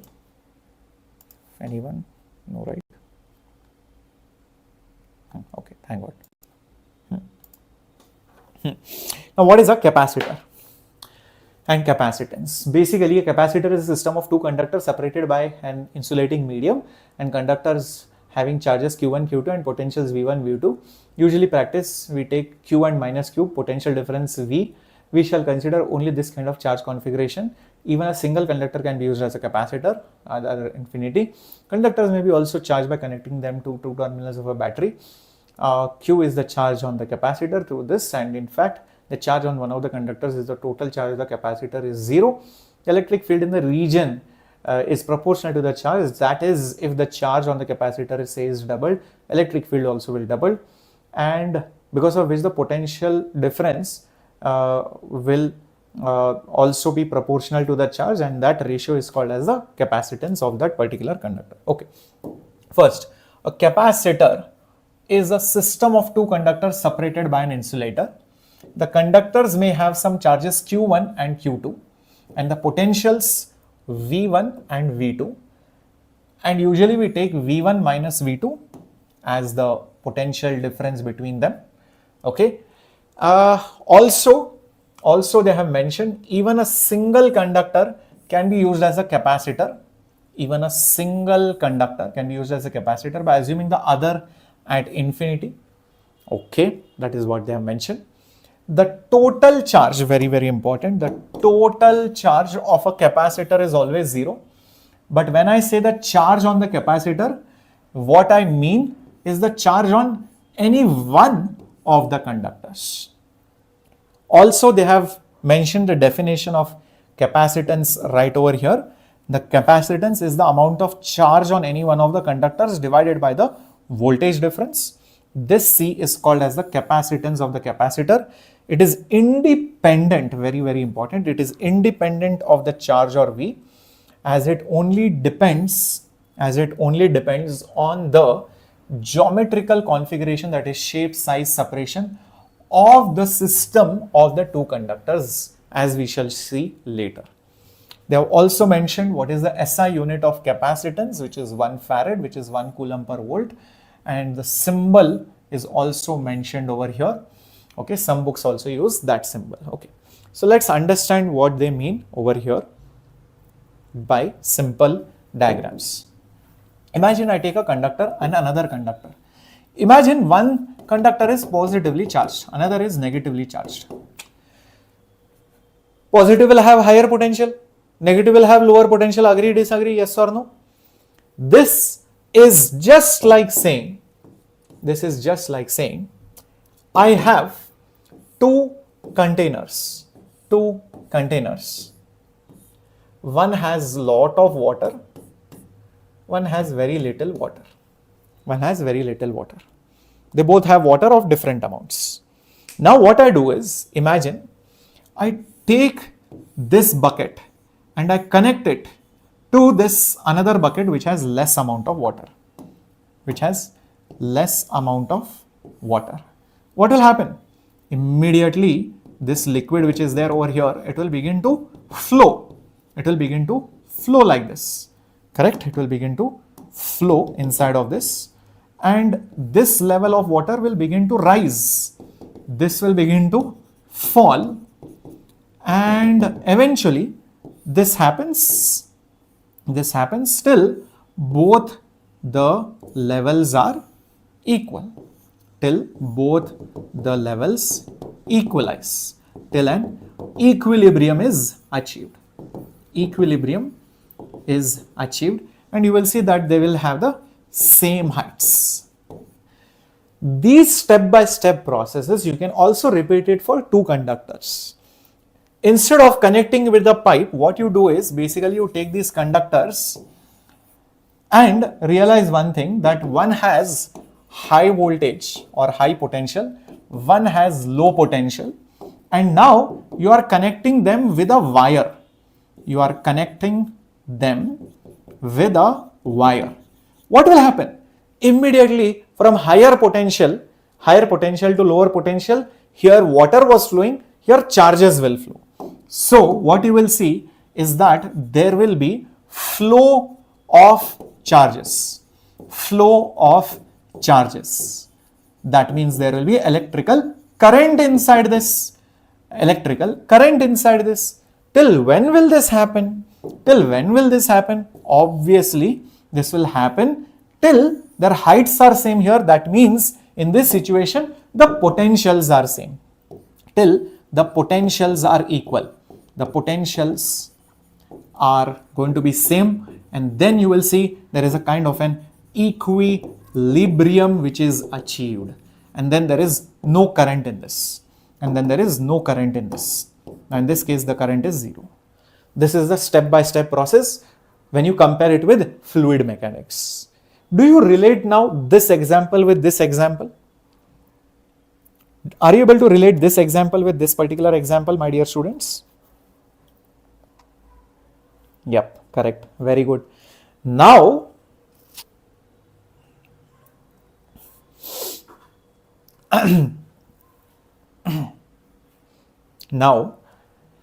in this process, when this water was flowing, imagine I had a turbine or some thing which can rotate. What will happen? That thing will begin to rotate. I can draw some work out of it. This flowing water, it can do some work. It can rotate something, it can push some object, it can do some kind of work. Same thing when the current was flowing from high voltage to low voltage.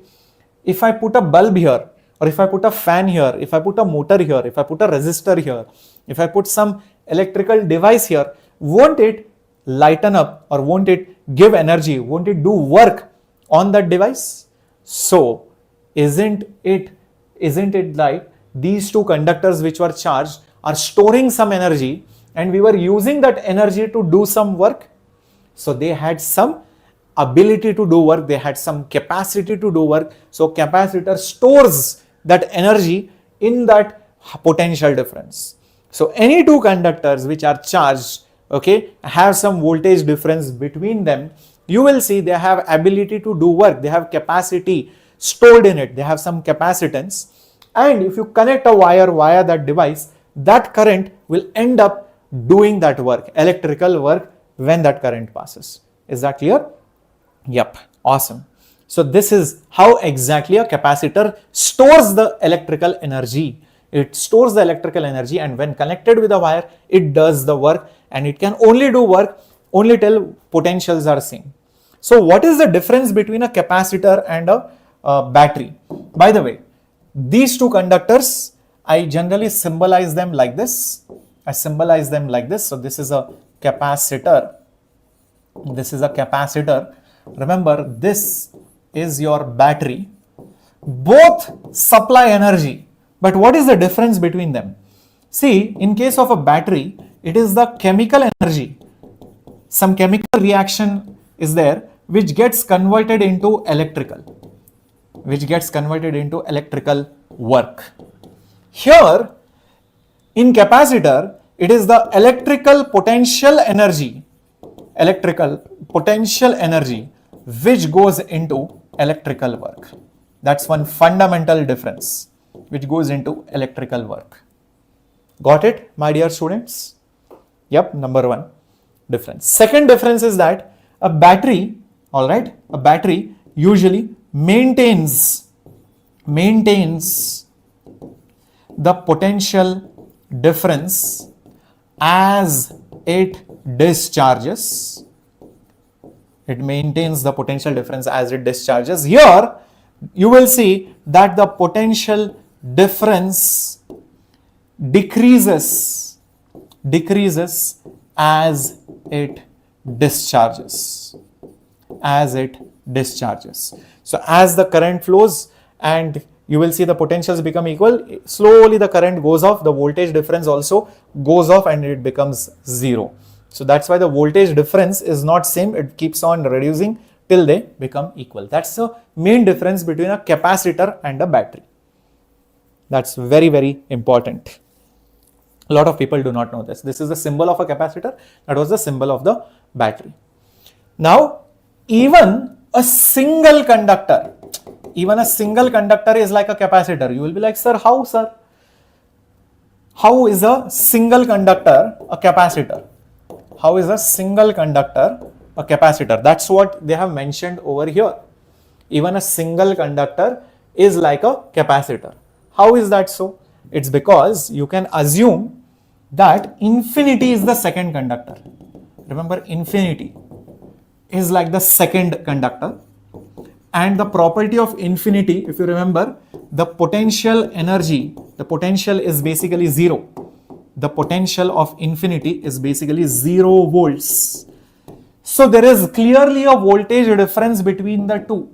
Clearly there is a potential difference between the two. So if hypothetically one were to connect a wire from this to infinity and maybe there was some resistor or something, 100% there will be current which will be flowing and there will be some electrical work which will be done. So this is also doing some electrical work, some amount of heat is being generated in this resistor. So this electrical energy was stored even in a single conductor. So even a single conductor is going to behave like a capacitor. Is that clear, everyone? Okay. The next thing is where they define what a capacitance is, etc. They have defined what a capacitance is, etc. And here they have started with the other things. Let's discuss those as well. Okay. C small v is q. This means capacitor with large capacitance hold high potential difference plus strong electric field. Strong electric field can ionize the surroundings, blah, blah, blah. In other words, the charge of the capacitor leaks away due to reduction in insulating power of the intervening medium. Okay. If it can withstand without breakdown is called dielectric strength. And for separation for such conductors, okay, thus for capacitor to store large amount of charge without leaking, capacitance should be high enough.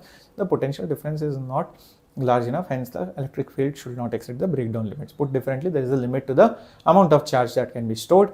In practice, a farad is a very big unit and usual units are these. Besides, it's used in storing charges. Capacitor is a key element for most circuits with functions as described in another chapter. Okay. So, if there is a conductor here, there is a conductor here. This has some charge, this has some charge, maybe something else over here. This has more positive, this has maybe more negative, whatever. So if this has voltage V1, this has voltage V2, this has charge 1, this has total charge 2. So the difference between these two voltages is V, which is your potential difference. This is your potential difference. Now this is your general capacitor, general case. But if you talk of a more specific case which we generally use in NEET syllabus, what we usually see is our capacitors will be something like this. One will have some positive charge, other will have exactly opposite amount of charge. So if this is plus Q, this will be minus Q. And if one is basically, for example, this is 0 volts, one is example 0 volts, this will be V volts. This will be V volts. Hence the voltage difference will be V. You can take V0, V by 2, minus V by 2, whatever you want to take. But main thing is the voltage difference is V volts, is basically V volts. And in such cases, you will see that the voltage and the charge, they are directly proportional to each other. So that ratio of the charge by that particular voltage is what gives you this definition of capacitance. This is nothing but your capacitance. You can see clearly what is the unit of capacitance. This is Coulomb, this is volt. So it is basically Coulomb divided by volt. Coulomb divided by volt. And this is basically called as a farad. So when you store 1 Coulomb of charge, 1 minus 1 over here, across a voltage of 1 volt, the capacitance is said to be 1 farad. Capacitance is said to be 1 farad. So in a specific case, you will see that the total charge on that capacitor 100% is 0. But when they ask you what is the charge on a capacitor, they do not ask you the total charge. What they are asking you is basically on any of the plates, the magnitude of it. So hence the answer for such questions is always Q. Don't say, sir, will I give the answer as plus 2 coulombs or minus 2 coulombs? Always give the magnitude of the charge on any one of the plates or one of the conductors. That is what they mean. Is that clear? Yep. So the net charge is always 0, but that is not what they usually ask. When they ask you the charge on the capacitor, they are asking you on this or this, what is the magnitude of it? If it is plus 3, minus 3, answer is 3 Coulomb is the charge on the capacitor. Okay, I understand that the net charge will be 0. So all these are important formulas, of course. So let's highlight them. Okay, now one more misconcept which is there. So all these things were being discussed, guys, right over here. If you notice, what is the unit, what is the formula, what is capacitance dependent on, and how does it change on different things. So let's discuss that as well. Since our capacitance is nothing but the charge divided by the voltage, tell me what would happen if Q increases. What do you think will happen? Let's take these examples, Q, V and capacitance. Let's say the charge increases. What will happen to the capacitance? Tell me quickly. What will happen to the capacitance? Nothing. It will not change.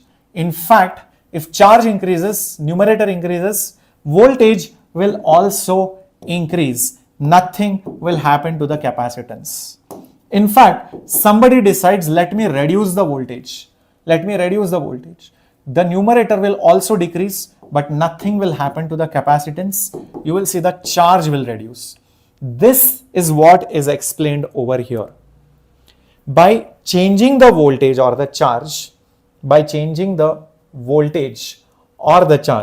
don't expect the capacitance to change. Capacitance is independent of Q or V. Don't think more charge means more capacitance. No. More charge means more voltage would have been applied, or less voltage means less charge will be stored on it. In fact, this capacitance which is there, this capacitance depends only on the material, the shape, the size, and basically the geometry.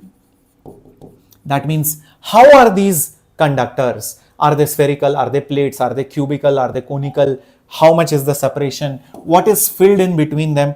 That's what decides the capacitance. Is that clear, everyone? Yep, there will be no change. Correct. Very good. Many of you answered it correctly.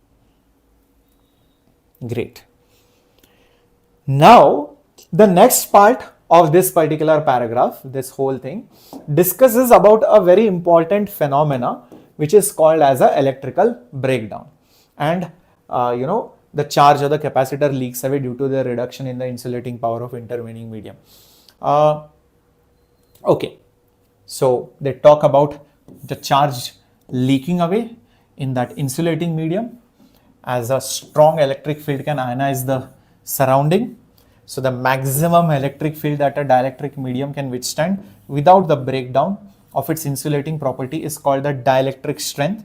For air, it is approximately this much.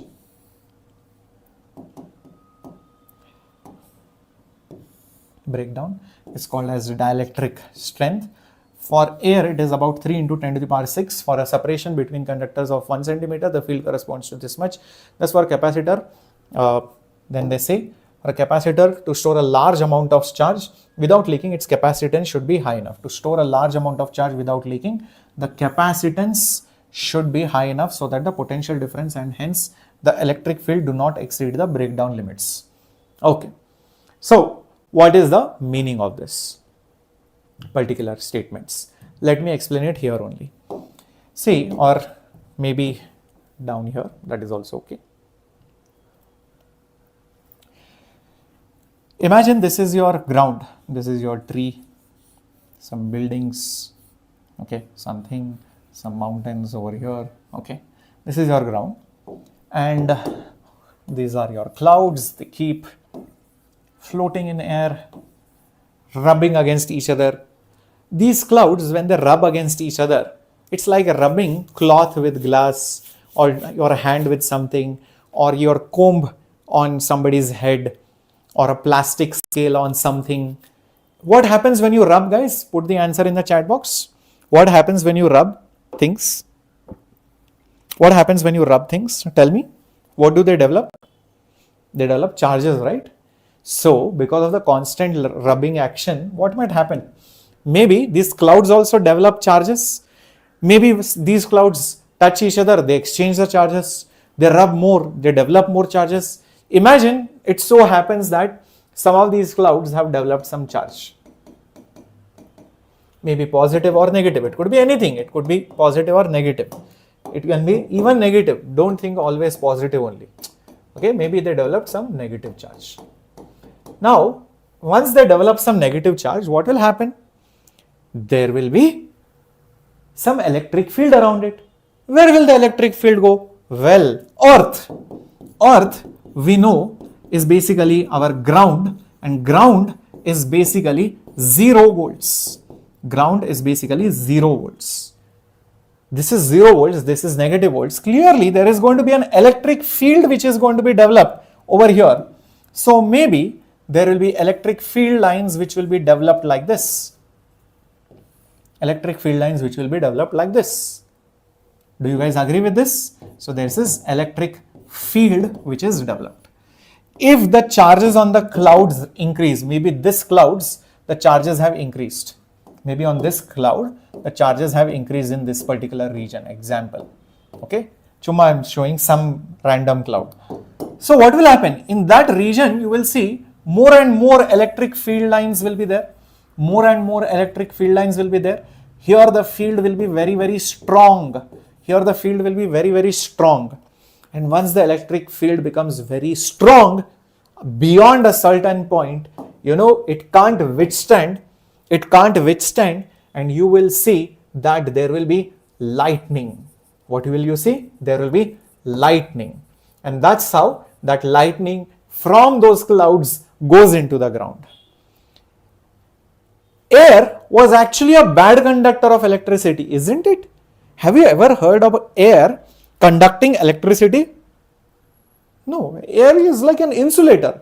But how come air, which never conducts electricity, conducts these charges from such a high height to a ground level and so much of charge, so much of voltage? Suddenly, it's because of the extreme high voltage difference creating a very strong electric field, and that strong electric field is beyond the permissible limits even of an insulator. Then that insulator goes into conduction.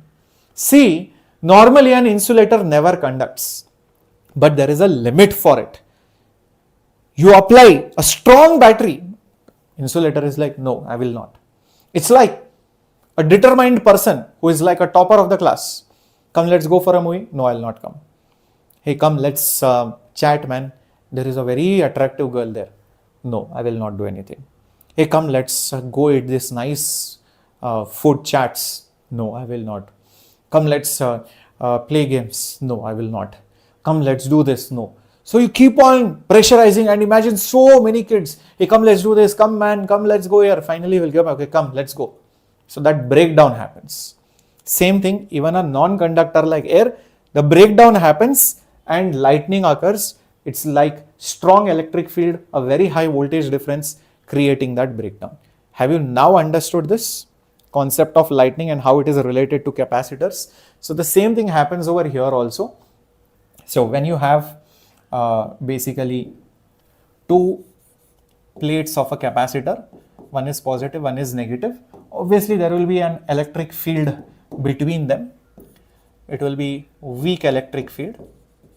But if the capacitor is charged enough, and here also I can say there is low potential difference, there is small charge on it, but very high potential difference and very large amount of charge on it, then you will see that the electric field will also be very, very strong. This will be a strong electric field, and this strong electric field can lead to a breakdown. That is what they have told. That is what they have told. So you cannot expect that the capacitor to store unlimited charge, because there will be a breakdown point as well. So if you reach that breakdown point, that's it. You will see there will be a spark between those two plates, and that is the electrical breakdown. So for air, it is 3 into 10 to the power 6. The breakdown field for air is how much? 3 into 10 to the power 6. 3 into 10 to the power 6 volts per meter. That is what they say. So for a meter, you can't have more than 3 megavolts of voltage difference. If the voltage between 2 points separated by a meter exceeds 3 megavolts, sparks will occur. Sparks will occur if you exceed 3 megavolts per meter for air. That is what they have mentioned in this. Okay, so you need to avoid reaching such fields to avoid the leakage of charges in those insulators.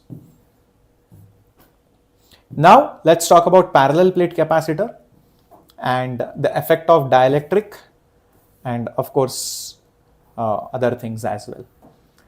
Or else we can do one thing, we can probably do this in part number 3 maybe.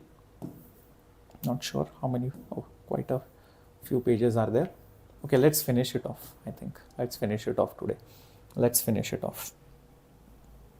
Yes, let's begin with the next part. And in case you have forgotten to like the video, please do that right now. Just a quick reminder. Yes, hello Krishna, hello Tanuja, looks like you are late. Yes, hello Abhi. Physics NCERT reading important, definitely. I hope you have seen this particular video which I have posted on the channel just a couple of days back. What is it that you need to do for NEET?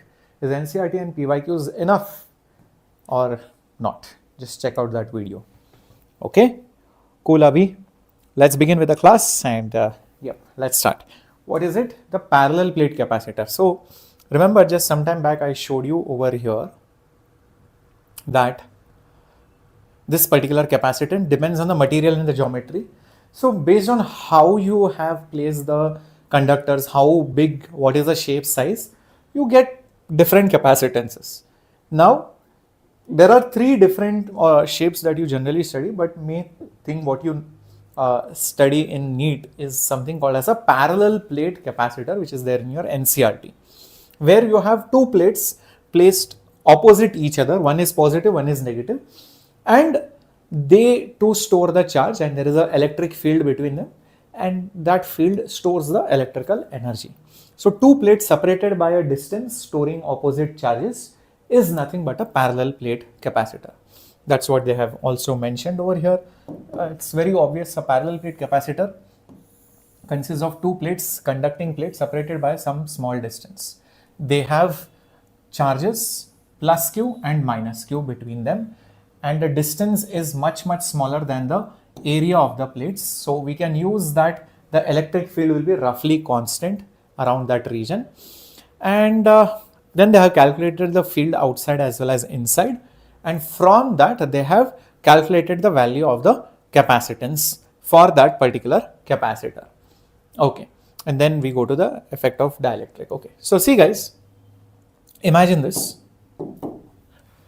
This is one plate, this is another plate, this has area A, this has area A, and the separation between them is basically D. The voltage across them is V.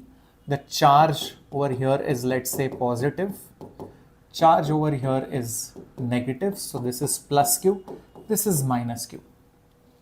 Okay, that is what they say. These are like charged sheets. This is one sheet, this is another sheet. So any sheet which is charged will create an electric field around it. So you can imagine that this sheet will create an electric field like this, as well as like this, and like this. And this electric field will be sigma by 2 epsilon naught. Sigma by 2 epsilon naught. You take the positive plate, the electric field is outward. Still, you take the negative plate, negatively charged plate, the electric field will be inwards.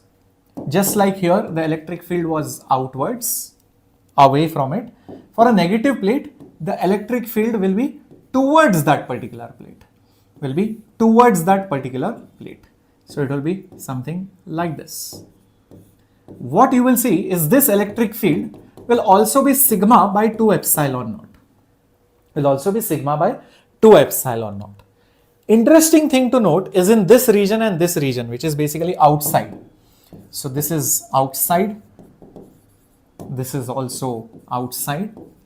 You will notice one interesting thing, and that is the electric field direction, whether it is this way here and the electric field here is like this. They end up cancelling out each other. Hence the net electric field outside is 0. Hence the net electric field outside is just 0. You can see the directions and magnitudes equal and opposite. Whereas if you go inside or between the plates of the capacitor, they are in the same direction.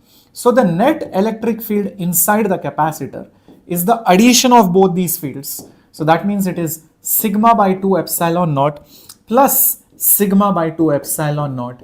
That means the net electric field inside the capacitor is sigma by epsilon naught.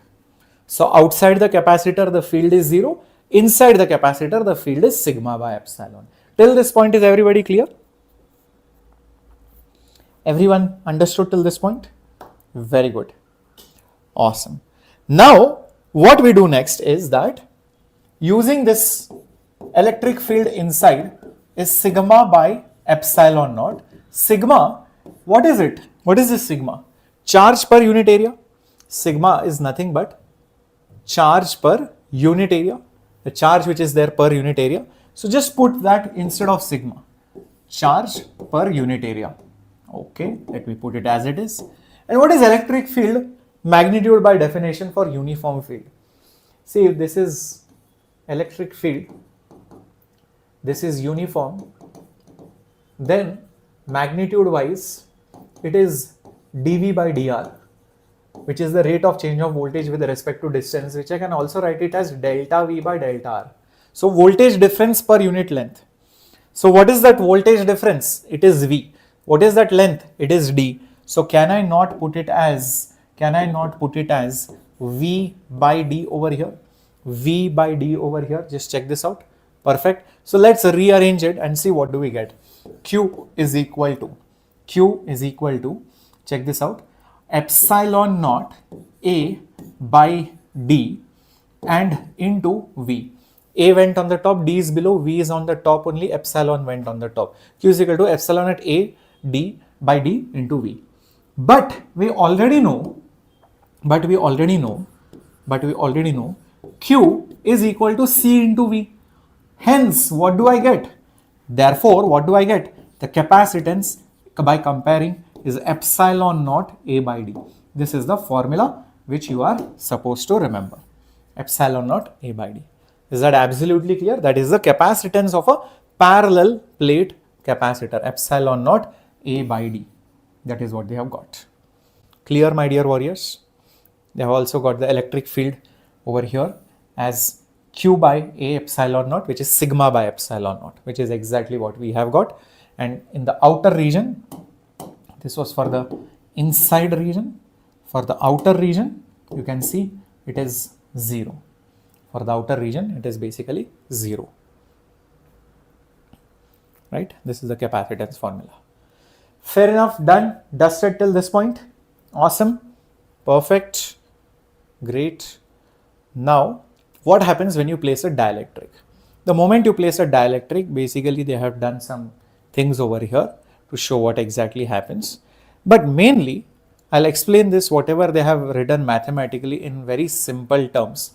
All this over here, all this over here. See, imagine there is a capacitor like this. There is nothing in between them, there is air. For air, the dielectric constant is 1. Roughly, it is like vacuum, it is like 1. So, if you have some charge which is over here, if you have some charge which is stored on that particular capacitor, there will be 100% some electric field between them, something like this, which will be like this. And that electric field, which is delta V by delta R, okay, that electric field which will be delta V by delta R, or I can also say it is nothing but charge by A epsilon naught. Charge by A epsilon naught. One and the same thing, guys. You can use dV by dr formula or sigma by epsilon naught formula. It's one and the same thing. And just keeping it on the sidelines. Now just imagine this was a capacitor where air was filled versus a capacitor which has some material filled between them. Some material which is filled between them. So there is a dielectric constant. There is a dielectric medium. There is dielectric medium which is filled between the plates of the capacitor. What does a dielectric medium do? A dielectric medium ensures that whatever external field was there, it tries to reduce it. So dielectric medium, so I'll just mention over here, a dielectric medium, what does it do? It tries to reduce the field. It tries to reduce the external field. It tries to reduce that external field. But here is the catch. I have taken that capacitor and I have still connected it to that battery. Just imagine, I have connected this particular capacitor to that battery. Has the battery's voltage changed? Has the battery's voltage changed? No. Has the distance between the plates changed? No. So hence delta V nor delta R can change. But delta V and delta R are still the same. But delta V and delta R are still the same. What does it mean? The net electric field is still the same. Still the same. How can this happen? How can this happen? How can the net field reduce but still it remains the same? There is only one way it is possible. Did you understand till this point? The dielectric medium should reduce the field, but that field which is there should not change also. There is only one way this is possible. If the old field, imagine if this old field was 20 volts per meter, the new field is still 20 volts per meter, but this field has come because it reduced from 30 volts per meter. Think like this, that maybe now there was more charge stored over here. There was more charge stored over here, because of which there was more electric field applied between them. But a dielectric always reduces the field and it reduced the field to 20. So that's how it was able to maintain that field. Isn't it crazy? Just think about it. Just think about it. The old field was 20. The new field is also 20. But the dielectric medium should reduce the field. How is it possible? That means there was more charge which was created. So this 20 became 30 or 40 or 50. And then from that 50, it reduced back to 20. And it's like, listen, I am giving you the same field. If you still didn't understand it, I'll give you a simple example. Imagine there is a country like Dubai, which has 0% tax, which has basically 0% tax. Okay, which has basically 0% tax. If you earn 100 rupees, what you get is also 100 rupees only. You also get 100 rupees only. But remember, there is a country, for example, where there is 50% tax. So ideally, if you earn 100 rupees, what you will get in your bank account is 50 rupees. But how do I earn still 100 rupees only? By making sure that 100 is remaining after 50% discount.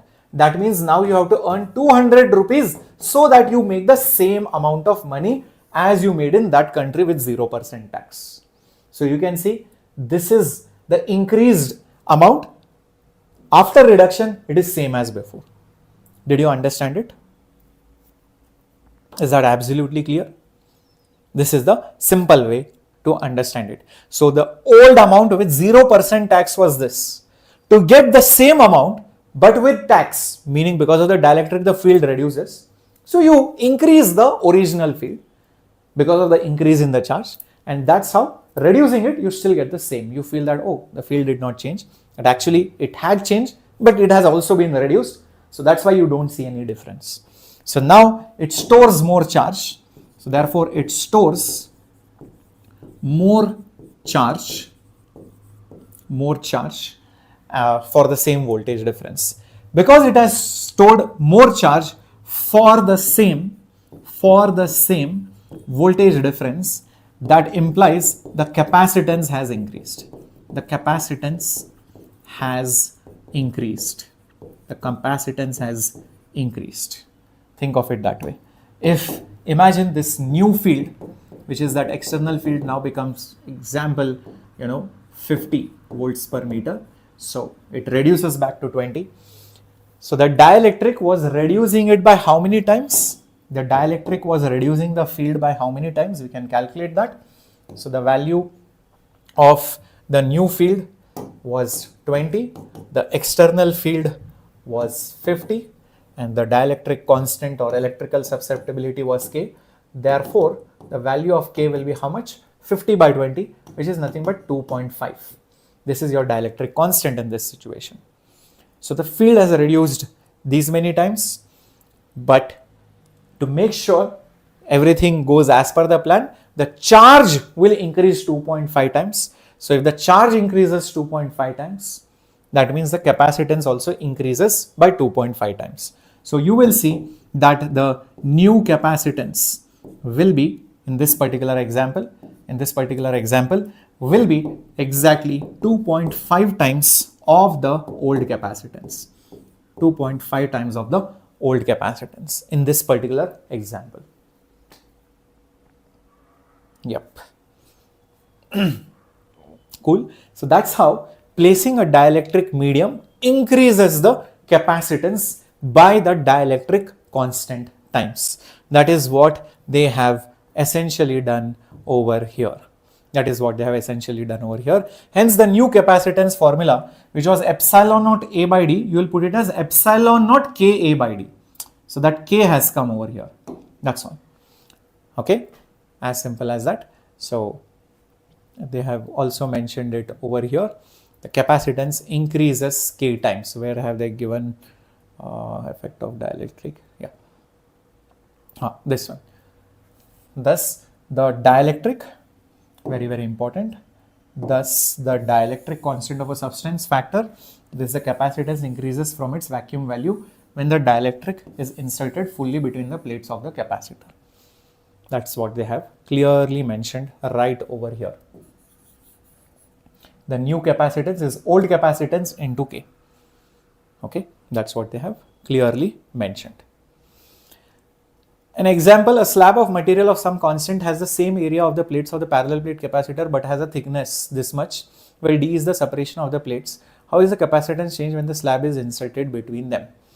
Listen to the question carefully. The slab of the material of a dielectric constant K has the same area as the plates of a parallel plate capacitor, but the thickness is not complete, where D is the separation between the plates. How is the new capacitance between them? Now they have done it, using a different technique over here, but you don't have to go with the technique. I'll tell you, in NEET, just directly use my formula, which is like a trick, which will help you solve such kind of questions. What is that trick? Let me tell you first, before going to this question. Whenever you have different slabs which are placed between let's say this is K1, then maybe over here there is K2, okay, something like that, and so on and so forth. Then what you do is, each of these slabs will have their own thicknesses, T1, T2, T3, etc. And let's say the area of the plates of the capacitor is A. The new capacitance will be epsilon naught A divided by, usually it was D, right? Now don't put D. It will be D1 plus D2 plus D3 plus like that, as many terms as possible. And what is there over here? What is there over here is, first term will be D1 but by K1, or the thickness 1 by K1. So that instead of D, I have put T over here. It's okay. Just one thing, I'll put it as D1. So it will be D1 by K1. Then next one will be D2 by K2. Next will be D3 by K3, and so on and so forth. So use this formula whenever you have multiple slabs in between. It is very, very easy to solve. See, when you have completely filled material, then that new capacitance we know it is epsilon naught A by complete material is filled, so complete distance by K, which comes out as epsilon naught A, K goes on the top divided by D. This is when it is completely filled. When it is completely filled. Here it is not completely filled, incompletely filled, then you use this formula. D1 by K1 plus D2 by K2 plus D3 by K3. As simple as that. So in this particular problem also use my formula. It will become very, very easy for you to solve, because this is the trick. This is that trick to solve the problems in the NEET exam very quickly, or else if you go by NCERT method, you will spend a lot of time. So epsilon naught A divided by, in this situation, the capacitor looks like this. The complete distance between them is D, but the material is only filled by 3/4 of a distance. This is where that material is filled, whose dielectric constant is basically K. The remaining gap is of air, who has a dielectric constant of 1. So this was 3D by 4. Obviously, this is D by 4. So over here, I will have 3D by 4, whole thing divided by K, plus D by 4 divided by 1. D1 by K1 plus D2 by K2 plus D3 by K3. Here there are two materials, only two terms are there. That's all. That's the answer, guys. You can simplify it if you want. So you can see this is epsilon naught A divided by D by 4, which is obviously common. Okay, D by 4, which is obviously common. So 3 divided by K plus 1, of course. So 4 goes on the top. Epsilon naught A 4 divided by D, and take the LCM. So 3 plus K divided by K. So K again goes on the top. So 4 epsilon naught A K divided by D and 3 plus K. That is the new capacitance. That's it. That's what exactly they would have also got. 4K by K plus 3 and all of that. So you can see epsilon naught A by D is the old capacitance. So 4, and you can put epsilon naught A divided by D separately and K divided by 3 plus K. This is your old capacitance. So that's why it will be 4 times K times C naught divided by 3 plus K. That is exactly what they have got. 4 times K times C naught divided by 3 plus K. Got it? Isn't this method much simpler, guys? Nice trick. Super, Harish. Very good. Understood? Awesome. Clear, Madhumati. Very good, Chitra. Tanuja, Pratibha. Great, guys. So don't use the NCERT method. Now, combination of capacitors, one is series, one is parallel basically, and then they have started with the examples. So it's very simple, guys. In resistors, what happens? Current is the same. In resistance, current is the same. In capacitors, charge will be the same for series. Okay. And in parallel circuits, voltage is the same. Here also, capacitors, voltage is the same. That's the main thing. So what they have done is basically combining them. Thus in the series combination, charges are same. Thus in the series combination, the charges on the two plates are basically same. And the total drop is the sum of the voltage drops. The total voltage drop is the sum of the voltage drops. So solving this, you get 1 by C is 1 by C1 plus 1 by C2. So for series capacitors, the formula is like parallel resistors. For capacitors in series, the formula is like parallel resistors. 1 by R1 plus 1 by R2. As simple as that. And this can be extended for more capacitors also. So in general, you can see, in general, the total voltage is the sum of voltage across all capacitors, and the total capacitance is basically 1 by C1 plus 1 by C2 plus 1 by Cn. That is the reciprocal of that. Is that okay? Everyone? As simple as this. This is exactly opposite. Whereas for parallel capacitors, one placed besides each other, the voltages across each capacitor will be the same. So the charges will be different. That's all. So it's mentioned clearly over here. The same potential difference is applied across the capacitors which are arranged in parallel circuit. And you will see that the total charge which was there, it will get distributed on these multiple capacitors. That's why the charge will be Q1 plus Q2. So in general, if there were many capacitors, the charge on the effective capacitor will be the sum of the charges. Here the charges add to give you the total charge. In series, the voltages add to give you the total voltage. It's exactly opposite. Whereas the capacitance formula is just like series resistance. When capacitors are in parallel, the formula is like series resistance. So formula wise they are opposite, concept wise they are same. Concept wise they are same. I'm so glad, Harish, you found this series useful, and just keep attending, that's all. See, even if you don't attend live, that's okay, but mainly you should watch it within 1 or 2 days maximum. Whenever these lectures come out, you have to immediately watch it off within next 1-2 days. Don't keep a backlog of 2-3 weeks or 5 weeks or like that. Because the more faster you do, then you will be, in sync with whatever is going on with the problem solving, mock tests, etc. Because once the series is over, once I complete almost all the chapters of 12, you'll be seeing that we'll be doing PYQ series, we'll be doing mock tests, we'll be doing additional problems, we'll be doing revision, right? One shots. So you need to be prepared for that, or else you will be still having these backlogs, and then I would be ahead, then you will miss out on all those things. So ensure that even if you are watching this session recorded now, maybe after a month or so, you try to cover up your backlogs, minimize it, and be in sync with the live classes as much as possible. That's why attending live is the best, because then you have no backlogs. But when you attend recorded, make sure you are covering it up within 1 or 2 days, else that will create more backlogs. Alright, so they have given some capacitors over here.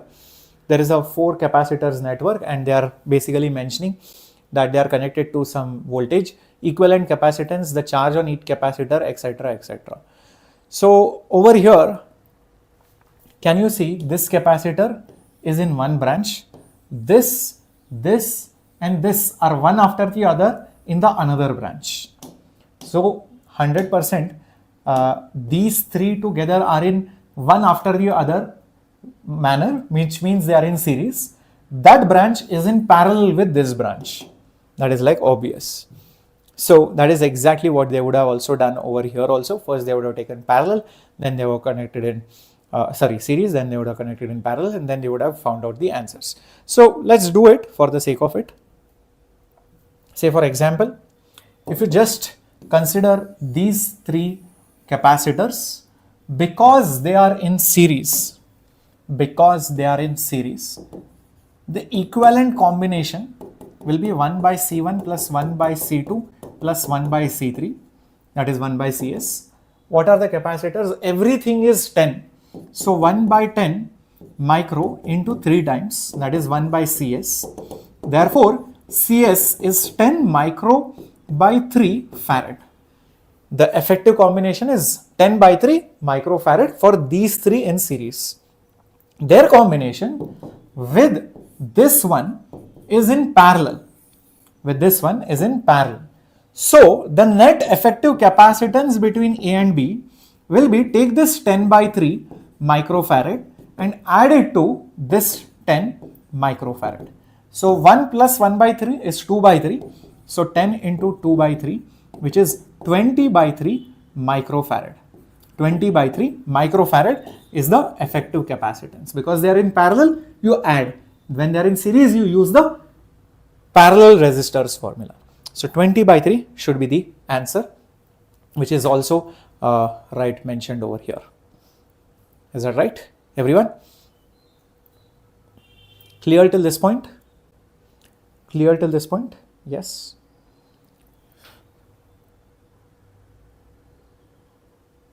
$40 by 3. Did we do something wrong?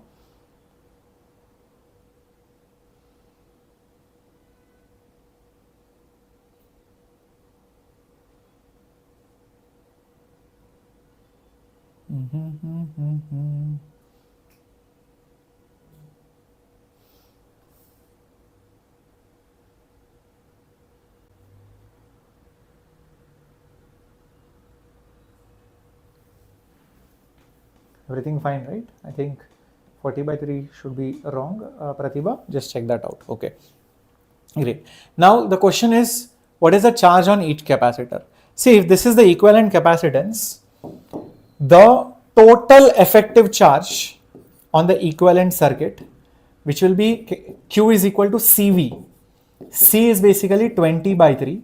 Voltage is nothing but 500. So basically 2 5s are 10 and 3 zeros. So 10 into 10 to the power 3 divided by 3. But this is in micro. So you have to also put micro over here. So it will basically become 10 to the power minus 3, and then that 0 will also be there. So basically 10 by 3 millicoulomb. 10 by 3 millicoulomb will be the total charge. 10 by 3, yeah. 10 by 3 will be the total charge. Perfect. Now, oh sorry, I think I made a mistake over here, guys. So sorry, my bad. While doing this, happens when you take classes for a long time. 1 plus 1 by 3, I said 2 by 3. So sorry, guys. It was 4 by 3. My bad.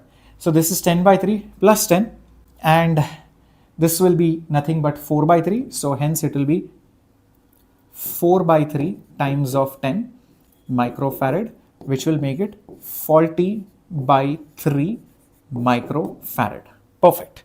This was the total effective capacitance. Now, once I get the total effective capacitance, we can find the charge on each capacitor. The total effective capacitance was 40 by 3 microfarad. So the total charge on the circuit, which is capacitance into voltage, remember the total voltage was 500 volts, which will be 40 by 3 into 40 by 3 micro into basically 500 volts into 500 volts. 4 5s are 20 into these 3 zeros, and micro is 10 to the power minus 6 divided by 3. So this will become 20 by 3 millicoulomb, the total charge on the circuit. The total charge on the circuit will be 20 by 3 millicoulomb. but that charge obviously is not there on this or on this. It is on the total circuit. So it will first think of it like that. The total circuit was a combination of this capacitor and this capacitor in parallel. So if I split it, I will have now two capacitors, one here and one here. As a whole, they had a total charge of 20 by 3. As a whole, they had a charge of 20 by 3. So this capacitance was actually a combination of a 10 microfarad capacitor here and this capacitance, which was 10 by 3 microfarad over here, which was connected across 500 volts. Is that right? That is what actually this circuit was. Okay. So what will be the charge on this guy? What will be the charge only on this particular guy, on this lower one? That charge on this lower one, the lower one is called as C4 basically. So Q4 will be C4 into the voltage. C4 is nothing but 10 micro, voltage is nothing but 500.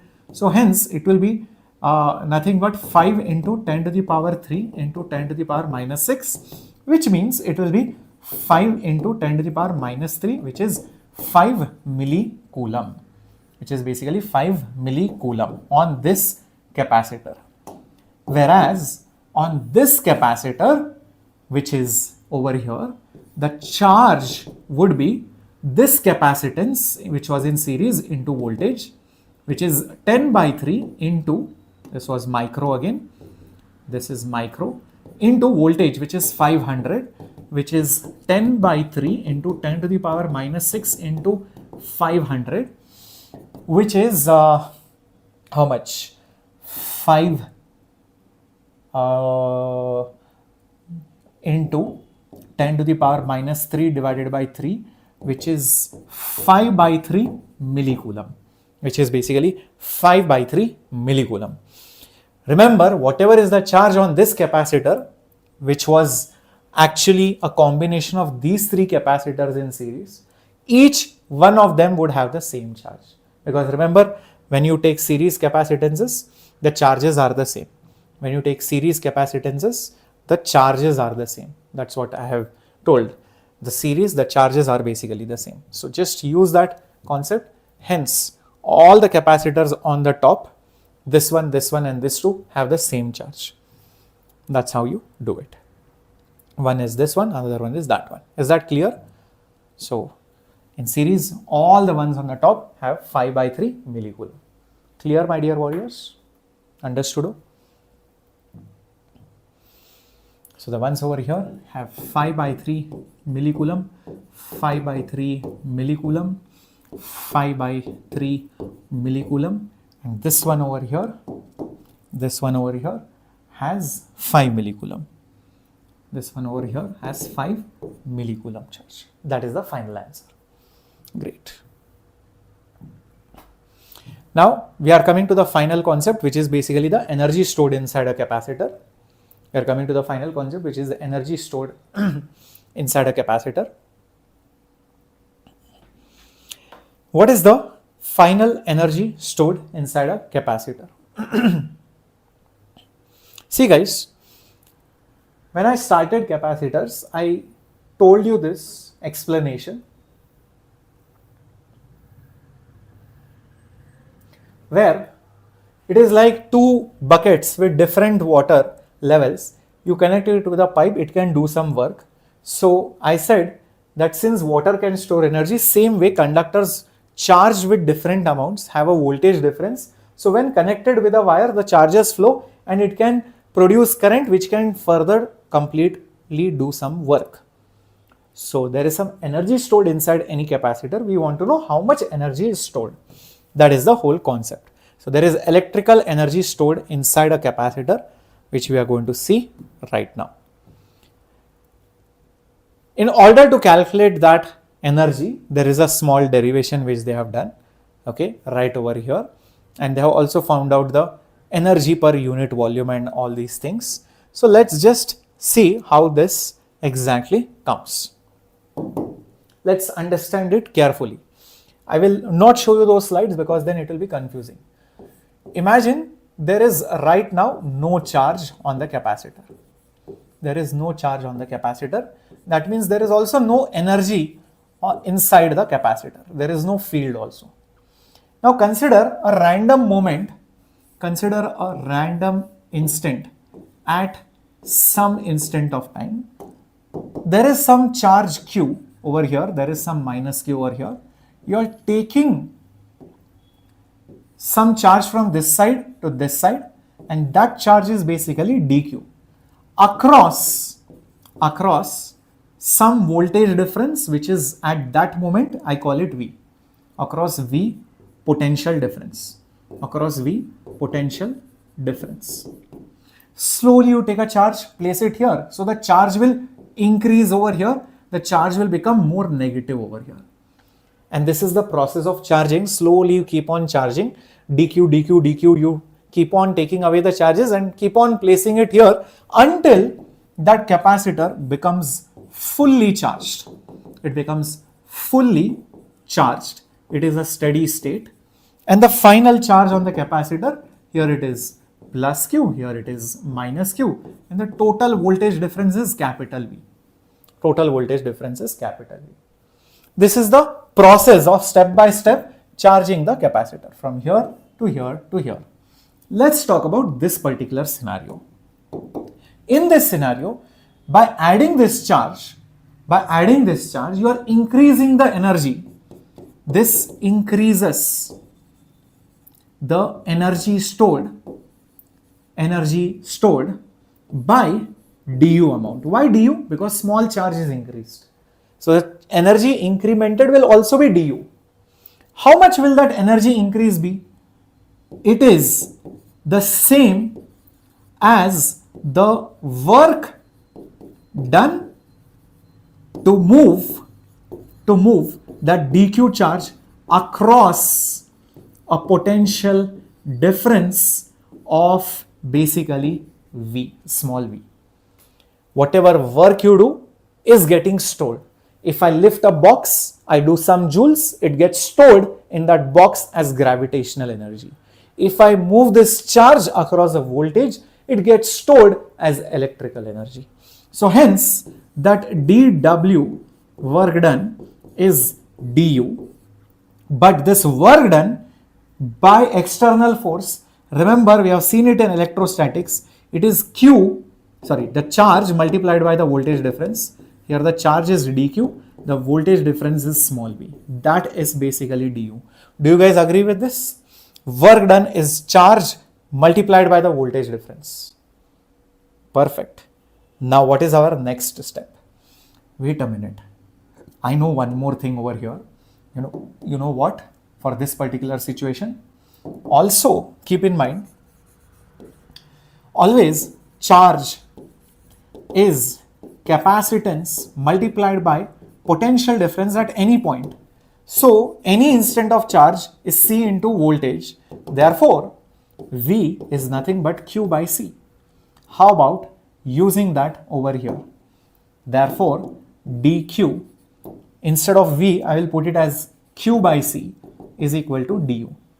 dQ into Q by C is equal to du. Move it slightly. So du will be Q dQ and 1 by C will come over here. Q dQ, 1 by C will come over here. I know what should be my next step. Obviously, integration. This is the constant. When there is no charge, there is no energy. How do I know that? Here. No charge, no energy. That is the lower limit. The upper limit is when there is full charge, there is full potential energy. When it is fully charged, there is final energy stored in that capacitor. So, U minus 0 will be 1 by C. This will become Q square by 2 minus 0 square by 2, substituting the limits. Therefore, what I get is U is equal to half Q square by C. Half Q square by C. But we can do it in more forms. Charge was capacitance into voltage. So hence it will become half C square V square by C. Therefore, I can also write it as half CV square. Also, we can do one more thing. This half CV square, I can write it as half CV multiplied by V. I know what is CV. CV is nothing but the charge. So it will become half Q into V. So in general, I can say that the electrical potential energy stored in a capacitor has three different ways of writing it. I can write it as half CV square. I can also write it as half Q square by C. I can also write it as half QV. One and the same thing. This is like power is V squared by R or I squared R or voltage into current. One and the same thing. This is the energy stored in the capacitor. Is that absolutely clear? This particular formula. Now what they do in the next thing, okay, they have done the exactly same thing, guys, over here. Okay, whatever I have written down, the same limits, they have explained it in a, I don't know, whatever way they want, but it's the same thing. And the next part over here, they have found the energy stored per unit volume. So what does that mean? Let me come to that. See, we took a capacitor, there was some voltage difference and there were some charges over here. There was some electric field between them. There is also some separation between them, D. There is also some area between the plates. We saw that there is energy stored in the capacitor. We find one more term which is called as energy per unit volume. Energy stored per unit volume. Energy stored per unit volume. This is called as electrical energy density. Electrical energy density. What is this electrical energy density? It is energy stored per unit volume. If you notice the unit, it will be nothing but joules per meter cube. If you take a small volume, in that volume, how much energy is stored? That is the electrical energy density. So how much will that energy density be? The symbol for that is rho u. It will be energy stored upon the volume. Now, the energy stored inside the capacitor, I just told you it is half CV square. And the volume is nothing but area into the gap. Area into the distance is the volume. But wait a minute, capacitance, we know it is epsilon naught A divided by D. Okay, voltage square divided by AD. I know one more thing, AA just got cancelled, so it will become epsilon naught by 2D square. Epsilon naught by 2D square. So I can just write it as epsilon naught by 2. Epsilon naught by 2. AA got cancelled. I hope you can see that. Area got cancelled. So I have been left with V and D over here and square it. But wait a minute, what is voltage by distance? It is nothing but electric field. So it is electric field. Hence, the electrical energy density formula is half epsilon naught electric field square. This is the electrical energy density formula. Half epsilon naught E square, which is what they have also mentioned over here.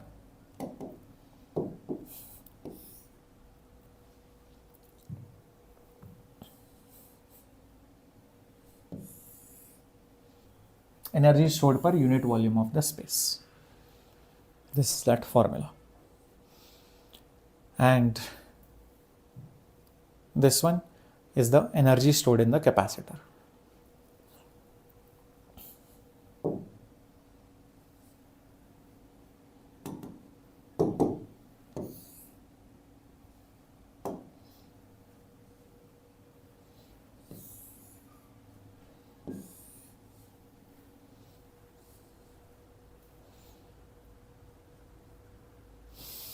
Cool, everyone understood these formulas? This formula as well as this formula. Shall we go ahead? Okay, very good, Krishna. Sukanya, Madhumati, awesome. Tanuja, Paul, Pratibha, great. So let's do a question over here which is mentioned. They are saying that there is a capacitor of 900 picofarad charged by 100 volt. How much energy is stored by the capacitor? The capacitor is disconnected and connected to another similar capacitor. What is the new energy stored of the system? These kind of questions are very, very common in your NEET examination. So first of all, let's do the first part of the problem, which is this part. How much energy is stored by the capacitor? Over here, you can see it's a capacitance of 900.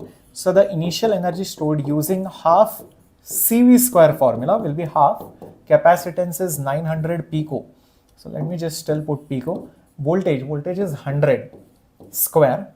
So 9 by 2 is 4.5 or 450. Pico is 10 to the power minus 12. 100 square is 10 to the power 4. So you can further write it down as this will become 10 to the power minus 8 and this will become then 10 to the power minus 7. Yes, 45 into 10 to the power minus 7, which you can probably write it as 450 into 10 to the power minus, or basically write it as 4.5 into 10 to the power minus 6, which is 4.5 microjoules. 4.5 microjoules. That is the first answer. Yeah, 4.5 microjoules. That is the first answer that we got, which is perfectly fine. That energy is very, very small. That shows capacitors can't store joules and joules of energy, but only a very small amount, which is okay. Great. Now comes the next part. You are connecting it to another identical capacitor. So then what happens? See, this capacitor also had some charge stored in it. So what is that charge stored? It is C into V. 900 pico, which is 10 to the power minus 12, into voltage, which is 100. That will make it 9 into 10 to the power minus 8, which I can write it as 90 nanocoulombs. 90 nanocoulombs. Yes, 90 into 10 to the power minus 9. Perfect. 90 nanocoulombs. Is that okay, everyone? Those of you did not get it, okay, no issues. This is 9 into 10 to the power minus 8. I can write it as 90 into 10 to the power minus 9. So that's why 90 into, this is nothing but 90 nanocoulombs. That is what I have written it down. Okay. Now what happens is, this 90 nanocoulombs, which was there on 900 picofarad capacitor, side by side there is another capacitor, just 900 picofarad, but there is no charge on it. The next step, I'm just connecting them together. Don't they look like parallel capacitors? Don't they look like parallel capacitors when you join them? When they are basically joined, it feels as if they are parallel combination. So I can treat it like a single capacitor. 900 plus 900 will make it 1800 picofarad. And because the charge can't go anywhere, it will still have 90 nanocoulomb of charge. 90 nanocoulomb of charge because it is conserved. The charge has to stay there. Isn't it amazing? Perfect. So what is the energy stored now? I can say half Q square by C formula, half charge square, which is 90 square, nano is 10 to the power minus 9, square it, divided by capacitance, which is 1800, pico is 10 to the power minus 12. Now do the math. 1 by, I have 9 square over here, I'll keep it as it is, into 10 square, which is 10 to the power 2, and over here 10 to the power minus 18. Here 18 I can write it as 2 into 9, and this is going to become 10 to the power minus 10. So one of the 9's cancel and it will just become 9 by 4, I believe. This will make it 10 to the power minus 16. This will become 10 to the power minus 10. So it will become 10 to the power minus 6. 10 to the power minus 6. That's it. 9 by 4, which is nothing but 2.25 microjoules. 2.25 microjoules. Is that right? Everybody till this point? Now, once I have this answer, what will I do? I'll go back to the question. What was the question? What is the electrical energy stored by the new system? Exactly. So I have got the answer. What is the electrical energy stored by the new system? It is basically 2.25 microjoules. Is that right, everyone? Awesome. Awesome. Now, if you notice, the original energy was 4.5. The new energy is 2.25. So 100% there is a difference between the energies. So if you calculate the difference between the energies, the final minus your initial energy, final, which was 2.25 microjoules, versus the initial energy, which was 4.5 microjoules, 100% there is a difference between them. How much is it? It is negative 2.25 microjoules. This negative symbolizes there is a loss. So this loss means that there is some heat lost as 2.25 microjoules in this process. In this process of connecting these capacitors, some amount of energy is lost. Yes. This negative signifies loss. Heat loss is there. These kind of questions are also asked in your NEET examination. Is that absolutely clear? Everyone with me?